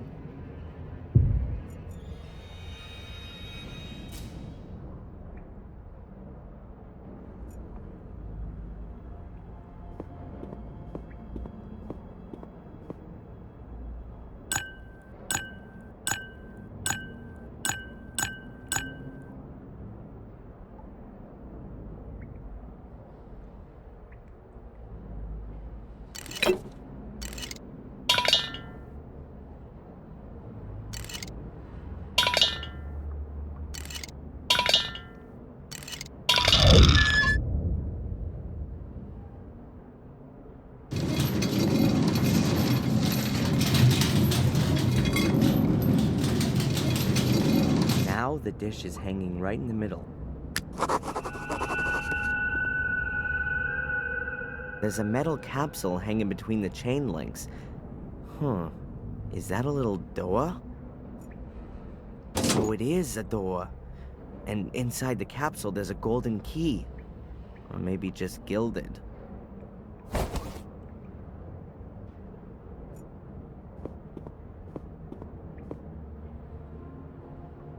The gold key.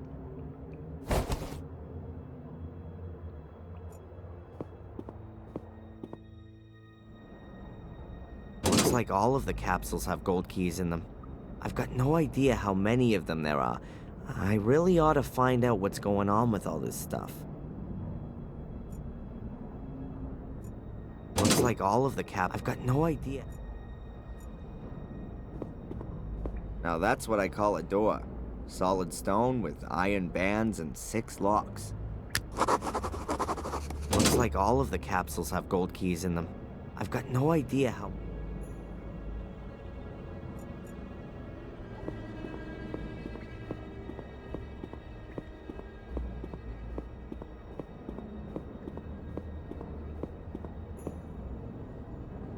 Ah, it fits here. I'm guessing that the keys in the other capsules could well fit too. The locks are all undone. We ought to be able to open the door now.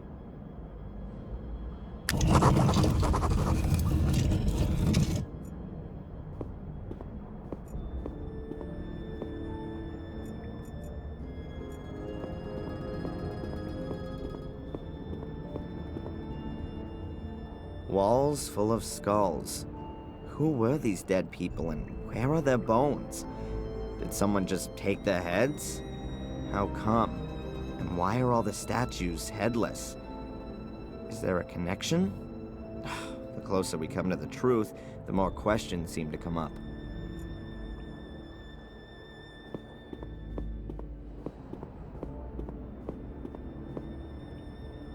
That goes a hell of a long way down.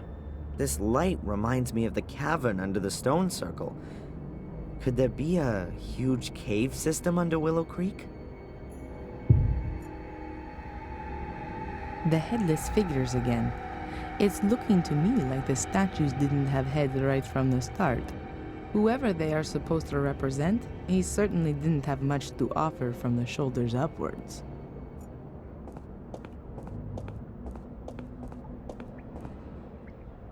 That's a whole lot of skulls in the wall. They're lying in there like a vast set of print blocks, or something like that. Almighty, eternal God, I pray for the souls of all those who have been robbed of their peace in death for all these hundreds of years. Lord in heaven, hold your protecting hand over them, even if they were not Christians, for your love is boundless and eternal. Amen.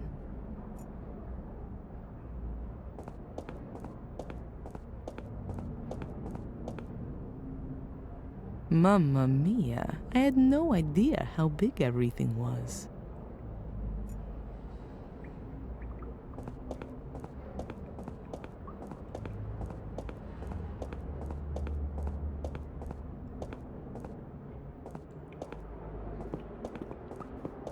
I think we've reached the chapel. I almost feel like I've come home here. No, this chapel was built by Marcus and Mordred. It was their last cooperative work. It really is a sacred place. But Mordred used it for his own dark purposes. I doubt that.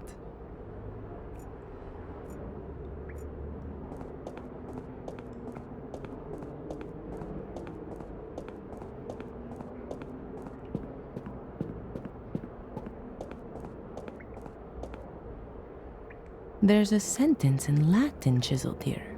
It means, at sunrise, the king sent his warriors into battle against the darkness. Unusual for an altar engraving. Is that any use to us? I don't know. Perhaps. Marcus Gordon did a great job. He wanted to use this great bulwark of an altar to properly seal up all the spirits his brother summoned. But Mordred had left himself a back door.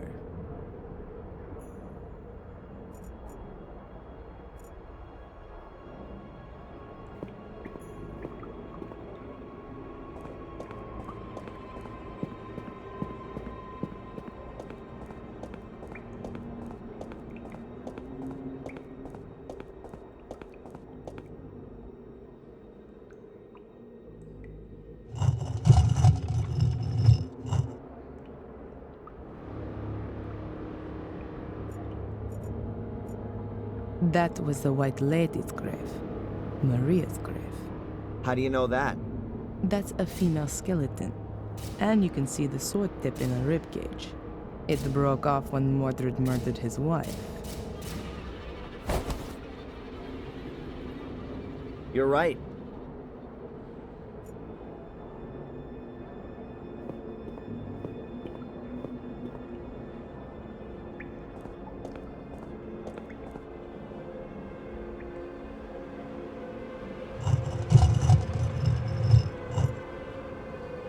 A stone coffin. Only this one's completely plain and doesn't look anything like the ancient ones in the catacombs. According to the Book of Guardians, Mordred was buried there. A stone coffin. According to the Book of... A stone coffin with a skeleton in it. If we were to believe the Book of the Guardians, that was once Mordred. Hey Mordred, how does it feel to be looking into your own grave? Huh, you two are getting closer. Please excuse me. Valentina. Yes. You know what's weird? There's light everywhere down here. Even burning candles. Everything seems to be rather unearthly. Especially with all the lights. It could be that they come on when a certain door is open. But when was the mechanism for that installed? And by whom? Or we're not the only ones who are wandering about down here. Whatever the case, we still haven't reached our goal. Marcus thought that the way to the Black Mirror had been closed forever with the chapel. But he hadn't reckoned with the genius of his brother. Are you starting to admire Mordred? Just take a look around. The castle up there suddenly seems tiny compared to all this down here. It's so imposing and overwhelming even. Kinda majestic. The vaulted roof is just awesome, don't you think? I don't think we should waste too much time hanging around. This passage is full of rubble.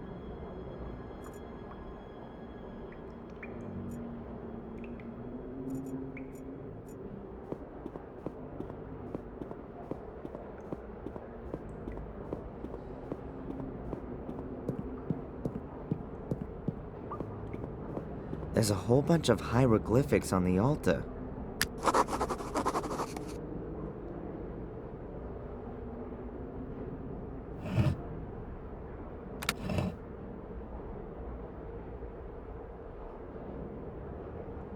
I'm pretty sure that there's some kind of method to what you enter here.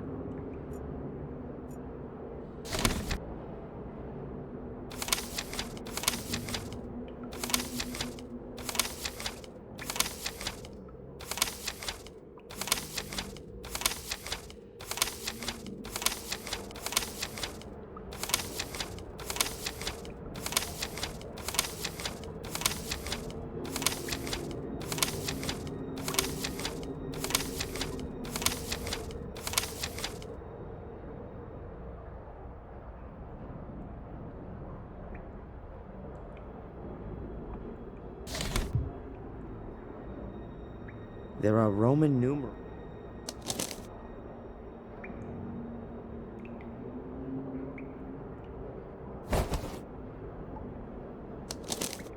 Huh, there's a loose note. The ancients' graves are watched over by their shade.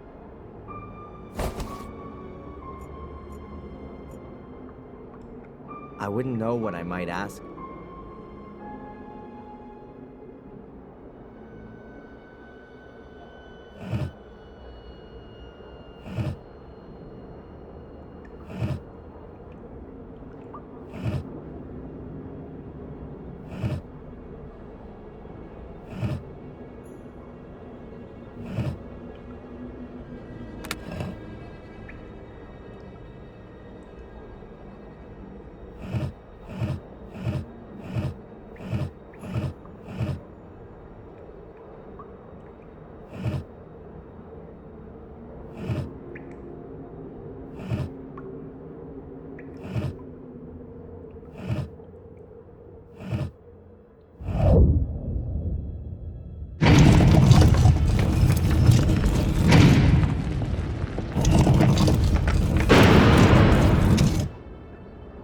Wow.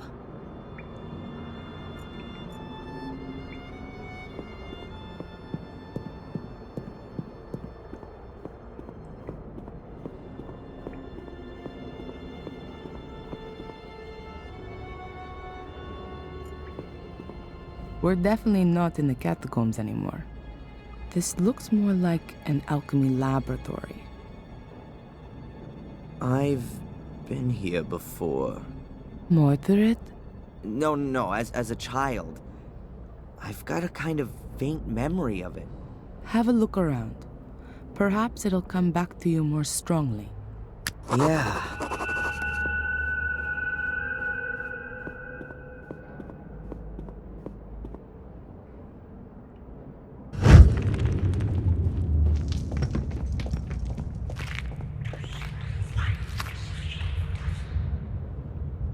That's it. That's the hole that Angelina fell into as a child. I climbed in after her, but it's blocked up now. No wonder I couldn't find it up on the surface. And how did you two get back out of there? Through the catacombs? No. Bates. Oh, it was him. He got us out and then filled in the hole. But before that, we were at the portal. We were standing right in front of it. It's behind this door. Had Angelina opened it? I'm not sure anymore.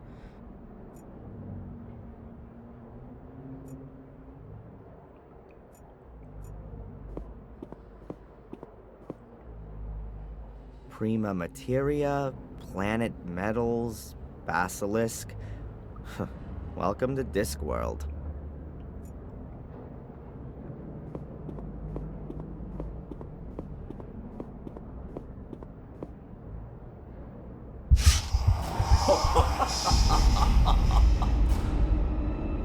These are the best blades in the land, forged by the most skillful of smiths. Much too good for those butchers that my brother calls soldiers. Adrian, you're scaring me. Please, put that away.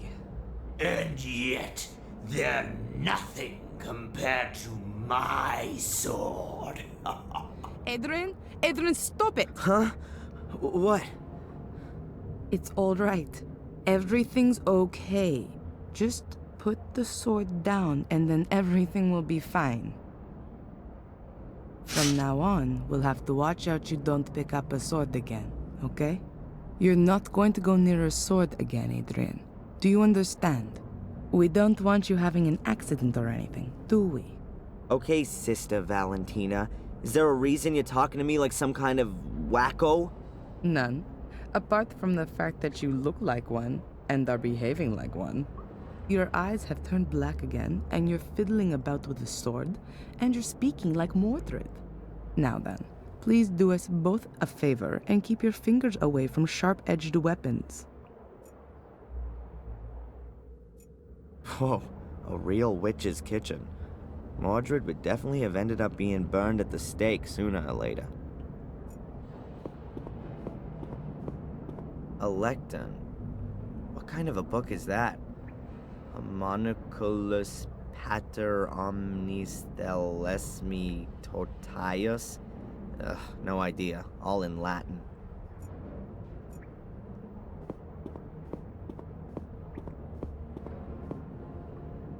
There are water basins everywhere here. Mordred must have been a bit of a clean freak. Those are really nasty-looking gargoyles. Worse than those fiendish things from the Academy. Valentina. Yes? Have you got any idea what all this machinery and stuff down here is for? That's a perfectly equipped alchemy laboratory. Mordred was a man of science. He's certainly not going to be able to help me with my physics studies. Alchemists were only bothered about creating gold. That's not correct. There were definitely alchemists who worked on other things too. Oh yeah, opening demon gates. I'd forgotten. They also tried to concoct healing potions, or the opposites, poisons. They were definitely more successful at the latter. Are you gonna let me take a look at your dagger? What? No, definitely not. I think I know how to open the door. It's quite simple. All right then. I hope you know what you're doing. What are you doing there? There was a door in the academy. It could only be opened with the blood of a Gordon. My blood. When I wanted to help Angelina as a child back then, I'd cut myself. That's why I was able to open the door. Gordon blood. One further reason why only you can be the Guardian. Let me go first. Why? I don't know what might happen when Mordred sees his beloved mirror again. Think about that thing with the swords. Okay.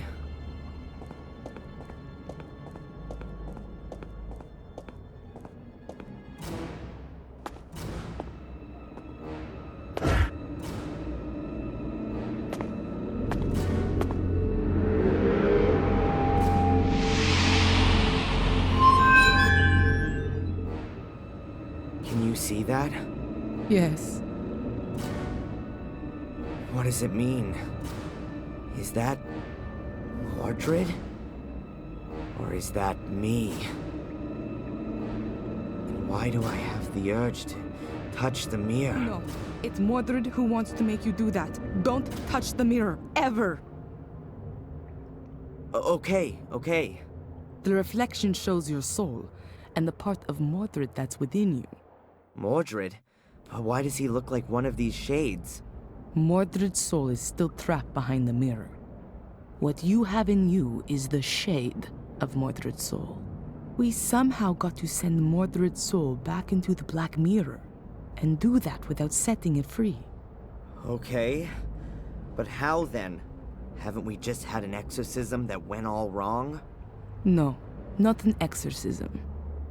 We need something else.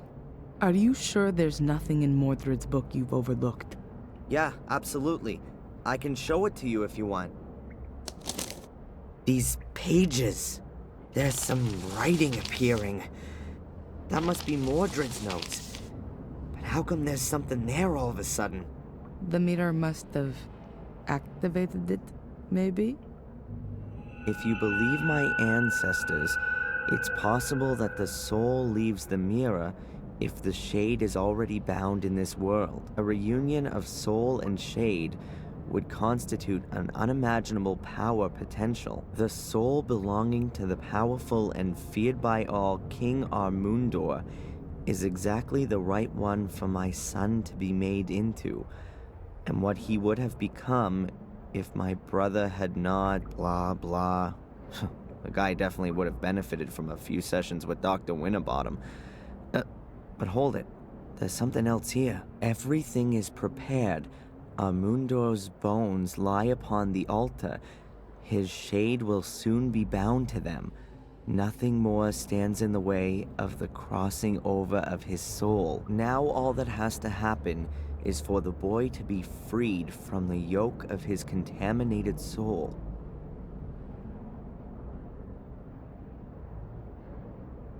Soul transfer. Mordred's soul shade in me. Yes, of course.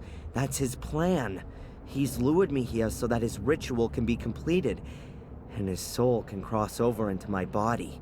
That's exactly what the curse has been for. Only Mordred hadn't reckoned with his soul shade landing in a guardian's body. That's the only reason you've held out for so long. But that doesn't help us all that much. If we release this shade that's inside me, Mordred's soul will then enter me. Shh, Adrian. I think I got an idea. Let me think about it for a minute. I know from the Vatican files that there were human sacrifices here in order to see if their souls were good or evil. The same sort of idea as witch burning. Mordred wrote that a soul could leave the mirror if its shade was already bound here, which is exactly the case here now. So, if Adrian were to die here, then Mordred would win. Adrian's soul would have been freed from eternity, and his body would take on Mordred's soul. But we have to get Mordred's soul shade out of Adrian one way or another. We absolutely have to make sure Mordred's actual soul can't leave the mirror. And Adrian's soul has to stay where it is. Sounds right. Adrian's reflection is a mix of his own soul and Mordred's soul shade. I don't have any better way of describing it. There's absolutely no way Adrian's soul can be allowed to lose the struggle against Mordred's shade. But what is on the other side? Only Mordred's soul? Or has Adrian got one of those soul shades as well? Adrian, can you read me this section about the shades from the Book of the Guardians, please? The ancients' graves are watched over by their shades. Their fate has been thus for thousands of years now, with no end ever envisaged. They were born in death, and it is death they wish to spread. The ancients forced them into our world.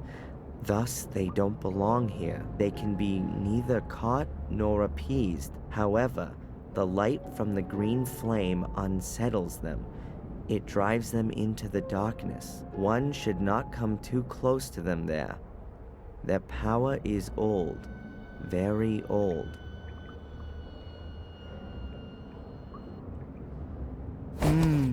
A shade is created in every case when somebody dies. But not in this world, but behind the mirror.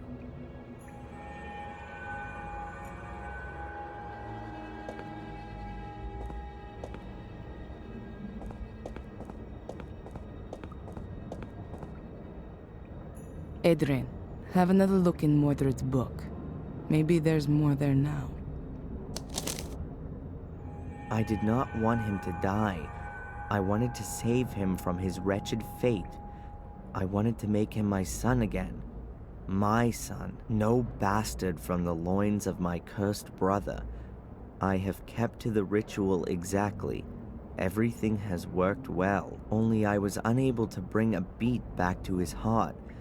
I tried everything, all in vain. From now on, I am quite alone. There is no one whom I can initiate. Marcus has taken everything from me, and now I shall take everything from him. I must make haste. My sword. First, I have to conclude the experiment with it. It appears that I have created a shade for it. That could mean that I can use it on the other side. If I succeed in crossing to the other side without dying, then I will rule both sides. Strange as the black stain on the blade, since its contact with the other side, the black is spreading inexorably. Rituals, experiments with a sword. What the hell was Mordred doing here? It sounds like he was trying out an ancient druidic soul transfer ritual on his own son. A soul transfer? He simply murdered him. Does it give the procedure for the ritual in the book by any chance?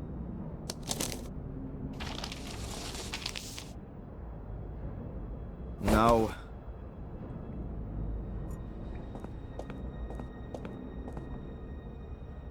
They must have the Tabula Smaragdina here, the fundamental text for alchemy. Icco. Here it is. The Smaragdina tablet, the alchemist's Bible. But I'd better not touch the book. It would fall apart at the smallest touch, like nearly everything here.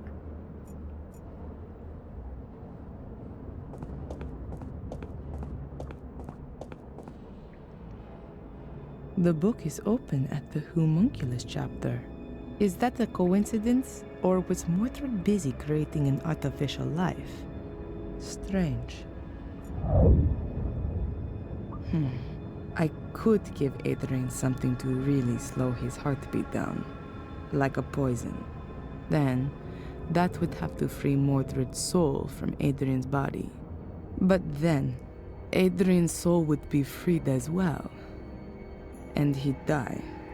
It could be possible to resuscitate him with adrenaline. I will only have to give him a small shot into a vein soon after. At that time, Mordred wasn't in a position to do that. Nobody knew about adrenaline back then. Today, it's possible. It's dangerous for sure, but it's the only possibility I can see right now. I'd better not say anything about it to Adrian, for now.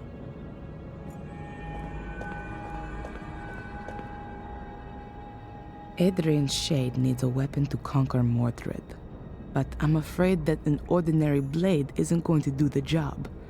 Mordred's already dead, and you can't pass a weapon through the mirror just like that.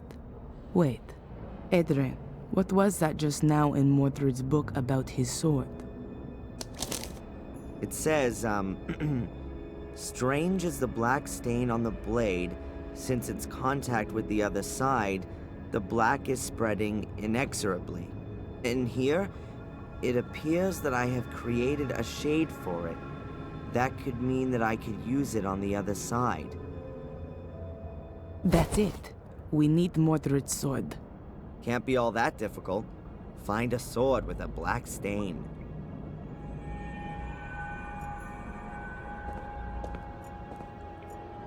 Mordred's remains. According to Mordred, he used the bones of the dead to bring their shades into this world and then keep them here. So, we could lure Mordred's shade out of Adrian by using his bones, just like he once did with that king. Adrian, we need Mordred's bones for the ritual. Can you do that? Yeah? In one piece? Just remember how they all go together, and then lay them on the altar in the same layout. Okay, I think I know how we're going to do this. I can't wait. Right. The Black Mirror seems to be a portal into another world. A kind of shade world. If a human dies anywhere near the portal, then a shade is born on the other side of the mirror. At the same time, there are two possibilities for that person's soul. If they were of pure heart, their soul shade remains behind the Black Mirror, and their soul flies shade free up to heaven?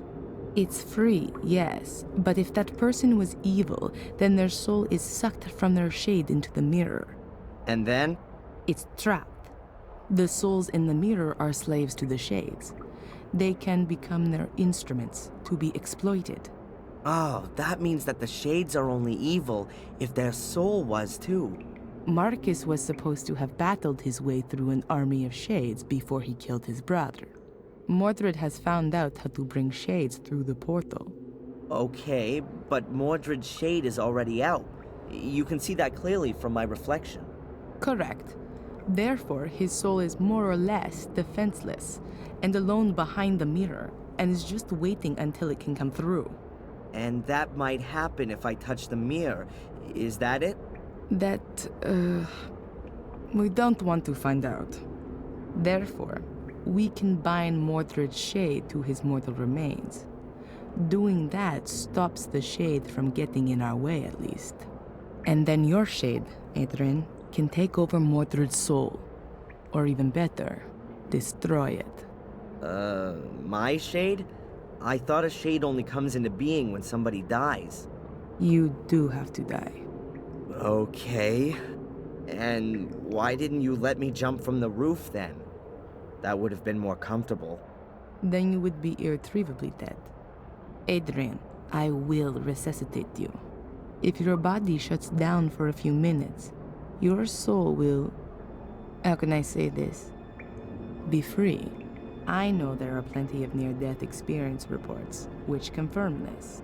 A soul shade will generate simultaneously on the other side of the mirror. Won't that cause some kind of brain damage? Don't worry, Adrian.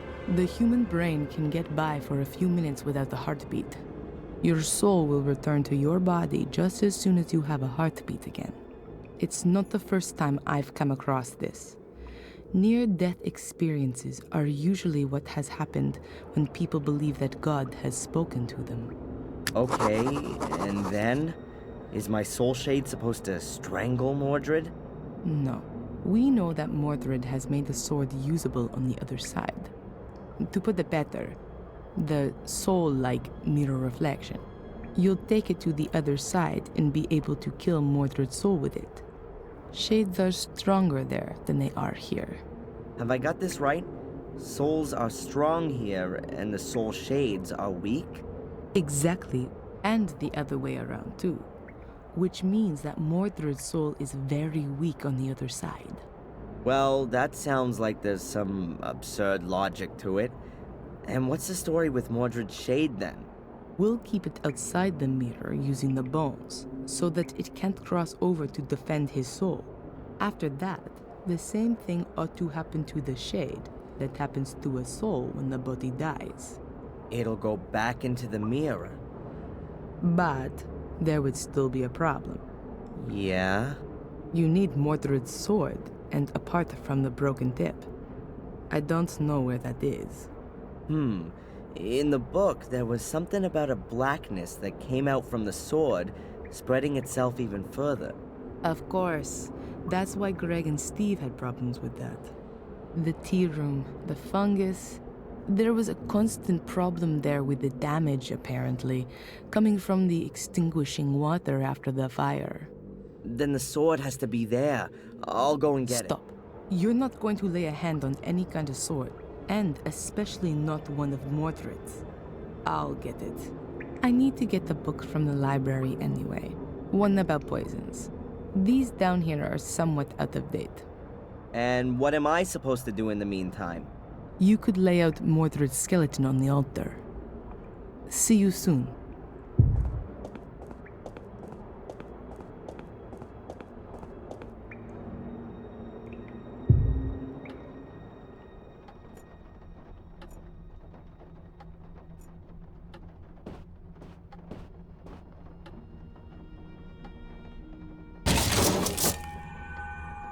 One sword with a broken tip. Mordred's sword.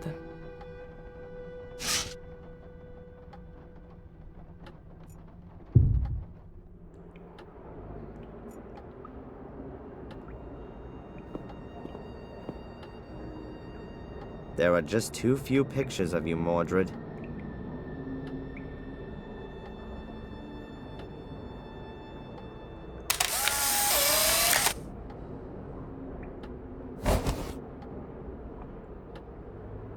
I'll just take the big bones. All the bones from the hands and feet have already turned to dust. I hope that's not gonna upset Mordred's soul shade.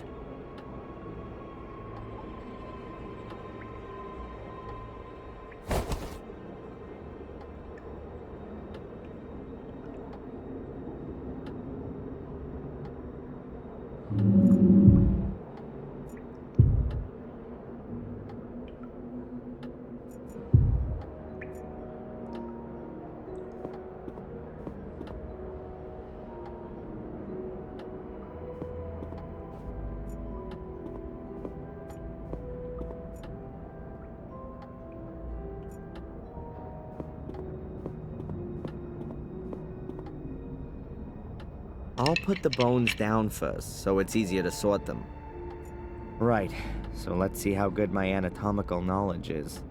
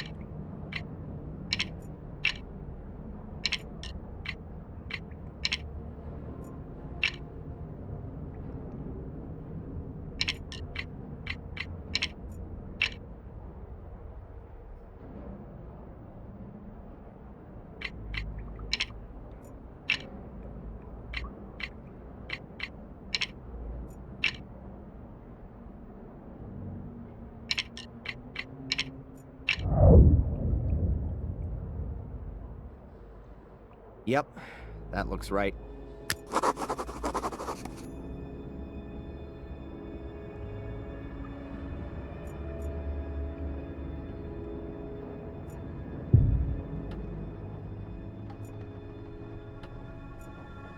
I still need the book about poisons from the library.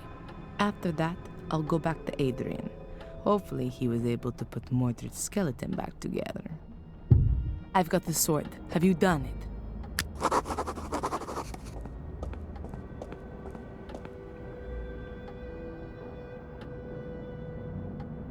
Mordred's skeleton's lying ready on the altar. Good. Are the bones lying like they were before? Head at the top, legs at the bottom. I reckon so. Have we got everything we need? Looks like it. The poison's ready as well. Is it gonna hurt? Probably not. It paralyzes the heart muscle, but don't worry. I've got a syringe full of adrenaline here to bring you back to the land of the living. Sounds like one of Phil's torture experiments, with me taking the Ralph role. It'll be okay, Darren. Put your trust in God. Now, I'm going to get the poison, and then we can get started.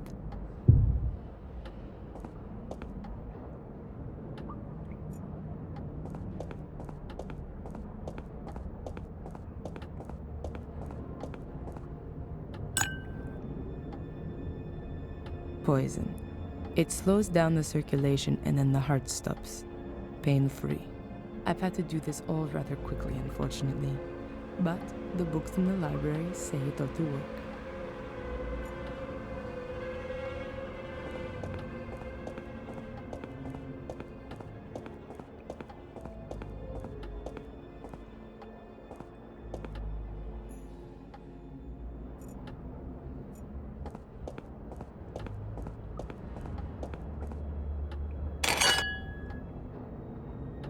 Good. You have to drink this. Wait, if I don't manage to finish off Mordred, what happens then? You have to win. It's your only chance. If you don't manage it, he'll kill you and his soul will take over your body. How are you gonna know if I've done it? What I mean is, when will you resuscitate me? I'm going to have to give you the adrenaline within 5 minutes at the latest, or else you'll die. Adrian, you have to do it. All right. Valentina? Yes. See you later. Yes. See you later, Adrian.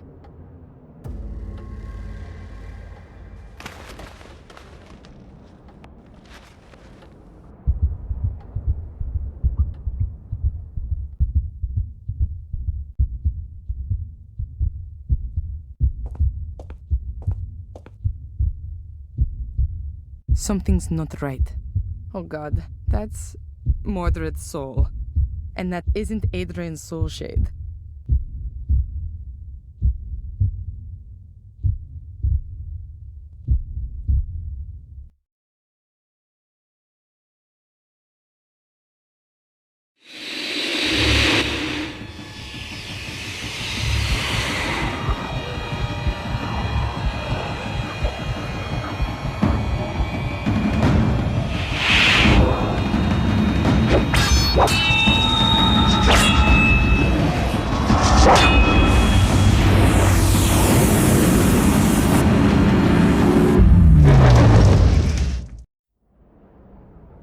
I think he's done it. I need to get him back quickly, or else he'll be gone forever.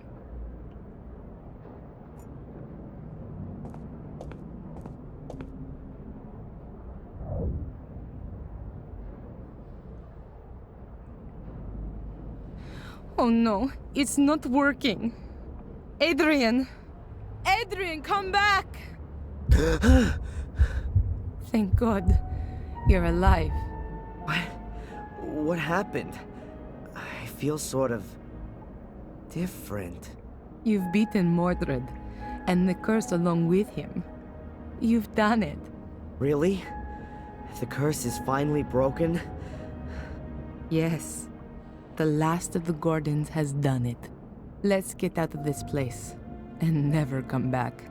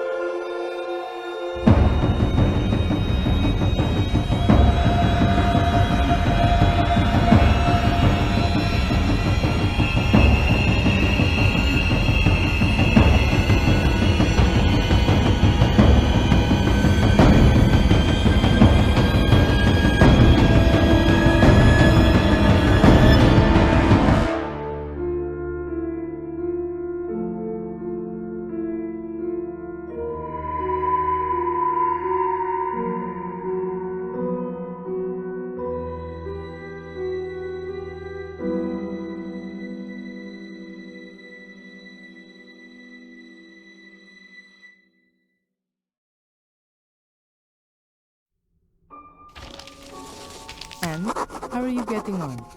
Pretty well, I think. I'm done with the main points. Now I just have to get everything across into the Book of the Guardians. Do you want to have a look for yourself? If I may. Here, I'm not sure about this last point.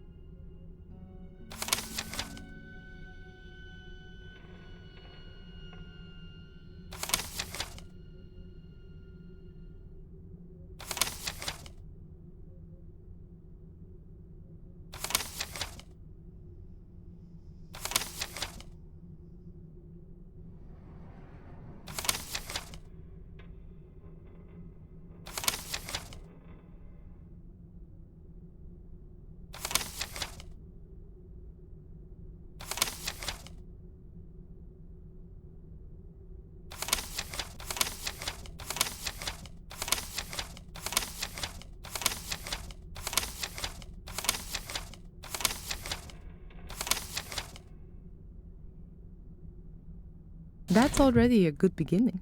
When are you going to put it into the Book of the Guardians? Not before I eat. Anyway, now I know what all those black balls were about. I can't wait.